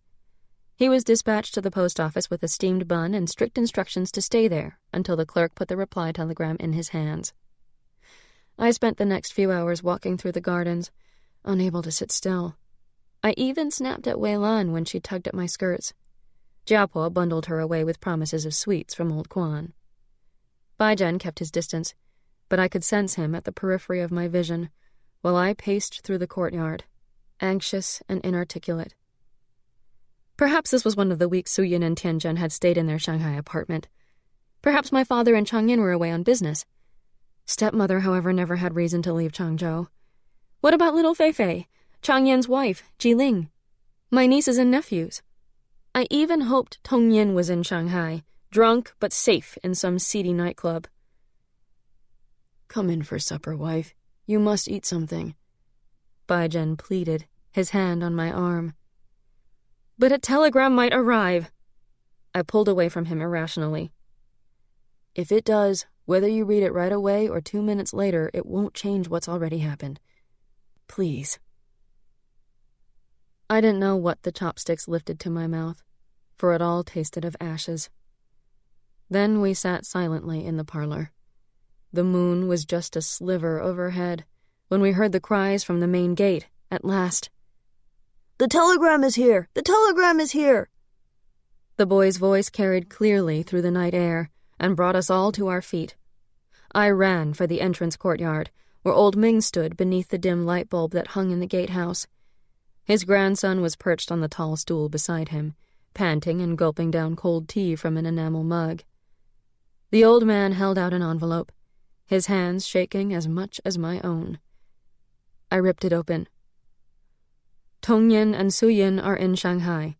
Everyone else in Changzhou. Telephone's out. We'll send news as soon as we know more.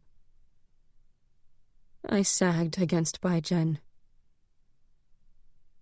I had always imagined the front lines as far away, in distant regions where no one lived.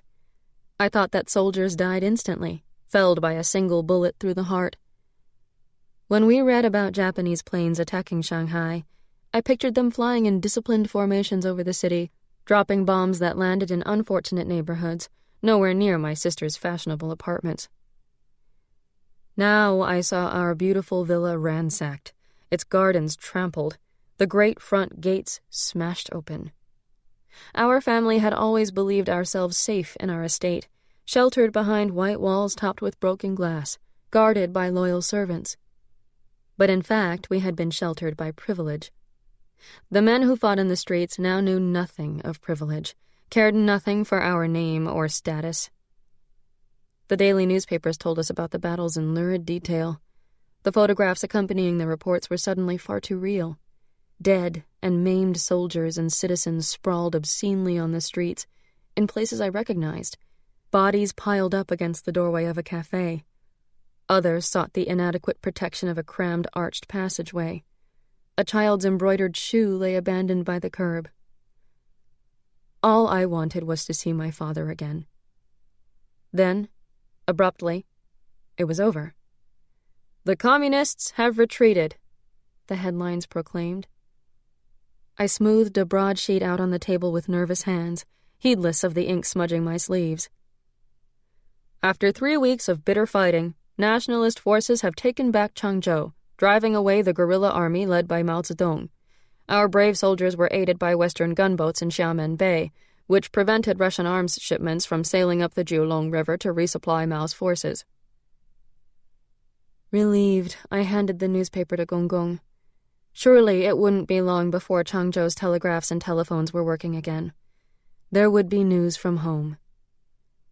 A day later, news did arrive. It was a telegram from my eldest brother, Changyin. Father was dead. I returned to the roof beams of the temple. 3 red sparks joined me there, hovering silently before my eyes. Below, the temple doors stand partially open, holding back the muted light of dawn. My young soul speaks first, a lament. Too late now. Too late. Too late to reconcile with your father. You will regret this until the day you die. Bitter gentian root washes over my tongue. I'm past the day of my death, and I regret it. I'm numb with disbelief. How could I have lost all memory of Father's death? I forgave him everything when Changzhou was invaded. All I wanted was to see him and all my family safe and unharmed. I was going to write him a real letter once the battles were over. That's the problem when you're young, my Hun soul says. You think you have all the time in the world. You think the world will wait until you're ready. A new thought comes to me. Father's dead, but so am I. Will I be able to meet him? Perhaps. My Hun soul sounds doubtful. If you are able to make amends quickly enough, you might catch up with your father in the afterlife before he moves on. Moves on where? To his next reincarnation, my Yin soul replies. Of course. Chapter 15. Bai Zhen went with me to Changzhou. Gonggong wanted to come too, but war disrupts everything, even gestures of respect. The estate had been vandalized and many of the servants were missing. Changyin's telegram explained that they couldn't entertain house guests. The retreating communist army had looted its way out of the city. The men who invaded our home might have been soldiers from either army, or local thugs taking advantage of the chaos. It was hard to tell, for the communists couldn't afford to supply all their recruits with uniforms. I learned that Father and Changyin had tried to reason with the horde that pounded at our gates with rifles and threats. The looters kicked Changyin to the ground, and when Father tried to intervene, one of the men struck him with a rifle butt. "Only a single blow, according to stepmother," Suyin said. "But it was to the head, and he collapsed. He was unconscious, and by the time stepmother found a doctor, it was too late." The courtyard of our ancestral temple should have been overflowing with mourners, packed tightly as fermented black beans in a stoneware jar. Instead, Father's funeral was small and hurried, attended only by family, not at all befitting his status. There were so many funeral processions filing through Changzhou's shattered neighborhoods that week that we nearly tripped over one another on our way to the cemetery. Members of the family capable of making the walk trudged silently behind the coffin, our white mourning robes like scraps of rice paper against the hillside, as we ascended to the clan's burial grounds, trampling pine needles and fallen plum blossoms as we went. In front of the grave, Bai Zhen and I dropped to our knees. My sisters and their husbands knelt to our left, stepmother and Fei Fei to our right. Jiling, who had insisted on walking with us on her deformed feet, knelt at the end of the row. In front of us were Changyin, Tongyin, and our uncles, Father's younger brothers. They bowed in unison, bundles of incense in their hands. We followed suit, touching our foreheads and palms to hard dirt. I said farewell to my father, mute anguish striking at my heart. Even the sharp, resinous scent of pine felt like a reproach. The morning after the funeral was the first opportunity for time alone with my sisters. I had been the last to arrive home, only just in time for the funeral. Now my sisters and I climbed the embankment in the old garden and sank down on the carved stone seats under the pine trees. "I hoped so much we would sit here together one day," Gaoyin said, dabbing her eyes. "But not like this." Suyin said nothing, just squeezed my hand. "If it weren't for stepmother," Gaoyin said, gazing at the lake, "our family would have lost much, much more." The moment word came of armies marching toward Changzhou, stepmother had sent away all but the most trusted servants. Then she and head servant Lu had organized each family to collect its most precious treasures, antique porcelains, jewelry, gold, and jade. They packed the valuables into crates, baskets, and canvas sacks. The servants dragged the valuables into the middle of the lake, where they vanished from view, covered by a film of duckweed and lily pads. Then stepmother had wrapped father's most treasured books and paintings in layers of oilskin and hid them in the servants' outhouses. What remained on display was more than enough to convince the peasant army that they were rifling through our very best possessions. I almost couldn't bear to look at the villa. All the smashed glass had been removed from the windows, but there were holes in the wallpaper, where crystal sconces used to shine, and my mother's chandeliers had been torn from their fittings. The old garden, natural in its contours and artlessly wild, had lost nothing more than some plantings of irises, run over by the gardener's wheelbarrows, which the looters had used to carry away their spoils. But the rose garden, with its pergolas and carefully trimmed hedges, had been flattened. "How are things with Shen's family?" I asked Gao Yin. "The armies didn't pass through their street, thank the gods." The Liu estate had fared worst of all. The judge tried to lecture the looters, invoking Confucius and shaking his cane at them, while they plundered the property. The soldiers laughed at the old man, and, before they left, threw burning torches into the houses. The aging wooden mansion sparked like twigs held over a bonfire. Madame Liu, emaciated and deprived of her opium supply during the 3 weeks of battle, died the day after the fire. "The judge had told us that life is precarious and he wants a grandson. Now that father's gone, he may allow Tianzhen to divorce me." Su Yin paused. "In his own way, Tianzhen tries to be loyal. He says he needs someone who can be hostess at his soirees. He'll only marry someone as beautiful as I am." "They'll need to search long and hard then," I said. "Do you really want a divorce?" My sisters exchanged glances. "Now that father's gone," Su Yin said, "I feel as though a great burden has been lifted from my heart." "What on earth do you mean?" "Don't look so shocked, little sister. Of course I wish father were still alive. All I mean is that I don't need to worry about shaming him anymore." "So you're leaving Tianzhen then?"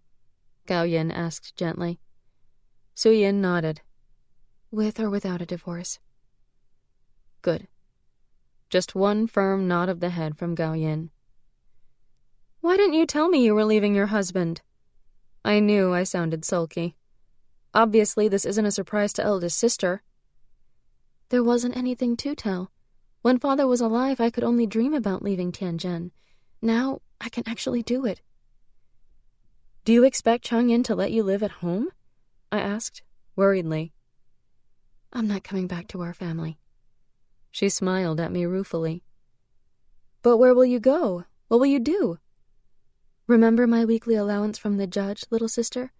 I've saved nearly all of it, and I'll wait to see whether father left me anything in his will." She paused. "I've been offered a contract to act in a film. In Hong Kong. I'm leaving Tianzhen for Ma Feng, the director." I could only gape. Gao Yin didn't seem surprised at this bit of news either. "I met him last year at a film premiere in Shanghai," said Su Yin. "Then Ma Feng came to one of our soirees. When the time came for actors to read scenes from a script, Ma insisted I be part of it." "I was there that night," Gao Yin said. "The actor they paired with her did a respectable job, but Su Yin was mesmerizing. Absolutely and believably tragic. My handkerchief was soaked in tears. At the end, Ma Feng asked Su Yin to audition for his film." "How did Tianzhen take it?" I asked, dubiously. "He was proud and pleased," said Su Yin with more than a hint of wryness. "Pleased in the manner of a child whose dog has performed a clever trick. Of course I couldn't audition, but from then on, Ma kept coming to our parties." "So you're leaving because you're in love with Ma Feng?" I asked. "You mean, am I alienating my family for love?" She shrugged. "This isn't love, little sister. It's a business transaction. Unlike the other men, Ma Feng didn't flatter or flirt with me. He offered me a contract and a salary." There was a hard edge to her voice I hadn't heard before, yet I was glad of it. Couldn't you do something else? Must you become an actress? The consequences of her decision had dawned on me. I'm not qualified for any respectable jobs like teaching or nursing. What do I have besides my face? She smiled as though she was amused, but it was heartbreaking. But our families will make us shun you. I'll have to write to you in secret. I nearly wailed. Is that so different from what we do now? The next morning I began setting the library to rights. I gathered up the books and scrolls and sorted them for reshelving. I was almost glad Father wasn't there to see his beloved library in such a state. Several fine watercolors lay on the floor, torn and trampled beyond repair, long strips of landscape paintings mixed with fragments of blue-black iris flowers.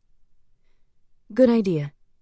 Stepmother smiled at me from the doorway of the library. Her eyes were weary, ringed with dark circles. You're the best one for this job. You know how your father organized his books. You look tired, Stepmother. Sit down and talk while I work. A low cough interrupted us. Jiling, Changyin's wife. Her hands fluttered nervously. Third sister-in-law, you're a guest. You don't need to do this. Her whispery voice was barely audible and she bit her lip. But there was a new air of authority, even insistence, about her. I saw a jade brooch pinned to her silk jacket, a rare piece, deep green on one side and pale as a cabbage leaf on the other. It had been my mother's. I'm happy to get Father's library organized again, I countered. Really, you don't have to. We're moving in here next week, you know. Suddenly, despite her breathy voice, she looked like an aggressive little hen. I glanced over at Stepmother. Fei and I will move into our own little house, Stepmother said, smoothly and naturally, before any awkward pause could develop. The one in the 5th courtyard. Please excuse me. I must go to the kitchens and see how they plan to feed our guests tonight. Jiling blinked and whispered, No, that's my responsibility now. I'll go. We watched her shuffle away. Do you mind moving out of the villa, Stepmother? I was a bit worried about Jiling's newfound assertiveness. It was my idea. Your first sister-in-law is now mistress. She takes her matriarch role very seriously. It's how she was raised. She should take her rightful position. Another discreet cough from the library door. This time it was head servant Lu. He bowed deeply. It took a moment for me to realize he was bowing to Stepmother. Madam should rest now. It's been a difficult time and she has done more than enough. I will, Lu, but first I need to speak to you about all the broken furniture. I have some ideas, madam. Then he turned to me and bowed almost as deeply. Third young mistress, the master wishes to see you. The master. Changyin now, not Father. My chest tightened up again. On my way out, I glanced back. They were deep in conversation, Lu nodding his head deferentially while Stepmother spoke. Jiling wouldn't be a problem for her. Father's study door was open, and Changyin sat at the long table. His face was still bruised, and he winced when he leaned across to pick up some papers. He looked much older than 31. Third sister, it's good to have you home again. He gave me a sad smile and pulled out a handkerchief to polish his glasses. It's about Father's will. How would you like to receive your inheritance? I wasn't expecting anything, I said in surprise. Father had no reason to leave me an inheritance. He'd been disappointed with me, and I had all but ignored him these past few years. Father left you 20,000 yuan. A small fortune in silver coins. I gasped. Changyin tapped the paper lying in front of him. That's what's written in the will, little sister. But very recently he expressed the hope that you would let me invest it for you, so that you could receive an income every year instead of one lump sum. He looked up at me. He worried about you and your daughter. He sat in silence while I struggled to control tears. There was no hope of tempering the guilt that was wrenching me apart. What would you like me to do, third sister? he asked again, gently. Would you like a few days to think things over? I shook my head. Please, invest it as Father would have wished. But don't give me an income. Let it accumulate. I'll need it for sending my children to boarding school and university. All right, then. I'll send you a statement every 3 months. Eldest brother, please don't. I trust you. I paused, then added, I'm going to tell my husband it's an education fund. If we really need the money, I'll write to you. Another silence. I see. So Father was right to be worried. I nodded and hurried out of the study, waiting until I was on the curved staircase and out of sight before wiping my eyes. The sadness in his voice I could bear. His pity I could not. But this was not the real reason for my tears. I can tell the night is cold. There isn't a single rustle from animals on the prowl to disturb the quiet, and a film of frost whitens the paving stones of the terrace. Even my Hun soul shines with a chilly, unforgiving light. My young soul tucks his hands into the wide sleeves of his padded jacket, out of habit more than any real need to keep warm. My yin soul stands balanced on the rail that surrounds the terrace, arms outstretched, pretending to be an acrobat, a tightrope walker. Despite her game, her gaze is as sorrowful as my own. I was a terrible daughter, yet my father still left me money. I'd give anything to see him again, to beg his forgiveness. Then you must hurry, my young soul says. If you can get through the portal to the afterlife before your father goes to his next reincarnation, you might see him. But years have passed since he died, objects my yin soul. Would he still be there? Surely he's been reincarnated already.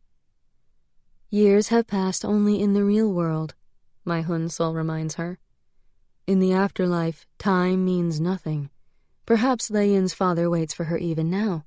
One never knows. I sink to my knees and bury my face in my hands. If my father has been waiting for me, delaying his own reincarnation, it's a grace I don't deserve. In the natural order of things, my souls and I must leave this world. No matter how much I love Wei Lan, how can I do anything to help her? I'm only a ghost. I can't even bend a twig. The restless pull of the afterlife reminds me of this, relentlessly. And now, if I stubbornly stay here and keep my father waiting in the afterlife, I'll only add another act of ingratitude to my slate. At the landing, I paused to look out the window. Tong Yin and Bai Zhen sat on the marble balustrades at the edge of the terrace, facing out to the garden. The wicker chairs were gone, broken beyond repair. From the way Tong Yin was gesturing, I could tell he was explaining how the rose garden used to look. I went down and joined them, hiking up my skirt to swing my legs over the stone railing. On this visit, Tong Yin had been considerate. Perhaps it was our shared grief. Perhaps we had both grown up. He was making an effort to be friendly to Bai Zhen, and I felt a rush of gratitude. Life was precarious indeed, and I needed to make more of an effort to get along with Tong Yin. A light wind rustled the branches of cassia above, and for a moment I closed my eyes and imagined being a girl again, ready to jump off the marble barrier and race for the rose arbor. "What will you do with your inheritance, little sister?" Tong Yin's voice was casual. I chose my words carefully. Father has left an education fund for our children, which eldest brother will manage. "That's wonderful," Bai Zhen beamed. "And you, second brother?" I wanted to change the subject. "I'm going to invest some of mine in a nightclub," Tong Yin said. He seemed very cheerful. "Do you remember my friend Cha Jiming? He knows a club that would do very nicely after some refurbishing. He's looking for friends willing to join in." "You sure it's a sound investment?" I knew that Father wouldn't have liked anything to do with nightclubs, and I didn't like anything that had to do with Cha Jiming. Tong Yin waved his hand carelessly. "Shanghai is full of wealthy foreigners. Yes, full of them.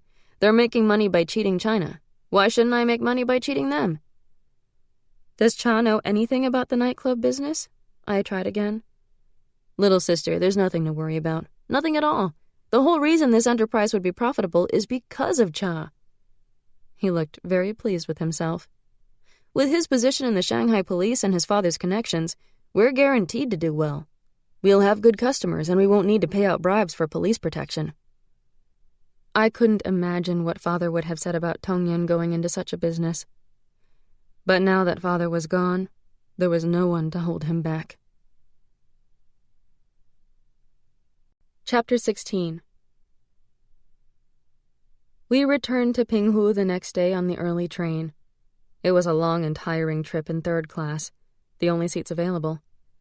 The train overflowed with refugees, some continuing eastward, most getting off in Shanghai to try their luck in the foreign concessions. We sat on hard benches, legs hanging over our luggage protectively, as did our neighbors in the compartment, who eyed us as suspiciously as we did them. Baijian and I said very little to each other. I was still overwhelmed by Father's death, and dozed fitfully against my husband's shoulder, thinking that all I wanted was to see my daughter. At the station, old Ming's grandson, the rickshaw puller, met us on the platform. It was just before supper time, and the streets were noisy with vendors hawking their food and wares before the last shoppers returned home. I leaned back in my seat and moved closer to Baijian. He gave my hand a comforting squeeze, and then cleared his throat. "I never realized, now that I've seen your home, it's grander than anything I ever imagined. And you're so close to your sisters. You must miss them terribly. If you ever want to visit..." "It's all right. I'm quite content living in Pinghu." I found I meant those words. "Pinghu is such a small, backward place compared to Changzhou." "Husband, this is my home now." I clasped his hand tightly. "But please, don't say anything to your parents about the education fund. Not yet." "Why not?" he asked, puzzled. I leaned closer to him, suddenly exhausted from the past several weeks. Father's death, the sight of my home. Suyin. "I don't want your father to know. If we really need money, I'll write to Changyin. But our children's education matters more than anything. If they can't earn their own living, they won't have a future. Please, promise me." I saw that I didn't need to say anything more. He gave me a sad smile. "You're right as always, wife." "Weilan wanted to stay up," little Ming said. "But she was so excited she ran around the gardens all day and fell asleep before dinner." As soon as we paid our respects to Gonggong and Jiapoa, we went to the nursery. I removed Weilan's thumb from her mouth and put my head down on the pillow beside hers. The scent of her clean skin and hair, which usually filled me with contentment, made me shudder at what might have happened if we had been living in Changzhou. What if she'd been forced to hide somewhere, terrified, or to watch her grandfather being beaten to death? At least she was safe in Pinghu, a place that mattered to neither side. I'd never long for the excitement of a big city again. My daughter's well-being outweighed all else. The final consequence of Father's death came several weeks after our return. Changyin mailed us a terse note to say that Suyin was no longer a daughter of either the Liu or the Song family.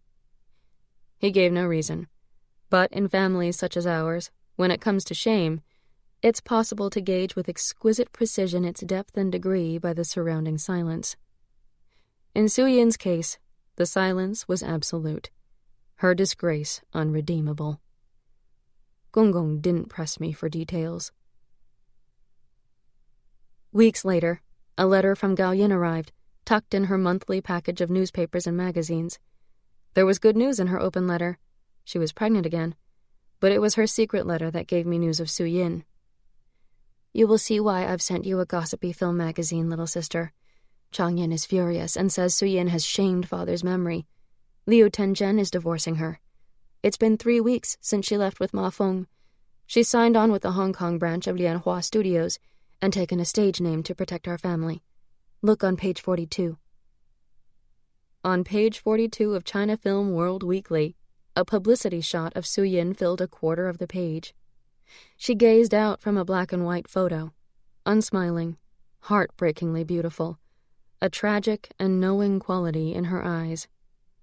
The article beside it was written in the typically breathless prose of fan magazines.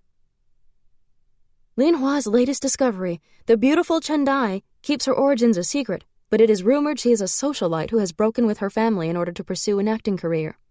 Already in great demand by directors and leading men alike, her first role will be in Ma Feng's upcoming film, A Song of Orchids. The young director has been escorting Miss Chen around the most fashionable night spots in Hong Kong, and there is talk of a relationship that transcends business. Can anyone blame Ma for seeing stars? I showed the magazine to Bai Zhen. Please don't mention to your parents that Chen Dai is my sister. If Gong Gong forbids me to read these magazines or watch her films, I'll never see her face again. Don't worry. There's no danger he'll ever find out. Unless he suddenly starts reading those magazines or goes to see a film. He laughed. There's no danger at all, then. I couldn't help but smile at the thought of Gong Gong reading about starlets. I'm just sorry you're cut off from your second sister. He was so sincere. I'm glad for her, you know. I'm glad she found a way to leave her useless husband, I replied, then bit my lip and added quickly, Tianjin takes opium. Have I ever mentioned that? Amazing, says my young soul. He sits down heavily on the stone steps and straightens the skirts of his long scholar's gown. His round glasses reflect the setting sun, masking his eyes. What do you mean, amazing? Amazing, he says, that Su Yin should be the one who discredits her upbringing. I didn't think she would follow through. She outdid your escapade, Lei Yin. I'm not the least bit ashamed of my sister. Think of what she was trying to escape. It's exciting to have a film star in the family, says my yin soul, twirling around the terrace, pretending to dance with an invisible partner. She stops. If only Su Yin's reasons for becoming an actress were not so sad. She joins my young soul on the steps and leans against his shoulder. He pats her hand. Life isn't always black and white, is it? My Hun soul says, standing beside me. In the fall, all the film magazines featured promotional stills from A Song of Orchids. Although Chen Dai had only a minor role, she appeared in as many photographs as the leading lady. Su Yin had already been signed to 3 more films. Finally, 4 months after her departure from our family, a letter from Su Yin arrived, enclosed in one from Gao Yin. Tianjin is angry, but not because of Ma Feng. He is jealous of my film career, such as it is. Only the prospect of being cut off without any income prevents him from moving to Hong Kong to join me. I hear the judge has found him a new wife. I receive offers every day from wealthy businessmen to be their mistress, one from an American. Occasionally I receive marriage proposals that might even be sincere. By film world standards, I'm very dull, for even when Ma Feng strays, I don't. Am I happier? Perhaps. But at least I'm responsible for myself and bearing the consequences of my own decisions. The critics gave A Song of Orchids mediocre reviews, criticizing its weak plot. But Su Yin dazzled them. It would be several months before the film finished its run in the big cities and meandered its way to the theaters of small towns like Pinghu. Little Ming waited eagerly for the film magazines. She turned immediately to the photographs of her favorite actresses, and I helped her decipher the captions beneath. We read about films and society parties, the fashions, the gossip, and the romances. There was no doubt that films spurred her to read more than the books in my library did. You look a bit like Chen Dai, young mistress. She pointed at the latest photo of Su Yin, in high-heeled boots with a fedora angled over her brow. Little Ming, there are such important things happening in China and the rest of the world, I chided. Wouldn't you like to read the newspaper to understand more about what is going on between the communists and the nationalists? She looked over at me, puzzled. Mao and Chiang are the 2 biggest warlords, young mistress. That's how it looks to me. I couldn't blame her for preferring the glamour of the film world. How could I expect her to make sense of the chaos that was Chinese politics? You're doing very well, husband. What's your vocabulary count up to now? A few words over 3,500. To read the newspapers, Bai Zhen needed to know at least 4,000 of the most common words. You've made good progress. It's purely memory work, I know that. He sighed. To think your father and brother studied French and English, too. How did they do it? If your father knew how hard you've been working, he'd be proud. Bai-jen shook his head. I think he'd berate me. Why couldn't I have found such diligence 15 years ago? That wasn't your fault, I said fiercely. He should be pleased with you. I'm pleased. I patted his shoulder. He looked up, his face earnest. I don't want our daughter to be ashamed of me. Our daughter. How could I deny that I was bound to this man? Copies of China Millennium continued to arrive from Tongyin. I still read every issue, but since coming home from Changzhou, I no longer looked for mention of Han Qin. I hadn't seen his name on any articles in almost 2 years. It was amazing that China Millennium still managed to put out issues, I thought. The nationalist government censored all journalism heavily, and although the magazine's writers conveyed their communist sympathies carefully and subtly, they were dancing on the edge. But the latest issue of China Millennium broke all the rules. The editor, Lin Xiaoyi, expressed disgust with the nationalists for starting a civil war and for fighting our own countrymen, instead of uniting with the communists to fight against the Japanese. Generalissimo Chang has placed naive and touching faith in the Western powers for aid against Japanese aggression. Foreigners have no stake in Chinese sovereignty. They only care about our goods and trade. The nationalists must face reality. Only another Chinese army can help us repel the Japanese invaders. On the next page, Nobody Special openly accused the nationalist government of corruption. Western dollars have never disappeared so quickly. Generalissimo Chang could have a united Republic of China if even half the money sent by our American allies, millions of dollars, rumor has it, had been used for weapons and military training to defeat Mao's army. Nationalist leaders have so little faith in their own future they are planning their escape routes and lining their own pockets in anticipation. If so, then the communists have already won. In the absence of the Qing dynasty, Gonggong backed the nationalists. The Chinese Soviet Republic? Don't make me laugh, he snorted. We were entertaining old Master Cho, Pinghu's last remaining Qing dynasty scholar. Master Cho had attained the rank of Zhuren in the imperial examinations more than 50 years ago. If Gonggong was gruff and old-fashioned, Master Cho was even more calcified in his outlook. The communists are fighting behind wooden barricades and in trenches, said Master Cho. They can't hold out. The nationalists are well funded by the West. American, British, or French, it was the West to these old men. I longed to say that the communists were funded by the West also, by the Russians. But my role was to sit quietly beside Jiapo on a carved rosewood chair, rising occasionally to pass around the almond biscuits. And this peasant Mao, Gonggong continued, the Communist Party used to be run by educated men, educated in the West. That's how they got these barbaric ideas. But at least they were educated boys, from good families. They should have known better. And now we have an army of peasants. What do peasants know about governing? Finance? Foreign policy? And who will plant the fields now? What about you, Bai-jen?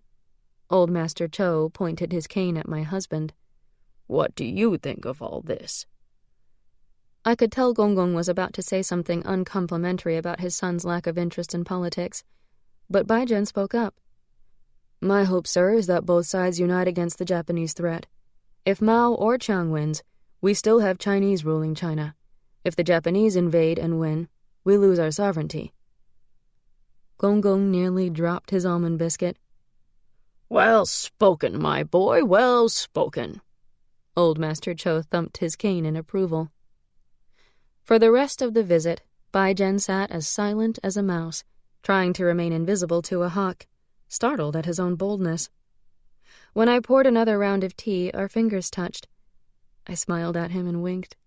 He blushed, then grinned. After old Master Cho's departure, Gonggong asked Bai-jen how he had acquired an understanding of the news. When Bai-jen confessed that I had been teaching him how to read, Gonggong demanded a demonstration. Nervous but steady, Bai-jen read out loud the opening of an article about modernizing banking practices. The nation's banks would do well to eliminate the practice of lending money based on personal relationships.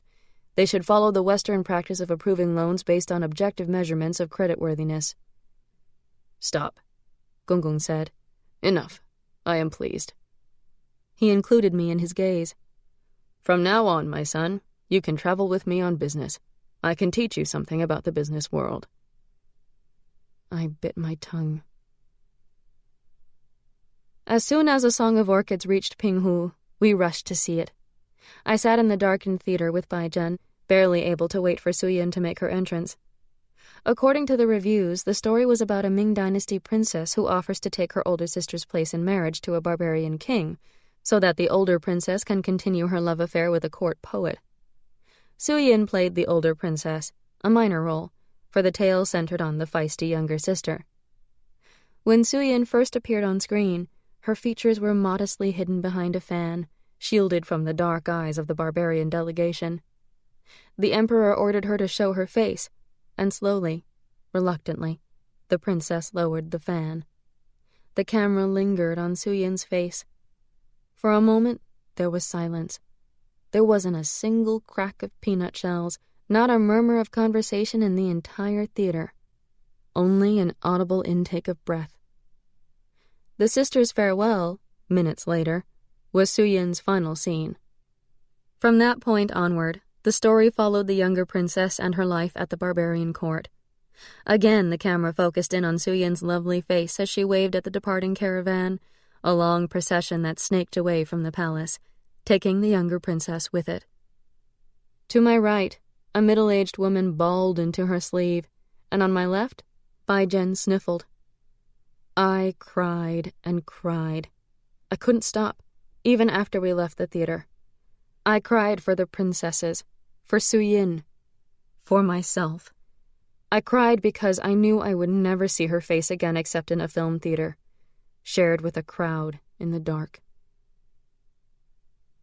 In the spring of 1934, just before my 23rd birthday, Jiapo and I studied our household finances and came to the conclusion that we had to send Ma Wu back to her family farm. Between Little Ming, Bai Zhen, and me, Wei Lan received plenty of attention. She didn't need a nanny who did nothing except follow her around and snore on a cot in the nursery. It's not just her wages. Ma Wu eats enough for 3 people, my mother-in-law said, even though she's not nursing anymore. The next morning, Ma Wu, sniffling and red-eyed, left for home with our promise that she would be called upon if we needed a nursemaid again. That afternoon, in response to a note from Jiapo, jeweler Ma came to the house.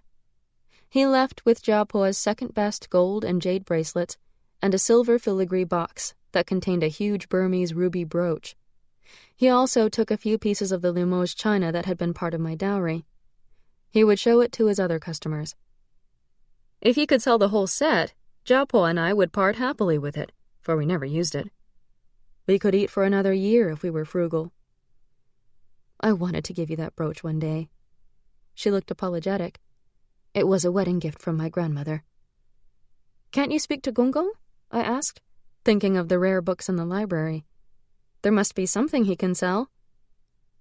She didn't reply, just counted 10 silver coins into my hand and stacked the rest inside her metal cash box. Take Little Ming with you to see a film, she said. It's not your fault money flows out of this house like water. You could have offered to take money out of your inheritance, my young soul says. His glasses flash, and I taste strong black tea. What was the use of saving money for Wei Lan's education if she starved in the meantime? I would have written to Changyin once all our other means were exhausted. I didn't want Gonggong to think there was any hope of getting his hands on my inheritance, not until our situation became desperate. Greedy, says my yin soul, her sweet face scornful. A greedy man. No, I disagree. Just weak. Vain and weak. His own father was probably not much better when it came to money. Fortunately, Bai Zhen was content with a frugal life, my Hun soul says. He could have been a far worse husband. It's amazing he wasn't. Bai Zhen organized an outing to celebrate my 23rd birthday. Old Quan packed a lunch for us, and we piled into a hired donkey cart driven by yet another of Old Ming's grandchildren. This one turned out to be Little Ming's brother, a young man of 19. Bai Jen sat in front beside the driver, Wei Lan on his lap, while Little Ming and I rode in the cart, facing backward, legs dangling over the side. No, I won't tell you where we're going, I heard Bai Jen say. Wei Lan had been pestering him with questions. All I'll say is that our family owns a very interesting property on the outskirts of Pinghu. Be patient, my only heart, I called from the back of the cart. Papa wants this to be a surprise. The paved streets of Pinghu rolled away from us and turned into hard-packed dirt roads. The old quilts folded under our buttocks did little to cushion us as the cart bumped and jolted over ruts, but I didn't care. A clear blue sky with a few clouds like handfuls of ruined lace, small farmhouses, and tidy fields. It all filled me with a sense of well-being. When the cart stopped and Little Ming helped me slide off my seat, I wasn't prepared for what I saw when I turned around. A hill rose up from an otherwise rocky, flat landscape. It was smoothly rounded and resembled a huge burial mound, covered in flowering shrubs. It's called Infant Mountain because it's just a baby of a mountain. Bai Jen looked proud. We'll climb to the top for the view and eat lunch there. I must have looked unsure. He added, It's a gentle climb. I used to do it as a boy. Little Ming lifted the wicker basket of food and balanced it easily on her head. Her brother unhitched the donkey to let it graze and settled himself under the shade of a large bayberry tree. I carried old quilts to spread on the ground, and Bai Jen swung Wei Lan onto his shoulders, making her squeal with glee. He trampled over weeds to a small, derelict cottage at the foot of the hill, paused by a broken-down fence of bamboo slats, and pointed to a path, overgrown and barely visible. The path led us up the hill in a slow spiral, between dense growths of azaleas and rhododendrons, the shining smooth leaves of camellias and their red and white blooms, and the fragrant branches of lilacs. Pines, maples, and elms grew tall, shading the path. We brushed past masses of orange and yellow azaleas, stepped on woody stems that gave off a fragrance like incense. A thick mat of pine needles cushioned the path, and birdsong shrilled above the sound of birch leaves fluttering in the breeze. Branches of flowering cherry trees that hadn't been pruned in years dropped the last of their pink and white petals. "Wah! Wah!" Wei Lan shouted with delight each time her upraised hands brought down a shower of blooms. My 7-times great-grandfather built this hill when our family was at the height of its prosperity, Bai Jen said. I remember coming for picnics when my grandfather was still alive. Now Father wants to sell Infant Mountain. I wanted you to see it before it goes. Dappled light opened up on the summit, where we found a small pavilion, no more than a thatched roof atop 4 posts. Bai Jen set Wei Lan down on the trail, and she immediately scrambled to the peak. He pulled me up the final incline. I found myself looking down on Pinghu and the surrounding countryside. Amid a glaze of green fields, the lake that gave Pinghu its name gleamed like polished amethyst. I could see the town, the pagoda by the lake, and the monastery beside it. I could even see the dusty faraway hills that marked the boundaries of the next town. "Oh, it's so beautiful," I exclaimed, and I meant it. All at once it came to me that Pinghu had given me the serenity of ordinary days, a quiet pond set in the chaotic landscape that was China. For as long as I could hold back the inevitable intrusion of war, I would cherish its simple pleasures. Wei Lan scampered around the clearing, urging Little Ming to unpack our lunch. I knelt down to hug my daughter and pointed to the north, where I could see a distant locomotive approaching the town, its plume of black smoke a contrast to the bright landscape all around. My souls and I watch, enjoying the memory. My memory self is relaxed and laughing, teasing Bai Jen and Little Ming. My face almost glows, radiant with newfound appreciation for my little world. This town, this marriage, they were not what I had imagined for myself, I tell them. But I had a husband who loved me with great devotion, and a daughter we both adored. It was enough. I was content. "At last," my young soul grumbles. You took long enough to realize it. But he sounds pleased, and sweet honey coats my tongue. That was a very happy day. My yin soul stands at the summit, where a light wind makes her hair ribbons flutter. Lilacs scent the air. It was certainly the day I realized I could be truly happy. Look, says my hun soul. The train has pulled into the station. Chapter 17. The package from Gaoyan contained only a few newspapers and film magazines. Her open letter amused me. It detailed at length the challenges of toilet training her youngest. Her secret letter made my heart sink. My dearest sister, I don't dare continue our secret correspondence any longer. Read the news and you'll understand why I'm sending only government-approved newspapers and journals from now on.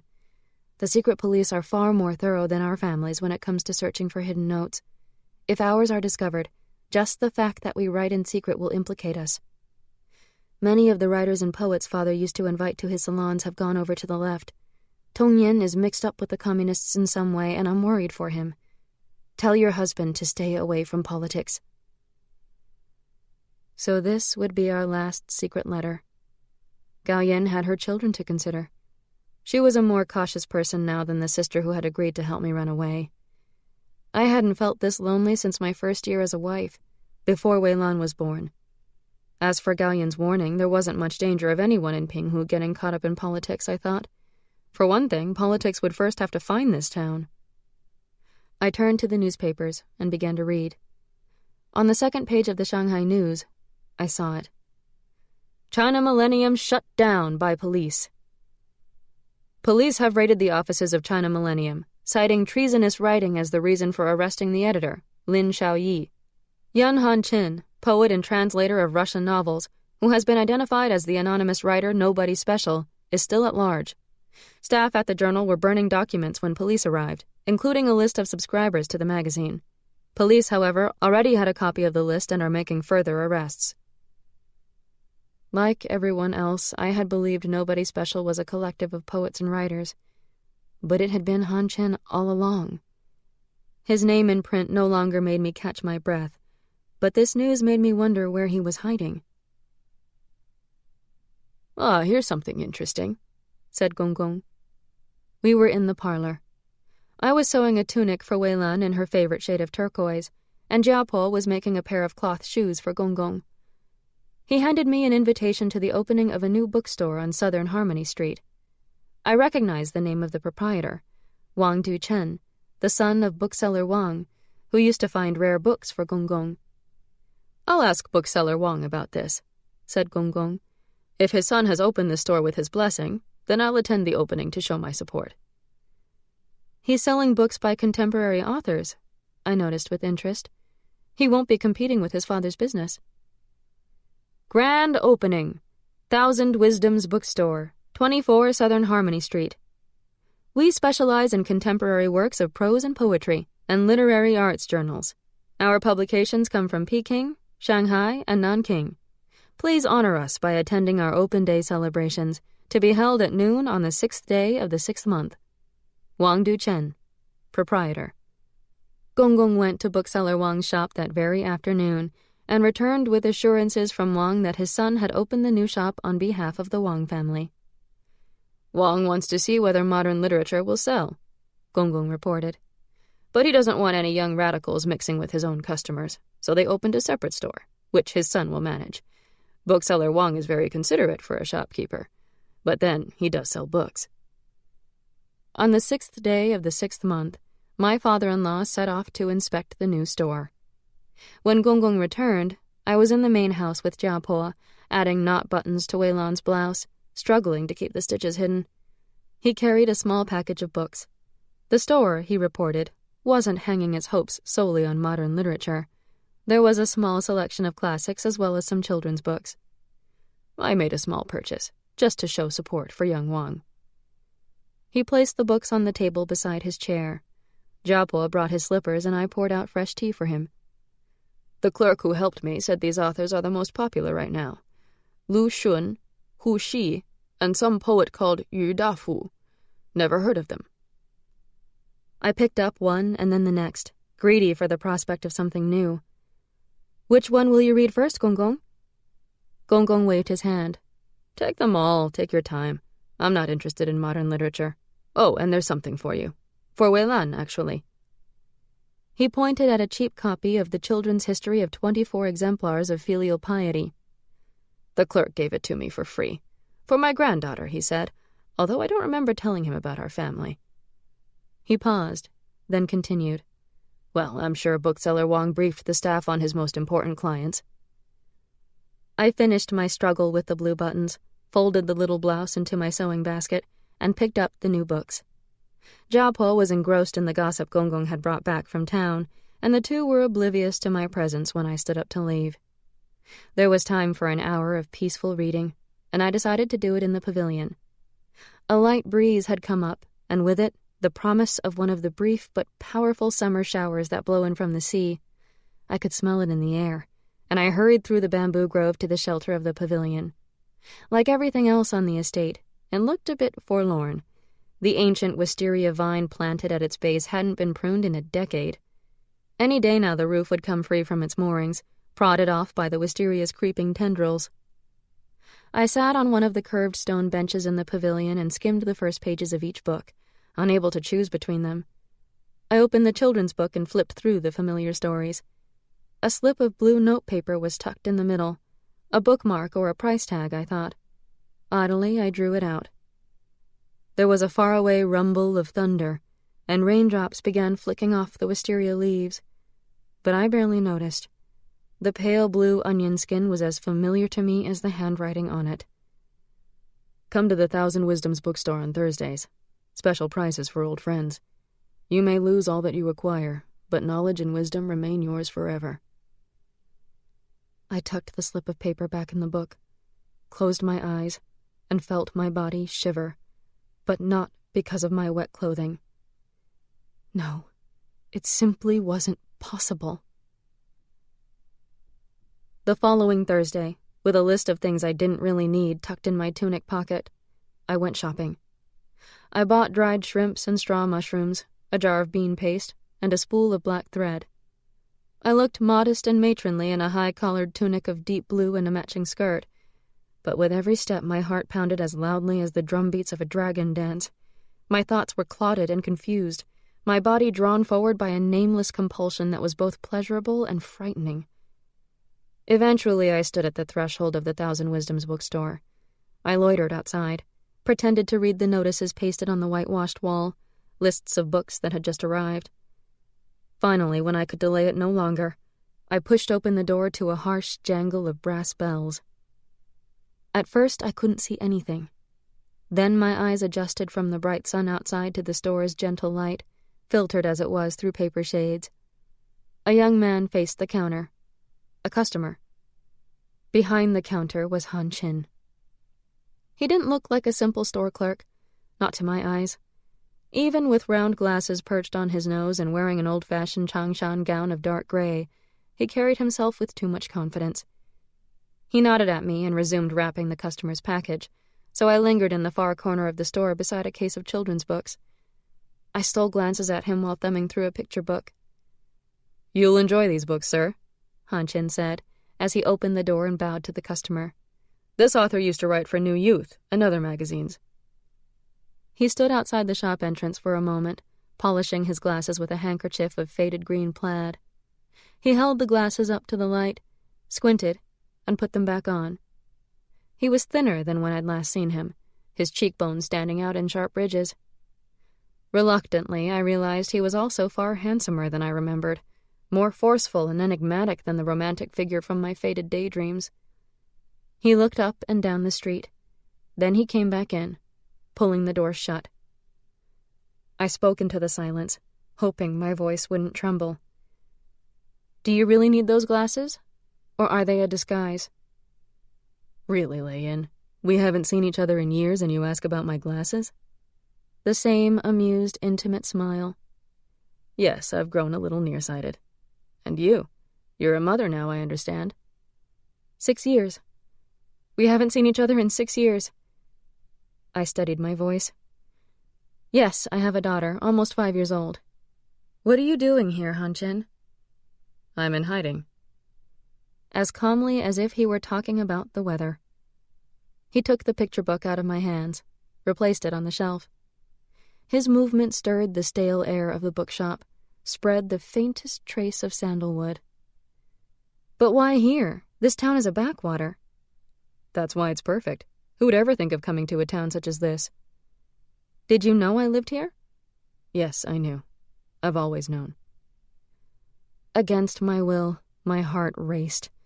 I'd stopped looking for his name in the newspapers, but he had somehow kept track of me. What if I hadn't seen that note in the book you gave my father-in-law? I wouldn't be here today, on a Thursday. Well, the book was meant for your daughter, so there was a good chance you'd see it. And even if you weren't sure what the note meant, you'd know who it was from. Oh, he was so sure of himself. What if I hadn't seen the note at all? A new bookstore lay in. How could you resist? You would have come through these doors before long. But Thursdays are convenient. Young Wang usually helps his father at the other store on Thursdays. Why did you contact me, Han-Chin? You're a political criminal. Why would I endanger myself for you? I hardly know you. I was speaking the truth. I knew nothing about his childhood or what he'd been doing these past few years. And yet you came. The scent of sandalwood grew stronger as he moved closer, took my hand. I have to get back. I pulled my hand away. Just tell me why you contacted me. I need you to hide something for me. Then I need you to give it to someone when the time is right. What's the something? I could almost see the lure he was placing before me, drawing me in with curiosity. A document. I'm still writing it. He smiled. It's a communist manifesto for China. A what? A manifesto is a declaration of principles and objectives. As if I didn't know that, but I wanted to hear his voice. His eyes were mysterious, those glints of light in dark pupils. Our history and beliefs aren't the same as those of Western nations. Our manifesto must build on the foundation stones of our own culture, not theirs. I leaned back against a tall bookcase. But why hide it? Why not take it with you? I can't risk that. I may be captured. The manifesto is more important than I am, Lei-Yin. If the party approves, it'll be distributed all over the country to inspire and guide people, to allow all Chinese to move forward as one. His eyes shone in the dim light of the store, and his voice was husky, fervent. Surely there are others who can do this. Young Wang, for instance. If the nationalists come looking and find out I worked here, he'll be the first one arrested. But there's nothing to link you and me. That's one of the reasons I chose to hide in Pinghu. I see. He was here because there was nothing between us. After I leave Pinghu, a courier will come to get it from you. Will you hide it for me? He took my hand again and put both of his around it. Part of me, the part that remembered being 17 and insane with love, longed to say I would do anything for him. Another part realized I had been too naive about Pinghu. It might be a boring small town, but if Wang, the bookseller's son, was a communist sympathizer, then the Civil War had found its way here long ago. And now Han-Chin was asking me to risk my family's safety. How can you ask me to do this? I have a husband, a child. Lei-Yin, I'm only asking you to do what you feel is right. Once, you wanted to make a difference to our country. You should know that even in small towns such as this all over China, men and women are taking a stand. In my new life, in this town, there was no point holding on to my convictions, or so I had told myself. I felt ashamed for losing sight of Madame Sun Yat-sen's vision for a new China, one where women had a voice. But that vision didn't include helping a wanted criminal. Lei-Yin, you understand better than anyone else what this work means to me. There's no one else I would trust with this document. As for the other reason why I came to this town... He lifted my chin with a long finger, and I pulled my eyes away from his. I shook my head, but he pulled me toward him, pressed his lips against my forehead. I willed myself to resist the feelings his touch aroused in me, but then his lips met mine. He bent down farther, and his mouth moved behind my ear, below the tortoise-shell combs in my hair, down to my neck. How did you end up married so quickly? He said, his breath warm beside my neck. One day you were a pretty schoolgirl, and the next day you were gone. I felt my knees soften, a slow melting that threatened my ability to stand upright. My father wouldn't allow me to go to college, so I ran away. But I failed. Father married me off as punishment for my disobedience. I hated that I couldn't control my breathing, short, panting gasps that I tried to keep quiet. You're not in love with your husband, then? He said this teasingly. He's a kind husband and a good father. I pushed myself away from his embrace. I'm glad to hear that. The playful tone was gone. Suddenly, I thought of Gao Yin's last letter, her concern for Tong Yin. Hanchin, what's been going on with my second brother? Is he mixed up with you in the Communist Party? What do you think? Is Tong Yin capable of political intrigue? His eyes narrowed. My brother's capable of boasting, that's all. But he could get into a lot of trouble that way. You're right to worry, Lei Yin. Tong Yin talks too much. His voice grew serious. For your own sake as well as his, Tong Yin must never know I was here. The less either of you know about my situation, the safer it is for you. The brass bells rang, and a young man pushed open the door. He stood for a moment outlined against the sun, blinking while his eyes adjusted to the muted light. Hanchin moved to a display shelf beside me and pulled out a magazine. On page 16 there are some verses by that poet who interests you, madam. Please accept this magazine with our compliments. Come by the shop again next Thursday. The book should be here by then.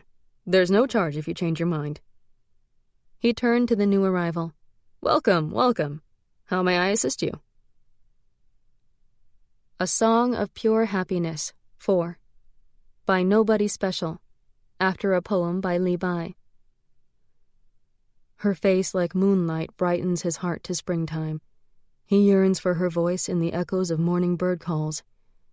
He sets aside his pen and recalls her loveliness, promises they have yet to keep, the place where they last joined hands.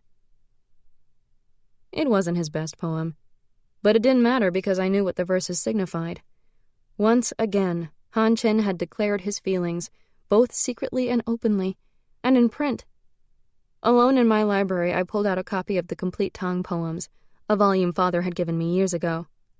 I read the referenced quatrain over and over again, even though it was one I knew well, one I had memorized to please my father. A Song of Pure Happiness, 3, by Li Bai, Tang poem number 319. The beauty of his lady amidst his flowers brings eternal pleasure to the emperor's eye. On a railing in the aloe pavilion she leans, as he listens to the distant spring wind sigh. The pavilion, where we last joined hands. I felt my hard-won contentment washing away, swirling downstream in trails of indigo, dye that had never set properly in the fabric of my life. My soles flutter in distress, making a noise that mimics rainfall on green bamboo. I was never in love with Bai Zhen, I tell my souls. You know that. But you were fond of Bai Zhen, weren't you? My yin soul gazes at me, her brown eyes reproachful. He was a kind husband and a good father. More than fond. Bai Zhen was my family. But you never lusted after him. Humph! My young soul stomps away across the garden, taking a swipe at a row of oleander shrubs with his cane. It wasn't enough for you to have a kind husband who didn't blame you for only giving him a daughter. I hang my head, unable to counter his accusation. You knew when your memories began unfurling that Han Chen would return to your life, didn't you? My yin soul. I smell the damp freshness of rain on moss, a hint of camellia growing nearby. At the far end of the garden, my young soul pulls out his handkerchief. The calico cat has returned, and he flaps it at her. She springs at it, playful rather than frightened. When will I die, and how? I wonder.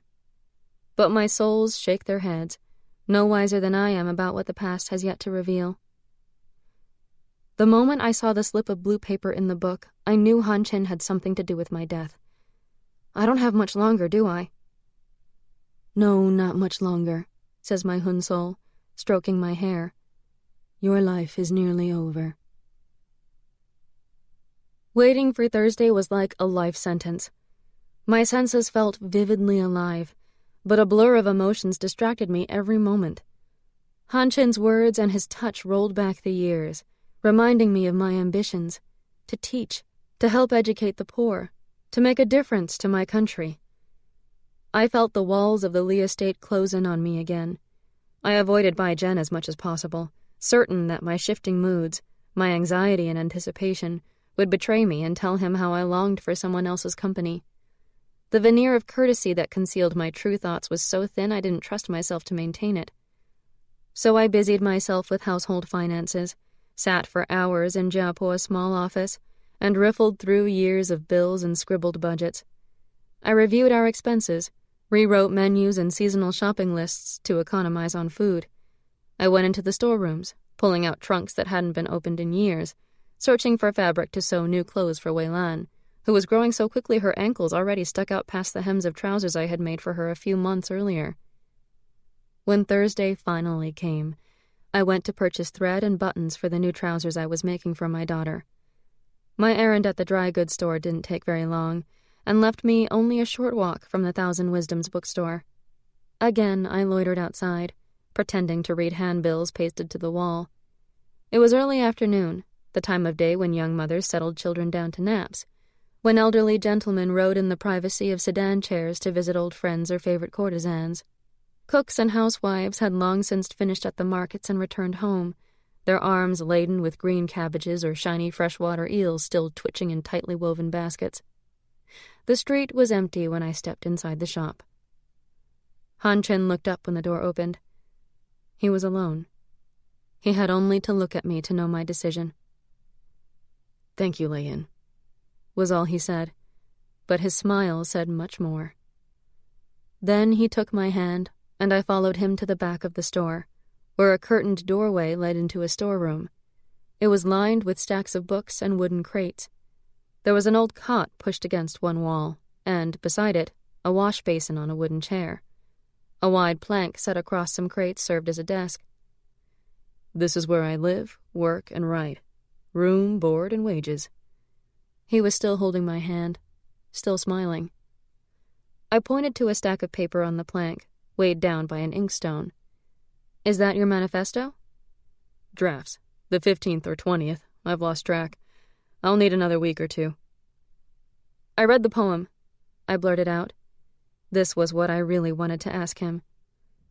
"Were you thinking of me when you composed it?" In reply, he pulled me into his arms. His lips brushed across my forehead, eyelids, cheeks, and finally, my mouth. The desire I had felt when I was 17 didn't compare to this. Now I was married and understood the urgent needs of a man's body, understood more about my own. I wanted to satisfy his hunger. I helped him undo the buttons of my tunic, felt his fingers stroke the silk undershirt beneath, and lift it away from my skin. Felt his hand slide up over my breasts, and then down my back to unfasten the hook at the top of my skirt. Felt the fabric drop to the ground. Felt his hands explore between my thighs. I gasped. This wasn't anything like the intimacies I shared with Bai Jen, for Hanchin's touch was slow and lingering, a leisurely appreciation.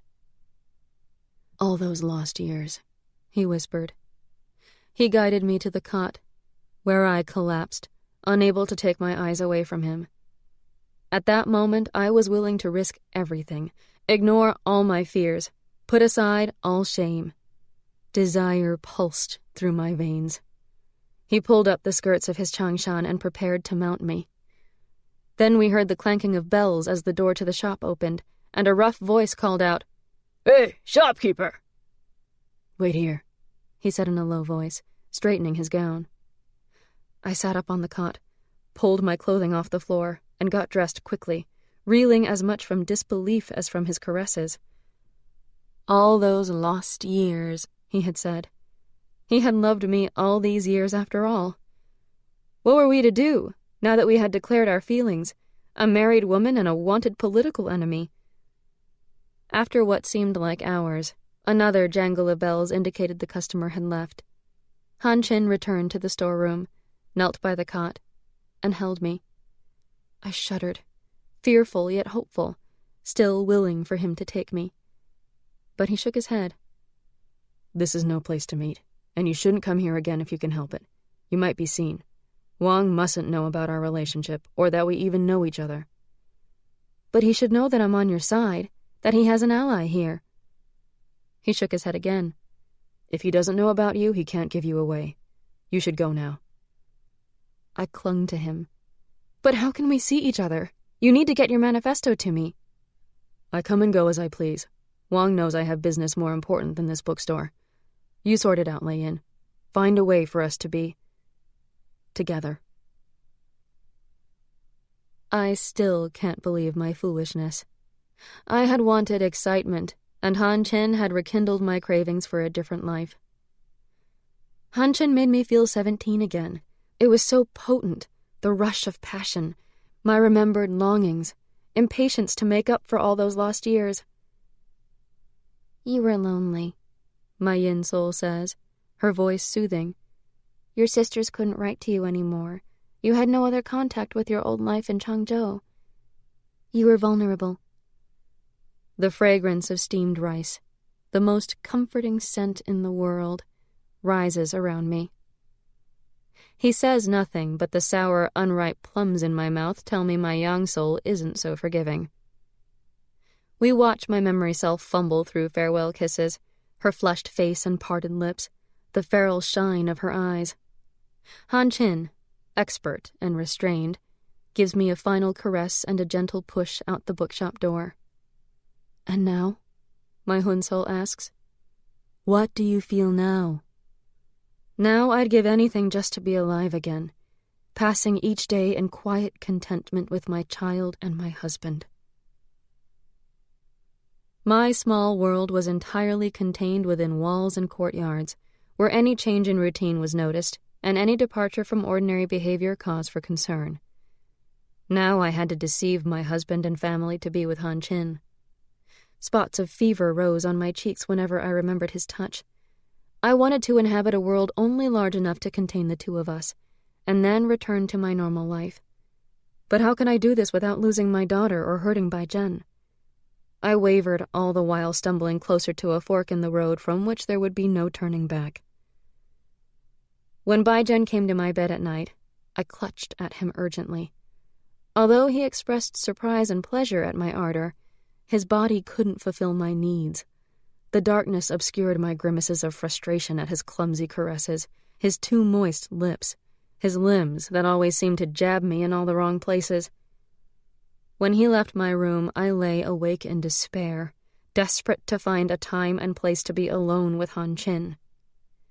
Over the next few days, I floated through the hours lost in my scheming, devising and discarding one ruse after another. There were times when I was irritable, impossible to please. On those days, I snapped at the most innocuous of comments. For women, an even temper is evidence of good breeding, Jiapo said sternly, after I had reduced little Ming to tears. She was upset with me, for she was fond of little Ming. It's difficult to sleep in such hot weather, daughter, but don't allow your tiredness to affect your conduct, especially with the servants. I'm sorry, Mother, but you're right. I've hardly slept in days. I was relieved that she attributed my erratic mood to insomnia. I'll have Mrs. Kwan make some sweet date syrup for us after supper. It will help us all sleep better. Then the gods cleared my path. It's time to sell Infant Mountain, Gong Gong announced. We'll go to Shanghai and place an advertisement in the newspaper. We'll stay for 2 weeks, or until a buyer contacts us. It's easier to have a first meeting right there in Shanghai. By we, he meant himself and Bai Zhen. I couldn't have cared less about Infant Mountain. All I knew was that with 2 members of the family away, there would be fewer people to deceive. I copied down Gao Yin's address in Shanghai for Gong Gong and begged him and Bai Zhen to pay my sister a visit. I knew Gao Yin and Chen would invite them to stay at their spacious apartment. With expenses reduced, it was more likely that Gong Gong would linger in Shanghai. A day later, little Ming came to see me, twisting her handkerchief. Her mother was very ill. "Please, young mistress, I'd like to go home at night to take care of my mother. I'm her only daughter, and my brothers all work at night with their rickshaws. It's their busiest time. That's when the drunken gentlemen need to be taken home." "As long as you come back in the mornings before Wei-Lan gets up." I tried to sound sympathetic, not jubilant. I would have sent her away for a month if it were possible. Now, except for Wei-Lan, my house would be empty each night for at least a week, perhaps 2, if little Ming's mother was slow to recover. I blessed the fact that no one in the main house could see or hear anything beyond the moon gate of our courtyard. I thanked the gods for the unfortunate circumstances that had left the cottage and the orchard abandoned and empty. It was destiny, I thought. Fate had finally rewarded me. My love for Han Qin, so long unrequited, had been sanctioned by the gods. At the train station, I bade farewell to Bai Zhen and Gong Gong, my face cheerful as I wished them luck selling Infant Mountain. Wei-Lan and I stood on the platform for a long time. She insisted on waving until the train was out of sight. Then we went home and I waited for the afternoon, when Jiapo and Wei-Lan took their naps. I stole into Old Ming's storage room with an empty Tiger Balm tin and came out with a small red container full of heavy grease. I looked in on Wei-Lan, who was fast asleep. Little Ming would be in the kitchen helping with the servants' meal, while old Quan prepared ours. I hurried through the orchard, where the leafy branches hung low, heavy with near-ripe fruit and scented with peach and pear, hints of the sweetness to come. The orchard's eastern wall held a heavy wooden door that squealed when I pushed it open. I smeared the latch and hinges with grease, then tested the door a few times to work the lubricant deeper into the rusty metal joints. This side door was the one Bai Zhen had used when he was a boy, to slip in and out of the house unnoticed. Then I turned my attention to the old cottage, greasing its door as well. When I had finished, I wiped my hands on a rag, then hid it with the Tiger Balm tin behind some hydrangea shrubs. I left the orchard and went into the tiled bathing room, washed my hands, scrubbed the black grease from under my fingernails, and smoothed down my hair. The thought of seeing Han Qin again carried my feet skimming over the walkways and bridges. A string bag slung over my arm held a few paper twists filled with dried herbs, my excuse for the outing. A heavy key wrapped in a sheet of notepaper weighed down one of my skirt pockets. I pushed open the shop door. Han Qin sat behind the desk that served as a sales counter, facing 2 young men in loose, long gowns. They looked up as the door opened, caution on their faces. Han Qin smiled and nodded his head to greet me. I was just another customer. He continued talking to the young men while I feigned interest in the children's books at the front of the shop. Finally, I heard Han Qin say in an exaggerated voice, "I'll send you a note, sir, as soon as the next issue of Analec's Fortnightly arrives. Please, look around the shop while I assist this lady." But the men murmured their goodbyes, the brass bells jangled, and in the silence, my breathing quickened. "Do you need help?" A young man in a pressed white shirt came out from the storeroom. "No, Manager Wang," replied Han Qin. "There's only one customer here now. Please don't trouble yourself." Young Wang bowed slightly in my direction. I nodded. He vanished through the curtains, back into the storeroom. Alas, the store is busy today. Han Qin touched my face with one finger and grinned. I pressed his hand to my cheek, and then kissed his palm. There was a smudge of blue ink on one of his knuckles, and I kissed that as well. "It doesn't matter," I said, breathless with daring. "I found a way for us to be together. My husband and father-in-law are in Shanghai for 2 weeks. Here, I've explained what to do. Tonight. Please." I pressed the key and the note into his hand. The bells rang noisily on my way out, but they were not half as loud as the ringing in my heart. My brisk walk to the shops and back should have been exhausting in such hot weather, but I was exhilarated and alert. My mind spun like a water wheel through a cascade of possibilities. Wei-Lan slumbered soundly every night, the sweet, undisturbed sleep of a happy child. Jiapo used a chamber pot, so she had no reason to leave her room, let alone her house, at night. Nonetheless, I had to minimize my risk of being caught. I brewed red date syrup for Jiapo and Weilan to drink after supper, adding some herbs. "It's been hard trying to sleep in this heat," I said. "We can all use some help." I forced myself to wait beside Weilan's bed until her breathing grew deep and regular. Then I returned to my own room and sat in front of my dressing table mirror. I fussed with my hair, combing out my long tresses and wishing I had a short, stylish cut with a permanent wave. I dabbed orange blossom water behind my ears and, brazenly, I thought, between my breasts. My cheeks needed no extra color. Then I waited in the dark for the streets outside to grow quiet, listened to the last drunkard singing his way home, the rasping of gates being pulled shut. I became aware for the first time of the animal sounds that filled the night, the sudden soft thud of moths when they careened into a window, the scuffling of small creatures traveling through shrubbery. Finally, I heard what I had been waiting for, footsteps that would have been inaudible to anyone not listening for them. Then a quiet scraping sound. I threw a deep blue robe over my white nightclothes and hurried along the veranda. I stepped down to the courtyard and followed the path toward the outhouse. The courtyard was flooded by moonlight, empty and silent but for the singing of a lone cicada. A row of pink and white oleanders, their leaves dense and vibrant, screened the small building. From there, it was only a few steps to the orchard door, all hidden from view, only a second or two when I could be seen. I stayed close to the sheltering orchard wall, then ducked through, into the quiet welcome of fruit trees and Han Chin's embrace. "What now, Lei-yin?" His voice was teasing. "Do I make love to you under the pears and peaches?" "I've made ready the cottage," I said, inwardly afraid of abandoning all restraint, of crying out my need for him to the night sky. Inside, I reached into the drawer of the old table, found matches, and lit a small stub of candle, which I set down on a broken tile. He never took his eyes off me. He smiled, candlelight flickering over his face, his eyes glinting. "I would have taken you under the trees outside, under the moonlight. How beautiful you look with your hair down." Suddenly, I felt shy. "I have a quilt for the floor, and a sheet. I'm sorry, but the bed's too old." I pulled out the rolled-up bedding from where I'd hidden it at the back of the ancient wardrobe, amid a jumble of moth-eaten pillows and blankets. We spread it out on the floor. I sat down and looked up at Han Chin. Then he knelt beside me. I was a married woman. My husband came often to my bed for the game of clouds and rain, but that night I realized that what I knew about the pleasures of the bedchamber wouldn't have filled a thimble. I'd been prepared to endure Han Chin's weight on my body, his hands groping my breasts and buttocks, the sharp thrusts of his manhood.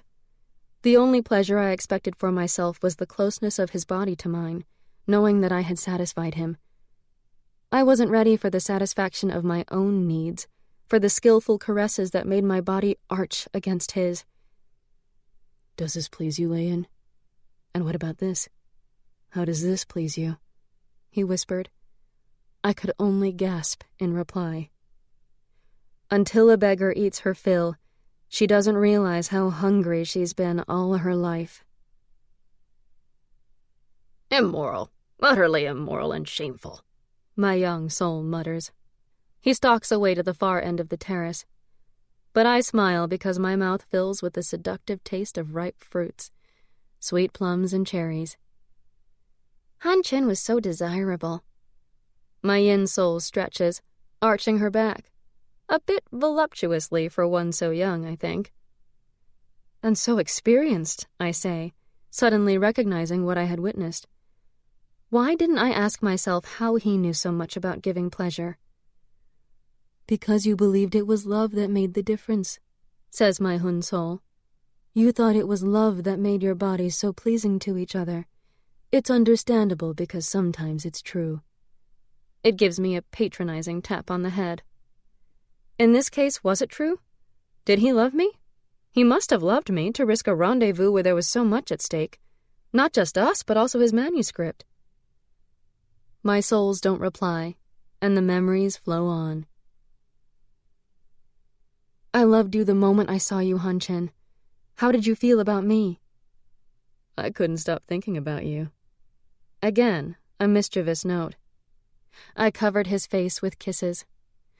Even though we barely had any time alone, every time we met I felt more certain you cared. Why did you leave Changzhou? I ran away from home to find you and you were gone. Your brother told me about your marriage the day I got the offer to teach. I left because I had the chance to make a difference. Directly, not just through my writing. I would have gone with you, I insisted, filled with regrets. I wanted to be a teacher, to be worthy of your love, to be a partner who could work with you to transform China. I would have used my dowry to help you set up schools for peasants. A nice dream. Condescending, as though teasing a child. Yes, a dream, because my father never would have let me marry you, I said, somewhat annoyed at his tone. So why did you flirt with me? He kissed me again, caressed my thighs. Let's just say I couldn't help myself. You were so irresistible. His low laughter, my helpless need for his touch. I rested my head against his chest, tucked myself under his chin. Tell me everything, from the time you left Changzhou. I learned that for a year he had lived in Suzhou, using it as a base for traveling to small towns and rural communities in Jiangsu province. Then for a while he ran a school in Jiangxi province, where he and an assistant taught adult peasants how to read. I could have been of use, I said, envious of the person who had worked alongside him. I've devised ways to teach adults how to read, with methods more suitable than lessons designed for children. Alas, that school is no more, he said lightly. We ran out of funds, but I'm not surprised you found a way to put your ambitions to work. I glowed from his approval. Do you remember the last letter you sent me? You wrote that the most important thing was to keep seeking knowledge. Even here, in this small town, I read everything I can find. The written word endures longer than anyone realizes. Words are a powerful tool for winning the war. I felt like I was in heaven, sitting there on a pile of old blankets, musty pillows between our backs on the wall. I rested my cheek against his shoulder. You always wrote your articles so carefully, never any direct criticism. Why did you write such a blunt piece in that final issue of China Millennium? I had to ask. Now you're on the run.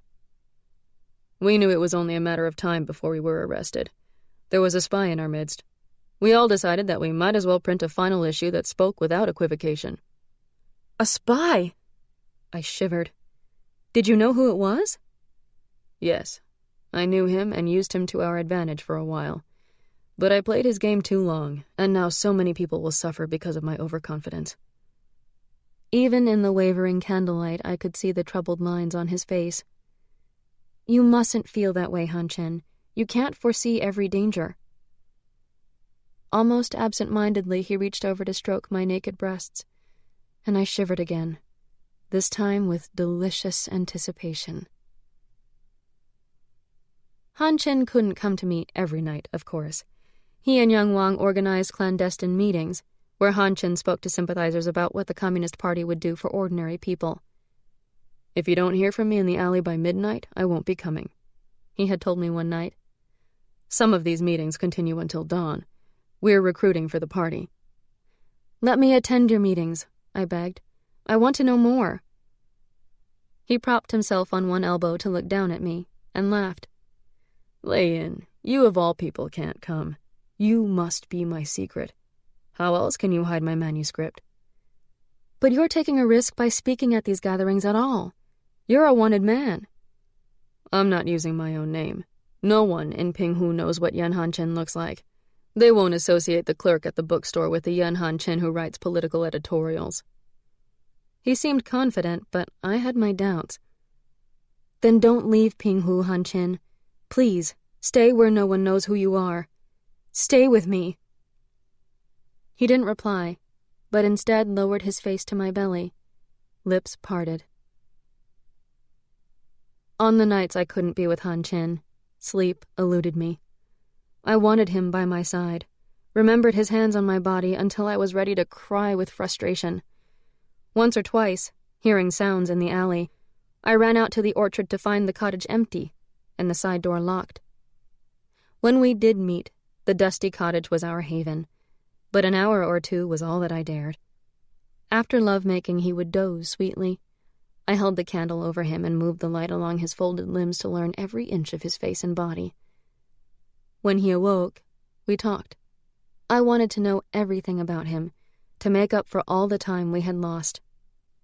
His life could have been so much easier. His family had ties to the Liu clan, albeit a connection so slight it was tenuous even in the extended hierarchy of Chinese families. Han Chen's grandfather had shared a tutor with Judge Liu's father, making the two elderly gentlemen classmates and friends, as well as distant cousins. While Judge Liu's father lived, we were invited to Liu family gatherings, he said, a hard glitter in his eyes. We sat at the edge of the dining hall, arrived and departed with the other poor relatives through side doors, never the main gates. Old Master Liu had promised Han Chen's grandfather a loan to pay for Han Chen's education, but then Old Master Liu and Han Chen's grandfather died in the same year, just before Han Chen finished high school. The invitations ceased, and along with them, any mention of a loan. Why didn't your father remind the judge of this promise? My father said we were poor, but we didn't need charity, and I wanted none of their money either. Moonlight shone through the empty window panes, a cold radiance that matched the expression on his face. I imagined how he must have felt as a boy, his glimpses into the opulent lives of the Liu family, and returning to a home where poverty hid behind a brittle facade of genteel sophistication. The Liu estate burned down 2 years ago, you know, when the Communist Army invaded Changzhou. Yes, I heard. He smiled, and it frightened me. Something scornful and knowing in his face. Then his features smoothed out and he pulled me closer. Men like Judge Liu are the reason we need to build a new China, Lei-Yin. A country that the rest of the world will respect. You could make a difference to that new China. I nodded, remembering how I had felt as a teenager, the intoxication of discovering a purpose greater than my own blinkered life. I remembered reading Madame Sun Yat-sen's essay out loud with Nan Mei, her words lending us courage and stoking our ambitions. It was a bright and hopeful horizon I had thought forever lost to me. I gathered my courage and sat up to face him. Han Chen, when you leave Pinghu, I want to go with you. My young soul shakes his head, his judgment clear. He doesn't need to speak. A rancid taste saturates my mouth, making me want to retch. The sickly sweet smell of rotting fruit fills the air, my yin soul equally unhappy with what we're seeing. I'm astonished at my rash words. At the same time, I remember how absorbed I had been in the small world of the dilapidated cottage, my compulsive need to be with him, my endless desire, and the bright horizon of a life outside this small town. It was like an illness, a form of insanity that came over me, I tell my souls. Each waking minute was an exercise in restraint, for I wanted nothing more than to run over the bridges and canals to the bookstore. Our need for secrecy only added to the excitement, doubled my desperation to be with him. I couldn't give him up. I just couldn't. To the point where you were willing to leave your daughter behind? Those words from my Hun soul are gently spoken, but they make me flinch. No. I can't believe I would have done that. I would have come to my senses. Each day I watched for signs that I'd been seen during my midnight outings. But Dali's plain face never changed. Mrs. Kwan gave me no curious glances, and Wei-Lan never voiced any awkward questions. I bathed carefully every morning to remove the traces of lovemaking. When little Ming brought the bucket of hot water for the wooden tub, I would complain that the heat made me perspire uncomfortably at night. Yes, young mistress, I can hardly sleep either in this heat wave. She looked tired, but her smile was joyful. How is your mother? She's recovering slowly, young mistress. There's no need to rush back, I said, trying not to sound too eager. Stay with her until you're sure. I was torn between taking Wei-Lan with me when I left with Han Chen and leaving her in a place I knew would be safe. One moment I couldn't imagine being separated from Weilan. She simply had to come with me. Then I'd worry. It was too dangerous. I had to leave her here and hope that she'd understand and forgive me someday, when the war was over, when she was older and we saw each other again. But always, I wavered. I spread clothes across my bed, hers and mine, picking out the best ones for travel, the most rugged, the lightest and warmest, for what I knew would be an arduous journey. Little Ming thought I was inspecting them for moth holes. I was frantic knowing that Hanshin was almost ready to leave our town. He hadn't yet agreed to let me travel with him. I can endure anything if we're together, I told him. I'm not the schoolgirl you knew in Changzhou. Lay in, I'm on the run. If I'm caught, you'll be arrested with me. They won't be looking for a couple. They're looking for a single man. A young family would be an even better disguise, but I didn't mention Weilan. One step at a time. We love each other, Hanshin.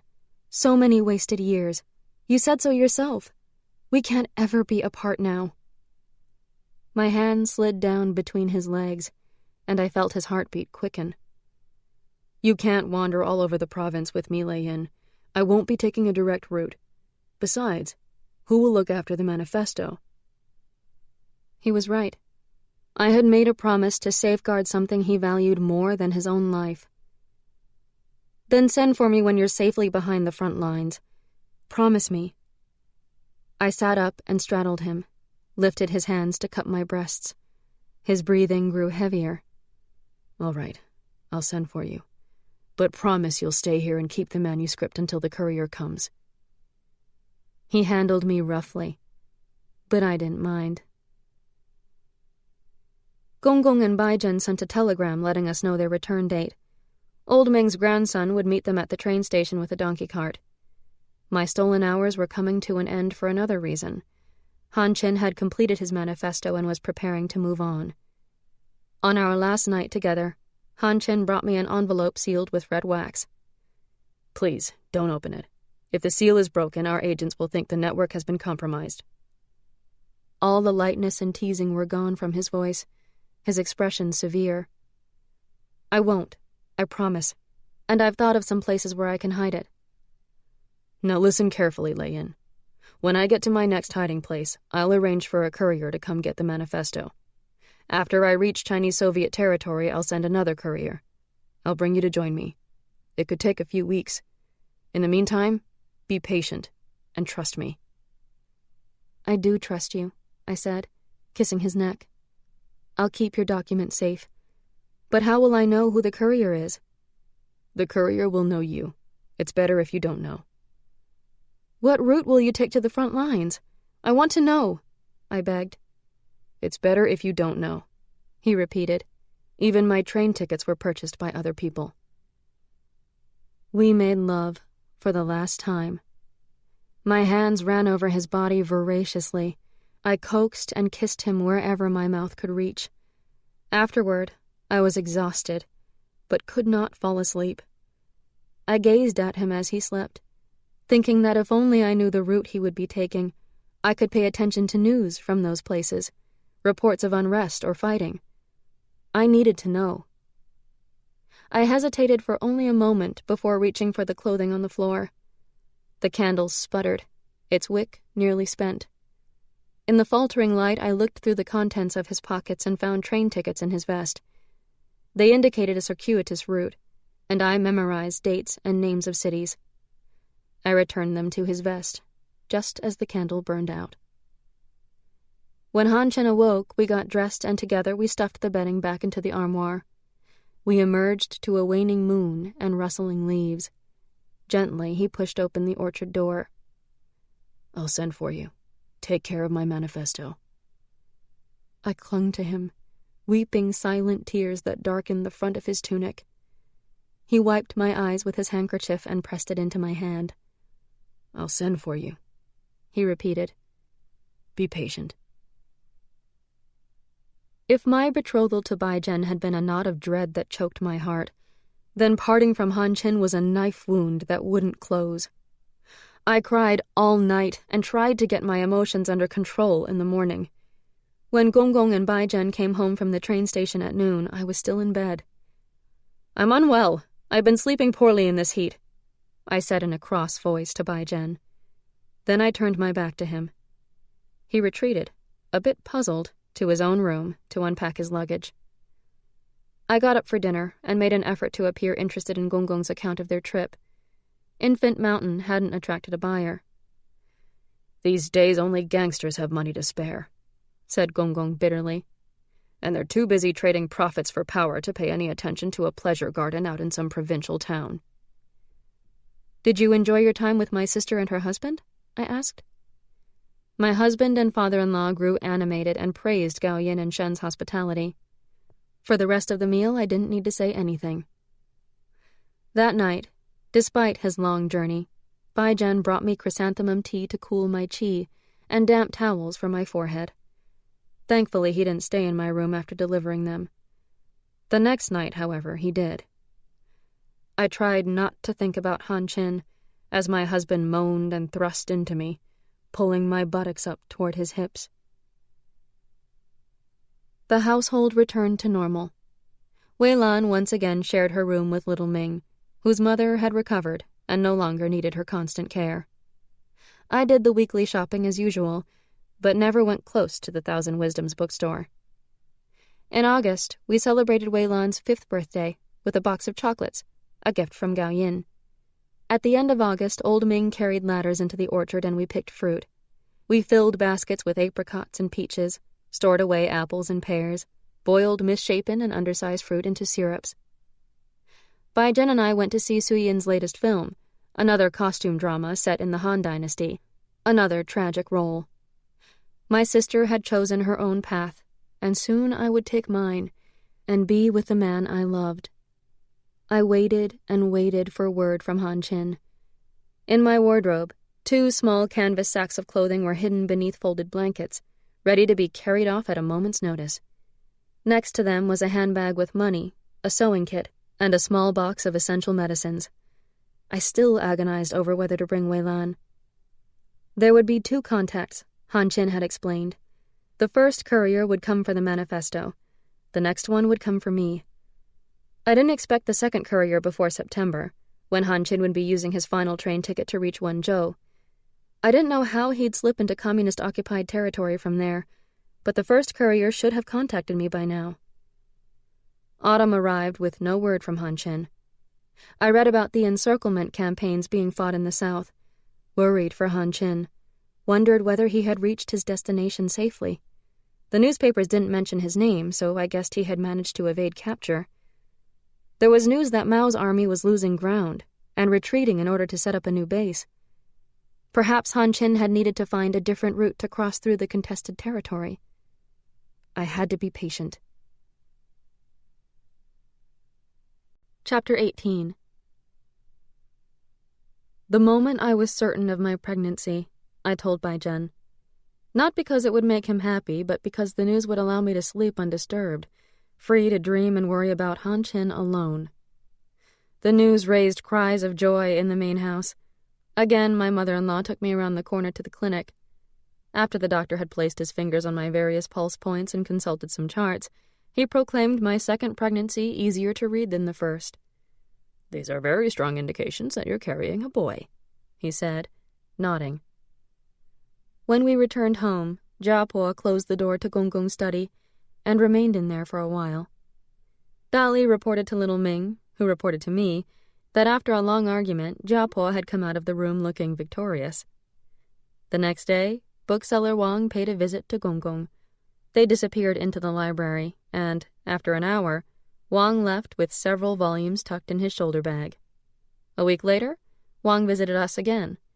He had gone to Hangzhou, a city known for its love of literature. There, Gonggong's rare books had sold for more than Jiapo's golden jade bracelets. Gonggong grumbled that they hadn't fetched anywhere near as much as what he had paid originally, but in the face of Jiapo's new determination, he appeared resigned to the eventual loss of his library. The prospect of a grandson cheered him up considerably, however, and he teased Baijian with good humor. "Had we known that a period of absence was all it took to make you potent, we would have sent you away to Shanghai years ago." Baijian looked at me, pleased and embarrassed. I looked away, an exasperated expression on my face that I didn't bother to conceal. Once more I had become the most pampered member of the household, and if I was irritable or morose, even Japua excused my behavior. By this time of the year it should be cooler. No wonder you're out of sorts. I'd bring you more chrysanthemum tea, but you mustn't have more than 3 cups a day. Too much of its cooling properties might affect the balance of qi for the baby. I didn't want chrysanthemum tea. I wanted news of Han Qin. I wanted him to know I was carrying his child. Han Qin's child? But where's my baby? Did I die in childbirth? Is that how it happened? We can't tell you. In any case, we don't know everything. Not yet, my yin soul murmurs. But dying in childbirth doesn't seem right, I muse. Surely I would remember giving birth again. And I haven't heard any sounds to suggest there's a baby in this house. Wei Lan was the only child at my funeral. Hush, just wait, says my young soul. Let your memories unfold and we can all find out what happened. There aren't many more memories left, my Hun soul says. There is a hint of melancholy in its shimmering light. Then my souls guide me back to the stream of memories, which now flow thick and dense, more quickly than before. Once I left to join Han Qin, I'd be cut off from my family. Even Gao Yin would disown me. But I was more impatient than ever to get away, to be with Han Qin when our child was born. Would I bring Wei Lan with me? I wrote to Gao Yin to say I was expecting again. This was the first letter I'd written her in weeks. In careful, proud brushstrokes, Bai Zhen wrote a short letter to Chang Yin. Soon you will have a new nephew. Stepmother, as considerate as ever, sent a package of flannel fabric for baby clothes. We received a telegram from Tong Yin. My second brother was coming to Pinghu on behalf of the family to offer gifts and congratulations. This was very odd. If Chang Yin didn't trust the postal system, all he had to do was send one of the servants by train. Tong Yin must have volunteered. But Pinghu was bereft of nightlife and fashionable society, so I couldn't fathom why he would do this. On the day Tong Yin arrived, I was feeling particularly irritable and refused to get out of bed. I'll get up for supper. I can see him then, I said, rolling over and turning my back to Bai Zhen. Of course, wife, he said, stroking my hair. Your brother understands your condition. I'll return to the main house and chat with him. Mama, should I bring a cold towel for your forehead? Wei Lan had appointed herself my nurse, though her performance was erratic. No, small bird. Just let Mama get some sleep this afternoon. Ask little Ming to take you with her when she goes out to the market. Little Ming has a bad tummy again. Dali's going to market instead. Then go out with Dali. Go get some fresh air. The house and small courtyard emptied of people and noise. I knew the rest of the family and servants were doing their best to stay away from our house, keeping as quiet as possible while I slept, the way we did whenever Gonggong and Jiapo took their naps. The shuttered windows sent bright bars of sunlight onto the wide planked floors, and my pillowcase held the soothing fragrance of English lavender. But I remained wide awake, my mind busy, my heart in turmoil. I couldn't stop thinking about Han Qin. I turned my face to my pillow and fingered its crocheted edges, then reached deep inside the pillowcase and pulled out a green plaid handkerchief, all I had of my beloved. But now I also had his child. I wanted it to be his child. What choice did I have but to be patient? I hadn't seen Tong Yin since Father's funeral 2 years ago. His face had filled out, as had his slim frame. Instead of his usual 3-piece suit, he wore a traditional Changshan gown over gray flannel trousers, no doubt in deference to Gonggong and Bai Zhen, both of whom still dressed traditionally. At dinner I said almost nothing to him. Tong Yin was at his most charming. He admired our table, for Jiapo had brought out the fine porcelain from her dowry, delicately patterned with a lotus motif. He praised old Kwan's cooking and ate heartily. Tiny river shrimp sautéed with peas, a thick fish soup, cabbage braised with shreds of dried scallops, an entire chicken stuffed with sticky rice and baked in lotus leaves. We would eat nothing but rice and vegetables for a month after this. Our wine cups were filled with French cognac my brother had brought as a gift to Gonggong and Bai Zhen. "You're blooming, third sister," he said, lifting his cup in my direction. The impertinent schoolgirl is now a beautiful mother. She still keeps up with world events, Bai-jen said. Your eldest sister sends us newspapers every month and Lei-yin reads them all. Gong interjected. We all read and benefit from your family's knowledge of current events. Tell us what you think of the encirclement campaigns, honored kin. You're speaking to the least informed member of the family. Tong-yin inclined his head modestly. If you're reading all the news, you already know more than I. You're too modest. I could see Gong was pleased with Tong-yin's self-deprecating reply. You would hear more news just standing on the street corners of Shanghai than we'd get from a month of reading the papers. Is there any consensus on the outcome of the battles in Jiangxi province?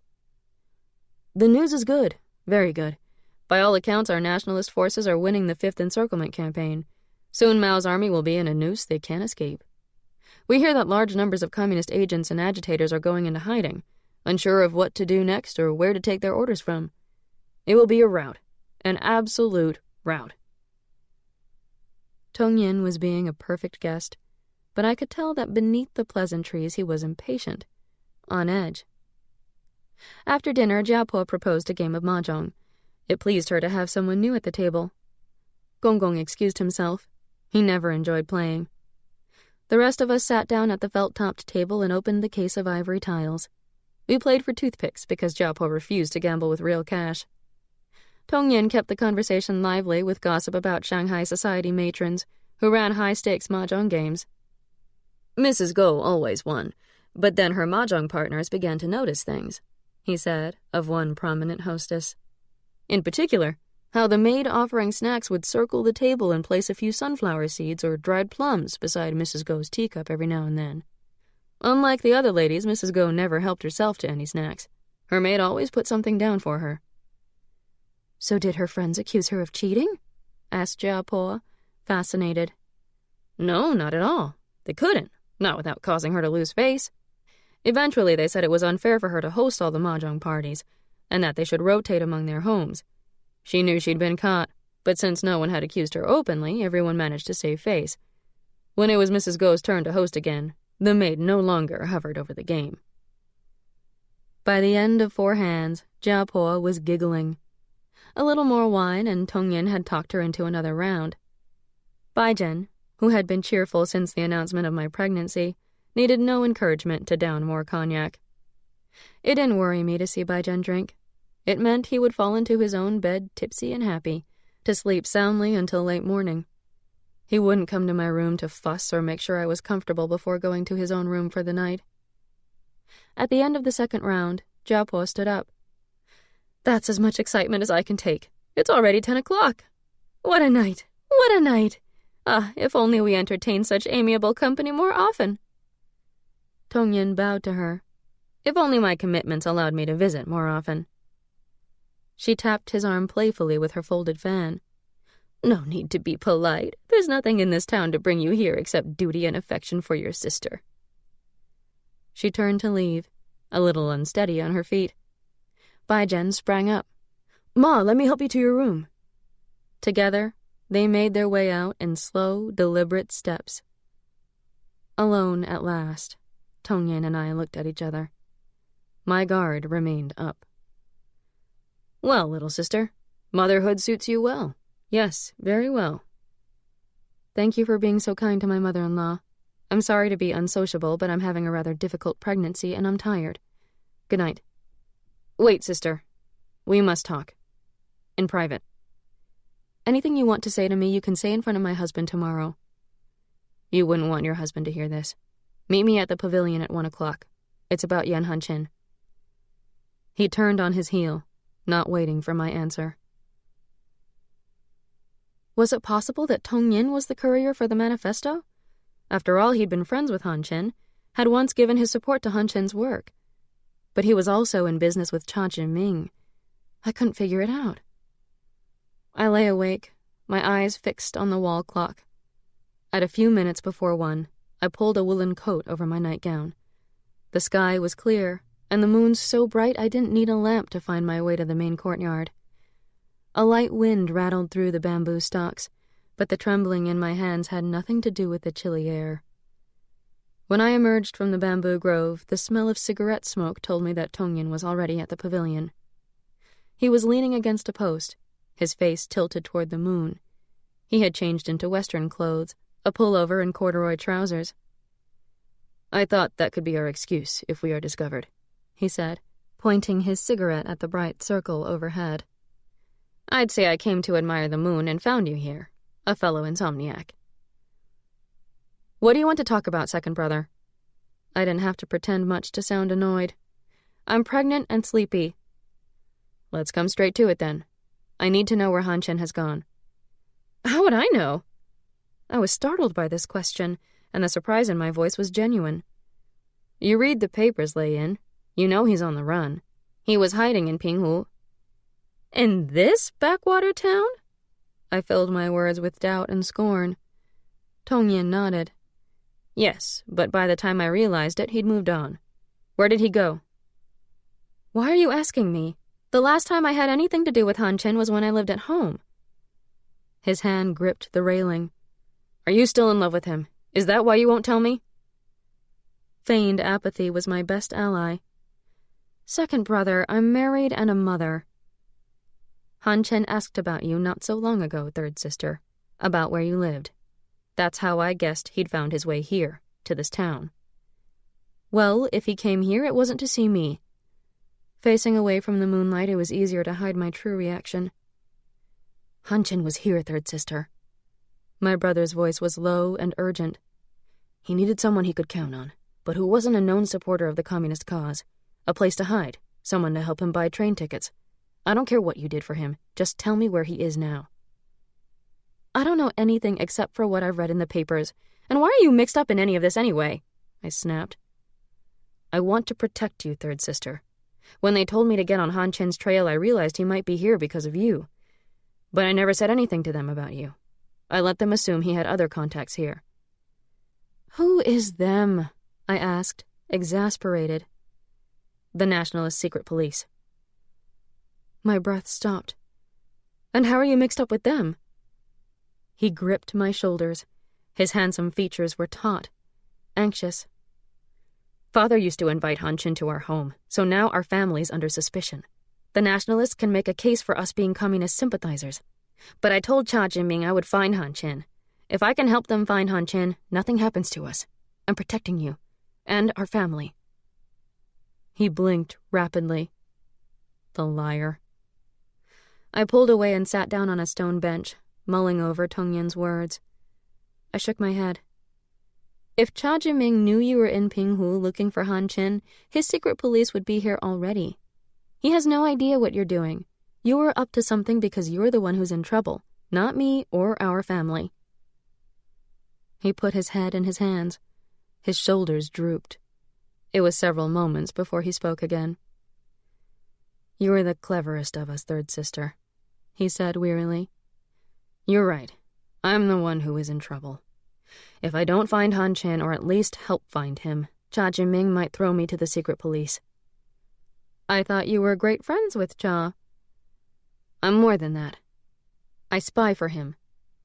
He lifted his head, defiant, a little proud. I almost laughed. "Why you?" "When Han Chen came back to Changzhou, Jinming asked me to... Well, Han Chen and I renewed our friendship. Cha gave me money to invest in China Millennium to keep him working in Changzhou. They kept the magazine in business, as bait to attract left-wing journalists and writers." Han Chen had said nothing of this, had denied any recent connection with my brother. But he was just trying to protect me. The less I knew, the safer it was for me. Han Chen used my Shanghai apartment whenever he was there. That made it easier for us to keep an eye on him. Cha gave me false intelligence to pass on to Han Chen, and I tried to pass information back. What went wrong? Han Chen knew all along that I was working for Cha. The bits of information I found out were true, but always too late to be useful. Then Han Chen gave me false information that landed Cha Jinming in a lot of trouble. Jinming is furious. If he withdraws his protection... He shuddered. I almost felt sorry for him. "So, to prove you're innocent, you have to find Han Chen and turn him in?" "I thought I could keep him safely in." His cigarette trembled, and he stabbed it out on the bench. lit another. I persuaded Cha Jiming he was more useful out of jail, but Han Chen used me. He sat down beside me, an unhappy gleam in his eyes. He never would have married you, third sister. No, never. He didn't love you. I shrugged, angered by my brother's attempt to shake my faith in Han Chen. He was just trying to goad me. I turned to my souls. Han Chen didn't tell me very much about his life, did he? My young soul scowls. He seduced you, a married woman. That should have warned you he couldn't be trusted to tell you the whole truth. My yin soul says, a little doubtfully, It was to protect you. The less you knew, the safer you were, remember? But look at Tong Yin. We study my brother's face. He was truly afraid of being thrown in jail. My poor second brother. There's something else, too, my Hun soul says. I look again at Tong Yin. His handsome face is strained, his eyes bleak. Even in moonlight I can see worry lines around his mouth. He's heartbroken, isn't he? He's been in love with Han Chen all this time. My Hun soul's voice is gentle, and it slips its shining arm through mine. And now, to save himself from arrest, your brother must betray his lover. No, they couldn't have been. Oh, Lei Yin, my yin soul says, equally gentle. The Hun soul is right. How could your brother have stayed in love with Han Chen for all these years without encouragement? Did Han Chen tell you about his wife? You're lying! The words leaped out of my throat, even as I realized that Tong Yin would say anything to unsettle me. He's married, yes, he is, to a fellow communist. They met while they were teaching together at a village school. She was his assistant. That's impossible. They've been married 5 years. Not everyone knows because she travels so much. She sets up schools for the party in its rural outposts. The love poems he wrote under the name Nobody Special were for her. I could hardly breathe. Each heartbeat was a hammer blow of pain. My face burned with humiliation, and I hoped the moonlight had washed all the color from my cheeks. I told myself Tong Yin was desperate. He would say anything, tell any lie to confuse me, damage my trust in Han Chen. Little sister, try to let go of your infatuation with a man who only ever saw you as a harmless flirtation. Why protect him? I'm your brother, your own family. Help me. He sounded so gentle, so concerned. If I didn't know him so well, I might have been convinced. Now that I knew what was going on, I wasn't worried about Tong Yin. If Cha Jiming were truly suspicious, my brother would be in jail already. Tong Yin always did have an inflated sense of drama. I don't know anything, second brother. I can't help you. I left him sitting in the pavilion. Against my will, Tong Yin's words pounded in my head all night, cluttering my memories of Han Chen. The pavilion poem, his regret about all the wasted years, his insistence that he couldn't stop thinking about me from the moment we met. Those kisses, the ardent love-making, the confidences about his childhood. He simply couldn't have shared intimacies like that with another woman. He was only reluctant to have me follow him because he feared for my safety, I told myself. By the time dim morning light seeped through the blinds, I had regained a measure of calm. I pretended to be asleep when Baijian tiptoed into my room. He left without disturbing me, and I heard him outside the door. Play by yourself and don't disturb your mother, Weilan. Grandfather and I are taking second uncle out for breakfast. An hour later, I rose and got dressed. I had been caught off guard last night, and Tong Yin knew I had seen Han Chen. But as long as I claimed to be ignorant of his whereabouts, my brother couldn't push me into any further indiscretion. Despite Baijian's orders, Weilan came to find me. She'd made herself ill gorging on dessert the night before. I'd just finished feeding her a concoction of ginger and mint when Dali came to the nursery. She was puffing slightly, as though she'd been running, and her thin braid had come loose from its bun.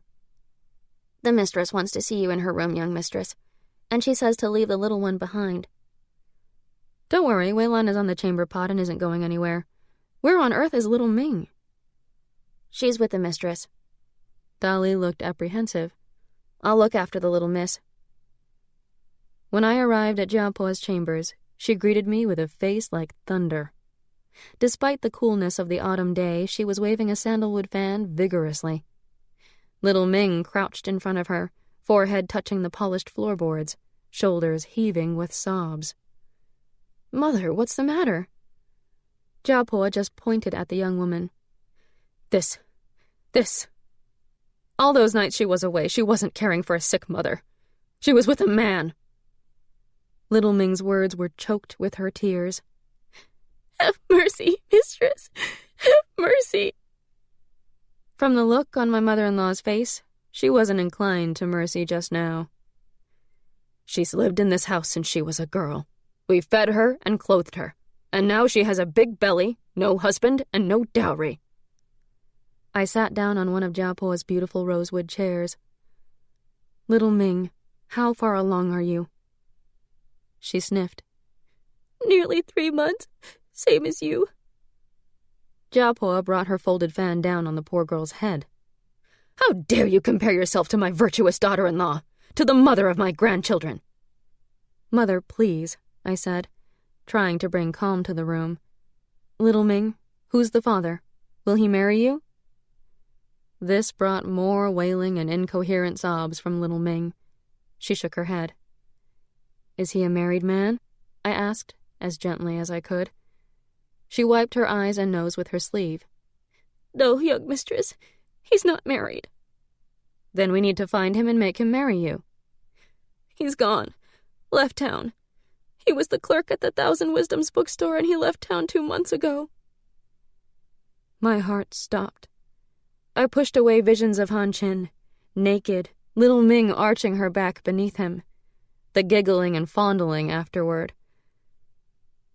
"How did you get mixed up with the store clerk?" It took everything I had not to scream at her. She fell forward into a crouch and began sobbing again. "He was standing outside the bookshop talking to my brother, the one with the donkey cart, so I stopped to chat. He asked me if I wanted to hear him give a lecture that night. I went. It was so exciting the way he talked about politics." Jiapo was even more furious now. "What? Politics too?" She struck Little Ming again with her fan. If it had been in my hands, I would have beaten Little Ming until it broke. "I don't understand anything about politics, mistress. I went because he was so handsome. I went to all his lectures. I'd meet him afterward, but only a few times." "Did you think he'd marry you?" Jiapo was calming down now, even as I burned. She burst into a fresh flood of tears. "No, mistress. Never. I knew he was leaving because he asked me to buy his train tickets. I knew I couldn't matter to someone like him. Not really." I couldn't listen anymore. I could imagine all too well what had happened. Little Ming had been sport for Han Chin, a pretty distraction. And Han Chin had never actually said he loved me. He'd only said in his bantering way that I was irresistible. I was the one who had said we loved each other. He simply hadn't bothered contradicting me. We were both fools, Little Ming and I. But she was a simple servant girl. I should have known better. A courier would come for the manifesto, but no one would come for me. Han Chin was on his way to the front lines, perhaps to his wife. He wrote his poetry for her, out of true love. Seducing me had been his duty, necessary to keep his documents safe. A duty, an entertainment to while away his days in hiding. "Well," said Jiapo, finally sitting down, "you're a stupid, stupid girl." Little Ming nodded her head, her face wretched. The front of her green tunic was damp with tears. I could see Jiapo's anger fading, her affection for Little Ming reasserting itself. Jiapo put down her fan. "This isn't the first time a maid has given in to temptation, and unfortunately it won't be the last. Have your baby, but give it to your mother to raise, or take it to an orphanage. In the meantime, keep working here. Go to your parents when you're too big to be useful. Come back after the baby's born." "Oh, thank you, mistress, thank you." Little Ming pressed her forehead to the ground. "No." My voice was harsh. "She goes now. They both looked at me. "She's a slut and a liar. I won't have her around my daughter or in this house." It was going to be difficult enough trying to forget Han Chen, but with little Ming's growing belly to remind me of my humiliation, it would be intolerable. Both of us carrying his child. "Daughter," Jiapo began in a soothing voice. "No! I want this creature out!" I screamed, and little Ming's sobs turned into terrified hiccups. My mother-in-law looked alarmed, and then frowned. I was the young mistress, pregnant with a son. My desires were paramount. Little Ming was only a maid. Little Ming left an hour later, back to live with parents she hardly knew. Old Quan, Mrs. Quan, and Dali peered at me, their judgment silent. Old Ming looked woeful, and Jiapo regretful. But I didn't care. I was waiting for Bai Zhen and Tong Yin by the moon gate when they returned. "Wei Lan's in bed with an upset stomach, husband. Can you sit with her and let me spend a little time with my brother?" Suspecting nothing, Bai Zhen went to the nursery to comfort Wei Lan. The look on my face told Tong Yin all he needed to know. He had train tickets, second brother. He was on his way to the front near Jiangxi. First Ningbo, then to Wenzhou. Wenzhou would have been his last destination before he tried to slip across the front lines. That's all I know. I watched him leave through the moon gate, back to the main house. He didn't press me for more. He could tell I'd given him everything. I refused dinner and stayed in bed for most of the next morning, consumed by anger and jealousy. What sort of woman had Han Chen married? My imagination conjured a paragon of intelligence and beauty, someone sophisticated, with a university degree, perhaps an accomplished poet, a revolutionary, a woman who was everything I wasn't. I'd become dull and domesticated, so starved for excitement I'd been heedless to common sense and willing to throw away my future for a man who was loyal only to his politics. At least I was the only witness to my sorry, sordid tale. So long as I kept it to myself, my humiliation would remain a secret. It was small comfort. By the time I rose to get ready for lunch, Tong Yin had left for the train station. In the afternoon, Bai Zhen took Wei Lan to the herbalist to buy some ginger candies to soothe her upset stomach. I pulled out the canvas bags I'd hidden in the wardrobe and returned our travel clothes to their drawers. I removed the plaid handkerchief from my pillowcase and folded it in the bottom of a trunk.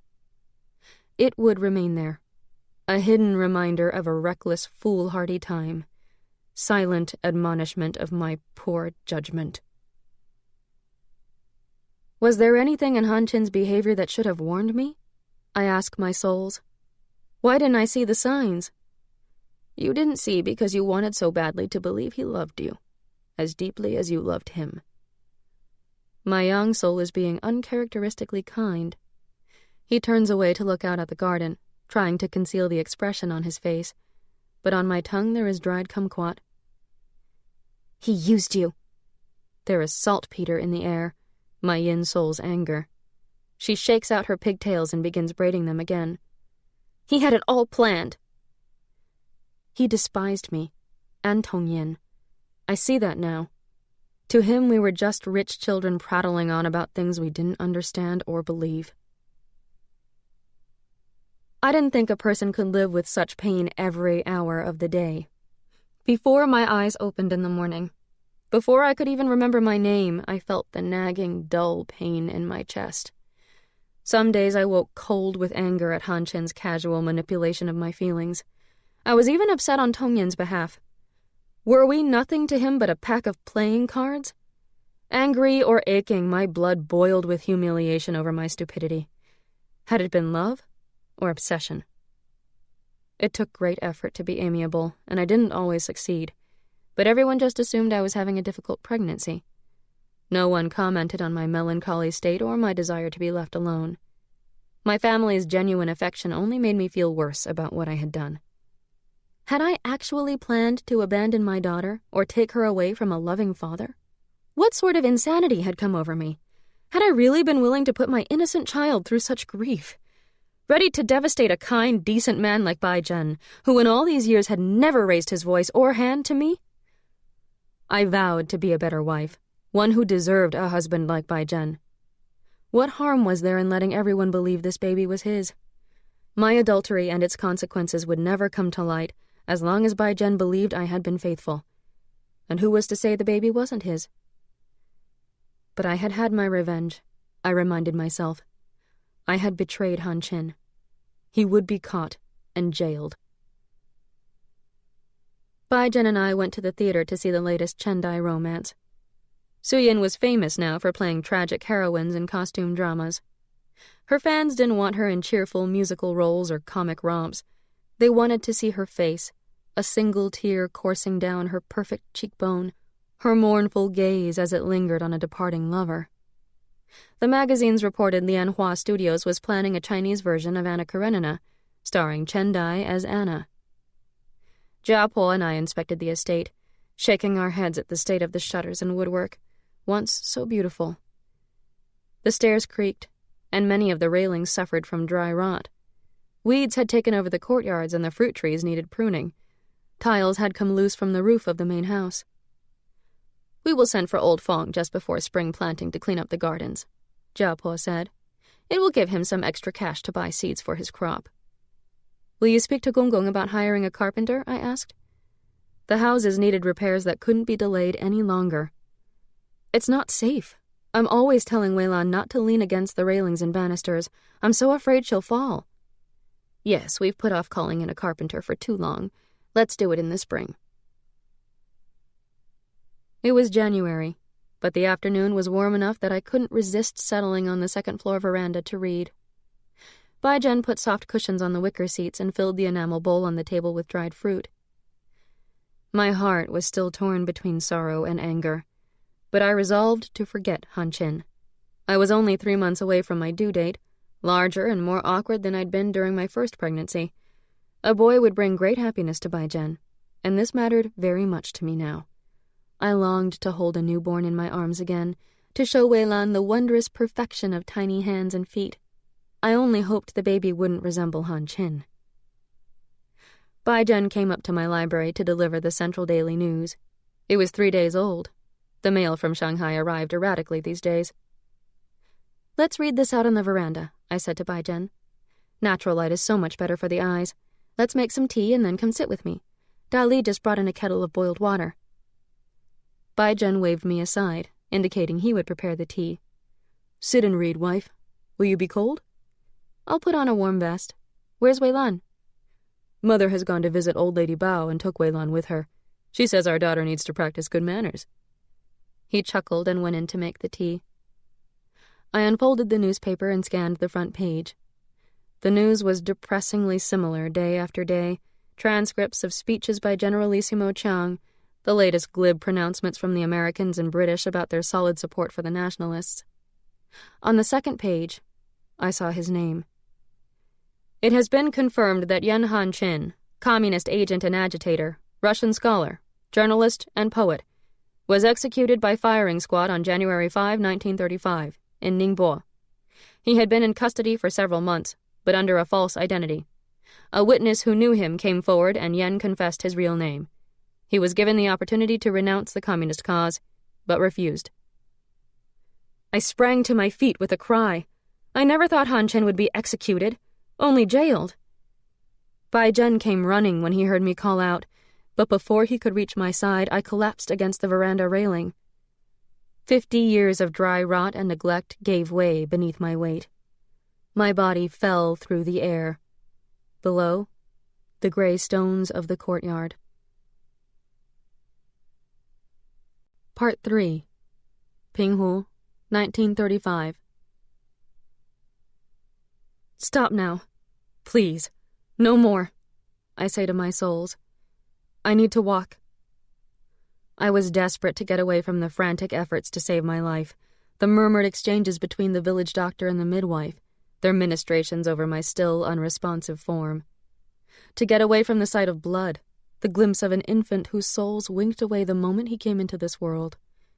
Away from Bai Zhen's grief, Weilan's small, shocked face, Japo keening in the corner over a tiny bundle. My son is dead.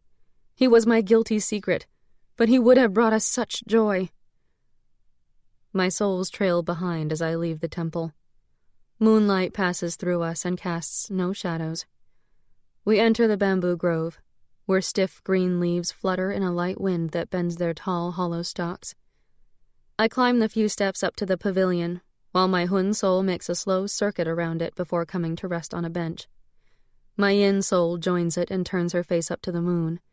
My Yang soul sits across from them, leaning forward with his hands folded on his cane. So there were 2 deaths, the baby's and mine. But where is he now, my child? Why isn't my son here with me? My Hun soul gestures upward. Your child was blameless.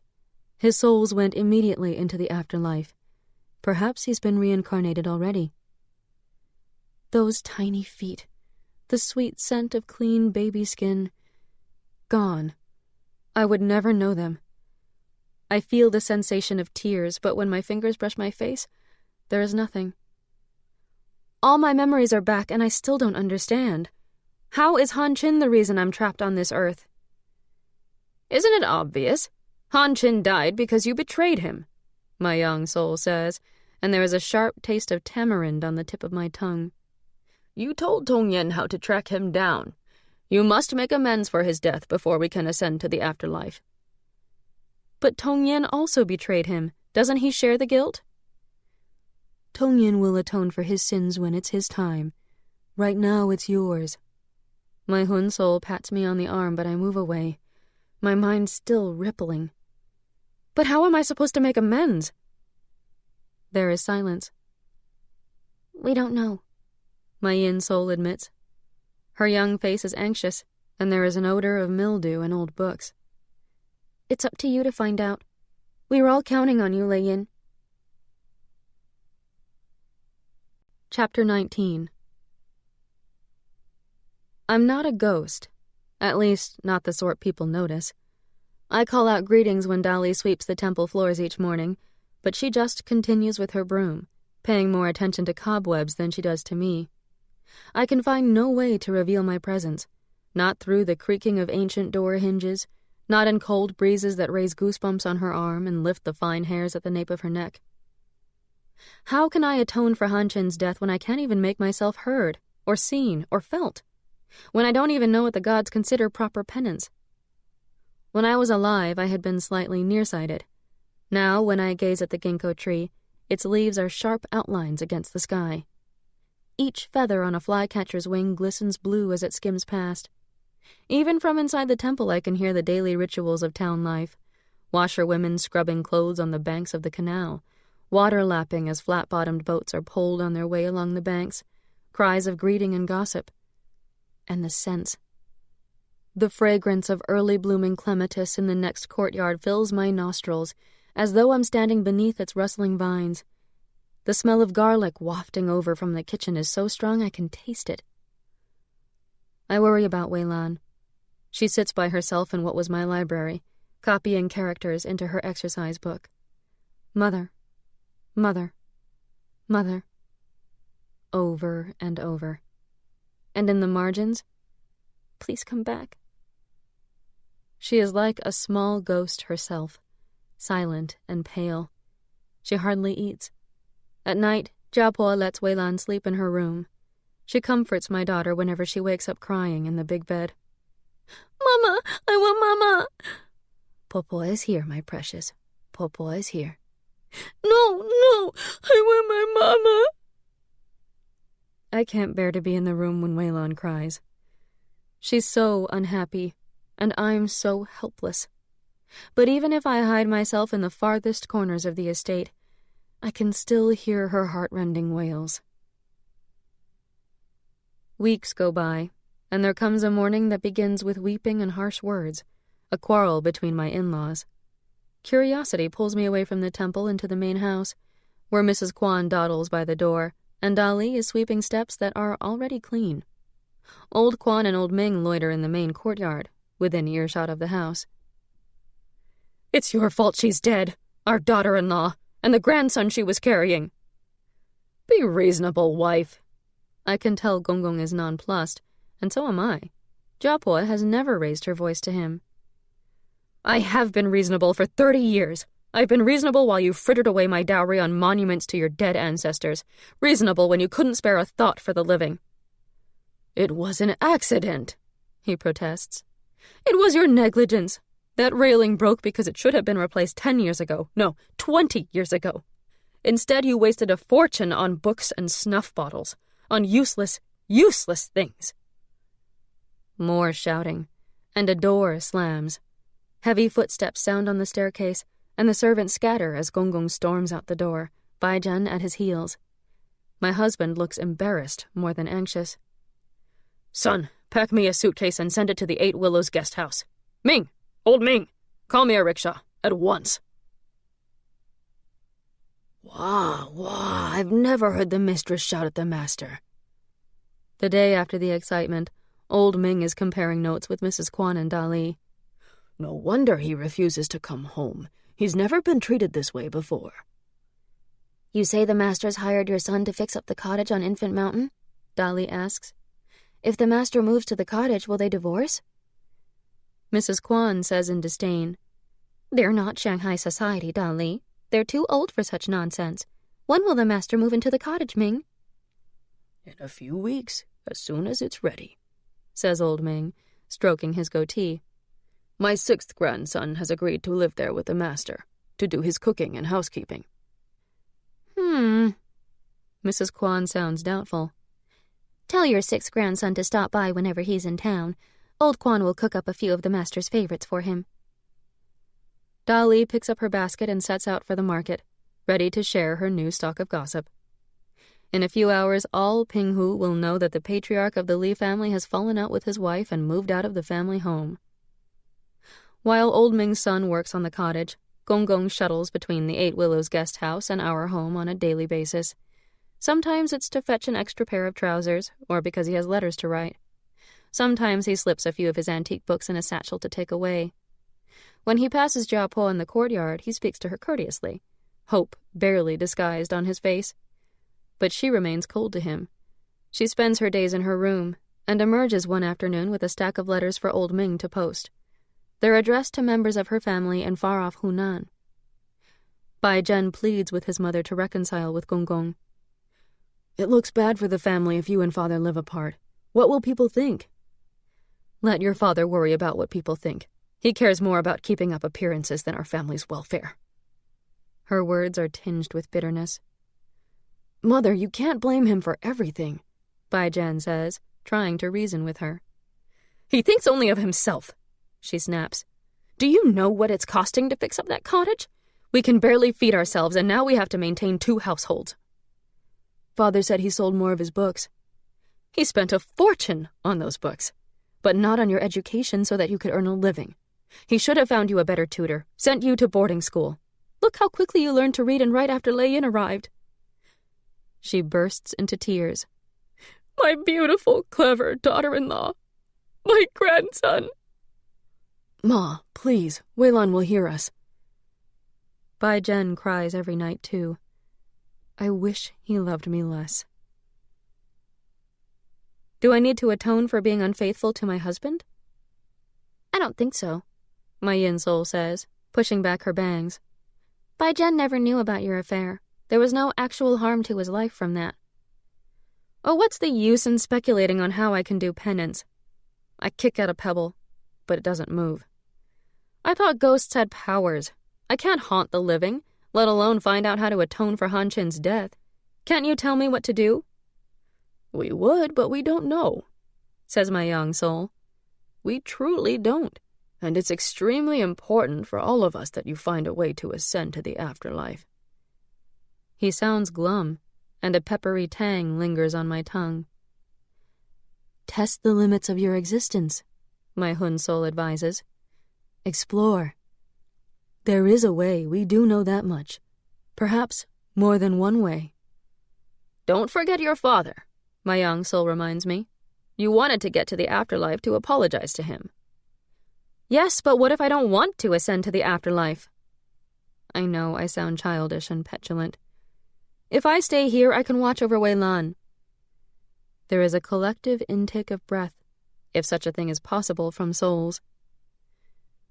There will be times when reincarnation seems less important than staying on this earth, my Hun soul says, its words careful and deliberate.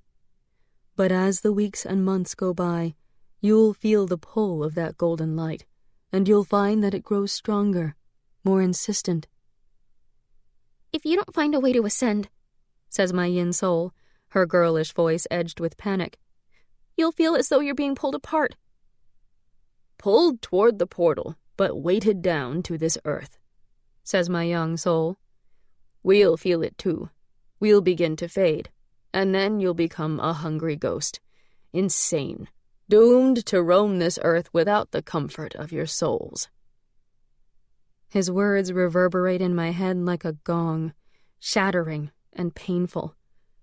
I retreat into the temple and refuse to speak. I shut out the world. It's too much. Several weeks after Gonggong's stormy departure from the estate, Bai Zhen makes an early morning visit to the shrine. Today, his clumsy hands are even less certain than usual.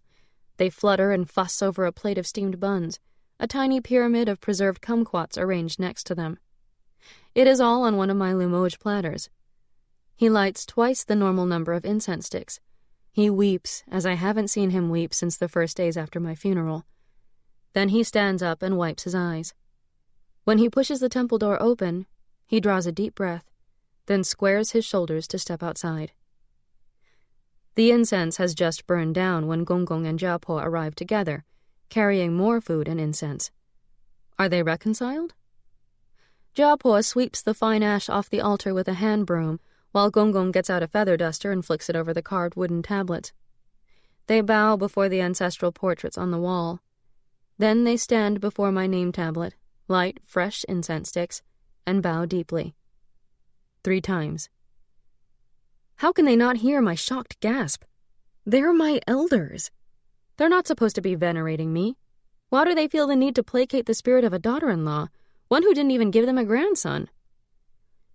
Daughter-in-law, our son's first wife, give us your understanding and blessings. Jiapo murmurs. Forgive us, we couldn't wait. It's for the good of the family. Wait for what? I must find out. I follow them outside, into the pale sunshine of early spring. The flowering plums are just showing their buds, and they fill the courtyard with the thinnest haze of green and white. How many for dinner tonight? Gonggong asks, his breath visible in the cold air. 36, including children. Jiapo replies in a neutral tone. Just family and our closest friends. He looks at her wistfully. Do you remember when Bai Zhen was born? We had a feast for 200 in the large hall, and gave gifts of tea and silk to everyone. I must go see old Quan. Jiapo's voice is curt. Not reconciled then. I've been dead for 2 months, and now it seems there's some cause for celebration. I follow my mother-in-law through the courtyards and the reception hall. Only a few months ago I had been the one making the rounds, helping to manage the household, going through the accounts, deciding how to economize on food and clothing. The reception hall is decorated with branches of flowering plum, arranged in tall celadon vases on rosewood stands.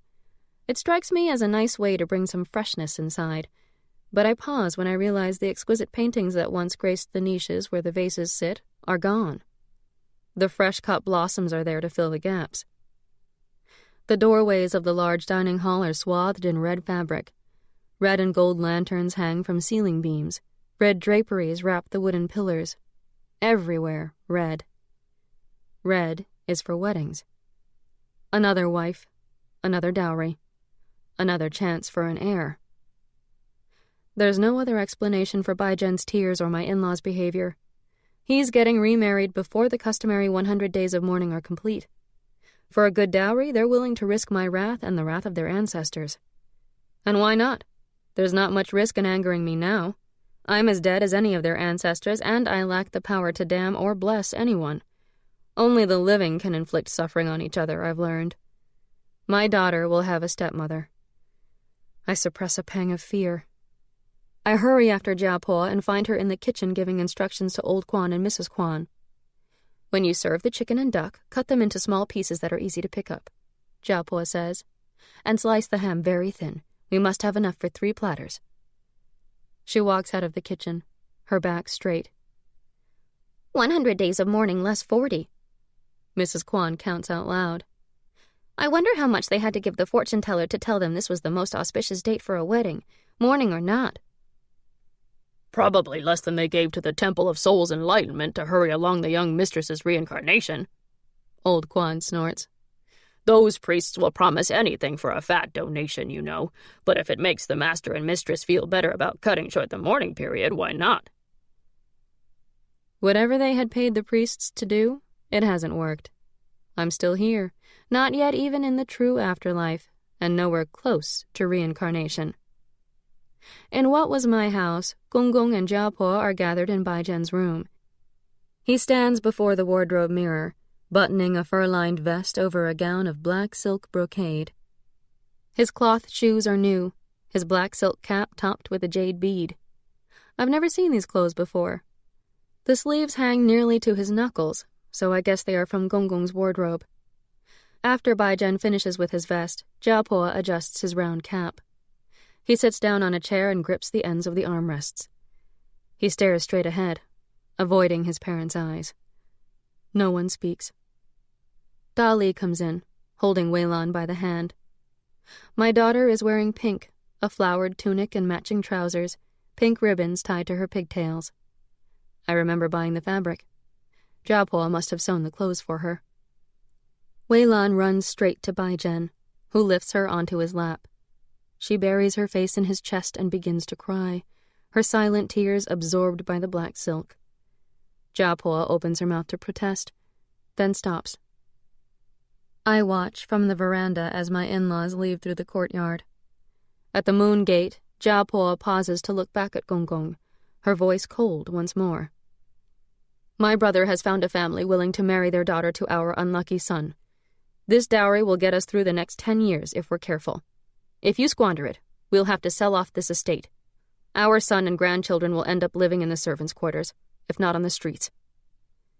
You don't need to remind me again, wife, Gong says peevishly. We will buy only necessities from now on, but don't forget we still have an income from old Feng.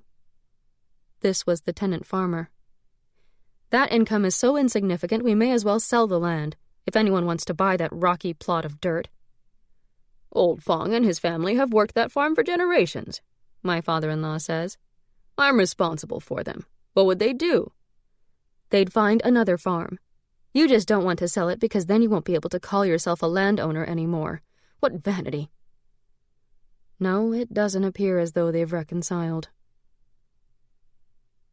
The bride is the eldest daughter of a family that owns a distillery. She's young, of course, and as short and squat as a jar of cooking wine. The family is from Haiyang, a seaside town south of Pinghu, not too far away. They're in awe of the Li family's lineage, impressed by their supposed connections in Shanghai, and eager to please Jiapo's oldest brother, a longtime customer who has recently invested in their distillery. Her name is Mei Qiu, Autumn Beauty. It's an unfortunate name, because it draws attention to attributes she will never possess. Beneath her red veil, I see a moon face and heavy brows. My daughter will address this woman as stepmother, and my in-laws will treat her with as much respect as her dowry and a potential future inheritance command. Mei Chu's father brings all his children and both his wives to the wedding. The bride's 2 brothers and 4 sisters resemble their father, square and solid. While Mei Chu's mother fusses over her in a dressing room, her siblings swarm through the estate, marveling at the mansion's fine architectural details, the rocks in the garden, the courtyard walls, and the graceful moon gates. They're cheerful and uncritical, boisterous as schoolchildren. A flock of relatives follows behind them, uncles and aunts, cousins, and a deaf grandmother. They flit through the courtyards like brightly colored parrots, filling the air with cries of discovery. Look at this wonderful rock shaped like a bear. Read the name on this pavilion, Reflections of the New Moon. How beautiful. Oh, look, this must be the house where Mei Chu will live. 2 levels with verandas. Don't you wish we had verandas? My family hadn't behaved like this during my wedding. Mei Chu's family is exuberant and joyous, completely unself-conscious. During the banquet, one of Mei Chu's uncles indulges too liberally in the family product and explains that the bride's childhood nickname had been Xiao Chu, Little Autumn. "But it also sounds like Little Ball," he slurs. "So this was what we called her because she was a little ball of a child, a round head on top of a chubby round body." I feel sorry for Mei Chu. Her family's laughter is affectionate, but I see embarrassment radiating from her, her cheeks nearly as red as the veil over her face. After lunch, the guests file out of the dining hall and into the forecourt. Out on the street, hired rickshaws and donkey carts wait to carry the bride's family to the train station for the journey home. It's been an abbreviated celebration, because the bride's family must return to their home and business. During the farewell rituals, the bride weeps sincerely, tears streaking her heavy rice powder makeup. She falls on the slate flagstones and wraps her arms around her mother's knees. Then she shuffles over to her father, who pats her on the head. The winemaker gives Bai Zhen's thin shoulder blades a jovial thump. "Son-in-law, I'll bring more wine on our next visit, on the occasion of Mei Chu's first pregnancy." Bai Zhen lowers his head and smiles uneasily. Relatives circle Mei Chu for a final round of embraces, words of farewell, and promises to write every week. They depart in a flurry of waving hands. Then, out on Jade Belt Road, it is quiet once more. My house has a fresh coat of paint. The railings on the veranda and along the staircase are new. My bedchamber is almost bare of furniture. Only an old trunk and an armoire remain. Some of my dowry furniture is in Mei Chu's bedroom, a small chamber that is nonetheless infinitely preferable to the one where I died. Weilan is out of the nursery now, her little bed moved to one of the second-floor rooms. The bride spends the rest of the afternoon in her bedroom. With Dolly's help, she changes out of her wedding finery, then sits on the bed while Dolly unpacks her trunk. "I'm your house servant and also part-time nanny to your stepdaughter," Dolly says, folding clothes into drawers. I can tell the servant is trying not to be too obvious about running her hand over the clothing to judge its quality. "Young mistress will like Weilan. She's very bright. She can read already." Mei Chu doesn't reply. "The mistress will show you the whole estate tomorrow. You'll find this house very comfortable, young mistress. It's the newest one on the property. There's even a small library upstairs." Mei Chu stands up. "Where's the toilet?" She hasn't spoken in a normal voice before. I've only heard murmured replies and teary farewells. Beneath her weary tone, there's a no-nonsense quality to her voice. The wedding day ends with a light supper. Jiapo serves the newlyweds a soup of dates and lotus seeds. After they spoon up the hot, sweet liquid, Bai Zhen and Mei Chu bow to Jiapo and Gong Gong. Then Mei Chu follows Bai Zhen through the courtyard and up the shallow steps to the lower floor of the house. I don't follow. I return to the temple, welcoming the dim silence. But my sharpened hearing still detects a quick, stifled cry, followed by a low moan. The next morning, Jiapo takes the bride on a tour of the estate, through the courtyards, each of the houses, and the kitchen. It seems only a few short years ago that I went on this same walk, as apprehensive as Mei Chu. I see what Mei Chu must be seeing: water stains seeping down the walls, shutters that need replacing, unmistakable signs of encroaching poverty. I find my pack our lunch, she can look past the shabbiness and appreciate the estate's elegant proportions and thoughtful design.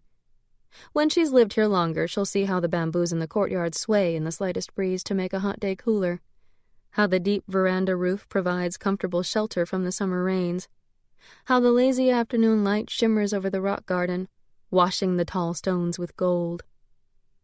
Mei Chu quickly settles into the daily routine. She helps with housework, tidying the main house and sweeping cobwebs from the ceilings. She's much stricter with Dolly than I used to be, for I had known nothing about proper housekeeping. "The new young mistress is very particular," says Dolly to Mrs. Kwan with grudging approval.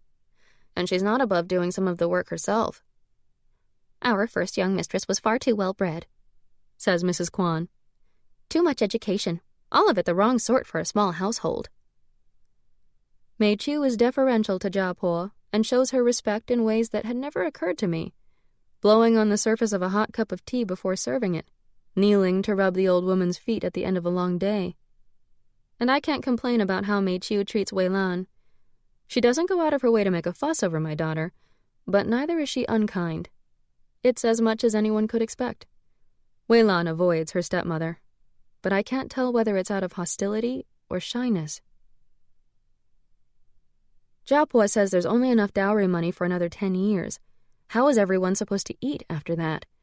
I must find a way to tell Bai Zhen to contact eldest brother about my inheritance. Why hasn't he written to Chang Yin? He's probably waiting until the situation gets desperate, my Yin soul says. He's respecting your wishes.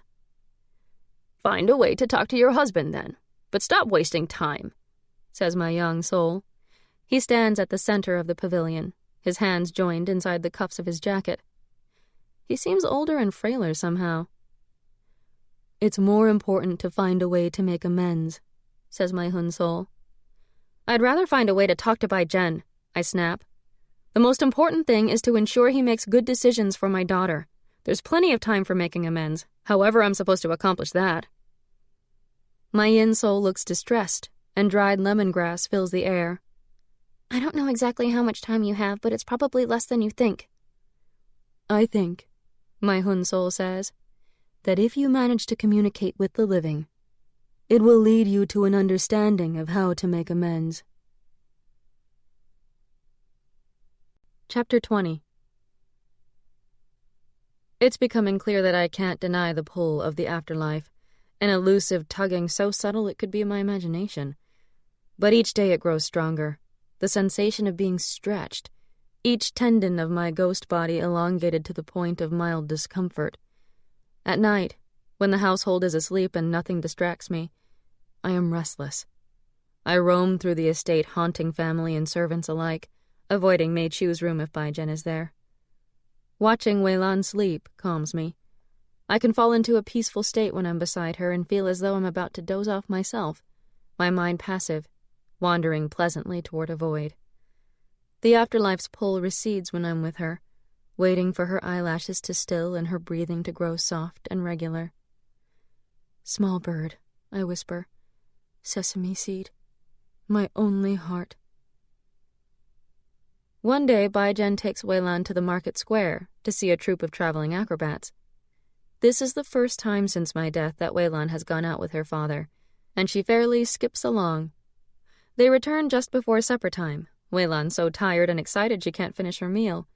She chatters away while Dali bathes her in the wooden tub, washing the sticky remnants of candy and fruit juice from her small hands. There were acrobats, Dali, 6 of them.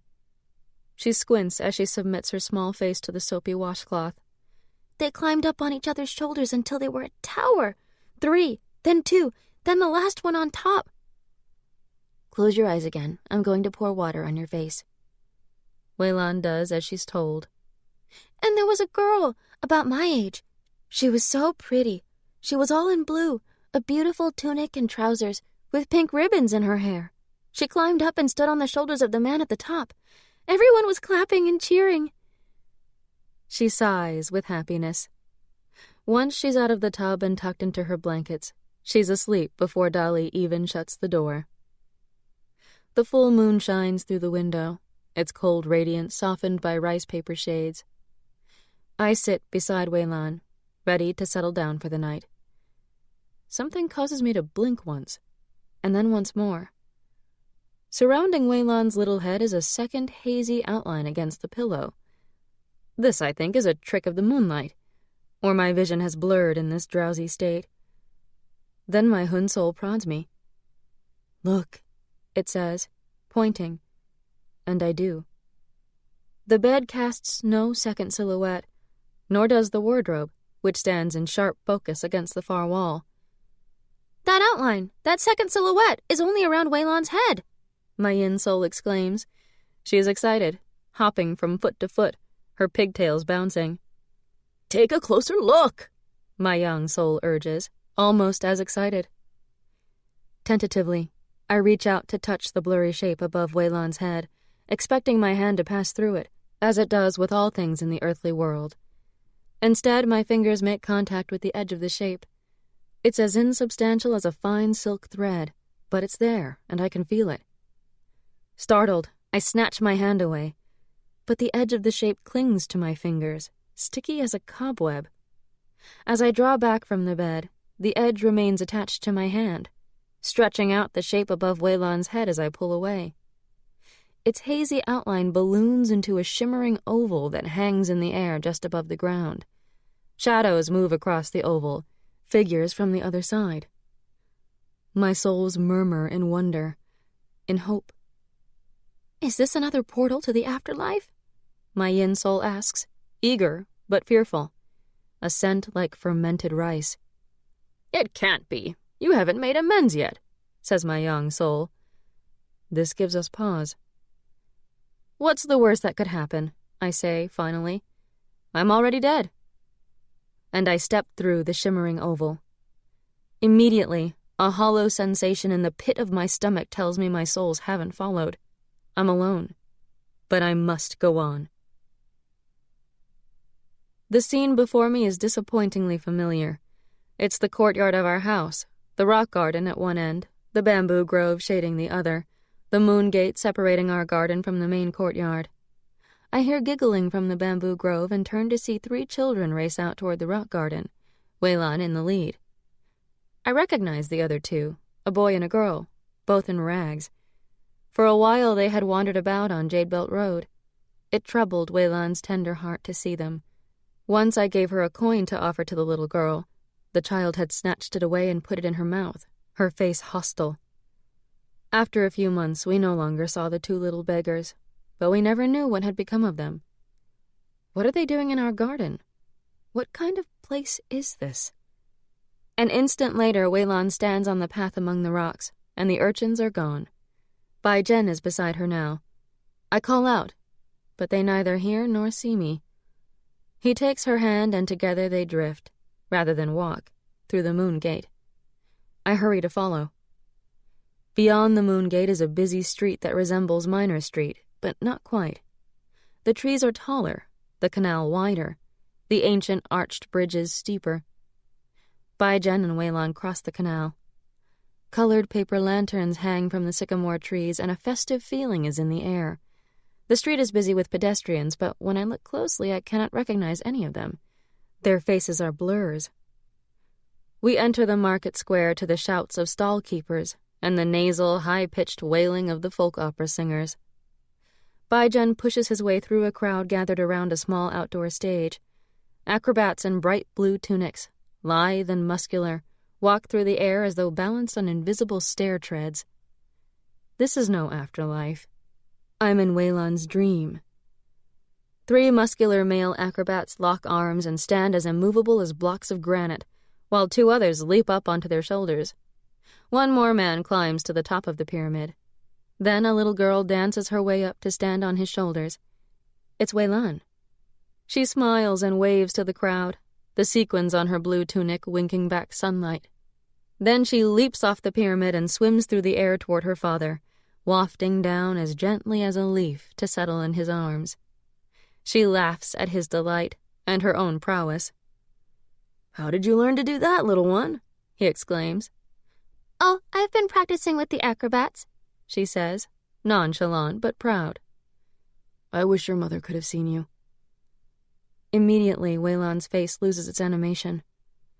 A misty figure at the edge of the crowd catches my eye, coming into focus as it walks toward my daughter. As it draws closer, I realize it looks like me. It's even wearing my favorite green velvet skirt. My daughter has conjured me in her sleep. "But she did see me!" Wei-Lan cries out, running toward the figure. "Mama, were you watching?" Without hesitation, I step into my dream image. My body tingles, stings, and suddenly the uneven paving stones of the market square are beneath my feet, my shoulders bumping against other people as I push through the crowd. The tingling stops, and I kneel down to throw my arms around my daughter. Finally, I can hug Wei-Lan's small body. I nearly weep with joy at the softness of her cheek against mine, knowing that she can feel my arms around her thin shoulders. She presses against me, squirming with delight. Oh, Mama, I knew you would come back to me. But her emotions are so intense, her happiness so powerful, the flimsy threads enclosing her dreams snap apart. She wakes up. I am jolted out of the dream and find myself back in Weilan's bedroom, still kneeling on the floor, arms outstretched. Weilan jumps out of bed and then runs out the door into the gray morning light. She sprints to the little library, calling for me. She runs along the veranda and down the stairs, screaming, "Mama! Mama!" as she pushes through the door of my empty bedroom. Bai-Jen stumbles out of Mei Chu's room, groggy and alarmed. "Little one, what is it? Why are you out of bed?" "It's Mama! She's back! I saw her!" Weilan runs toward the main courtyard. In no time at all, she's woken up the entire household. She calls for me and looks in the kitchen, the reception hall, her grandfather's study. She's hysterical when Bai-Jen catches up with her. "Where's Mama?" She sobs into his shoulder. "Where is she?" "Mama's gone, small bird. She's not here." No! No! Her shrieks pierce my heart. "She was here with us just now, watching me perform with the acrobats." "You were dreaming," he says, lifting her off the cold floor. "I dream about her too, but it's not real." "No, she was real. I could feel her." She beats her fists in frustration against Bai-Jen's chest as he carries her back toward the main courtyard. "What's going on? Bai-Jen, why is your daughter screaming?" Jiapo comes out of her house, a blanket draped over her shoulders, gray hair and a loose braid. "She had a bad dream, Mother."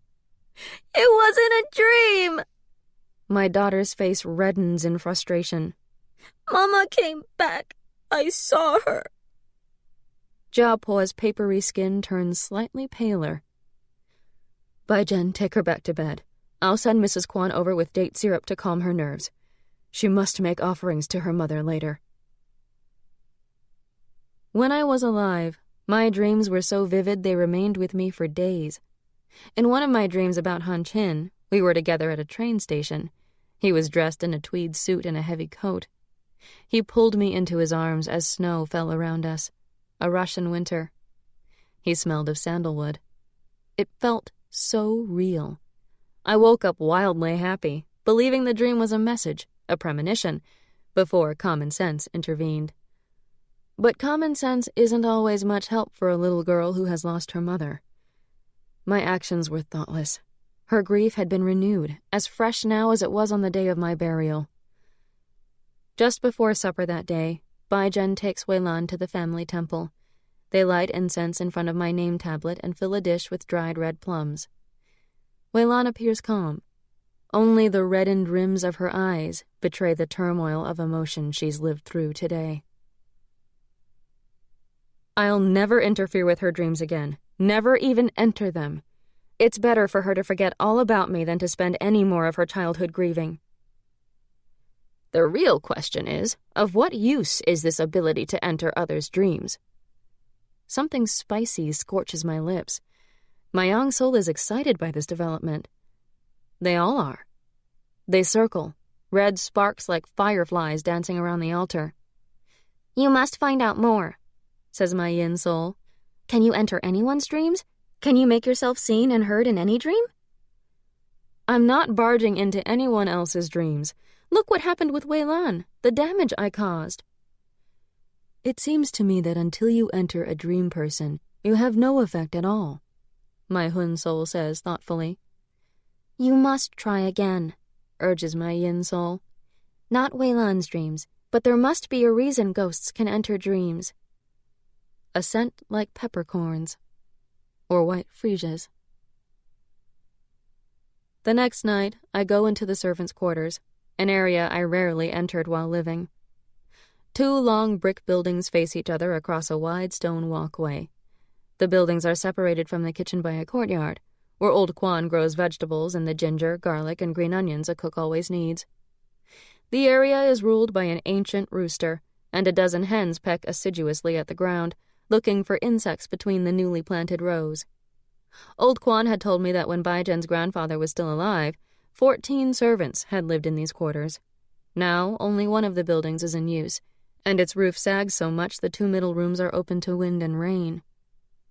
Old Kwan and Mrs. Kwan live in the 2 best rooms, closest to the courtyard, using one as a bedroom and the other as a sitting room.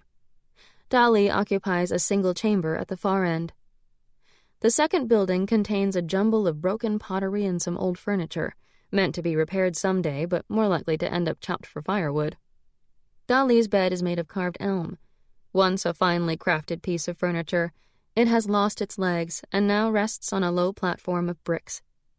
A cheap mirror lies face down on a table by the window, along with a wooden comb, a jar of cold cream, and a dish of hairpins.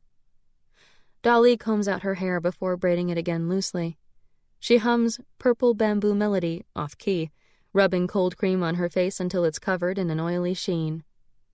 Still humming, she lies down and stretches her legs under the covers until her feet touch the hot, flannel-covered brick stowed underneath. With a sigh of contentment, she shuts her eyes. We wait, my souls and I. Dali snores with a stuttering snuffle. This time, knowing what to look for, I watch a soft, dim shape form over her head. My fingers reach to touch it, but I can feel nothing. Disappointed, I pull back. Wait, my Hun soul advises. Wait a bit. Dali's snoring grows regular, and I can hear a slight whining each time she exhales. The silhouette grows more defined, its edges like light shining from under a door. This time, when I reach toward it, my ghost fingers touch its edge, and it clings to me. I pull at it carefully, as though lifting a delicate curtain. As I step away from Dali, the shape balloons out. I glance back to see my souls peering anxiously at the portal as I step through and into Dali's dream. I'm in a theater, and on stage is Dali, in bright satin robes and face paint. She stands opposite a tall, handsome actor, on a floor painted with a river of clouds. It's the tale of the heavenly weaver maid and the ox herd. Behind them, cymbals clash and wooden flutes trill plaintively. Then the musicians quiet down, and the hollow tuk tuk tuk of drumsticks tapping on wooden fish signals a solo. The weaver maid's lament to her lover. A musician pulls a bow across the strings of his erhu, and Dali begins. I once wove garments of stars for the great empress, who favored me with the peaches of immortality. But I would throw my loom and all the fruit in those trees to the furnaces of hell. I. For they keep me away from your love. For they keep me away from your love. Her voice is thrilling, and the audience of well-dressed older men surges to its feet to applaud as Dali gives them a stylized bow. The decorations on her headdress bob, and she smiles coyly. She is Dali, yet not Dali. Her thin lips are plump and inviting, her bony hips now padded and swaying. I hurry over to the stage and approach her leading man. I try to step into his figure, as I did with my own image in Weilan's dream, but instead I walk right through him. I try the same maneuver, more cautiously, with Dali's dream self, and find I can't enter her shape either. Even though I know what the result will be, I stroll around the theater touching members of the audience just in case I am able to inhabit one of their figures. Then the theater melts around me and I'm back in Dali's room. She sits up drowsily and reaches over the side of the bed to pull out her chamber pot. The Kwans are sound asleep. A dim aura fans out from both their heads. This time, I don't hesitate. I reach toward Mrs. Kwan. Threads from the silhouette cling to my fingers, and as I step away, it swells out. I can see shapes moving on the other side of the threshold. My souls watch me step over it. Mrs. Kwan walks down the hard dirt road of a tiny farming village, her destination a small house at the end of the road. A fence of thin bamboo slats, more to keep the chickens in than people out, encloses the front yard, where a small girl is playing. Mama! Mama! She calls out when she sees Mrs. Kwan. The little girl runs toward her, her gait awkward. She moves with a limp. Mrs. Kwan drops her canvas sack and squats down to hug the child. I hadn't known the Kwans had a daughter. A woman comes to the fence, her hair tied in a kerchief, a bowl of rice in her hand. 2 half-naked toddlers hide behind the woman's knees. "Second cousin," she says. Her features shimmer and won't hold still. But I catch an impression of slyness, large teeth, a lined face. "We gave you money to look after her," says Mrs. Kwan, anguish in her voice. She gets up to face the woman. "Enough to feed her and your own children. Now look at her." The girl droops in Mrs. Kwan's arms, gray skin gleaming with sweat. "We did our best," says the woman dismissively. "She was feeble. She couldn't do her share of the work." "You stupid, greedy peasant!" Mrs. Kwan screams, the child in her arms now no bigger than a doll. "You starved her to feed your own brat. Now she's dead, and you'll get no more money for her keep." Tears roll down my cheeks. I can't bear to watch so much pain. I raise my hand to wipe my eyes and feel something on my fingers. My fist clutches at threads, thin filaments that stretch across the road where a view of fields billows gently like a stage backdrop. I follow the threads and pull aside the edge of the dream. I step back into the real world. Mrs. Kwan moans in her sleep. Old Kwan dreams of tea shops and pretty serving girls, of stealing an extra bit of ham to barter for tobacco. Astonishment and pleasure light up his face when a young man enters the kitchen. I realize that only in his dreams does Old Kwan have the son he longs for. "We must find you a wife," says Old Kwan, pushing a bowl of hot soy milk across the kitchen table toward his dream son, who looks like a younger version of Kwan. "I'm getting the matchmaker to look into it, to find a maidservant with the wealthy Ma clan. You could pick up seasonal work there from time to time." "Is she one of Old Ming's granddaughters?" The young man's white teeth flash. "We'll end up related to half the town." They both laugh, more like brothers than father and son. I've never seen Old Kwan this happy in real life. I wish he could have a son instead of a dead daughter. My souls don't speak about my evident restlessness, but as the weeks go by, they quiver with increasing agitation. My yin soul's smiles are strained, and there are dark shadows under her young eyes. My yang soul looks fatigued, no longer a vigorous older man, just old. Only my hun soul seems unchanged, but unless its radiance dims altogether, it would be difficult to detect any change in its bright shape. I can no longer tell myself that boredom is what drives me to explore the world of dreams. The restless, pulling sensation is relentless. Was it only a few weeks ago that I said I would stay on the other side of dreams, to respect the living and their secrets? And now here I am, trying to journey into their sleep lives every night. But I can't help myself. It doesn't seem as though there's anything I can do to make a difference in this world, to help my daughter or anyone else. I'm so frustrated. The sparks that are my souls circle the pavilion, bobbing like fireflies. How am I supposed to make amends for Han Chen's death? "Continue exploring the land of dreams," says my young soul. "There must be a reason why it's open to you." The real world hasn't given you a way to communicate with the living. My yin soul agrees. You should continue to travel through the household's dreams. We may learn something. The yin, you seem reluctant to enter Bai Zhen's dreams, my hun soul observes. I don't want to know what they contain. If I don't learn anything useful from spying on the servants, I'll enter his sleep world. But not just yet. The truth is, I feel strangely envious when I watch him with his new wife. I'm reluctant to learn what his true feelings are for her. Bai Zhen is unfailingly courteous to Mei Qiu. For one thing, he never mentions me. He shows her nothing but consideration. There's never a trace of displeasure in his attitude, in the words he uses, or in the tone of his voice. It's not in him to be unkind, and he would never let Mei Qiu feel unwanted. She's lucky to be married to him. I wish I'd shown him more affection. Be careful, the bowl is quite hot, Bai Zhen says, handing her some hot soy milk sweetened with cane syrup. They're in the parlor of the main house. Jiapo is upstairs taking her afternoon nap. Meichu spends more time at the mansion than I ever did. She waits on Jiapo, fetching her reading glasses, reads out loud to her. If the old woman wants to go for a stroll in the garden, Meichu kneels down at Jiapo's feet to change her house slippers for shoes. Evidently, Meichu received better training in domestic rituals than I did. Was this how Jiapo had expected me to behave? What a disappointment I must have been. Thank you, husband, for remembering how much I like sweet soy milk. She seems genuinely grateful. Are you lonely here? He sits down beside her. You can invite one of your sisters for a visit. I know Pinghu is a dull place.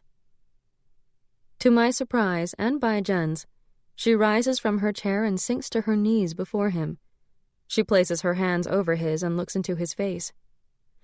I'm quite content living here, husband. Your kindness is far greater than I expected. The matchmaker told us about your first wife. I can never be as beautiful or as learned, and my family isn't from a great and wealthy clan, but I can be useful. Bai Zhen looks astonished. Her next words come out in a rush. My parents say I'm Nangan, and it's true. I'm a competent person and I'm not afraid of hard work. In time, I'll find a way to make our family prosper. Her eyes betray anxiety at having spoken so directly, but her hands on Bai Zhen's are firm and steady. I doubt she would have alluded to the family's dwindling fortunes had Jiapo been in the room. A look passes between them. Bai Zhen's expression is one I have never seen before. Is it relief? Hope? Then Meichu gives a businesslike nod and returns to her chair. One morning, Dali hurries straight from Meichu's room to Jiapo, nearly bursting with excitement. Jiapo, in turn, bustles over to the house, followed by Dali and Mrs. Kwan. In the bedroom, Bai Zhen is holding Meichu's head over the chamber pot. Jiapo beams and helps Meichu back into bed.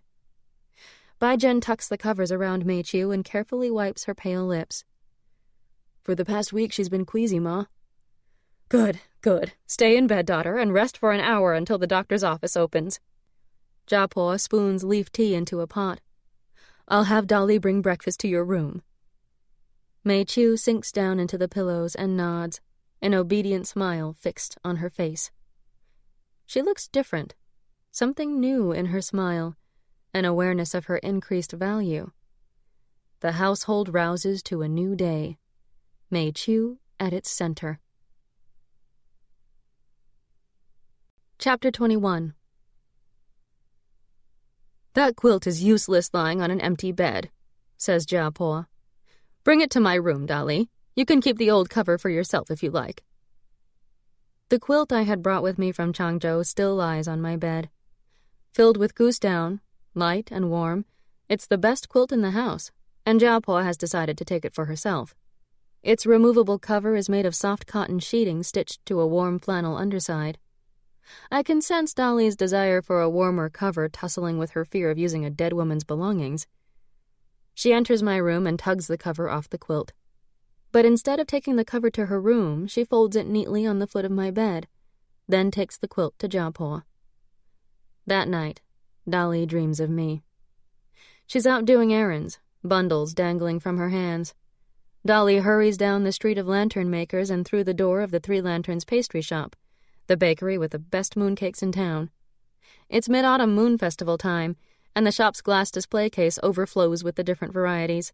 Lotus seed paste, sweet black bean paste, red bean paste, sesame paste, and with or without savory egg fillings. She turns to one side, uncertain, and my dream image appears beside her, inspecting the pastries. Young mistress, I forget which kind of cake the mistress wanted me to buy. The kind with egg yolks, Dali, my image says. Both the mistress and the young master like those best. But do you think the mistress wants red bean paste or lotus paste? My image wavers, fading out as Dali turns her attention back to the pastries. I step quickly into my dream image and feel a sensation of pins and needles throughout my body. My form grows solid. When another customer bumps against me, I stagger a little to recover my balance. Let's get a dozen, half red bean and half lotus, I suggest. She nods, and we leave the shop with a box tied with red string. The street of lantern makers melts away. Now we're in a rickshaw, jouncing over potholes and heading toward the temple of the city god.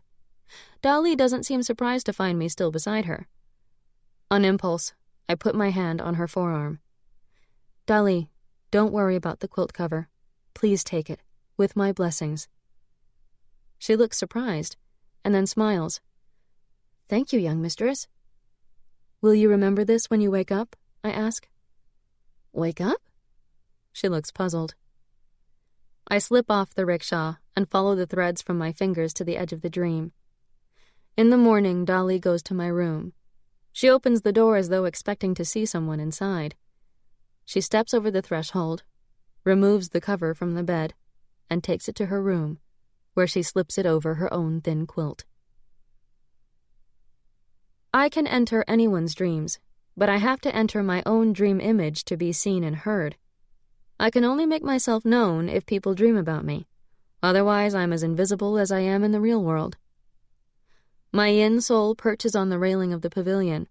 My yang soul is gazing into the bamboo grove, hands on top of his cane. My hun soul is hovering near the roof of the pavilion. It could have been a coincidence. We don't know whether or not Dolly remembered your words, it says. Perhaps she just woke up feeling reassured about using your quilt cover. We need to find out whether you can communicate with the living, says my yang soul, in a way that they can remember. And what words do I need to say? Please help me make amends for Han Chin's death? Burn paper money for him? One step at a time, says my hun soul. We don't know what use dreams can be to a ghost who needs to get to the afterlife, but perhaps they can be of use to a mother who wants something for her child. But first, Bai Zhen must dream about me. I guess I can't put it off any longer. I enter his sleep every night that month. He dreams of Wei Lan, of playing word games with her in the library, of taking her for strolls along the bank of the canal to watch old men play Go on stone tables inlaid with black and white squares. He dreams of window shopping in Shanghai, of streets where one block of stores contains more flashing neon signs than all of Pinghu. Finally, on a night when the full moon casts leafy shadows across his bedroom floor, my husband dreams about me. He's at school, the elementary school in Pinghu he attended for a few humiliating months. He's a small boy again, close to tears, cowering at a low desk. A middle-aged man in well-worn tunic and trousers stands over him, slapping a ruler in the palm of one hand. I'll smack your hands again if you don't get it right, the teacher shouts. Can't you see that the symbol for wood, mu, when written twice side by side, means lean, forest? Now Bai Zhen is no longer at his desk. The cracked walls of the classroom fade away, replaced by a room lined with bookshelves. He's in the library at home, with Teacher Liao pointing a long fingernail at characters on a sheet of rice paper. Although the paper is covered in writing, not a single character represents a real word. Yes, says Bai Zhen, now a grown man. That's exactly how Lei Yin explained it to me, teacher. I do remember. Teacher Liao looks up toward my dream image, which stands across the table, watching. How dare you interfere with my lessons? You are behaving in a most unseemly way for a woman. Please, Teacher Liao, Bai Zhen says placatingly. My wife comes from a very learned family. I waste no time walking into my dream image. I ignore the pins and needles that prick me all over as I enter my shape, and I ignore Teacher Liao. Bai Zhen, we must talk about our daughter. You must find her a tutor so she can continue her lessons. But you're tutoring her, he says, looking puzzled. My husband, it's your responsibility now to make sure she receives a good education. Please, it's the most important thing you can do for our child. Yes, I know. You're right. You always are. His face brightens. I know it's only a dream, wife, but it's so good to see you again. I think of you all the time. Can you tell this is only a dream? Hope rises in me. Perhaps he will remember. Yes. How can I forget you've died? This must be a dream. Then please, remember my words when you wake up. Find Wei Lan a tutor. Please. I hasten to the edge of the room and step out. It seems best to leave before I do any damage. Over the next few days, I stay close to Bai Zhen, watching for signs that the dream has left an impression. He seems thoughtful, and on a number of occasions he opens his mouth to speak to Jiao Po when they are alone, but he never says what I'm waiting for, nor does he dream about me again. Then one afternoon he ventures into his mother's sitting room, where Jiao Po and Mei Qiu are sewing by the window, talking together softly. Mei Qiu is embroidering tigers onto a pattern for baby shoes, and Jiao Po is basting long strips of soft cloth into night diapers. Mei Qiu's needlework is impeccable. "Ma, I've been thinking." He clears his throat. "Weilan should go to school." She looks amazed, then scandalized. "The women in this family do not attend the public school." "Then I'd like Weilan to have a tutor." "Teacher Liao is retired," says Jiao Po. Like the rest of the town, she maintains this fiction to save face for Teacher Liao, who now spends all his waking hours at wine shops. "Anyway, we can't afford to waste money educating a girl. When it's time to find a match for her, we'll have a better chance with a good family, for they will value an educated daughter," he continues, determined. Mei Qiu listens to all this silently, her needle bobbing in and out. "My son, this is a futile discussion," Jiao Po says impatiently. "We can hardly provide a dowry for her as it is. An education will just give her expectations we can't meet." There it was. The problem I had refused to face since the day Weilan was born. No matter how pretty and talented she might be, a woman's true value is measured by the size of her dowry. Even though the groom's family has to pay the girl's family a bride price, it's a token amount. It's the size of the dowry the bride's family provides that secures her position in her husband's family. Jiao Po knows this better than anyone. I used to write letters to Gaoyan and Suyin, asking about good families with promising sons, but I had been deluding myself. Without a dowry, who would want my beautiful girl? She would probably marry into another proud and poor Pinghu family, a family who needed a daughter-in-law able to cook meals frugally and mend tunics so cleverly they could be worn another few years. Russian novels, the Tang classics, and knowledge of English would be worthless. "Ma." Bai Zhen's voice is gentle but firm. "By the time Weilan is a young woman, she may need to support herself. There are women working in banks and offices. There are school teachers and nurses. If she can earn her way, a dowry will matter less." I can hardly believe my docile husband is talking back to his mother. He's dared to bring up the unmentionable, that her granddaughter may have to earn a living. Bai Zhen has reasoned his way through Weilan's options in a way I never had. Despite my fantasies of attending university and helping Han Qin set up village schools, I had never actually considered the prospect of a real career. I had pictured living with Han Qin in a lovely house of our own, holding salons for artists, writers, and poets. With what income would we have paid the rent? "There's one more thing, Ma. Lei Yin's father left a fund for Weilan's education, so she could attend boarding school and university. But she'll never get into a good school if she doesn't have a tutor to prepare her." "He did? But too much education for a girl is a waste." I can tell Jiao Po is wavering. My father, patriarch of the Song clan, had felt that it mattered for his granddaughter. Mei Qiu is soft and respectful when she speaks. "My mother reads a little. She's very good with arithmetic. She helps my father in his business." "Your mother married into a family of merchants."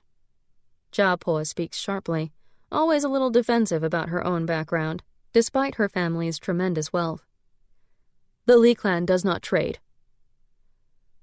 "My mother's dowry was small, but my father always said he wouldn't have been as successful without her." That undertone of steel I'd heard before in Mei Qiu's voice. "He couldn't afford a bookkeeper at first, and she kept track of their money. If Weilan can read, write, and do her sums, it won't hurt her prospects. And if she doesn't marry, she'll be able to work and help support our family." I can't believe Jiao Po is just sitting there allowing her son and daughter-in-law to offer contrary opinions after she has stated hers so firmly. Then I look at her again. an old woman in a household kept afloat by dowries. Her own huge fortune, so quickly depleted, then my dowry, and now may choose too. "Find someone cheap," she says. With the help of a dictionary, Baijian composes a letter, copying it out 4 times before he finally puts his pen to a sheet of fine cream-colored stationery. "Esteemed brother-in-law, I hope all is well with you and your honored family. How fondly I recall your last visit to Pinghu. I'll keep this letter brief so as not to insult you with my poor calligraphy. Your dear sister was teaching Weilan to read and write. I'd like our daughter's education to continue. Can you recommend a tutor who isn't very expensive? We can't offer much more than room and board, and no more than 2 silver yuan per month in wages. Your good opinion is all I require to have confidence in any tutor you recommend." This isn't quite what I had hoped for. Baijian has made it plain that so long as Tongyin endorses the tutor, formal credentials don't matter. An unqualified tutor costs far less than one with proper training. But will my brother be helpful, or will he ignore the request? Does Tongyin even know such a person? "Where's old Feng?" Mrs. Kwan demands, eyeing the newcomer up and down. He's a solid young man of medium height, legs sturdy as tree trunks. His bushy eyebrows arch above an impertinent smile. A rolled cloth bundle under one arm indicates he's prepared to stay for a few days. It's now summer, and in the courtyards the flagstones are still buried under drifts of fallen leaves from the previous year. Normally, old Feng, our last remaining tenant farmer, arrives in early spring, leaving his small plot for a few days so he can earn a little extra by tidying up the fall debris.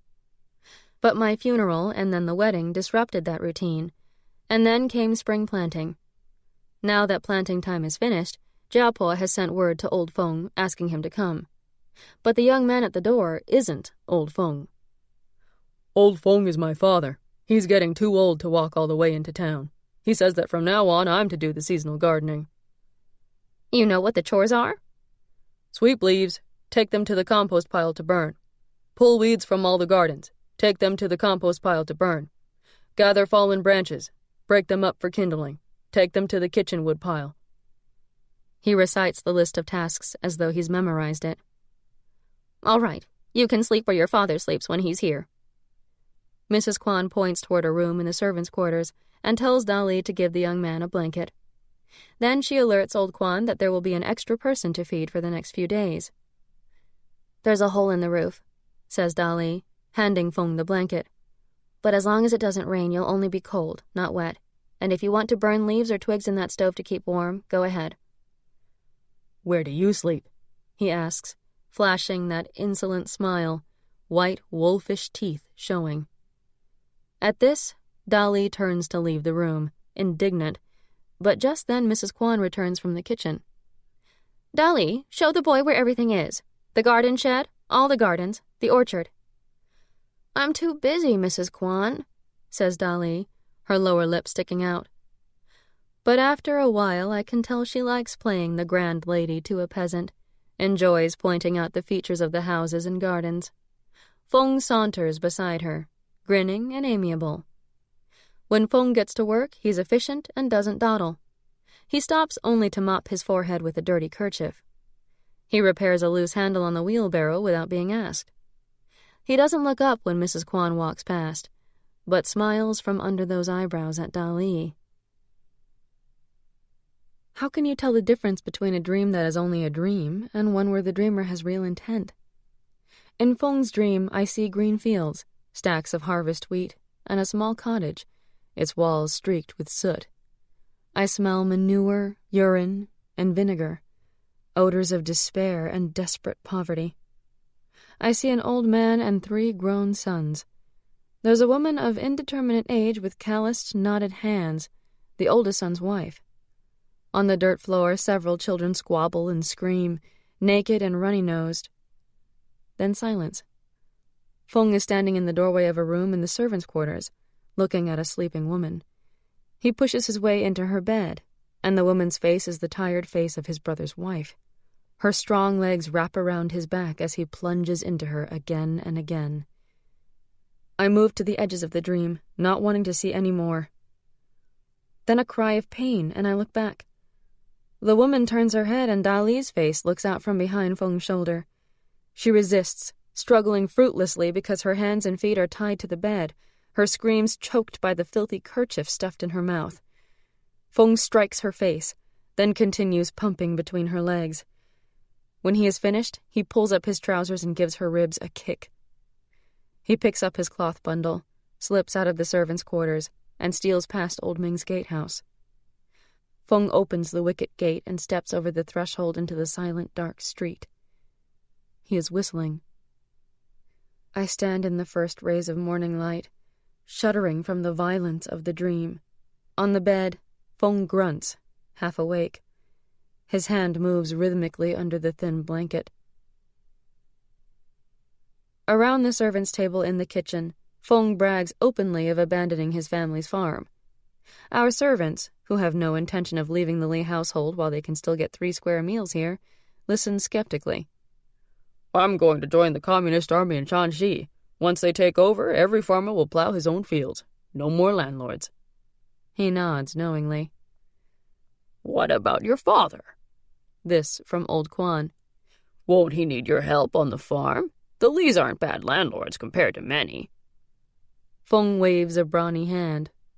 My father has 2 other sons. They can farm your master's land.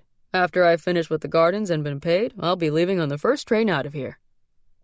He won't be caught once he's boarded the train. He is unconcerned about being punished for the crime he'll commit. I visit the servants in turn that night and the next, but they only dream of their own circumscribed lives. How can I warn Dali? How can I warn any of them? It took nearly a month for Bai Jen to dream about me so that I could speak to him. I don't have that much time to help Dali. When I try my luck with Bai Jen, he's dreaming of his favorite tea house, gently waving a cup beneath his nose to inhale the first harvest huangshan. Outside, the elm trees that line the canal are clothed in the pale, tender green of new leaves. The proprietor's wife brings him a bowl of rice and lifts the lid from a bamboo steamer. Inside, a small carp, covered in thinly sliced green onion and ginger, swims in a fragrant mixture of hot oil and soy. Wonderful, wonderful, says Bai Jen, sniffing the fish. Your wife enjoys this dish, says the woman, although there is no way she could know this. Lightly steamed, with bubbling hot oil and soy poured over. At the mention of my name, my dream image appears, and the restaurant walls blur. Now Bai Jen and I are seated in our dining room with Gong Gong and Jiapo, who seem oblivious of our presence. Will you take some fish? Bai Jen offers the steamer basket to my likeness. Thank you, says my dream image, just as I enter it. There's a tingling sensation as I settle in, and then my hand raises chopsticks to my lips. I swallow. The wonderful flavor of tender fish fills my mouth. But I must make the most of this opportunity. Bai Jen, please listen to me. I tug at his arm urgently. There's something very important I need to tell you. He lifts his chopsticks and smiles at me. That gardener, Bai Jen, that Feng, he's planning to do something horrible to Dali. Who? What's going on with Dali? The gardener, old Feng's son. I shake his arm again. He's leaving in 2 days, and I think he's going to rape Dali before he runs away from Pinghu. Come, have some more fish. It's your favorite. You must stop him, I say in despair. Husband, send him on his way now. Yes, of course. I have to be content with that. The next day, the only evidence that Bai Jen has remembered the dream is his breakfast-time request for fish for supper, steamed with ginger and green onion with hot oil and soy. In the afternoon, Bai Jen stops by the kitchen to see whether Old Quan has managed to buy a good fish. Here, young master, come have a look. Old Quan shows Bai Jen a basin where a small carp twitches, half submerged in water.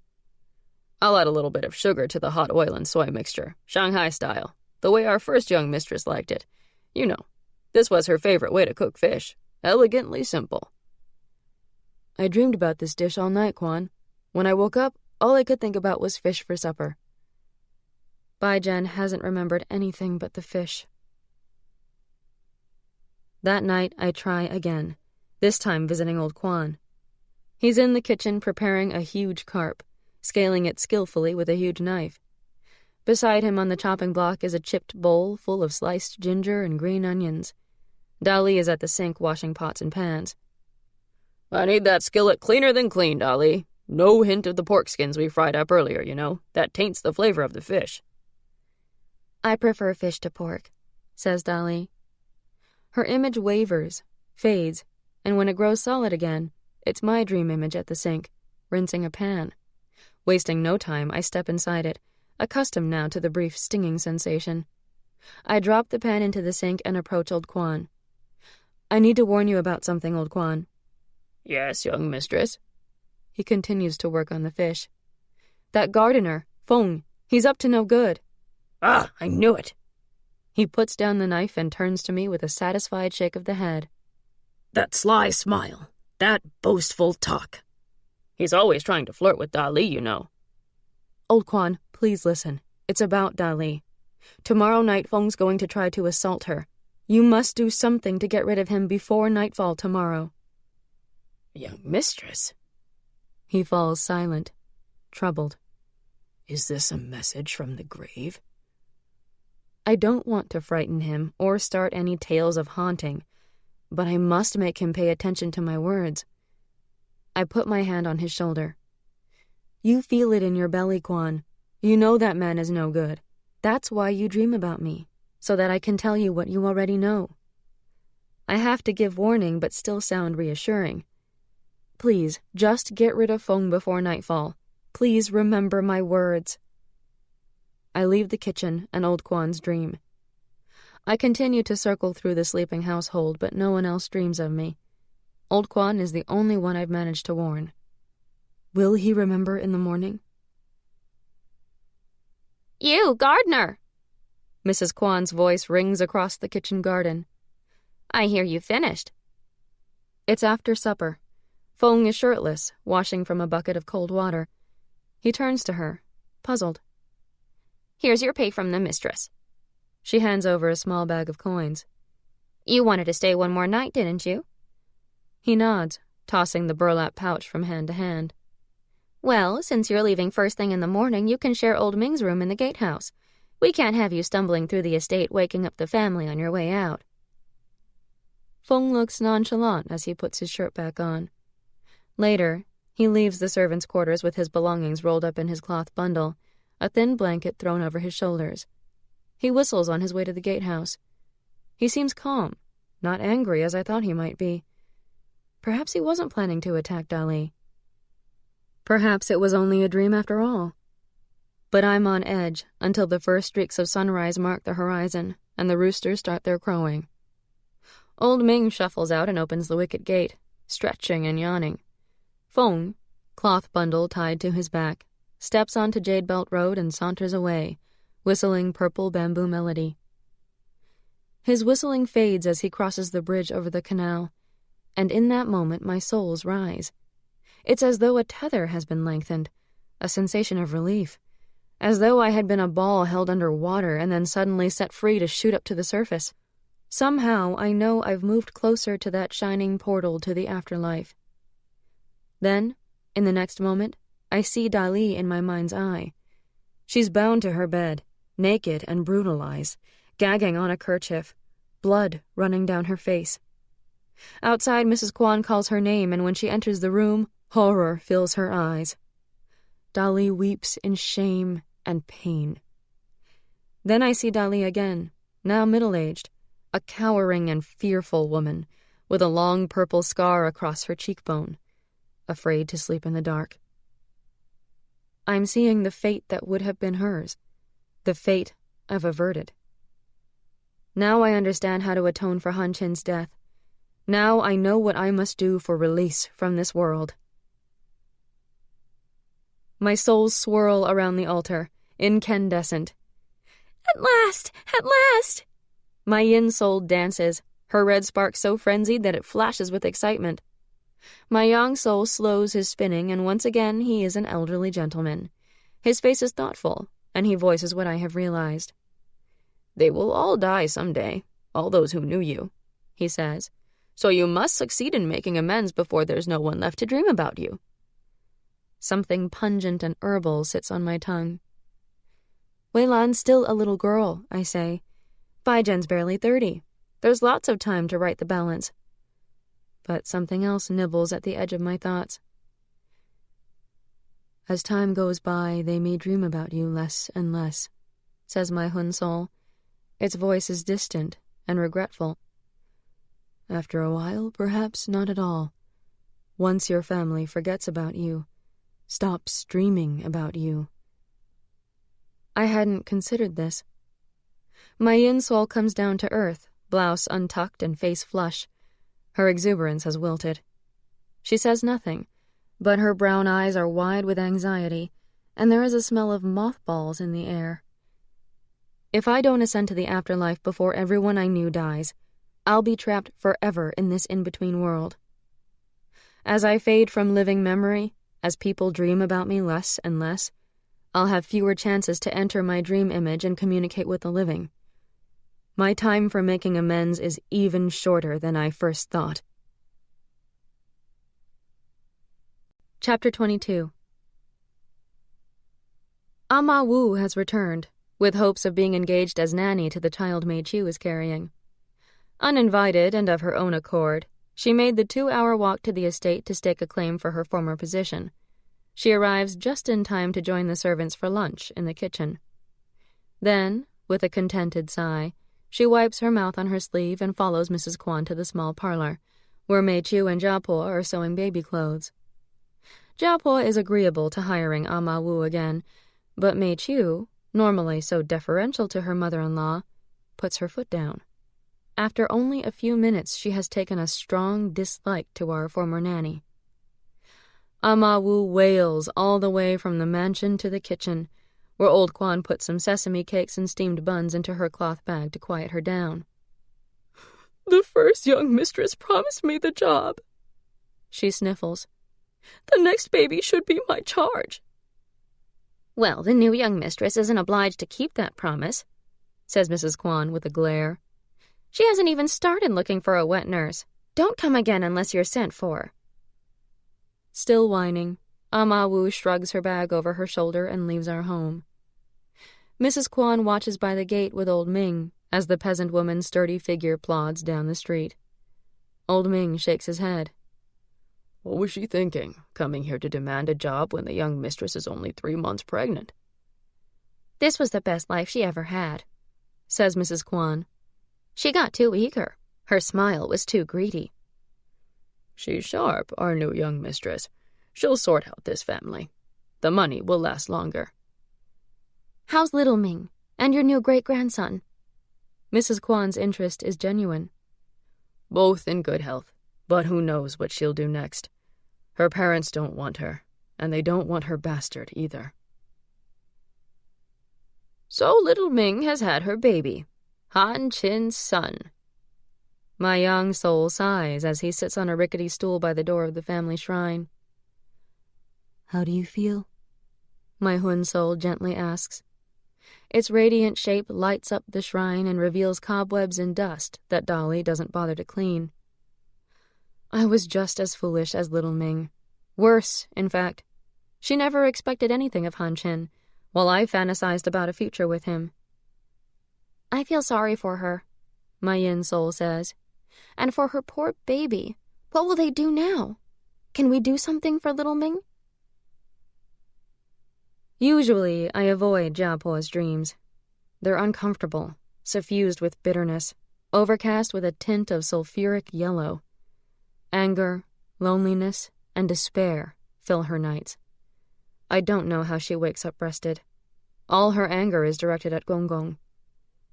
She dreams of going to the cottage at Infant Mountain, raging at him, harsh words she should have spoken sooner. She regrets her decades of submissiveness, feels complicit in Gonggong's extravagant spending. She dreams of occasions when she should have stopped him from buying certain high-priced antiques and rare books. She worries endlessly in her sleep about making ends meet, selling more property to buy rice, dipping into the meager funds she had set aside for her grandson's education. She dreams of her childhood. I wander behind her through an enormous estate, awed by its grandeur. There is a private theater, and the park is bigger than Judge Liu's in Changzhou. But even here she is lonely, for the figures that pass through the houses and gardens never stop to talk to her, never materialize into anyone she recognizes. She's a little girl again, her plain face lit up with eagerness as she runs to find her playmates, following the sound of laughter and games, always just one more courtyard away, one more threshold to cross. Suddenly she stops before a moon gate. A young Gong, tall and clean-shaven, slouches against the wall. He wears the same clothes Bai Zhen had dressed in for his wedding to Mei Qiu. "Here you are, wife." It's the smooth, clear voice of a young man. "When are you coming home?" She bursts into tears, and I see that she loved that young man, loves him still, in spite of it all. Unsettled by seeing her so vulnerable, I want to slip out of her dream. But I steel myself and go to her room every night. A week after Ama Wu's visit, Jia Po finally dreams about me. She is sitting at her desk, sorting through ledgers. "Here you are, daughter," she says, turning in her chair. "What do you know about these expenses?" She appears no older than 30, but looks weary. We used to sit in this room together, in despair, staring at all the bills. I want to hug her thin shoulders, but I hold back. "Let's talk of something else, Mother. Come, let's sit in the pavilion and catch a breath of fresh air." I take her by the elbow and guide her outside, through the bamboo grove. We mount the steps to the pavilion. With a sigh, she sinks down on the stone bench that rings its interior. She is in a summer-weight gown with short sleeves, but the air is cold, the trees bare. The wisteria, however, is in bloom, its flowers hanging in pink cascades. "What do you want to talk about, daughter?" She looks older now. "Mother, since Mei Qiu doesn't want Ama Wu to look after her baby, I have a suggestion." Jia Po looks up, astonished. "Little Ming has had her baby. Bring her back to be wet nurse and nanny. Let her bring her son. Mei Qiu's child will need a playmate." "But you're the one who sent little Ming back to her family. You threw her out for getting pregnant." "I was wrong, Mother, very wrong. Please, bring her back. She's lived with this family since she was a child. We're responsible for her." I take her hands between mine. They are smooth, dry, and soft as rice paper. Jia Po looks down at our hands. "Are you speaking to me from the afterlife, daughter-in-law? Tell me, what's it like?" Her voice is low and wistful. I squeeze her hands again, reassuringly. "This is just a dream, Mother. You know that bringing little Ming back to our home is the right thing to do, and you have dreamed about me so that I can tell you this. Will you please remember when you wake up?" I leave her, sitting beneath the wisteria. A few days later, little Ming arrives at the estate, her son in a sling across her chest and a change of clothing in her bag. She washes in the servants' quarters before going to see Jia Po and Mei Qiu. Dali and Mrs. Quan fuss over the baby while she bathes. "You look older," Dali says, but not in an unkind way. "You've lost weight." "You must take some food home with you," says Mrs. Quan. "You'll never have enough milk for your son if you don't eat well yourself." Little Ming smiles at them, a sad curve to her lips. She looks as if she'll never giggle again. "Then I'd better eat it here. My father will take anything I bring back as payment for the food I eat at his table." "Even with a grandson!" Dali is indignant. "Jiao is a bastard," little Ming says quietly. Jiao. What a common, graceless name for the son of a poet. "But he's a boy!" Mrs. Quan exclaims. "A girl in my village gave birth out of wedlock to a boy. Her parents were overjoyed to have a grandson finally, even a bastard." "My parents have 4 sons already. This one is just another mouth to feed." Han Chin's son sleeps quietly in his bundle, his fists close to his chin. I peer at his face, looking for any resemblance to his father. So far, he is more little Ming than Han Chin. When little Ming looks at her baby, I recognize in her eyes the same adoration I felt when Wei Lan had just been born. Little Ming sighs deeply, and straightens her shoulders. Here I go, she says. You don't need to show me the way. Mei Chu inspects Little Ming's hands and nails. Little Ming's tunic and trousers are wrinkled but clean, a plain green set she had sewn for herself the year before. I remember giving her the fabric. Jiapo clears her throat. How is your milk? I have enough for 2 babies, mistress. And in any case, by the time the young mistress has hers, mine will be ready to eat congee. You'll be expected to wet nurse and nanny at the same time, says Mei Chu. Wei Lan hasn't had a nanny since you left. I'd be happy to look after the little mistress again. Did you bring your baby with you? Asks Mei Chu. Yes, he's in the kitchen with Mrs. Kwan. He's very good. No trouble at all. How are your parents treating you and the baby? Jiapo asks with real concern. They're very angry with me, Little Ming says softly, not looking up.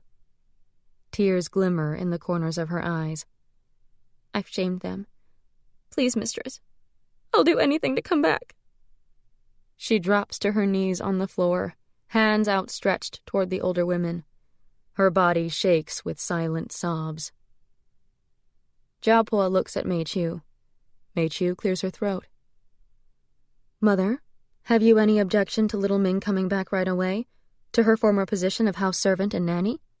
That way we'll have time to observe her and be certain she's healthy and free of illness before she begins as wet nurse.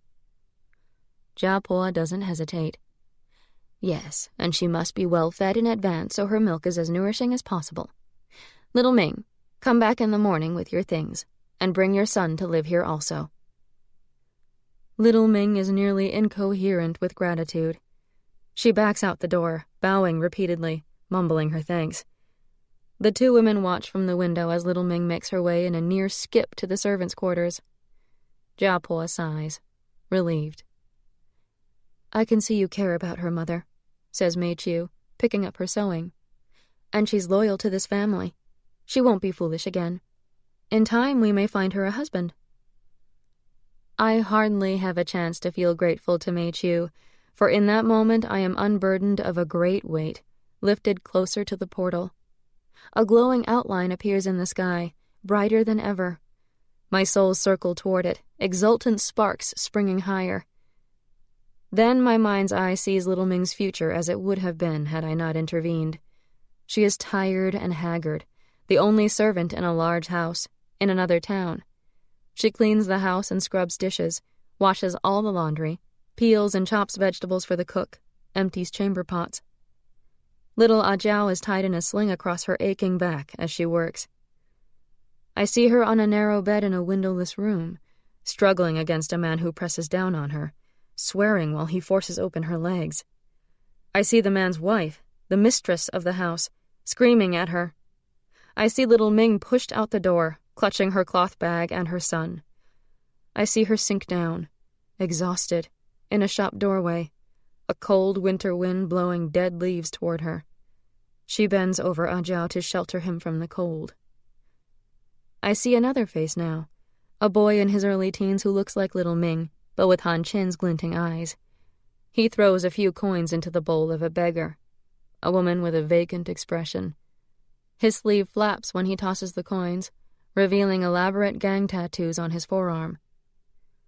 I'm running errands for the big boss tomorrow, he says to her. Don't go wandering if you want money from me. I had a hell of a time finding you today, Ma. Words of exasperation and frustrated love. This is the future I have averted for Little Ming and Ajiao. The buoyant feeling stays with me all day. I glow with a sense of accomplishment. My young soul looks stronger, a man in the prime of old age. My yin soul's cheeks are rosy again, her eyes bright and lively. My hun soul shines brighter. My good deed has revived them. But the next day, although the sensation of being pulled between heaven and earth has lessened, my emotions are restless, and I sense that my souls are in turmoil too. How many good deeds does it take to atone for a betrayal that cost a man his life? I ask them.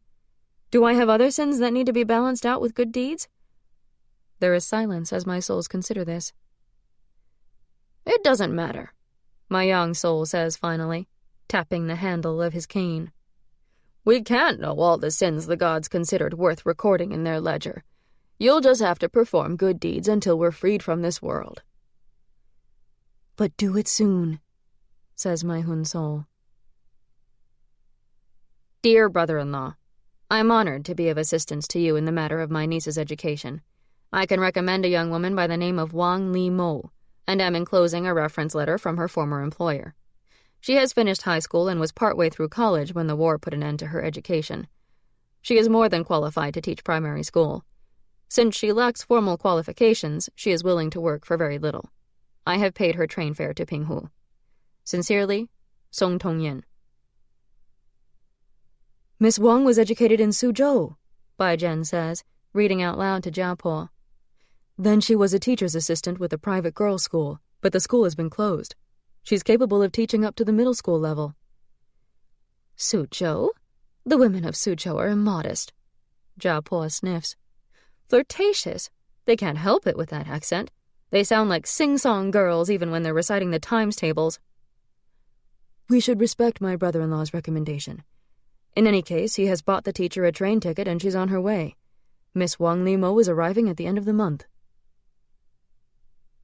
I tag along when Bai Zhen and Wei Lan go to the train station to meet the new tutor. The platform is crowded and chaotic, as usual. Departing travelers shove their way onto the train, ignoring the shouts of the station master imploring them to let the arriving passengers get off first. Bai Zhen can't get near the train and stands on his toes to scan the crowd. Finally, with a belch and a whistle, the train rumbles away. The vendors sit down again to gossip, setting aside their trays of cigarettes and candies until the next train pulls in. The platform clears. The only person left there is a young woman who's being pestered by rickshaw drivers. Miss, where are you going? I know every street in this town." "If you're in a hurry, I can get you there faster than any of these louts." "That must be her, my teacher," says Wei Lan excitedly. "Miss Wang Li Mo." She has been oscillating between eagerness and anxiety all morning. The young woman is my age, fragile and thin as a stalk of rice, her face framed by a straight, short bob. She carries a cloth suitcase and stands beside a cardboard box bound tightly with rope. From her haggard face and the way her clothing hangs, it's evident she's lost a great deal of weight at some point. Despite its age, her coat is well tailored and made from good cloth. Its deep blue makes her skin look sallow and draws attention to the dark circles around her eyes. I would recognize those eyes anywhere. It's my old friend Wang Nanmei. "I'm Wang Li Mo," she says, bowing to Bai Zhen. "Miss Wang, we're very pleased to welcome you." She bows again, deeply. "Mr. Li." There are strands of gray in her hair. "I brought some books," she adds, indicating the box. "I hope this isn't too much luggage." "No, not at all. We'll get a big bicycle rickshaw." A young man sidles up to Bai Zhen. "Mr. Li, I'm Old Ming's 5th grandson. I know exactly where you live." "But do you have a bicycle rickshaw?" "Better. My cousin's donkey cart is outside. I'll take the young lady's luggage." Bai Zhen makes small talk on the ride home, pointing out the town's landmarks, temples, marketplace, the 2 main streets that run parallel to the canal. Nanmei says very little, but glances from time to time at Wei Lan, who is wedged between her father and the new teacher. Finally, their eyes meet, and they exchange shy smiles. "I hear you already know how to read," Nanmei says. Wei Lan nods, still shy. "You're very pretty, Wei Lan.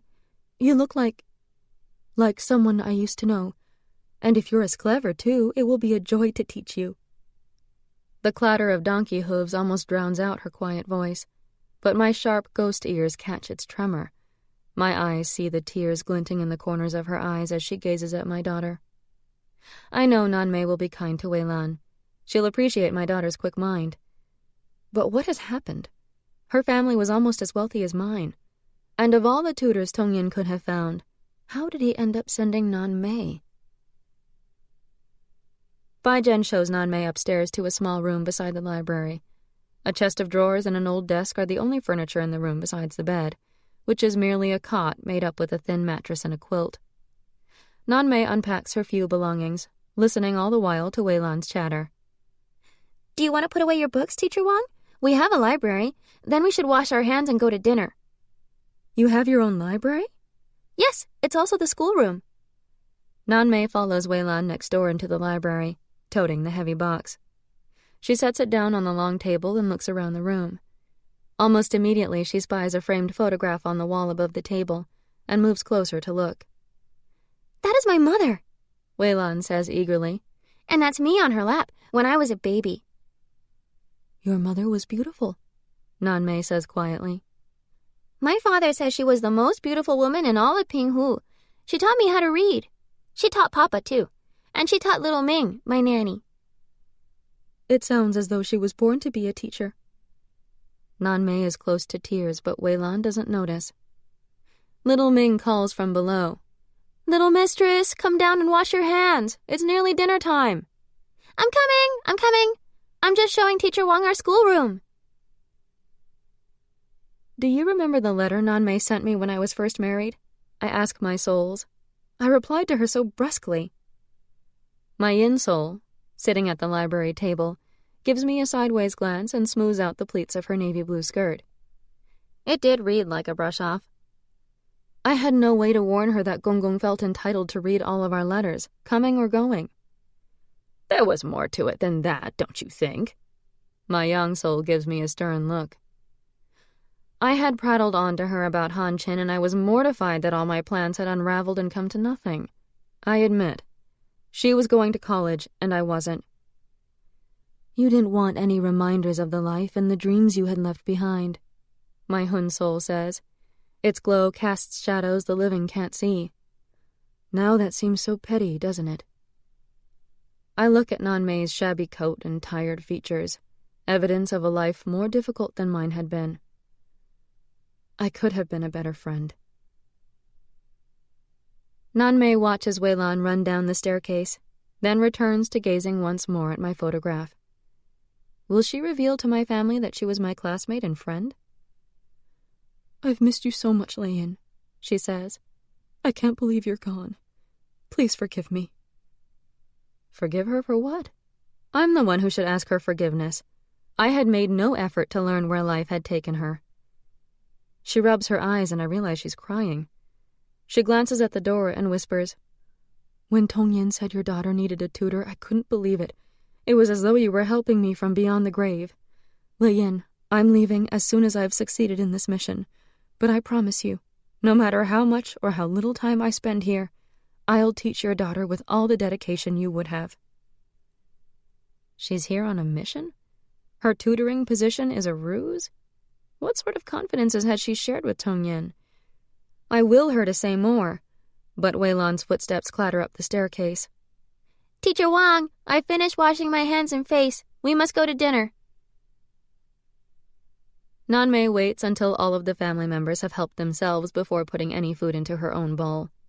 She eats her rice with neat, scooping movements, spilling nothing on the table.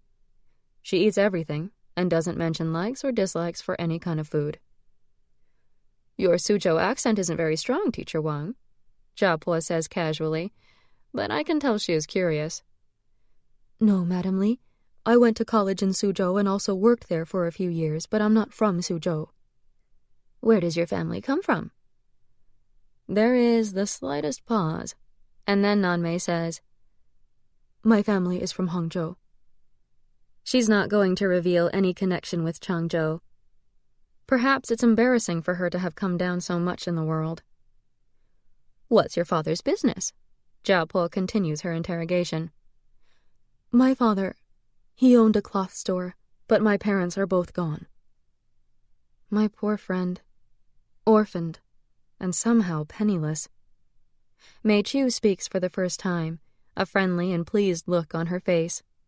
We're both merchants' daughters, then. I feel a small twinge of jealousy.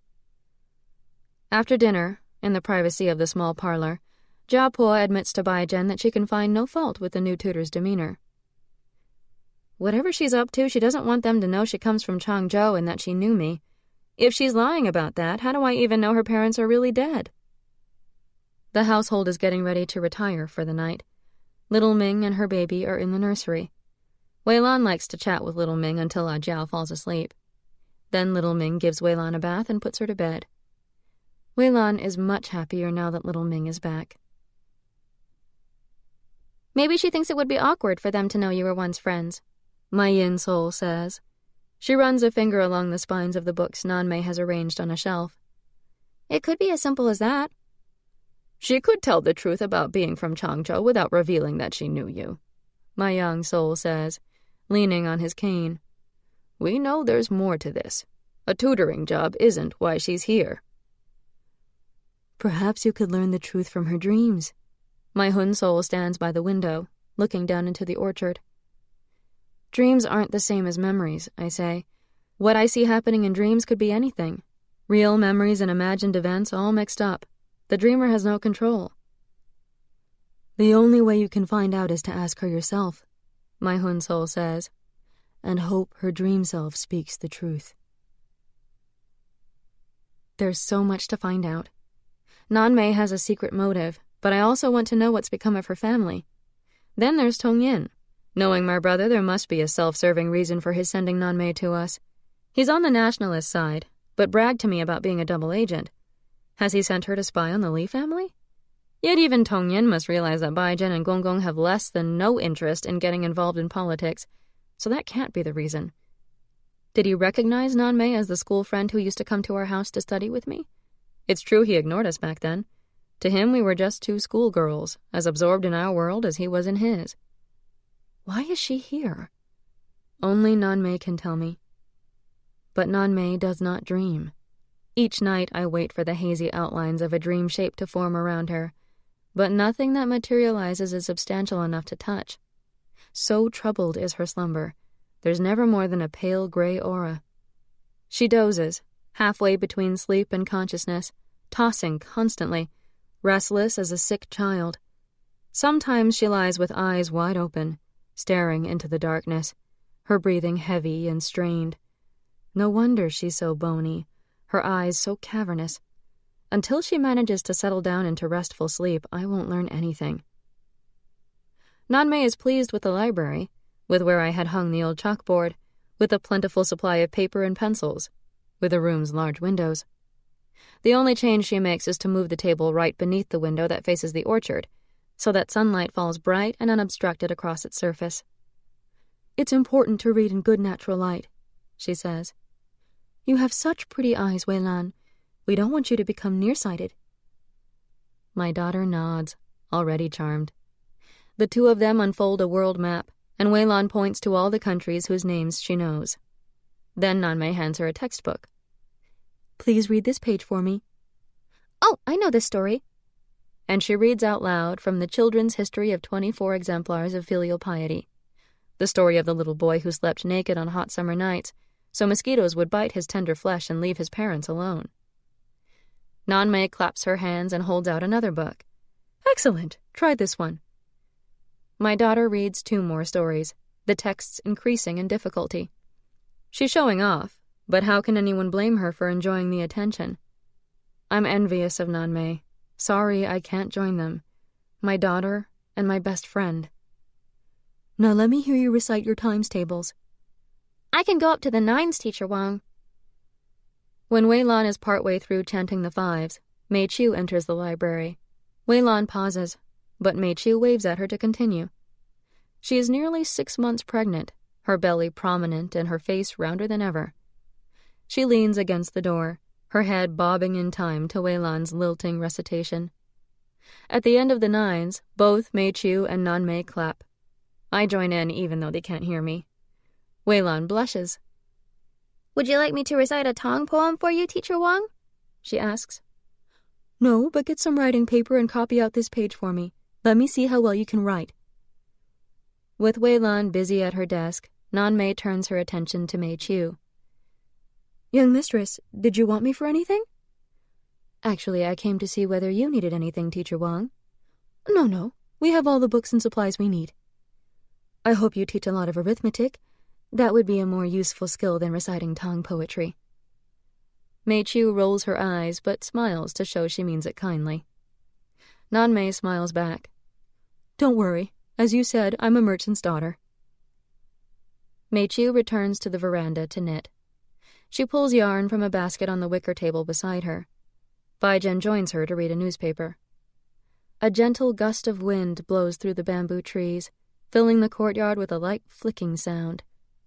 It's October, but the afternoon is warm, and the sun stretches across the rock garden, staining its surfaces with a rosy gold light.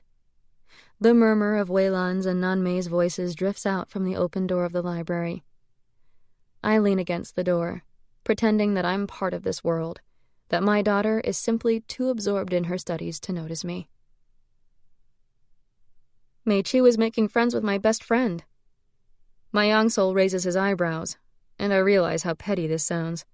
I try to explain myself. Nanmei is only a hired tutor. Meiqiu is a mistress of the house. I don't think Meiqiu is very strict with protocols, says my yin soul. After all, a teacher is a respected figure. Yes, and they have so much in common, I snap. Nanmei is no mere merchant's daughter. Her father owns the biggest cotton mills in the province. First Nanmei is only a hired tutor, now she's too good for Meiqiu, my yin soul remarks, yawning, showing her tongue, as pink as a cat's. They're both lonely and they're of a similar age, says my hun soul. You should be happy that they're getting along. And didn't you hope Meiqiu would be kind to Weilan? I think she's being very nice, and Nanmei's presence helps bring them closer. If she delivers a son, who knows how she'll treat my daughter. That's when we'll see her true colors. I can't help my grumbling, even though I know how unreasonable I sound. Chapter 23. Old Quan is speechless at the sight of 3 huge air-dried hams from Jinhua, the finest he's ever seen. Meiqiu's mother has sent 2 servants to Pinghu, laden with food and herbal tonics to nourish Meiqiu during her final months of pregnancy. There are also gifts for Baijian and my in-laws, European cookies filled with cream and nuts, chocolate candies, and, of course, several jars of strong rice wine. There's even something for Weilan. It's only a length of fabric, blue cotton woven with pink blossoms, but since Meiqiu's family isn't obliged to give my daughter anything at all, I'm immensely pleased by this gesture. Meiqiu's family had swarmed all over our houses and gardens at the wedding. It had really been too cold to sit outside in the pavilion, but they did so anyway, delighting in the rock garden, the bamboo grove, the orchard. I had been envious of Meiqiu's brisk and sensible mother, her amiable father, her high-spirited siblings. I hope the gift of fabric is a hint from Meiqiu's mother that she should be kind to her little stepdaughter. To Weilan's delight, the servants have also brought 10 black silky hens and 1 black rooster. 6 of the hens are meant for the pot. Broth simmered from these birds is extremely nutritious.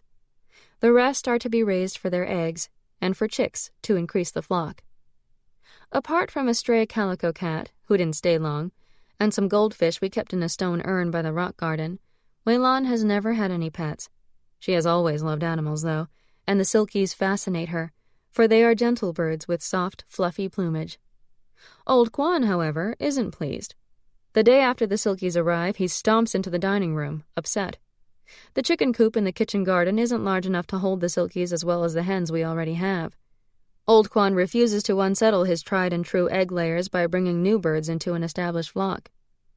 Furthermore, says Old Quan to Jiapo, arms crossed, we can't raise them. Those silkies are too meek to be part of a mixed flock.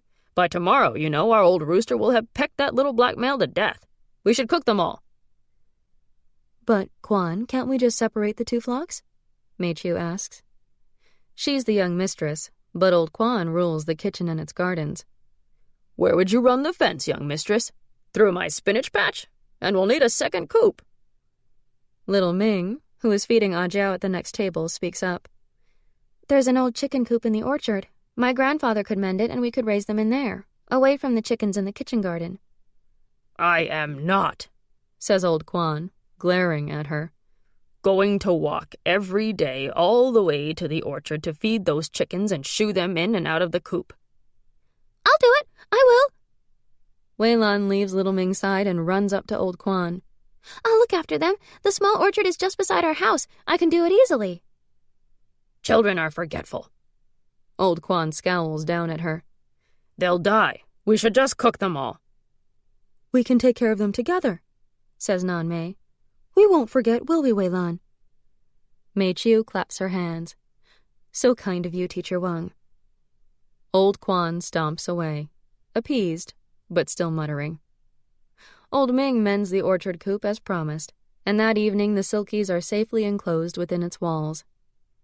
Each morning, Wei-lan and Nan-mei open the coop door to a symphony of crooning and clucking as they scatter grain for the mild-mannered chickens.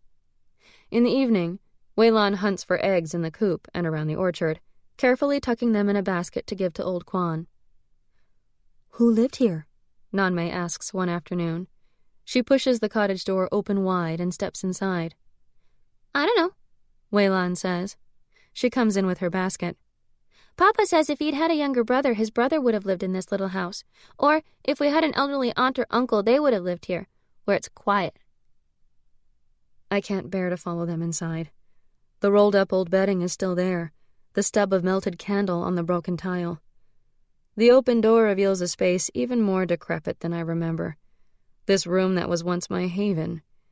But it's humiliation that washes over me. And memories, now unwanted, of delirious love-making.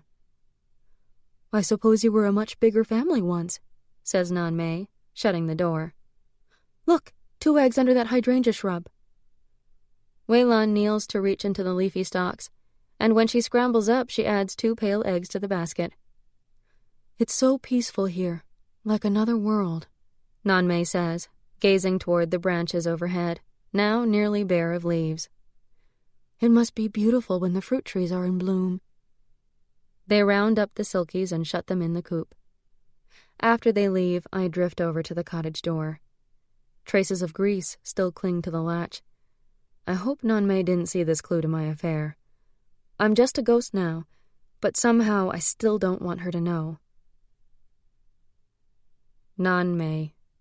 How I waver between gratitude and jealousy. She's a good teacher, patient and observant, always mindful of Wei-lan's needs and interests, ready to fan curiosity into knowledge. She's reserved and respectful with adults, but when she and Wei-lan are alone, she's as merry as a child. Her eyes shine with as much pleasure as Wei-lan's when the 2 of them turn the pages of the books my sister sent us years ago. She explains each lesson instead of having Wei-lan just memorize the words, and takes her questions as seriously as though they come from an adult. Wei-lan would stay in the schoolroom all day, but Nan-mei insists on naps. You need to be rested so that what you learn can settle into your brain. Besides, she laughs, I need a rest too, just to keep up with you. Nan-mei tells Bai-jen that Wei-lan is quite possibly the cleverest little girl she has ever taught. Her mother was well educated and tutored her, says Bai-jen, beaming. My first wife came from a fine family, a long line of scholars, but of course you know that if you know her brother. He's the friend of a friend. I can't claim the honor of calling him my own friend. She is courteous, but guarded. When Wei-lan naps in the afternoon, Nan-mei stays in the library. She seems to have set herself the task of examining all the books there. She pulls each one out in turn, flipping through pages but rarely seeming to read. She marks her day's progress with a slip of paper tucked between 2 volumes and, at the next opportunity, starts her inspection again from there. She even looks through the used exercise books I could never bring myself to throw out. They contain Wei-lan's earliest efforts at writing. I must find a way to enter her dream life. I wait each night beside her bed, watching for a sign that she has finally settled into a sleep deep enough to hold dreams. On a night when the moon is full, I visit Nan-mei as often as I do, but this time she doesn't sleep at all. She pulls her coat on over her nightclothes. Her cloth shoes slide silently along the veranda and down the stairs, which are repaired now and don't creak. Her trembling fingers press the latch of my bedroom door, and she slips inside. The door closes behind her softly.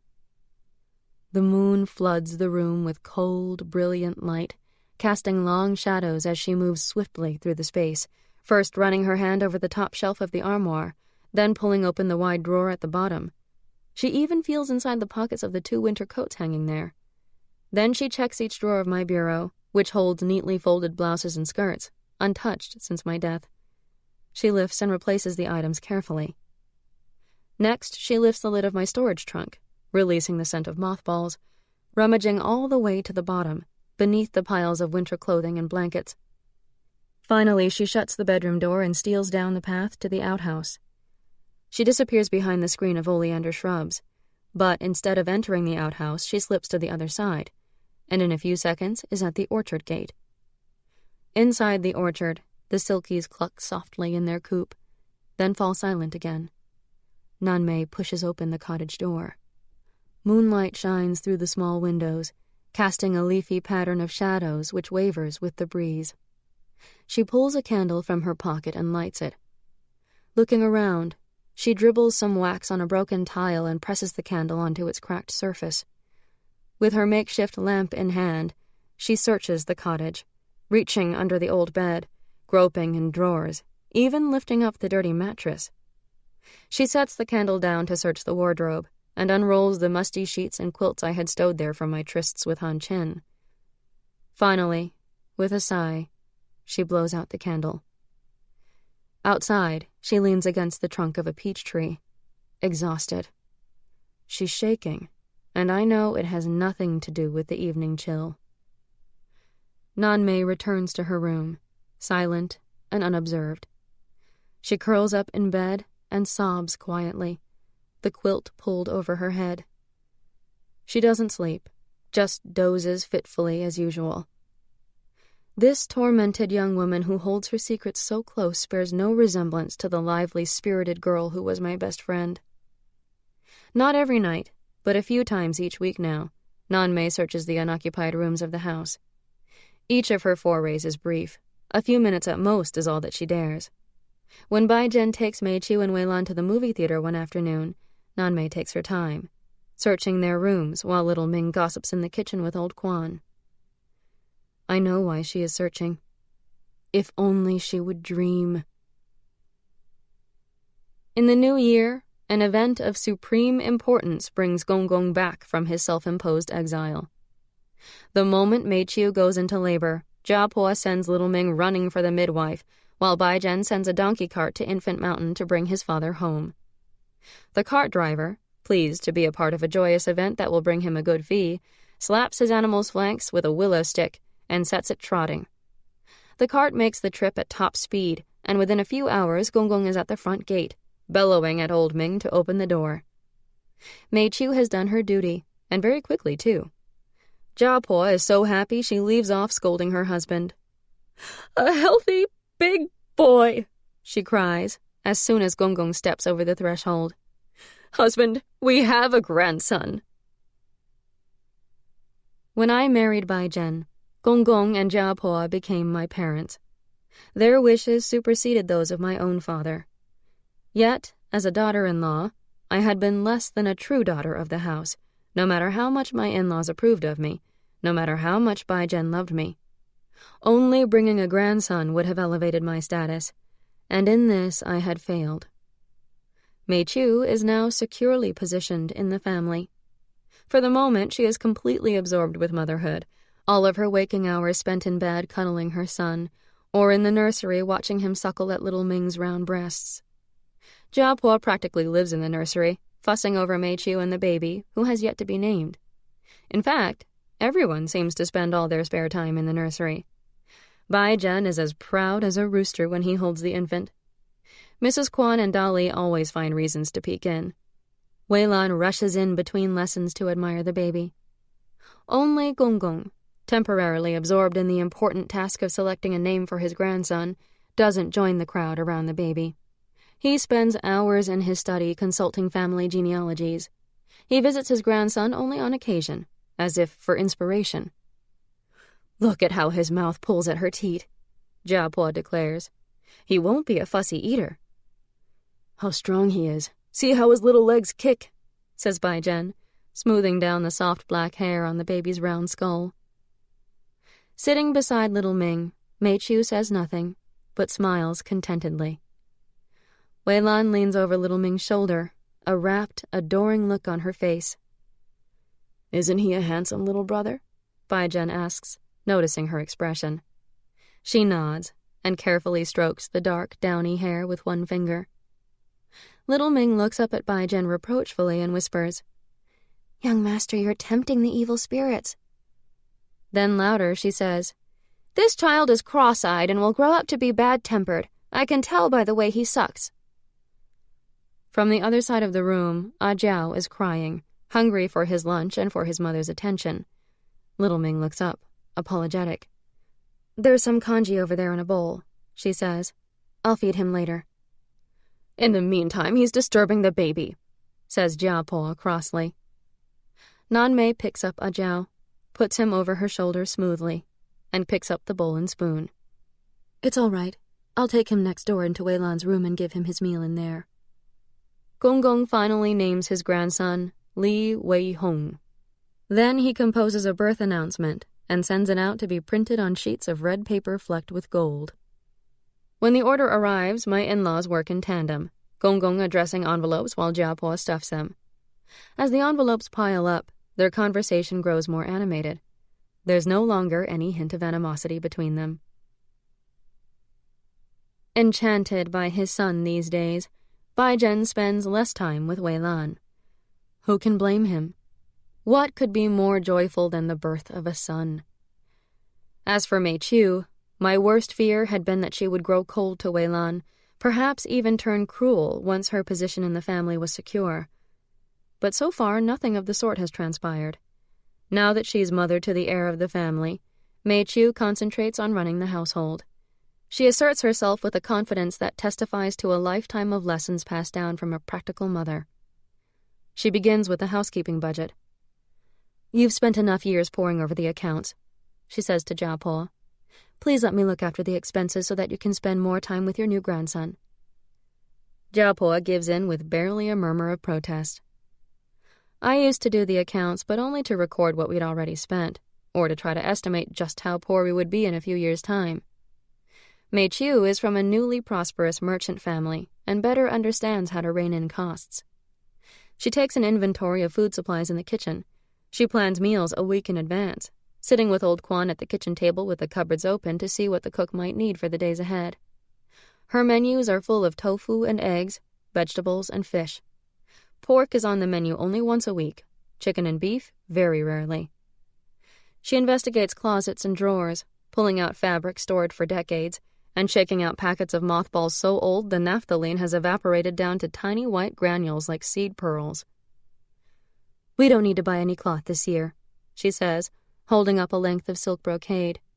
"This material has been hidden away for such a long time, it should all be used."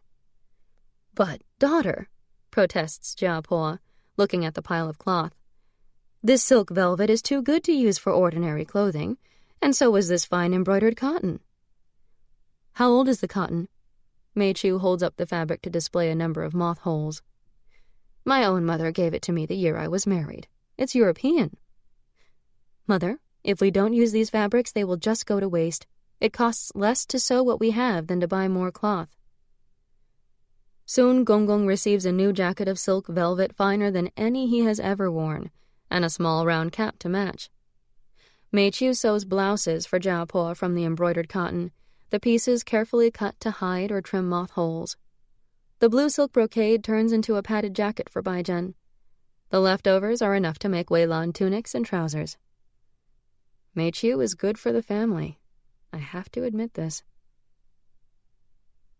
No one dreams about me anymore. I've been dead just over a year. Mei Qiu's baby, Gong Gong's return. They have other things to think about.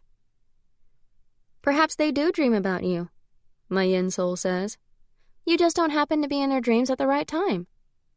She wafts the fragrance of osmanthus blossom in my direction, but it fails to soothe me.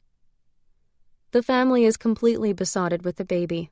I'm the last thing on their minds. Do you see how comfortable Bai Jen looks with his new wife? "Are you jealous?" my Hun soul asks. "You were never in love with him." Well, of course I'm glad that he has a wife who's so good to him, and that he has a son. I just thought it would take him longer to forget me. "He remembers you. He loves you still. But he always was in awe of you," says my Hun soul.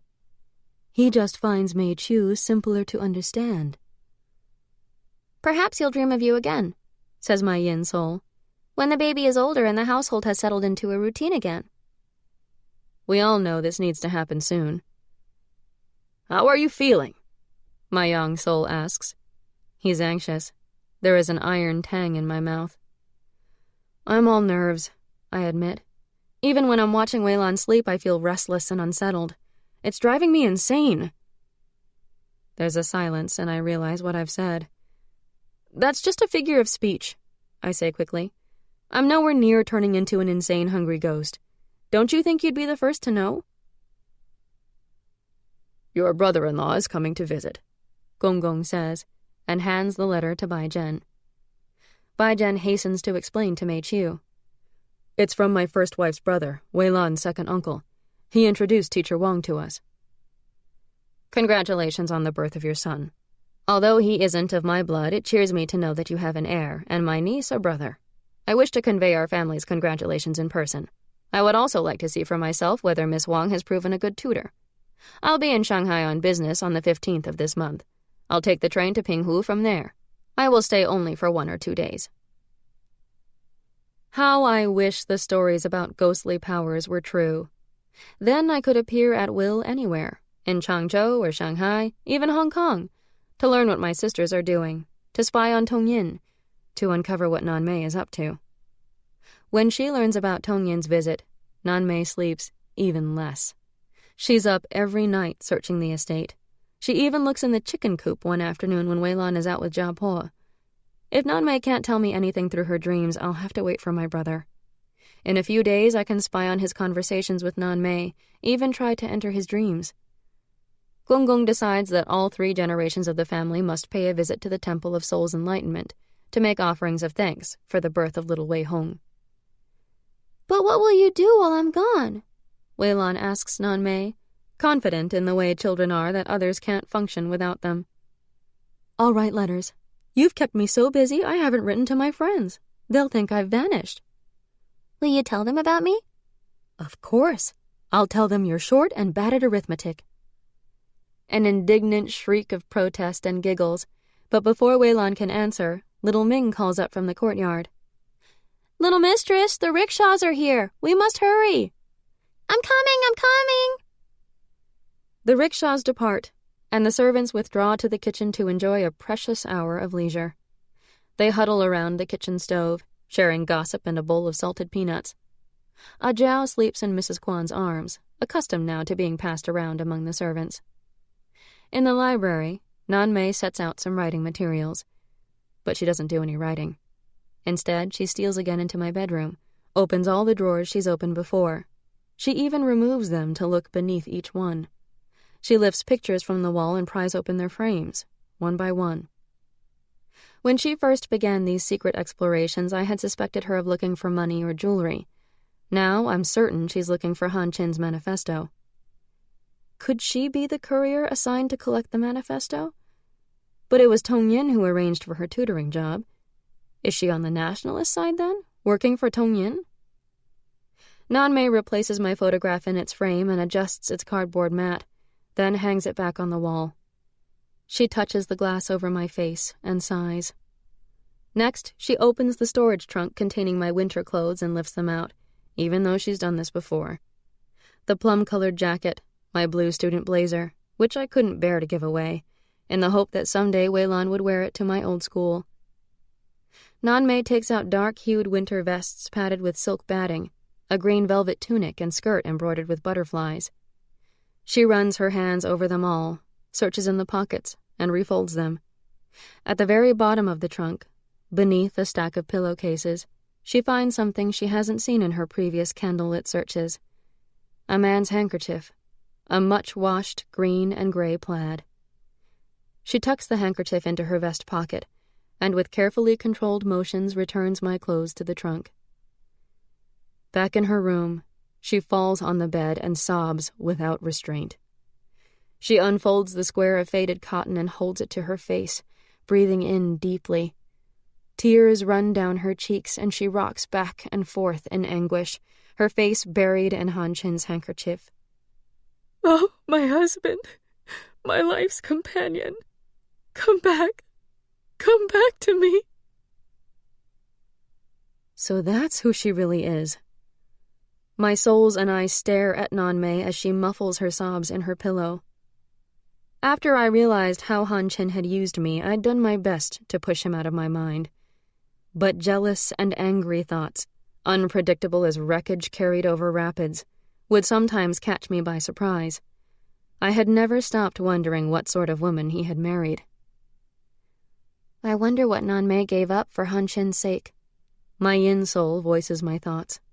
Her brow furrows in sympathy for Nanmei, and she approaches the bed as if to comfort the weeping woman. There was a time when you would have been jealous of her for marrying the man you loved but couldn't have, my young soul says. He watches me carefully. Now I'm dead, and when I see her cry, I grieve for her. Ah, because she is a widow? My Hun soul asks. I shake my head. No, because she loved a man who was unworthy of her. Chapter 24. Nanmei opens the top drawer of the old bureau in her bedroom and pulls out a diary with a detachable cloth cover. When she removes the cover, I see a pocket sewn to its inside, a pocket containing 2 small photographs. The first is a wedding photograph, hand-tinted. The couple wears traditional high-necked tunics of simple design. Nanmei's bridal status is made obvious only by the artificial flowers she holds to her chest. She is joyous. Her plump face beams out at the camera. Han Chin's familiar smile is a little ironic, patient. Nanmei sets this photo down gently on the bureau top. The second photograph is one I recognize. I have a copy myself. It's in an album I'd left behind in Changzhou, along with just about everything else from my school years. In it, Nanmei and I are side by side at a podium. Behind us is a banner for the debate club. This image had been published in our school yearbook with the caption, "Most likely to marry politicians." Nanmei studies our faces, our pert, confident smiles. Then she takes from the drawer a sheet of flimsy blue paper and a pencil, and begins to write. My dearest husband, I guessed you were here, that you came to lay in for help. Now I know you found her. I knew that even if you told her about us, she would still have helped you. She was a good friend and a good person. I regret nothing, Han Chin. I don't care that my family disowned me. I don't care about all those years in poor farming villages, living in mud brick shacks. Even being apart so often, you in the city, me teaching in rural schools, I was happy. We were building a new China together. But of course Han Chin never told me he was married, let alone to my best friend. He knew the depths of my infatuation, knew I would be jealous and angry, and manipulated me in his own way. Nanmei has a better opinion of me than I deserve. And now I know that she was teaching school in the country while Han Chin returned to soft beds and city life in Changzhou and Shanghai to run his spy network. But why is she writing a letter to a dead man? She pulls out another sheet and begins writing again. Dear Lei-yin, as soon as I met Han Chin, I understood why you loved him. You never knew I delivered all your letters to his office personally instead of putting them in the post. He was so kind, so attentive, so willing to take the time to chat with me. I told him I would be attending university in Suzhou, a less prestigious school than yours. I envied you so much. Your university, your romance, your future. After I arrived at my aunt's home in Suzhou, my sister let me know in a letter that your marriage, so sudden, was the talk of the town. Then Han Chin came to see me. He had taken a teaching job in Suzhou and decided to look me up. I was so flattered. Do you remember when we promised to write to each other every week? But we didn't. And now you're gone. I am so sorry. But I'm writing to you now. She crumples up both letters and drops them in her wastebasket, an old tin bucket that's missing its handle. She lights a match and kneels down to watch the pages burn. Outside, a babble of voices announces the family's return from the temple. Nanmei hides her photographs and slips the cloth cover over the diary. She pushes the book to the rear of the drawer and shuts it. and by the time Wei-Lan bounds upstairs, Nanmei is in the library, quietly writing letters. I ride in the rickshaw facing Baijian and Tongyin. My brother descended from the train with 2 suitcases. He and my husband are sitting with their feet propped up on the luggage. "My mother looks forward to seeing you again," says Baijian. "Your last visit was the liveliest evening we'd had in years." I remembered that visit. The mahjong, the drinking. Tongyin telling me about Han Chin's wife. "With your new son, the house must be quite lively every day." "Yes, it is, but it's different. The whole household revolves around the baby." "I hope your wife doesn't mind. After all, I'm a reminder of your first wife." "Nonsense. You're my brother-in-law and Wei-Lan's uncle. Death does not cut the ties of family. Why, do you remember the Wu and Kong families my mother mentioned on your last visit? They continue to call each other kin, even though the Kong boy died a few months after the betrothal." "So the Wu girl is now considered a widow?" Almost. Her parents are finding another husband for her, but the Kong family gets a say in the decision. A mere courtesy, of course." When Tongyin appears for dinner, his arms are loaded with packages that he puts down on a side table before bowing deeply to Gong and Jiapo. "Please accept gifts from our family, with congratulations on the birth of an heir." Gong is visibly moved. "Not a day goes by that we don't cherish the memory of your sister. Tomorrow we'll show you her ancestral tablet in the family temple. Wei-Lan can offer incense along with you." "Exactly. Those were my intentions, to offer incense to my sister. Perhaps I could see the schoolroom tomorrow. I'd like to report back to my eldest brother that all is well with our little niece's education." It's a sham on Tongyin's part, I'm sure of it. A letter of congratulations for the birth of little Wei Hong would have been enough. Perhaps a red envelope with some token amount of cash, or a gift of tea and ginseng. All this could have been arranged easily by Changyin's secretary. There was no need for Tongyin to come in person. Old Quan had been ordered to splurge on this meal. Fish soup thick with strands of beaten egg appeared on the table, a jellied pork terrine, fragrant tea-smoked duck, and river crabs steamed with ginger and wine. The liquor, once again, is fine cognac, a gift from Tongyin. Wei-Lan isn't present. She and Nanmei are eating in the nursery with little Ming and the baby. After supper, Jiapo sends for them. Wei Hong, in little Ming's arms, receives most of his grandparents' attention and words of praise from Tongyin. "Such healthy color in his cheeks. What a solid little arm." That's the extent of what my brother can say about babies. He turns his attention to Nanmei. "Teacher Wang, I hear your work is excellent." "Yes, excellent," he says. "I look forward to talking with you tomorrow, perhaps when Wei-Lan is taking a nap." She bows her head. "Anytime you wish tomorrow, Mr. Song." Then she gives Wei-Lan a tap on the shoulder, a small push forward. "Good night, second uncle," my daughter says, her voice confident. "I'd like to recite some poetry for you tomorrow if you have time." "I would be delighted, little one." I feel proud of Wei-Lan's poise, and know that Baijian feels the same because he pats Wei-Lan's head approvingly when she passes his chair on her way out. Tongyin's eyes follow her. "How is your stepmother?" Jiapo asks. "We used to enjoy her letters to Lei Yin. So much useful advice." "Ah, you mean father's concubine. She is well, very well. As competent as ever, yes, still running the house like a general." I have to smile. Even though Ji Ling is the clan matriarch now, she is no match for stepmother and head servant Lu. "Wei-Lan is a lovely little girl," Tongyin says, clearing his throat. "Very lovely, very bright. Have you thought about her marriage?" I don't know why, but my heart lurches in fear at his words. "I must confess," says Baijian, "I haven't thought about it much. She's not yet 7 years old.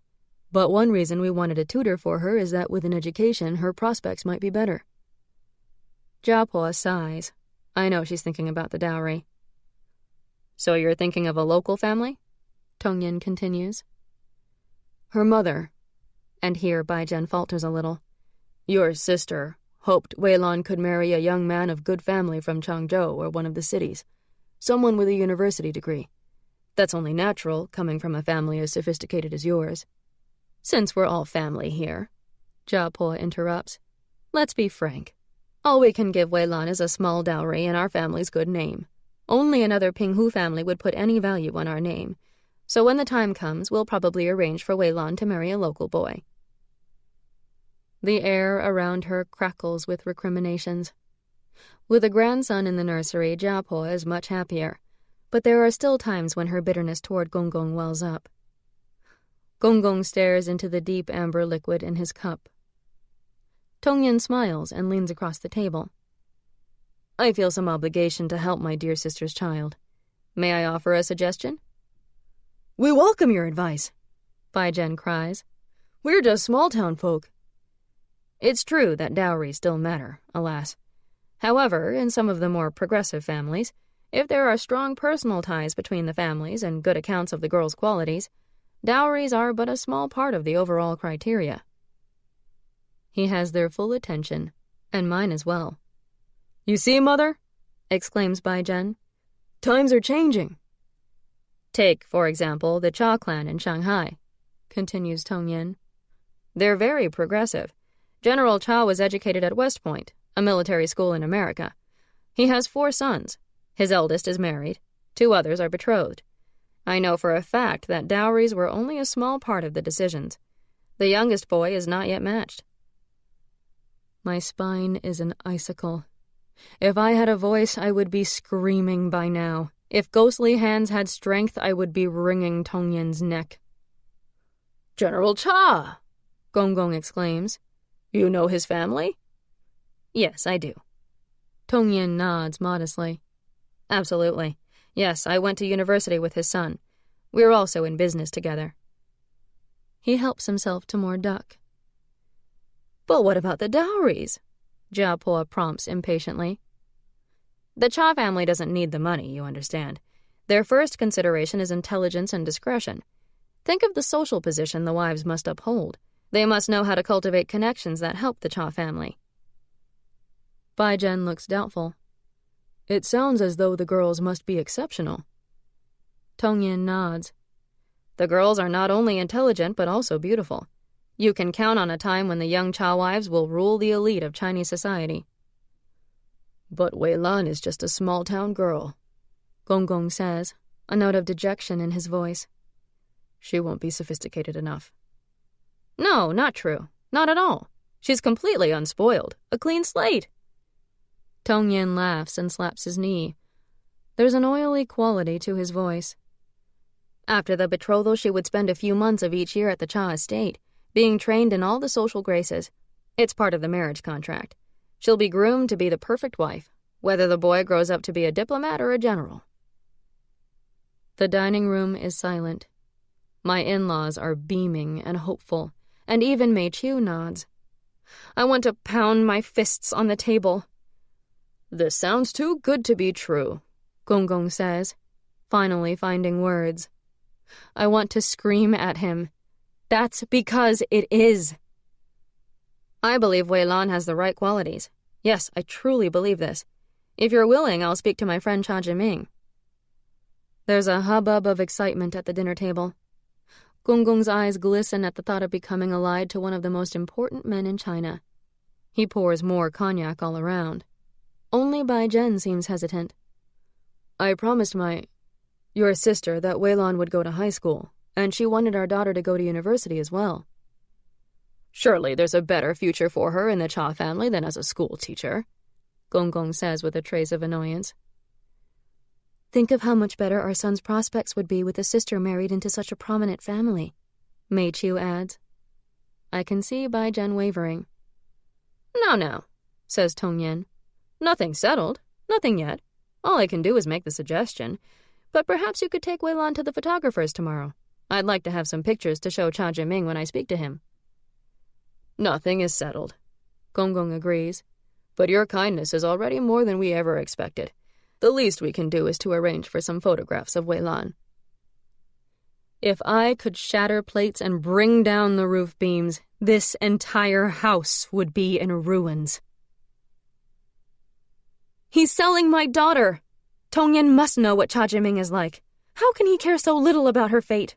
And the family's going along with it. Even Bai Zhen is swayed. They don't know what you know about the Cha family, my young soul says. Perhaps Tongyin doesn't really know either, or he believes Cha Jiming wouldn't touch his younger brother's fiancée. All Tongyin knows is that the Cha family once made an offer for Fei Fei, my yin soul says, and that gave him the idea. What Tongyin knows, suspects, or is ignorant about doesn't matter, says my hun soul. Wei Lan mustn't end up with that family.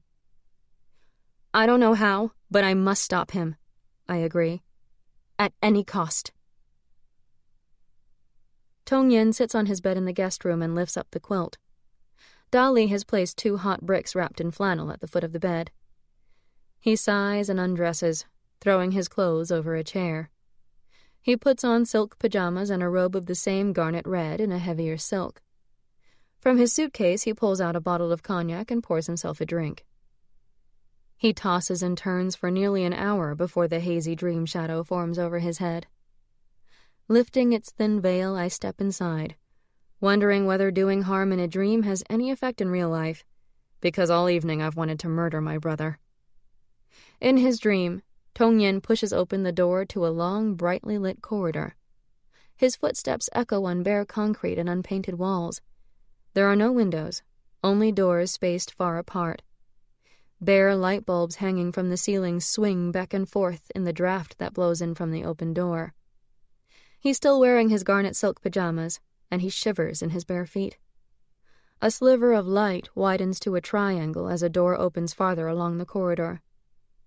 My brother hesitantly enters a dingy office where a nationalist police captain is seated behind a desk. Other men are sitting in the dim shadows at the corners of the room, their faces indistinct, their figures dark and threatening. I don't have it. I don't have it. Tongyin looks frightened. I'm sorry. I didn't know the document existed until after he was executed. It's the only thing that will save you. The police captain's face blurs, and now I'm looking at Cha Jiming. My sister would have known where to look, says Tongyin. But now she's dead. I'm trying my best. I've sent Han Chen's wife to look. I didn't tell you about her, but that's what I've done. Rising to their feet, the shadowy figures in the corners reach for their guns. Wait! Cha, tell them! He looks at Cha Jiming, pleading. We're related. We're family. My niece is married to your little brother. Cha Jiming shakes his head. Not yet. A gun appears in his hand. Tongyin turns and runs into the corridor, which stretches out in an endless tunnel to nowhere. His movements are agonizingly slow, as though he is pushing through river mud, his pursuers always just a few steps behind. Then he wakes up, shuddering. I've learned nothing except what I already know. Tongyin's frightened of Cha Jiming and the nationalist police, and Tongyin somehow knows about the manifesto. I can't be sure of anything else. Does Cha Jiming also know about the manifesto? Does he know that Tongyin thinks it's hidden here? Then I realize that my hand is still holding on to the edge of his dream shape. Tongyin reaches for the packet of cigarettes on his bedside table. The table blurs. Its color changes from a lacquered black to a rich mahogany. Through the window, a noonday sun blazes down on a rose garden in full bloom. He's still dreaming. To escape his fear, he dreamed of waking up. Now he started a new dream, and he's in his bedroom in my family's Changzhou villa. Nanmei enters the room, a Nanmei dressed in drab peasant clothing, thin and dirty. Miss Wang, what progress have you made? He asks, with no sign of the terror of his previous dream. A faint wisp of tobacco smoke curls upward with his words. I will my dream image to appear. I need to speak with him directly. You should ask Lei Yin, says Nanmei's dream image. I know she saw your husband while he was in Pinghu. He laughs, and it's not a pleasant laugh. Yes, I would say she helped him quite a lot, my little sister. Nanmei's features swim, and now it's my dream image that paces through the room, dressed in a school uniform, hair and 2 pigtails. I look about 15 years old. So that's how my brother remembers me. The image begins to waver, but before it can shift back to Nanmei's figure, I step in. My body prickles all over. Not quite a sting, not quite an itch. Then the sensation dwindles, my dream image grows solid, and I face my brother to say what I've wanted to shout all evening. "Don't you dare offer my daughter to the Cha family!" Tongyin looks startled. Then he smiles. "But I'm doing it to keep our family safe, little sister. If we're related to them, they can arrest me." "Arrest you for what?" He doesn't answer my question. "Little sister, where's Han Chen's manifesto?" "Why? How does that document have anything to do with my child?" He doesn't reply, just buries his face in his hands. I try again.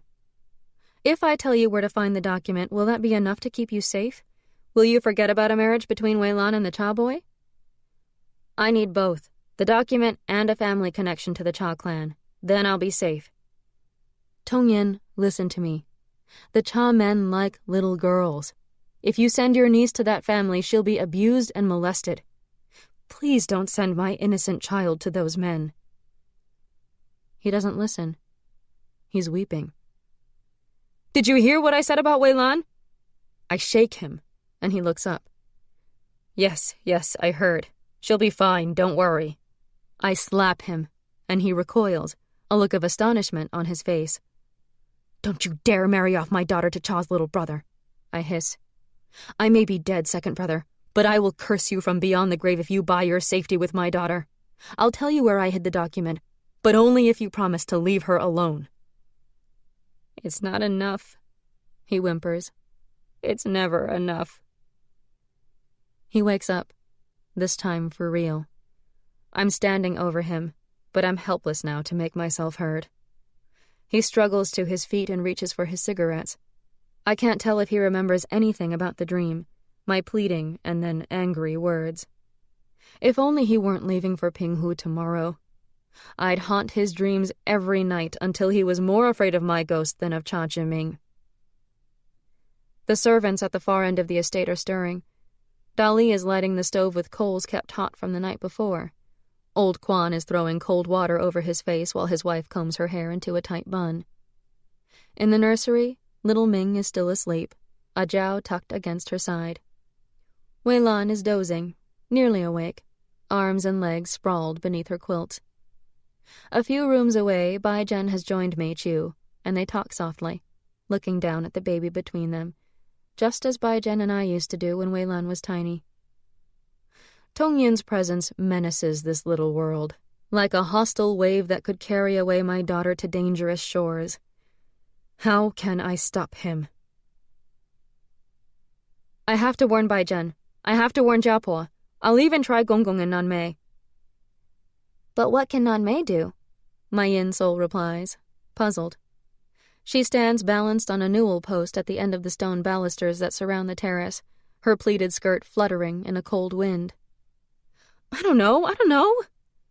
I pace from the edge of the terrace to the door of the family shrine and back again, my mind confused. I've never felt so helpless. But I must do what I can, influence whoever I can find dreaming of me. I don't care if the family gets frightened by my ghost haunting their dreams. Perhaps the Cha family will reject Tongyin's offer, my yin soul says. Perhaps we have nothing to worry about. I can't take that risk. Once Tongyin has photographs of Wei Lan to show Cha Jiming, the situation will be out of my control. Everything will happen away from Pinghu. You don't have any control anyway, my yin soul points out. We have another day, my yang soul says. The old gentleman looks tired again as he says, When Tongyin and Nanmei are alone, perhaps we'll learn the true story. City lights are blazing neon, underworld whispers in the night.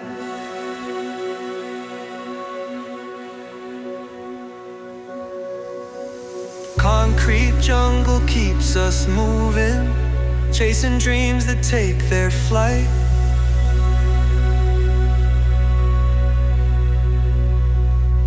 We paint the town with stories bold, every step a tale unfold. In the shadows, truth we find. Street poetry blows our mind. Graffiti preachers drop their wisdom, buskers play their unsung hymns.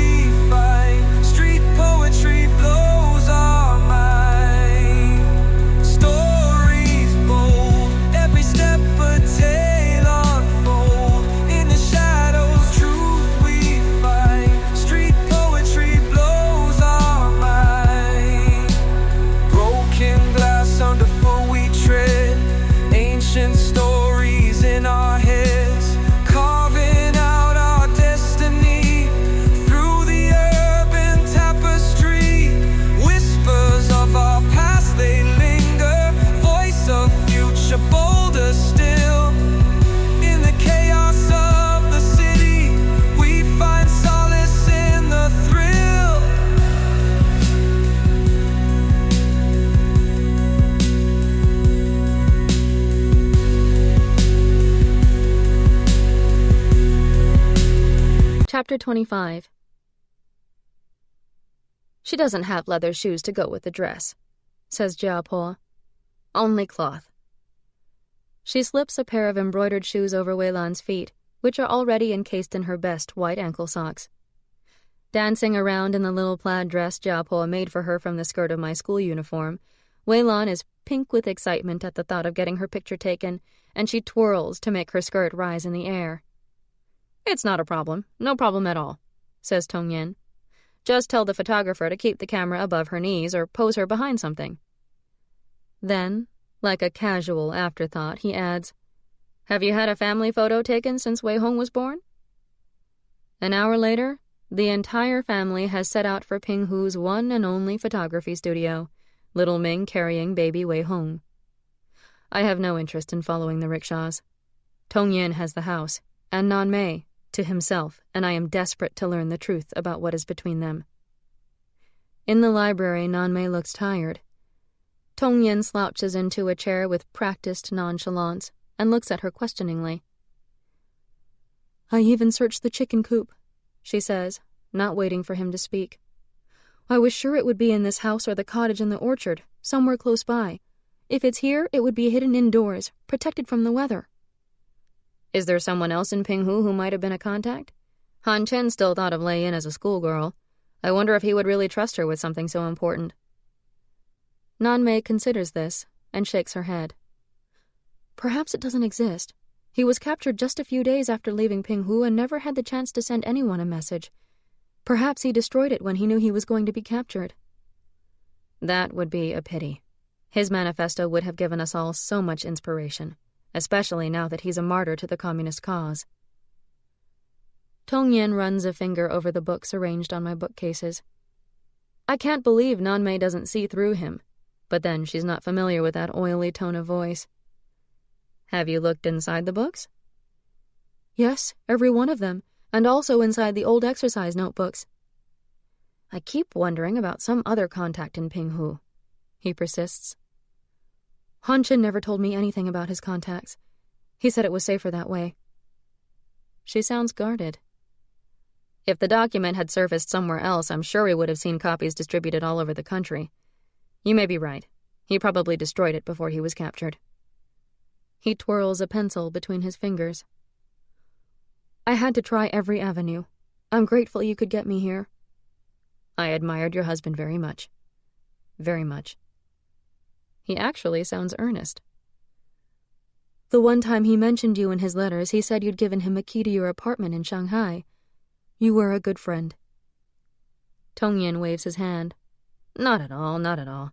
It was only a few rented rooms, not even in a very good part of town. Did he say anything else about our friendship? His tone is casual, but I know there is emotion behind it. He didn't tend to reveal much in writing, as you know. I thought you were just an old friend until you told me you were one of his agents.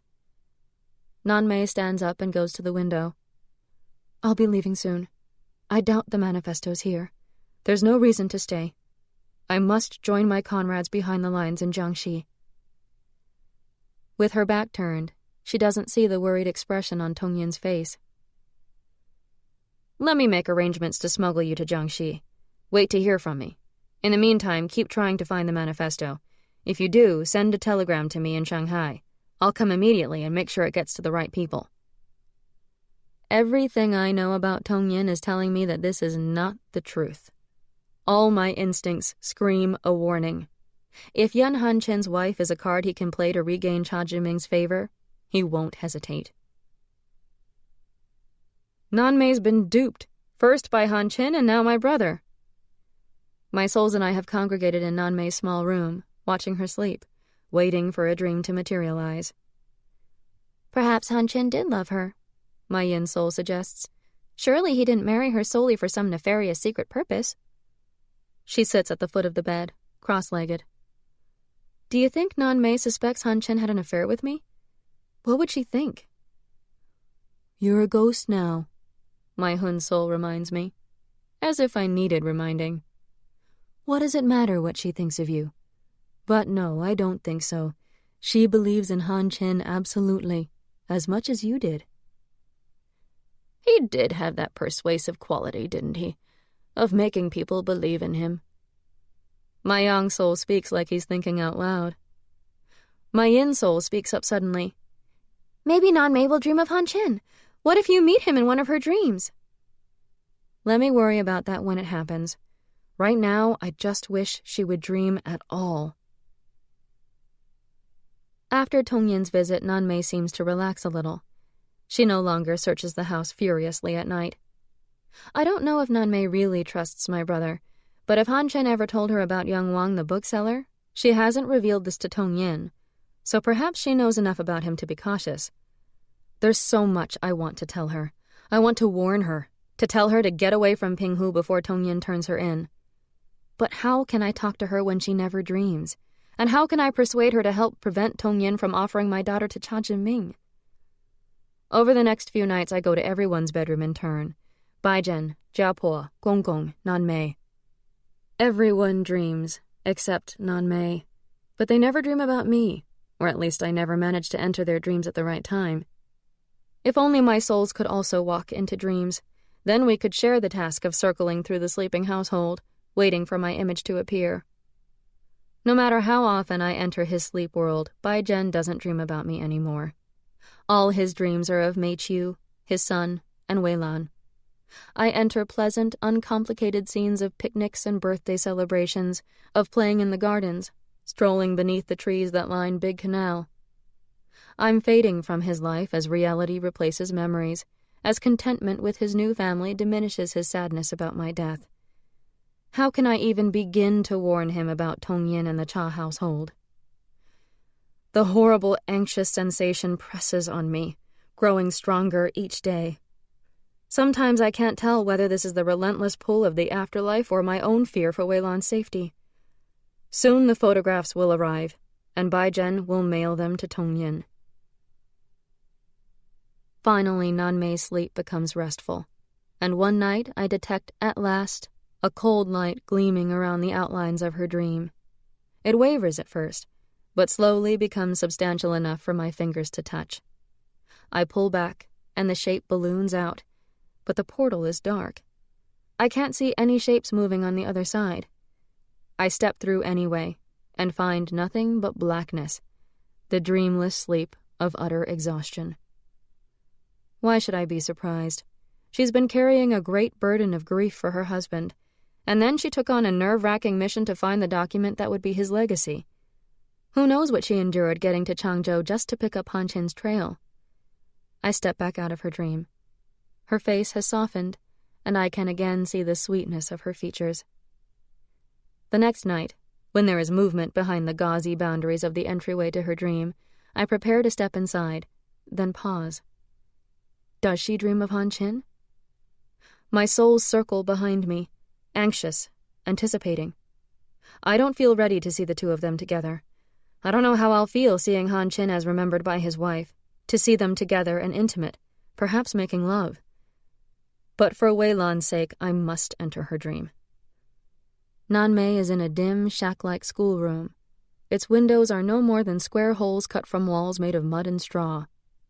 20 students, men, women, and adolescents in the tattered clothing of peasants, sit on the floor as she writes on the chalkboard the words for China and revolution. Han Chin stands by the door of the shack. Although I had prepared myself, his presence still jolts me. He holds a box of pencils and scraps of paper. I'm ready to face my fears. So I walk up to the dream image of Han Chin and touch his shoulder. But he doesn't respond. He's only there in Nanmei's imagination. Now Nanmei stands in a barn ripe with the odor of pigs and chickens. She holds up cards inscribed with large characters. The peasants sitting on dirty piles of straw repeat after her as she flashes the cards. Field. Rice. Oil. Han Chin stands by the door, again holding pencils and paper. Nanmei is in our little library. Weilan is writing in a notebook. 3 other children I don't recognize share the table, doing the same. Weilan wears the plaid dress, and her hair is in pigtails. Han Chin stands by the door, holding a box of pencils and sheets of paper. "How are your little students?" he asks. "They're working on your manifesto," she replies. I can't find it, so we must write another one. Ask Lei Yin, says the dream Han Chen, indicating the wall where my photograph hangs. I will her to think of me. I beg her, silently. Her hand on Weilan's shoulder, Nanmei pauses to look up at the wall. A woman appears at the door of the library, her face indistinct, but wearing the dress and jacket from the photograph. Her face is blurry, but surely the apparition is meant to be me. Before it can grow hazy or vanish, I hurry over, rush into the figure. There's a prickling sensation, the now familiar all-over tingling, and as it recedes, I can tell from the changed appearance of my clothing, now clear and visible, that I fully inhabit my dream image.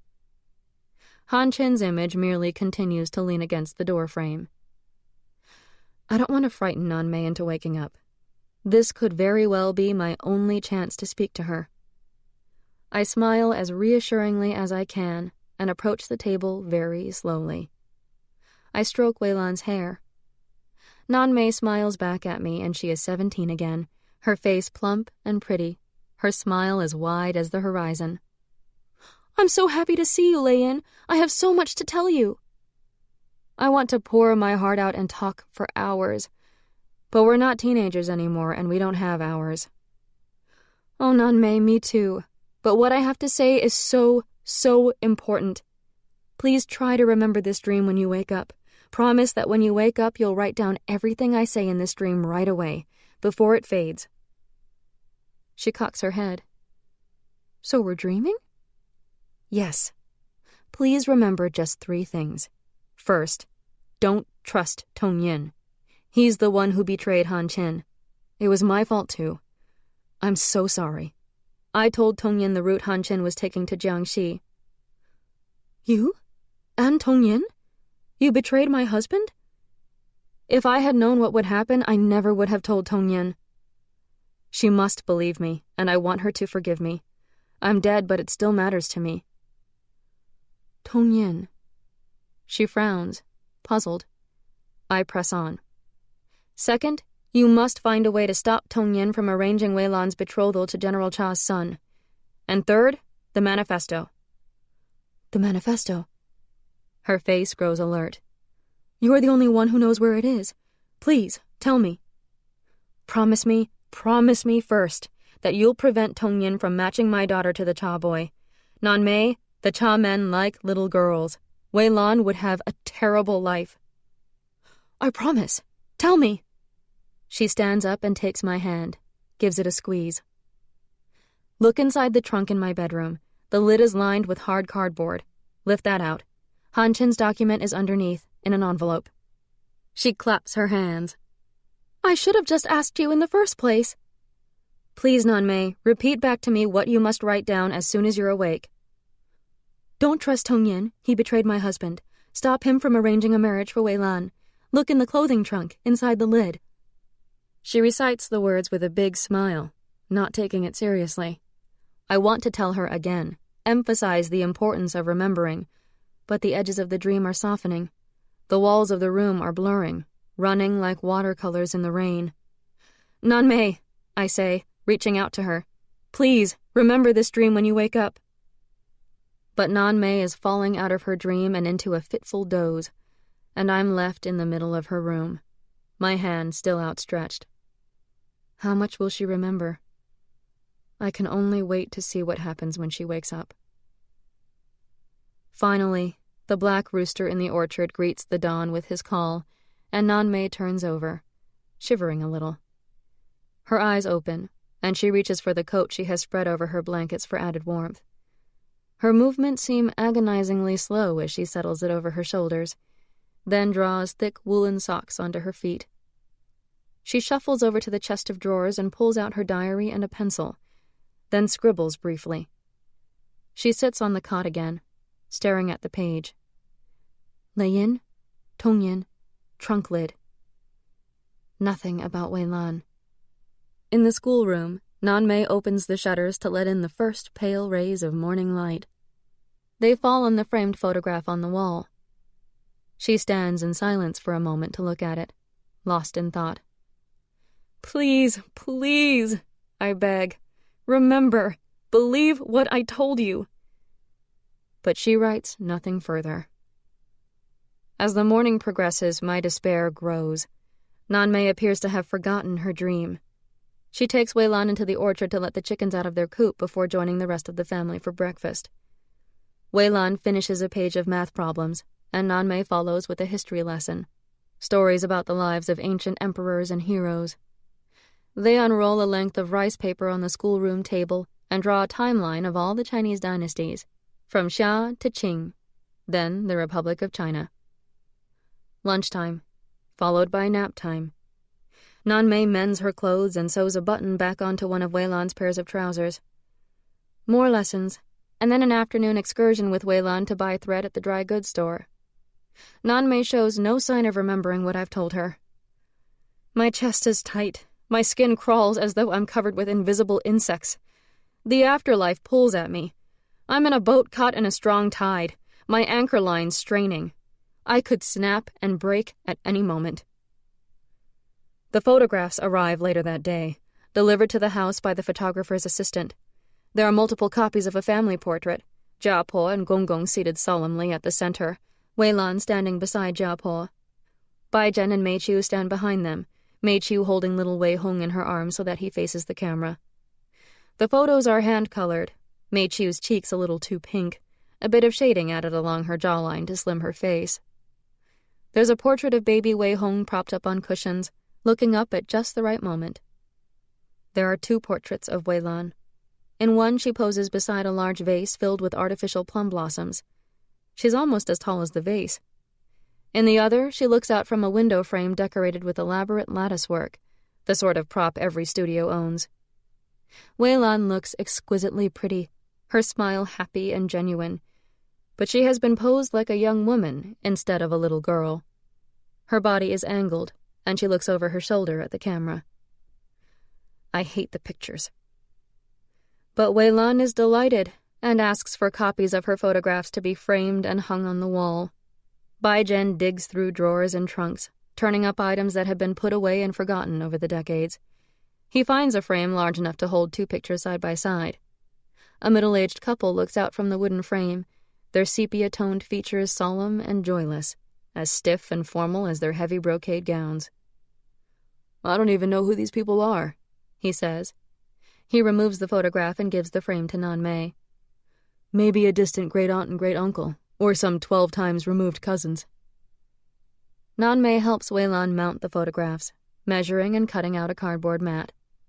Then comes the important decision of where to hang the pictures. In your bedroom, suggests Nanmei. No, Wei-lan says. I want to be beside my mother, here on the library wall. Bai-jen returns to find Wei-lan's likeness hanging on the wall beside mine. Look, Papa, look where we put my photographs. Yes, they look very nice, just the right place. Will second uncle like them? I'm sure he will. I'll mail him a set tomorrow. Wei-lan skips out, pleased with her efforts. Nanmei clears away the strips of leftover cardboard. Her uncle must be very fond of her. How nice of you to send him these. He's trying to arrange a marriage for Wei-lan, so he needs her photographs. Really? She's still very young. Nanmei's voice is matter-of-fact. Yes, she is, but the Cha family arranges their sons' marriages early. Perhaps you've heard of them? General Cha's family. At this, Nanmei sinks into a chair, suddenly trembling. Bai-jen, still studying the photographs on the wall, doesn't notice her distress. Did you say the family of General Cha? Yes, do you know of them? Of course, it's too much to hope that Wei-lan could marry into such a family, but my brother-in-law promises to try. He leaves the room, and Nanmei stares up at my picture on the wall, her hands clutching the seat of the schoolroom chair. My face gazes down at her. That night, Nanmei dreams again. She is a little girl, visiting her grandparents in Suzhou. I follow her out of a narrow house that backs onto a canal. Ancient willow trees grow along the banks, sweeping the water with the tips of their branches. She holds her grandfather's hand and follows him down the broad stone steps to the water's edge. A waiting boatman lifts her into a long barge, and her grandfather pats down the cushions before they sit. The boatman leans his weight against the massive oar at the stern, and the boat glides through the water. The old gentleman hums to himself, a comforting, familiar tune. The dream is so vivid, and Nanmei so happy to be a child again. "Grandfather," asks the child Nanmei, "do you believe in ghosts?" "Yes, of course. There are many kinds of ghosts. Most are just harmless spirits trying to make their way to the next life." "Have you ever seen one?" Her grandfather turns into Han Chin, who lifts up her small chin. "You shouldn't be afraid if you do see one, Nanmei. They're just trying to talk to you." With a heart-rending cry, Nanmei throws her arms around him. "Oh, Han Chin, I knew you'd come back to me." The edges of her dream crack, and Nanmei wakes up, tears soaking her pillow. I curse out loud. I didn't even have a chance to speak to her. It's just past 2 a.m, so perhaps she will fall asleep again. She whispers out loud in the still night air, "Come back to me, my life's companion. Oh, come back." Words without hope, only longing. Nanmei, go back to sleep and dream again, I implore. But she lies awake, eyes open in the dark. Then she sits up and pulls on her coat and heavy socks. She takes out a stub of candle and some matches from the chest of drawers and drops them in her pocket. With growing excitement, I follow her downstairs to my bedroom. She lights the candle and kneels beside the trunk. Lifting the wooden lid, she rests it against the wall. Holding the candle closer, she inspects the inside of the lid, then runs her fingers across the leaf-patterned paper that lines the interior. The paper is glued to cardboard, just as I told her. Putting the candle on the floor, she gently pries one corner away from the inside of the wooden lid. It curls up slightly. Amber yellow flakes of dried glue fall away as she runs her finger along the edges of the cardboard and then gently pulls it away. She sits back on her heels and shakes her head with a rueful look. There's nothing on the underside of the wooden lid.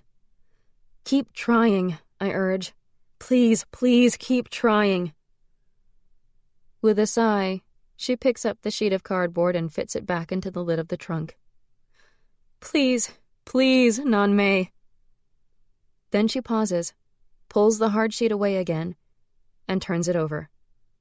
A page torn from an exercise book is glued to the center of the board, like a pocket. There is a slight bulge in the paper. Nanmei tears it off, and an envelope falls out. An envelope I never opened, because of my promise to Han Chin. I expect her to weep or hold it to her chest. But Nanmei does none of this. She tucks the envelope up her sleeve, pulls off the rest of the paper, and crumples the sheet into her pocket. Then she presses the cardboard liner back into the lid. She closes the trunk and blows out the candle. Silent as smoke, she makes her way upstairs to her room. Only then does she collapse on the cot, shaking. She draws the envelope out of her sleeve and presses it to her cold lips. She holds it there for a long time, as though reluctant to face its contents. Finally, she lights a candle and slides down to the floor to read. There's nothing written on the envelope, but there is sealing wax dribbled along the edges of its flap. Nanmei rummages into the chest of drawers. She fishes out a slim, bone-handled knife and slits open the short end of the envelope. She extracts 3 thin sheets of carefully folded paper. The pages are covered in tiny, neat handwriting, miniature words of enormous import. She blinks away tears as she reads. I lean over her shoulder, casting no shadow, displacing no air with my ghost breath. I read along with her. She reaches the 3rd and final onion skin sheet. This page isn't part of the manifesto. It lists names and details for contacts in Han Chin's network. Han Chin has set down on paper what his successor in the movement would need to know. The only name I recognize is that of Young Wang the bookseller. Nanmei turns over the paper, and on the back is another list, the names of traitors and spies known to Han Chin, enemies of the communist movement. I scan the list, and near the bottom is Tong Yin's name. Nanmei reads slowly now, running her fingers down the paper, muttering to herself. When she reaches Tongyin's name, I hear a sharp intake of breath. She collapses to the floor. "Are you here, Lei-yin?" She whispers into the darkness. "Are you here?" I can't even make the candle flame waver in reply, but that doesn't matter. Nanmei reaches into her dresser drawer and takes out a sheet of paper. "Dear Lei-yin, when Hanshin and I were married, my parents weren't pleased, as you can imagine, so they gave me a dowry, not a wedding. Then they disowned me. The only evidence of my wedding was a studio photograph, but I didn't care. We left Suzhou, and with my dowry we were able to carry out our dream. We set up schools in Jiangxi, schools for peasants." She is writing to me, telling me her story. She was far more than a school teacher. She gave herself heart and soul to the Communist Party and became a trained agent. The schools were a cover for recruiting. These were the happiest years of her life, even though she and Hanshin were apart a good deal of the time. "They trained us both to run a spy network. Can you imagine me a spy? But I did whatever was needed for the party. Then came the encirclement campaigns and our armies began losing badly. Hanshin was ordered to Changzhou to organize better intelligence gathering, while I continued to work in the villages. It was dangerous to communicate in writing, so I had to be content with the clues he put into the poems and articles he wrote." Then China Millennium shut down and Hanshin vanished. Everything happened so quickly. She went to Shanghai and Changzhou to find him. Then she read about his capture and execution. All she had to track down his last hiding place, to find the manifesto if she could, were a few clues from the head of their network. She tried to find more clues in Hanshin's published articles. Then she read the last poem he had written for the journal, its final 2 lines. "Childhood friends and our love. Years pass and they change not. Like a cherished secret, when released, they return us to joy." She guessed he might have tried to find me. I was unknown to the movement, with no connection to his circle of contacts. I had also been her friend. "I was grasping at straws when I suspected he was hiding here, but I didn't have anything else to go on. Then I learned about your death and I was in despair. But my last duty as his comrade and his wife was to recover the manifesto he'd been writing. So I went to find your brother, whom Hanshin mentioned once in a letter." Arriving at my family's villa, thin and poorly dressed, Nanmei looked nothing like the schoolgirl who used to visit me there. When she introduced herself as Yan Hanshin's wife, Tongyin claimed that he himself had been not only Hanshin's friend but a fellow agent. She had to risk telling him about the manifesto, but divulged only enough information to win his help. She needed to get to Pinghu and into our home without attracting attention. Baijian's letter, asking for help finding a tutor for Wei Lan, had arrived only the day before. Tongyin was quick to make a plan.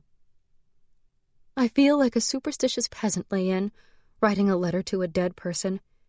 Perhaps I'm only dreaming all this. But you helped me find the manifesto. I'll find a way to stop Tongyin. I won't let him put Wei Lan in danger. She's all I have of you now." She puts down her pencil and reads over what she's written. Then she touches the candle's flame to the paper and watches the pages burn to ashes in the old bucket. She hasn't written down everything I want to know, but it's enough.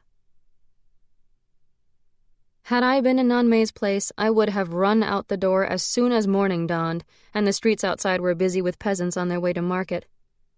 Instead, she follows the usual routine, helping Wei Lan feed the chickens and overseeing my daughter's lessons for the day. But when Wei Lan settles down for a nap, Nanmei shuts herself in her room and makes a copy of Hanshin's document. She writes a short note to go along with it and folds it all into an envelope that she tucks inside the lining of her winter vest. Then she puts on her coat and outdoor shoes. "Going for a walk, Teacher Wang?" Old Ming asks as she enters the forecourt. "Just a quick errand." "That wind is bitter today." "Don't worry." She smiles. "This scarf is very warm." I follow her along Minor Street and across Three Lanterns Bridge. She stops once to ask the way, and then I know where she is going. At 24 Southern Harmony Road, she steps across the threshold of the Thousand Wisdoms bookstore and closes the door to a jangle of bells. The interior of the shop is only slightly warmer than the street outside. The shelves are only half filled with books, as though the store hasn't been restocked in some time. There are no customers. Young Wang emerges from the storeroom as soon as the bells announce Nanmei's presence. "You're the owner?" she inquires. "Yes, madam. I'm Wang Du-chen. How may I assist you?" The hermit in his solitary dwelling clears his mind of worldly cares. He stares at her in astonishment, and then blurts out, "A solitary swan wings its way from the sea." They look at each other again, almost shyly. Wang is the first to speak. "How may I assist you, comrade?" She reaches inside her coat and pulls out the envelope. "Can you get this safely to your contacts in Shanghai?" He turns it over. "Yes. You can expect this to reach Shanghai within 2 days. Do you need to know when it reaches its destination?" She shakes her head. "No, but I do need your help with something else." Afterward, she goes to the post office to send a telegram. "Did you know? Did you guess what she would do?" My young soul waves his cane as he circles the pavilion. A searing, peppery taste flares in my throat. "You should have waited. Cha Jiming might have rejected a match between his youngest brother and Wei Lan." My yin soul perches in silent dejection on the pavilion bench. In summer, this gazebo is wreathed in pink wisteria, but now, with its frame devoid of blooms and foliage, it's clear that the heavy vines twisting around the pillars are all that is holding up the roof. Half-heartedly, she conjures a weak wisteria scent. I knew there'd be a risk, but I'm willing to take that risk for my daughter. Once Tongyin shows Wei Lan's photographs to Cha Jiming, the situation will be out of my hands. I had to take whatever opportunity came my way, and Nanmei was it. How Nanmei chooses to stop Tongyin is up to her. I will accept the consequences. "Don't you understand what could happen?" My yin soul whimpers, a child in distress. This time, the odor of urine. "Hush now," says my Hun soul. Lei Yin understands very well. Wei Lan's life is at stake. Her daughter. Our daughter. They fall silent. My yin soul rests her head against my yang soul's shoulder. He pats her hand and clears his throat. "Will you enter Nanmei's dreams again?" "No. I can't change anything now. She's set things in motion. There's no turning back." Chapter 26. Things are different when you're a ghost. Alive, I might have hated Nanmei, considered her a rival. I might have told her about Han Chen's infidelities. But now my pride and hurt feelings pale next to my yearning to escape this twilight existence. It's stronger than any desire I felt while alive, more potent than my longing to escape to college, more frantic than my feverish agitation during the early months of my marriage, when I felt trapped in this house, this small town. It's stronger even than my infatuation with Han Chen. I have only the faintest notion of what might be in the afterlife, beyond the portal. I know I cherish hopes of seeing my father one more time, and I know I must transcend this existence before I become an insane and hungry ghost, tormented and senseless, without my souls. There's only one thing that matters more than rising to the afterlife. Wei Lan. Whatever the cost to me and to my souls. The day after her visit to the Thousand Wisdoms bookstore, before the morning light colors the sky, before the black rooster even stirs in its coop, Nanmei slips out the side door of the orchard. The wind blows colder than usual today and carries a promise of rain. She takes with her only a few clothes and her diary, all stuffed into a cloth satchel. A covered donkey cart waits at the top of the lane, silhouetted against the gray light. A hand flicks open its canvas flap and Nanmei climbs in. The driver's bamboo stick whistles in the air, and the donkey sets off at a trot. Nanmei exchanges greetings with the two men inside. "This is Comrade Ho," says young Wang, the bookseller. "Comrade, all is ready." The other man twists a piece of rope in his hands. He is huge, with stubbled cheeks and big hands. He wears the clothing of a laborer, rough trousers and a worn, padded coat, his bare feet strapped into straw sandals. His accent, however, is that of an educated man. "What's the spot you've chosen?" Nanmei hugs the satchel to her chest, looking more like a schoolgirl than a spy. "There's an old warehouse not far from town," says Ho. "The owner went bankrupt years ago. The loading dock is on the Shanghai Pond River." "Neighbors?" "None. Just some fields gone to seed." "And afterward?" "A barge loaded with coal. Shanghai Pond River runs into the Huangpu, near Damao Port, 30, maybe 35 miles upriver from Shanghai." "What's in the sacks?" Nanmei points at the rough jute cloth they are sitting on, mounds stuffed with something scratchy. "Just straw."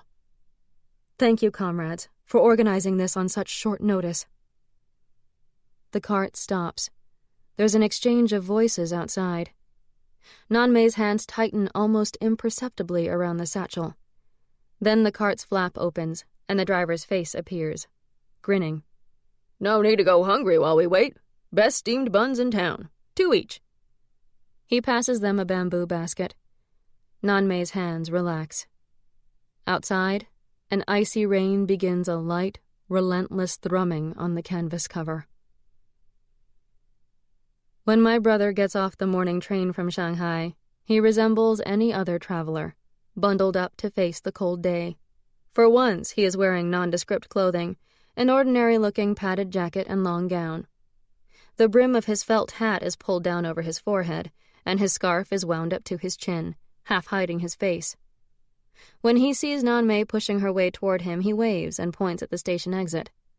They wade through the crowd separately and meet out on the street, where rickshaw drivers shiver in their vehicles, sheltered under half-shells of oilcloth. "I'm glad you could get on the overnight train like I suggested in my telegram."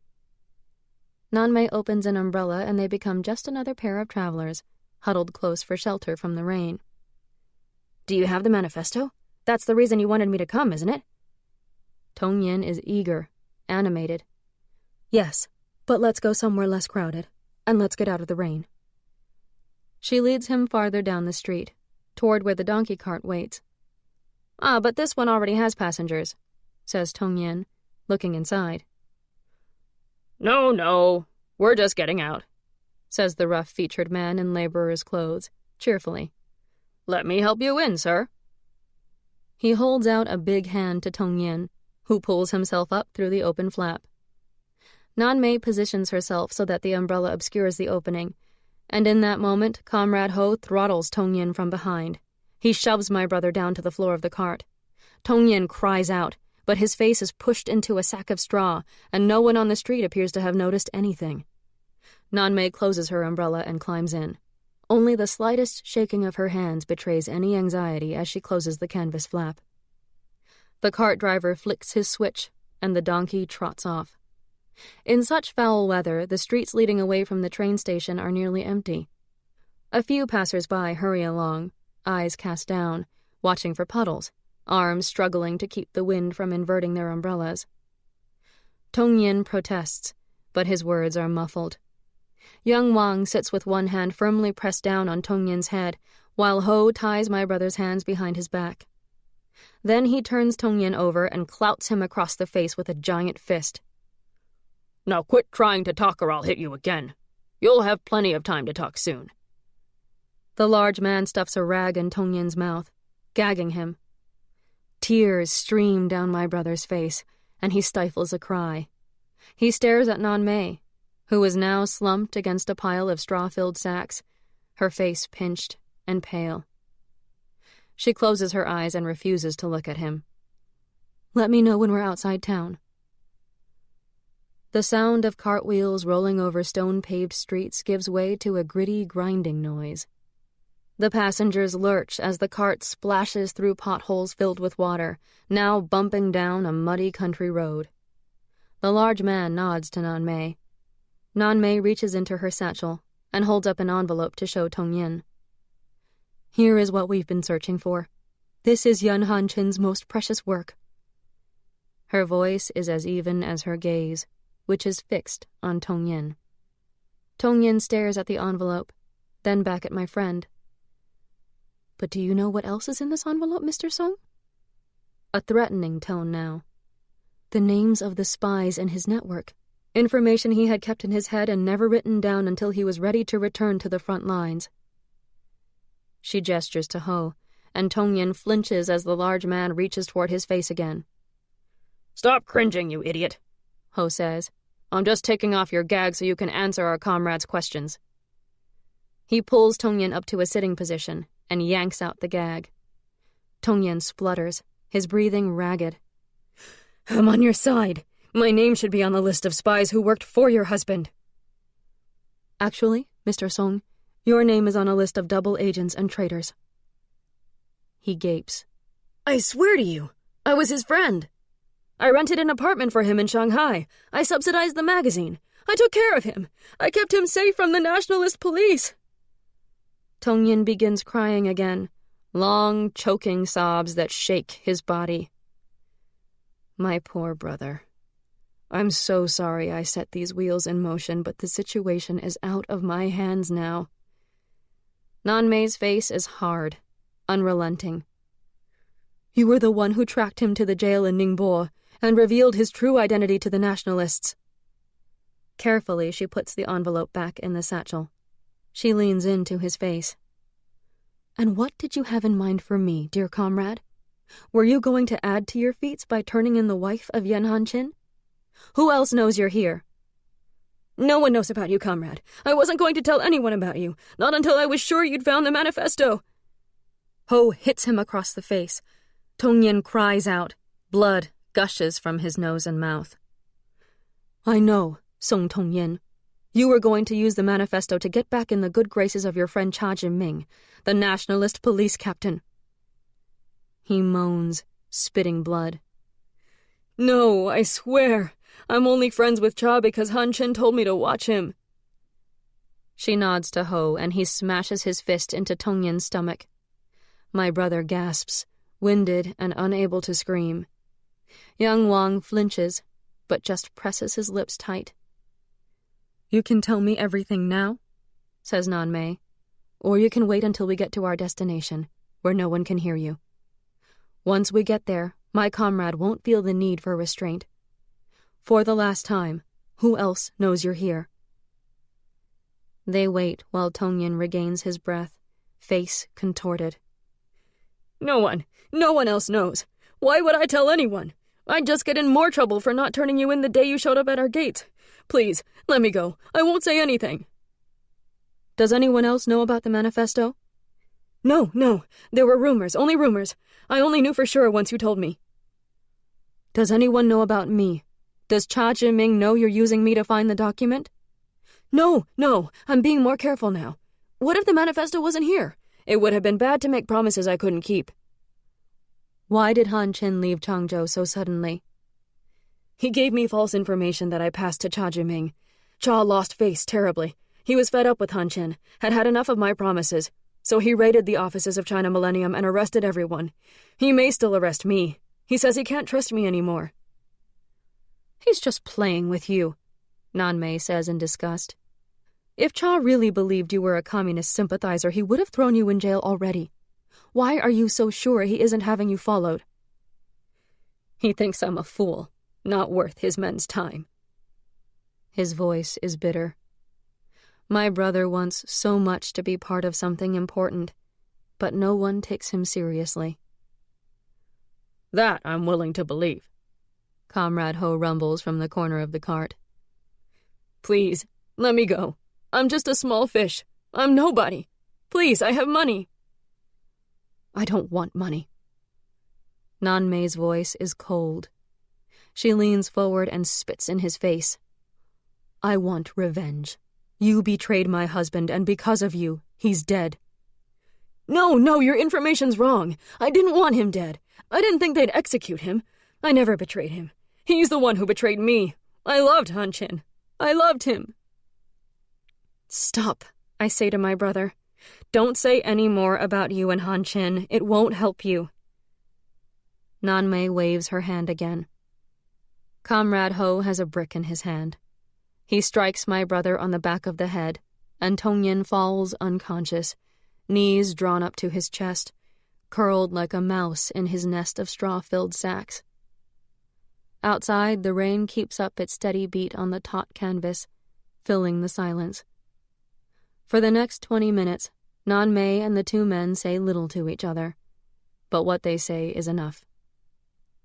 The cart driver gives a shout, and Ho leaps out. They have stopped in front of a warehouse. He runs ahead to open the door. The donkey clops inside, shaking its ears when the driver calls a halt. Gusts of rain blow in through gaps at the far end of the roof, and lightning flashes as the men drag my brother off the cart and toward the loading dock. I remain behind in the cart. I have no wish to see any more. I don't want to watch Nan-mei and Ho climb into the covered barge that will take them to Shanghai's riverside slums. I don't want to see them hide Tongyin's inert body inside a coal sack, to be heaved into the Huangpu River as they approach the city's shoreline. The driver and young Wang return, soaked and shivering. I return to town with them. But I know exactly when my brother dies, because suddenly I'm lighter. I float closer to the glowing edges of the portal. My souls bob up like corks. They circle me in excitement, bright red sparks of anticipation and hope. In the next moment, my mind's eye sees Wei-lan's future as it would have been if I hadn't done what I did. She's in an opulent house, looking through a long window at the park-like garden below, forbidden to go outside. She's miserable and lonely, the adults around her indifferent to her despair. I see her pressed against a wide sofa, Cha Jiming leaning over her, pulling up her plaid skirt, and whispering, "Tell Uncle Cha how much you love him." I see Wei-lan as a teenager now, running terrified through the streets of a city in chaos. I see Shanghai neighborhoods surging with panicked crowds, Japanese airplanes overhead. I hear the din of machine gun fire. Then, in the next moment, a jarring lurch, a sinking feeling. I grow heavy, heavier than I've ever been. The glowing portal recedes until it's just an indistinct shadow. My souls scatter like startled birds, worry and fear dimming their brightness. I witness the other consequences of my actions. I see the future as it would have been for my brother if I hadn't helped Nan-mei. I see Tongyin strolling down a bustling Shanghai street, clad in a stylish wool suit. I see him enter a nightclub with Cha Jiming, who claps him on the shoulder with a friendly smile. I see Tongyin while away the hours at an elegant cafe, taking his time over the newspaper, chatting with other customers. I see a life of leisure. I see him boarding a steamship with Chang Yin and his wife, Ji-ling, Gao Yin and Shen ahead of them on the gangplank, herding children and nannies in a hasty exodus. I see the vessel pitching and rolling, making its way across the water to Taiwan, taking them all to a new home as the nationalists retreat from China. I see Tongyin older, much older, a handsome white-haired man promenading in downtown Taipei, dawdling in restaurants and shops, chatting with friends. I see a life of comfort. This is the future I have taken away from him. A feeling of lightness, rising higher toward the shining portal, and then a long plummet into darkness, and now we are heavy, sucked down into the mud of my sins. What crime could be worse than causing the death of a member of your own family? My young soul is a dull speck of light in the dim family shrine. How many more lives must you save now, to atone for your brother's murder? But she didn't know for sure how Nan-mei would stop Tongyin. She only wanted to save her daughter. My yin soul balances on the tip of my name tablet. It's as though my souls are too tired now to manifest as anything more than weak sparks. Her motives were good. There's no reckoning of motives good or bad, says my Hun soul. There's only a life, a death, what was averted, what was caused. You know that. It's no brighter than the ashen tip of an incense stick, on the verge of burning out. I knew the risks, and I accept the consequences. Can you put a price on Wei-lan's safety? At home, Jiapo's indignation over Nanmei's sudden disappearance has not been mitigated by the note she left behind. "A sick mother, indeed," says Jiapo with a snort. "I thought she was an orphan." "Well, nothing's been stolen," says Mei Qiu. "So she wasn't a thief. A thief wouldn't have left a farewell note." "This is most distressing," says Gong Gong. "Our kinsman will lose face if we tell him the tutor he sent us left under such odd circumstances." Wei Lan still goes to the orchard each morning and lets the silkies out of the coop, scatters grain for them. Sometimes she picks up the docile birds one by one to stroke their soft black plumage. She spends the rest of the morning in the library, leafing through books and copying out words over and over. I hear her speak of her missing teacher only once. When Mei Qiu looks in on her one day, Wei Lan is gazing up at the photographs on the wall. Without turning to Mei Qiu, she says, "I wish I had a photograph of Teacher Wang." "Come with me, stepdaughter. It's nearly dark. Let's put the silkies back in their coop." I hadn't expected this gentleness from Mei Qiu. Nanmei's abrupt departure is a source of speculation in our home for only a few weeks. When a letter arrives from Chang Yin, addressed to Bai Zhen, the mysterious teacher is pushed out of everyone's thoughts by far more dramatic news. The envelope contains a card bordered in black, announcing Tong Yin's death. Chang Yin's precise handwriting tells the story as he knows it. "My brother obviously cherished his friendship with your family, for he visited your home twice after the death of third sister, and in his rooms we found photographs of little Wei Lan. You should know that my brother was missing for weeks before his body was discovered. He didn't die of natural causes. Shanghai is a violent and dangerous city, so we doubt his murder will ever be solved. If only he had spent more time in Changzhou, or in your peaceful little town." Bai Zhen weeps, for he had considered Tong Yin a friend, as well as his brother-in-law. My in-laws decide it would be poor manners to ask Chang Yin to speak to the Cha family about Wei Lan. The fact that her photographs were still in Tong Yin's room was clear evidence that Tong Yin had not yet approached the Cha family. A feeling of lightness and then a plummeting drop. There's no reckoning of motives good or bad. There's only a life, a death, what was averted, what was caused. This is what my Hun soul said. And yet, when I was shown Tong Yin's life as it should have been, an existence of idleness and comfort, I had felt a pause, a delay, as if a deliberation was in progress, a weighing. On every other occasion when I was shown the future, it was in quick splashes, each scene instantly washing out the previous one. This time, there was one scene from my brother's future. Ladled out slowly, it had remained before me for so long, like spilled water pooled on a table, that I was able to eavesdrop on Tong Yin and his friends as they gossiped in a cafe. I had inhaled the fragrance of his coffee, breathed in the sweet stink of their cigarettes, hovered over his shoulder to read the headlines of the newspapers spread across his lap. That's how I know there's more to do. Cha Zhiming is no longer a threat, but Wei Lan's life is still in danger. Epilogue. Pinghu, 1936. "Hurry, hurry!" says little Ming. She lifts Ah Jiao into the donkey cart and he toddles over to Wei Lan, who is already inside. Little Ming climbs in to join them, and Dali shifts to make room. The rest of the cart is filled with food and small items of furniture. Wei Lan is sitting beside a cloth-covered cage. Beneath the cloth, the silkies cluck hesitantly and she croons back at them, reassuring noises. The coolness of early morning has burned off, and the sycamores overhead struggle to block the glare of the sun, which falls hard and bright on my family. In front of them is another cart. Mei Qiu sits under its canvas cover, Wei Hong in her lap.